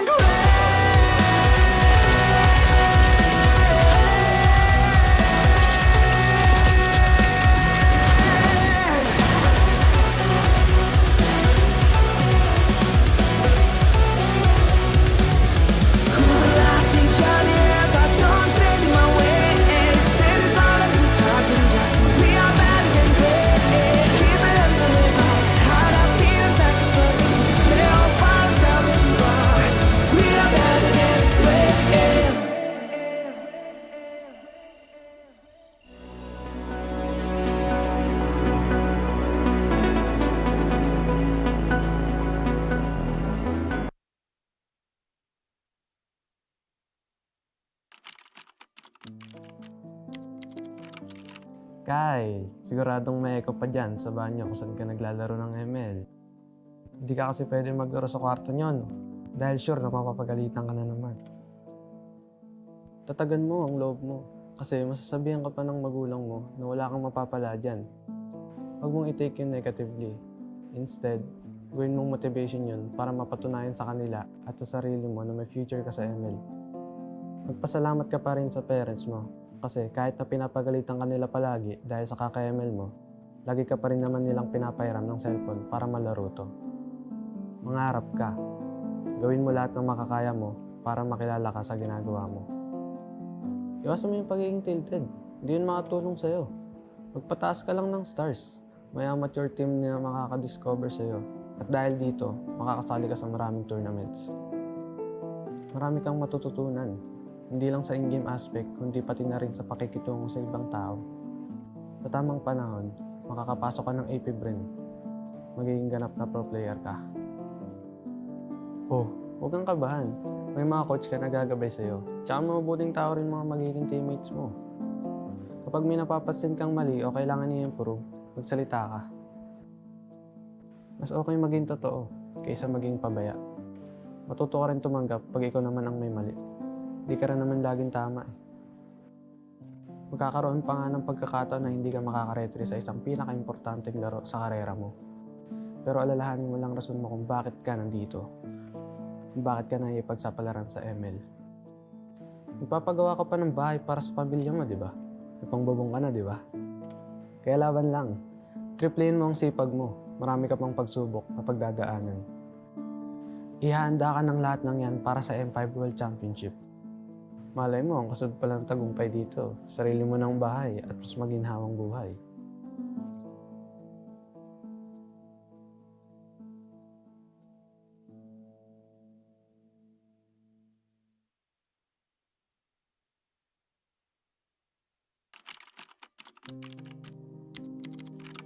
Ojin, unang-una, gusto kong malaman mo na magiging maayos din ang lahat. Alam kong pagod na pagod ka ngayon kasi pinagsabay mo yung work, paglalaro ng ML at pag-aaral mo. Call center agent ka sa gabi, estudyante sa umaga, tapos sumasali ka pa sa ML tournaments tuwing weekends. Maga kang namulat sa hirap ng buhay.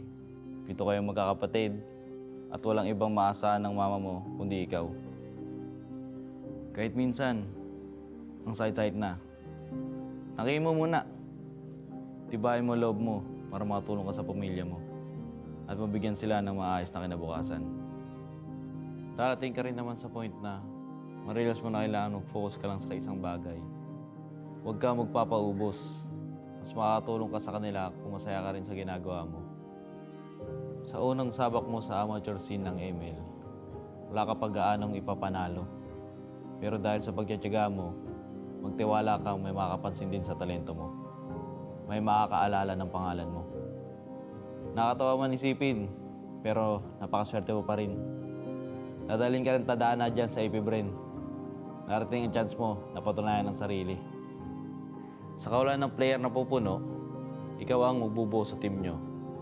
Pero Jin, kahit na by chance ang pagpasok mo, binigay mo naman ang lahat ng oras mo sa paglalaro ng ML. Kaya naging magaling ka dito. Marami kayong pagsubok na pagdadaanan as a team. Pero malalagpasan nyo rin lahat yan. Di ba nga, minsan sa buhay, kailangan mo muna maranasan yung hirap para mas ma-appreciate mo yung ginhawa pag narating mo na. Ituloy mo lang yung pagsusumikap mo kasi dadaling ka niyan sa landas kung saan matutulungan mo na ang pamilya mo, matutupad mo pa ang pangarap mo. Magcha-champion ka sa MPL at magiging parte ka ng M5. Ngayon, ay thankful ka dahil alam mong mas masarap ang tagumpay dahil naranasan mo ang pait ng buhay.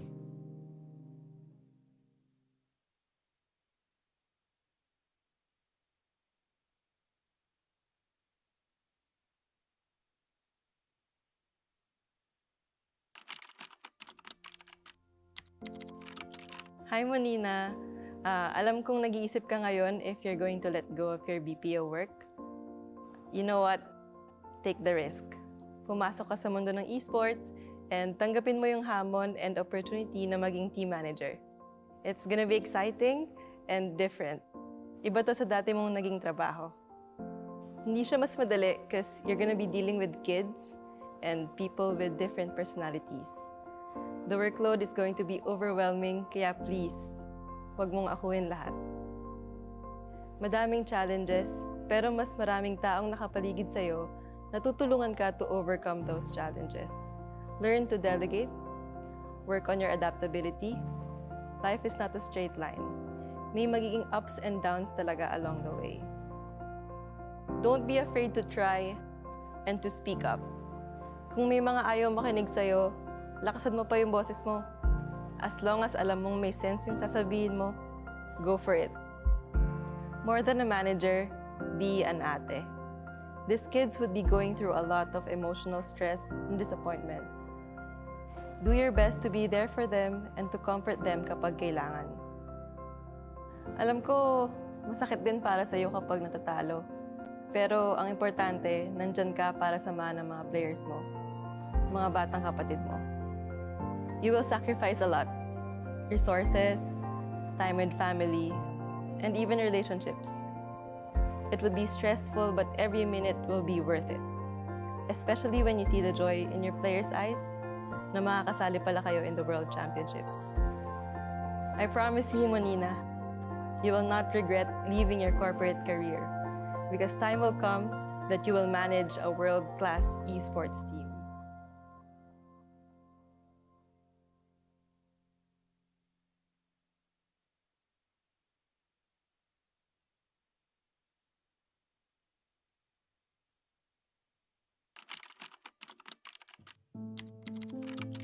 Hi, Kel. Alam ko, tuwing tinatanong ka nila kung anong gusto mo maging, wala ka pang masabi kasi hindi mo pa naiisip yung mga ganun. Hindi mo pa alam kung anong pangarap mo.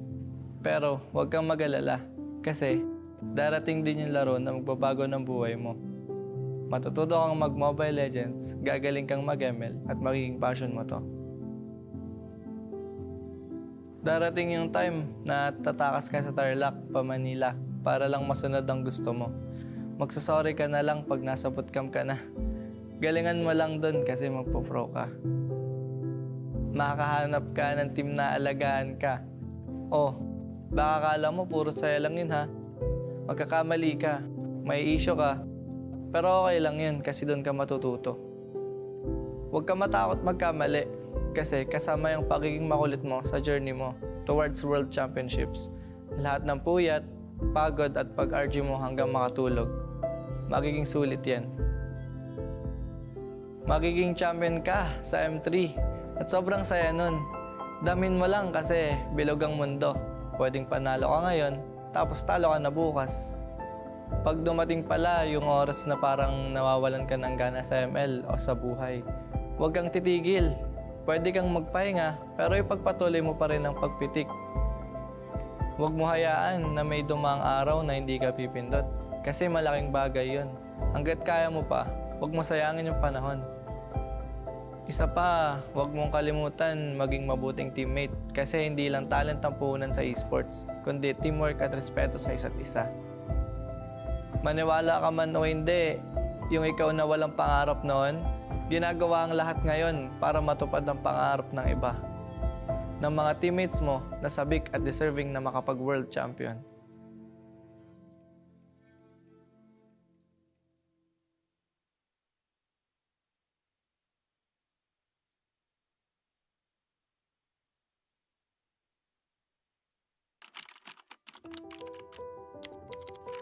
Jay, kamusta ka? Kamusta yung pagbebenta mo sa palengke ng prutas tsaka pagtatrabaho mo sa babuyan? Para makapagpa-load ka at makalaro ka ng ML. Kahit pa 2 oras yung biyahe papuntang Bagak para maghatid ng baboy sa palengke, hanga ako sa'yo kasi kaya mo magtiyaga. Huwag kang mag-alala. Lahat ng sinakripisyo mo, magiging worth it. Dahil sa Mobile Legends, magbabago ang takbo ng buhay mo tsaka ng pamilya mo. Oo nga pala, huwag mo kalimutan magpasalamat sa ate mo kasi pinahiram ka niya ng cellphone para makalaro ka. Mag-thank you ka rin sa mga pinsan and kuya mo kasi sila yung mga unang nakasama mo magbatak sa ML. Darating din yung panahon na makakabawi ka rin sa kanila.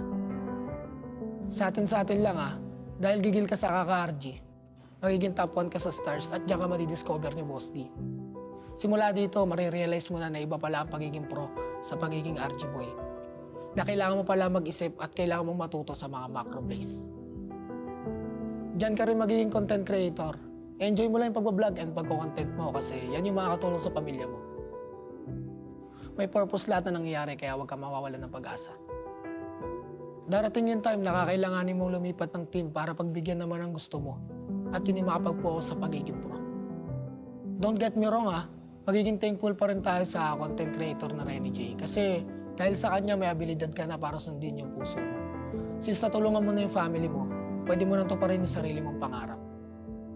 Dahil dito, marami kang may sasakripisyo. Vlogging, projects, oras sa pamilya. Pero huwag kang mag-alala. Worth it lahat yan. Kasi mas magbubunga yung hirap mo at magiging M5 representative kayo ng Blacklist. Ito na yung chance mo para patunayan sa buong mundo na may bubuga ka. Yung respeto na hinahanap mo, makakamit mo yun. Dahil simula pa lang, alam mo na mas matimbang ang bagay na pinaghihirapan.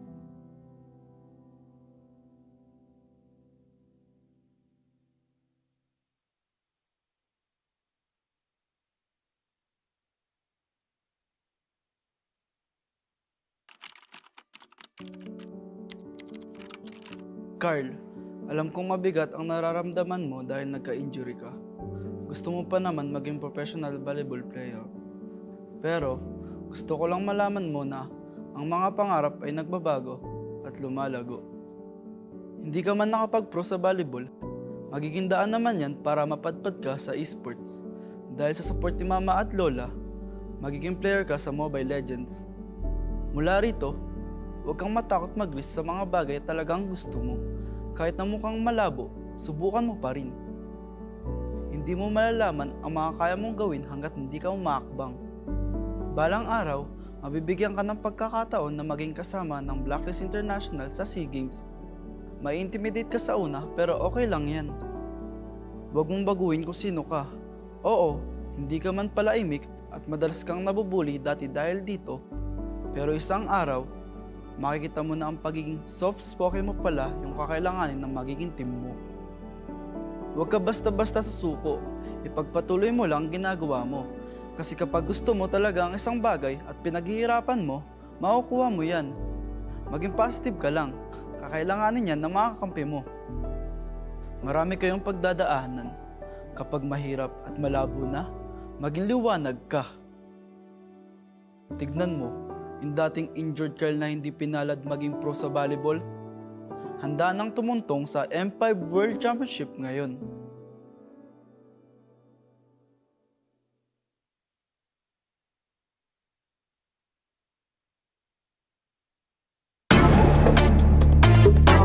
We're better than great. We're better than great. We're better than great. Nanditong mga bida, the kings and queen of MOBA, kasamang kabugera at 7,000 isla.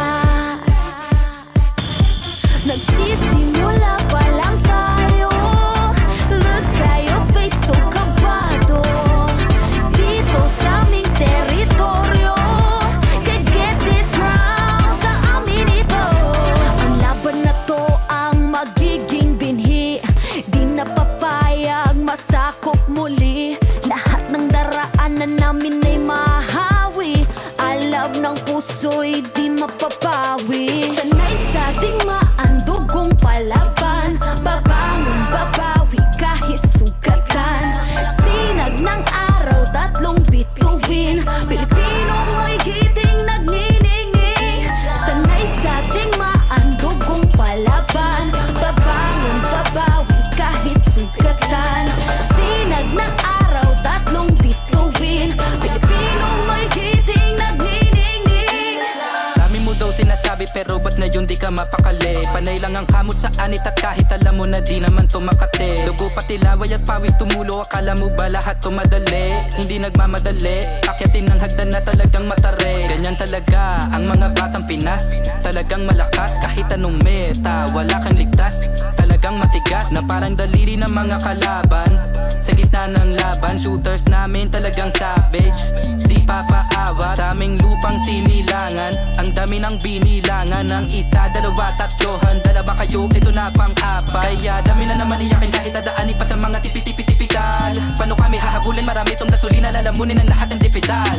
Sanay sa ating maandugong palaban. Babangon, babawi kahit sugatan. Sinag ng araw, 3 bituin. Pilipinong may giting nagniningning. Sanay sa ating maandugong palaban. Babangon, babawi kahit sugatan. Sinag ng araw, 3 bituin. Pilipinong may giting nagniningning. Ang maong away ang sinugdanan. Di mo sugot madakpan pagbalik. Tanang agian kay dirit sumapalit. Ang init sa dughan kay dili mawakli. Sanay sa ating maandugong palaban. Babangon, babawi kahit sugatan. Sinag ng araw, 3 bituin. Pilipinong may giting nagniningning. Sanay sa ating maandugong palaban. Babangon, babawi kahit sugatan. Sinag ng araw, 3 bituin. Pilipinong may giting nagniningning.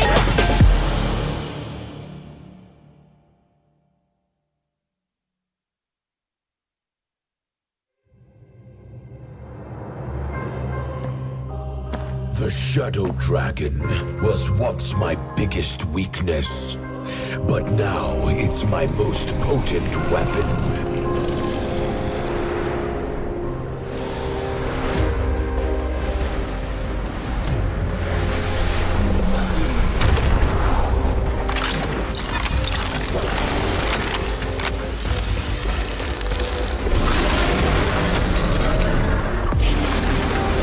Cosmic Dragon, rise and soar! Dragon Stomp! Dragon Scales! Dragon Rush! Rise beyond greatness and seize your own destiny.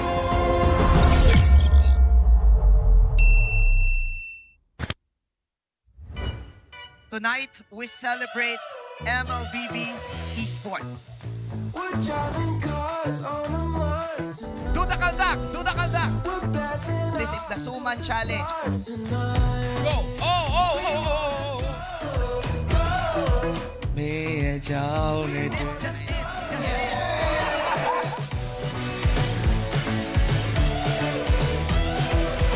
Welcome to M5 Gala!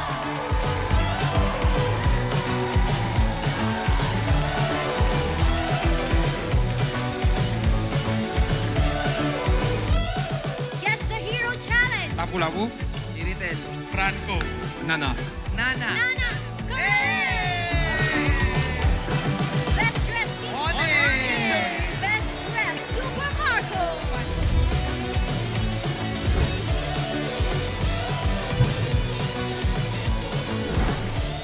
Thank you so much for joining us at the M5 Gala, and we'll see you at the M5 World Championship.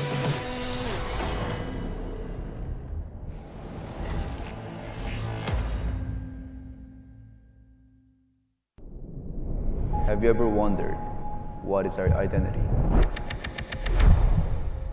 Our identity isn't limited to just esport players. Our style. Sweat. Our passion. And vibe. Feel our energy. When we dominate the stage,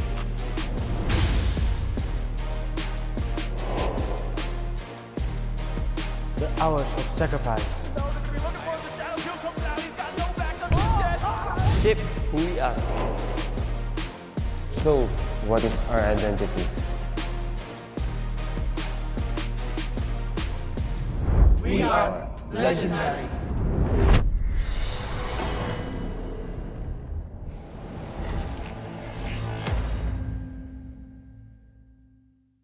In every tournament, pros fight not only for glory, family, and their country, but also for the heart of every game. The fans. Are you one of them?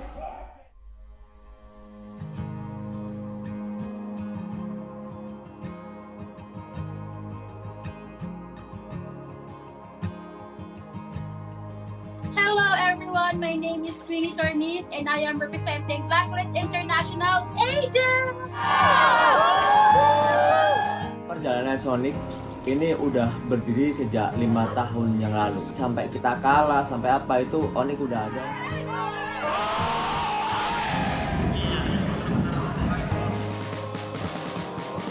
Homeboys sebenarnya sangat penting sebab dia bukan saja untuk homeboys, dia untuk tingkatkan komuniti di MLBB dekat Malaysia ni. Kita nak kalau boleh komuniti tim lain bersama juga semangatnya macam Homeboys. Hal yang bisa kita berikan secara maksimal itu adalah dukungan. Bila moral player tengah down, tapi kita orang tak tengah down, kita orang tengah hype. Kita apa-apa pun, kita sebagai macam homeboys ada 5 player, kita orang Homeboys adalah player ke-6. And I can say that I'm the correct fandom because they really value their fans. I can feel that this is not just like playing games or what, but this is like a family, a whole family. Player Homeboys punya gameplay every season macam improve. Like wins or losses, like they really not take it seriously, but they just take it as a room of improvements. Menang atau kalah, still support. Kalau mereka kalah meski sedih tapi tetap dukung. Kekalahan itu awal dari kemenangan yang lebih besar. We wanted to make sure and ensure that they still feel that we are still here for them no matter what happens. Jadi ada 8 kota yang bakal kita adain Most Party.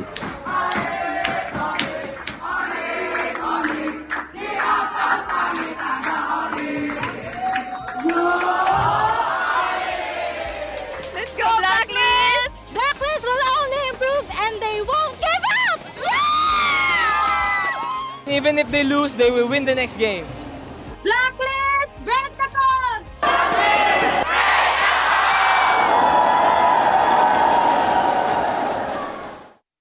They have always felt your unwavering support and love.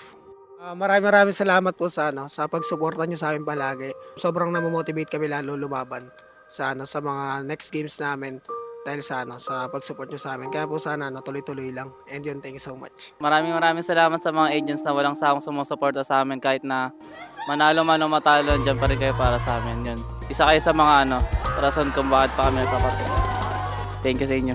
Pertama, makasih banyak yang udah dukung dimanapun kalian, dari Manado, dari semuanya lah pokoknya.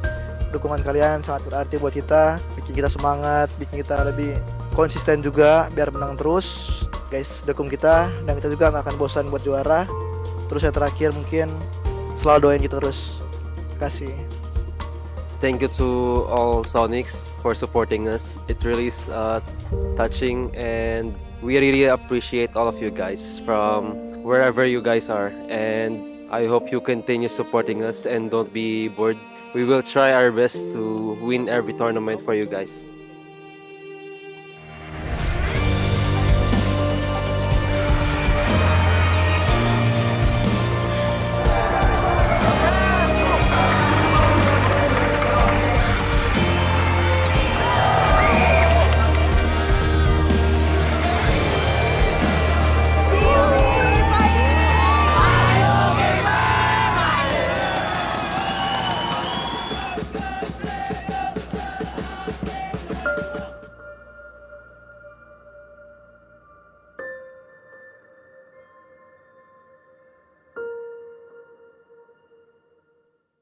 What is undeniable, though, are the meteoric stats in the middle or in the mobile gaming industry, and the Esports Mobile Game of the Year celebrates the best of the best.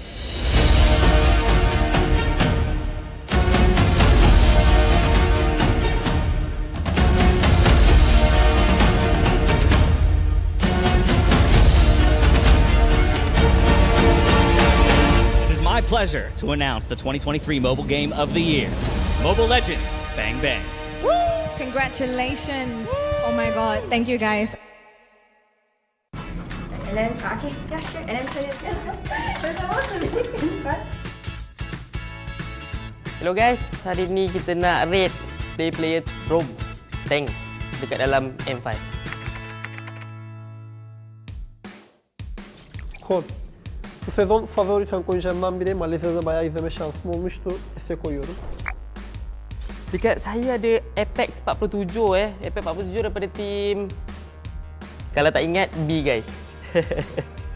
Keyboy. No. Keyboy. She here. For sure. My classes is Keyboy. Keyboy, my idol. I'm gonna put also in here. Oh, my idol, Baloiski. The macro god, I think here. Oh, I think here. S+. First off, me. I'm going to put it like 8 here. I don't want to overrate myself. Okay. It's okay.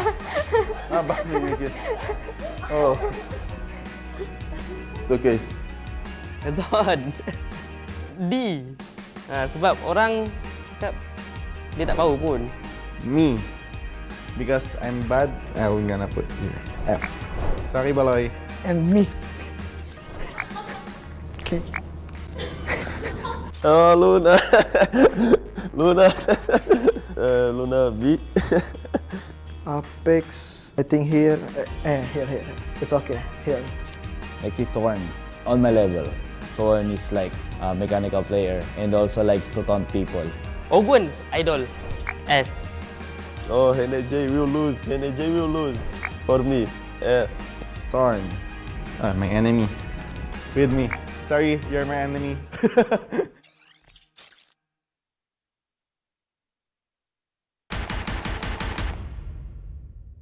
Back-to-back elimination matches will kick off the opening phase of the Phase 2 of the knockout stage.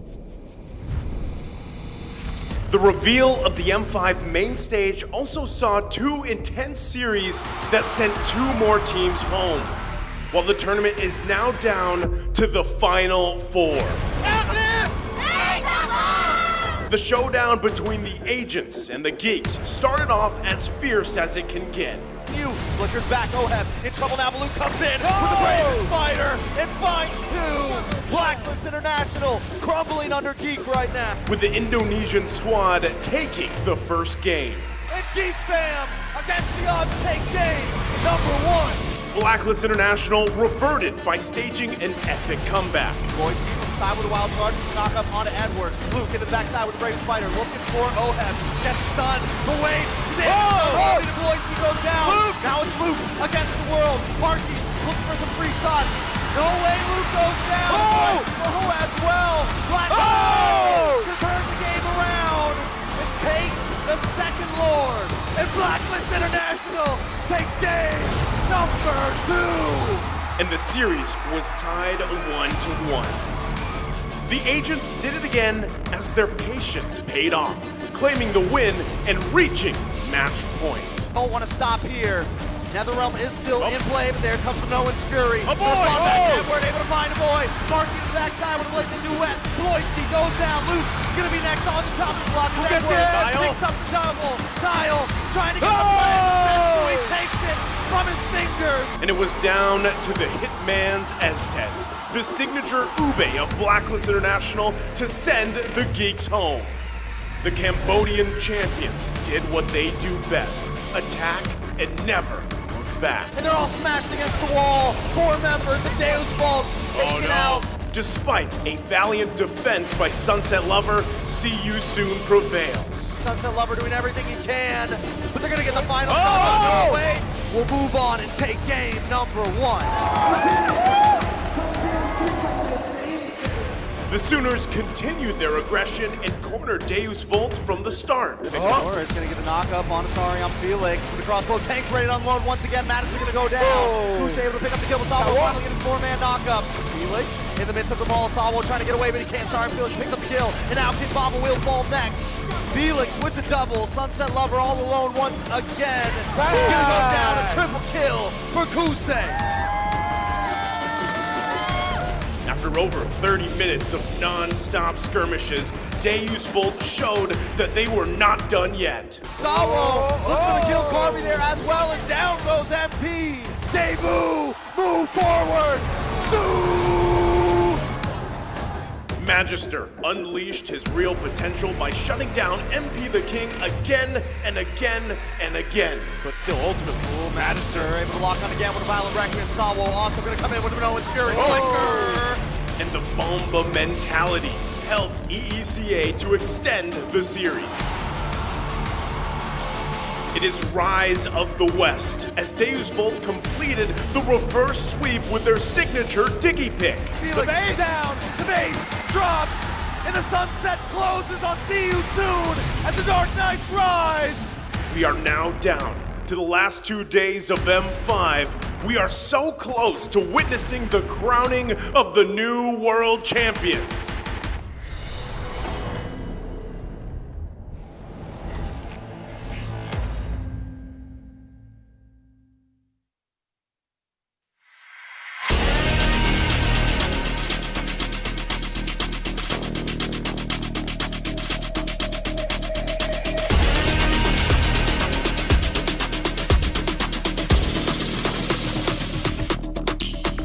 Hit me like I might get over, but you could give me in no corner. I know I can make a comeback, ace this round and finish this game now. Got the power on my shoulders, yeah, you know that I'm a soldier. You could keep me off my guard, but you can't keep me from my honor. Nah, nah, nah, I feel like the floor is higher, the energy's getting higher. You're saving my arms, cause I know just what I got. I got you like a na-na-na, and you know I hold the power.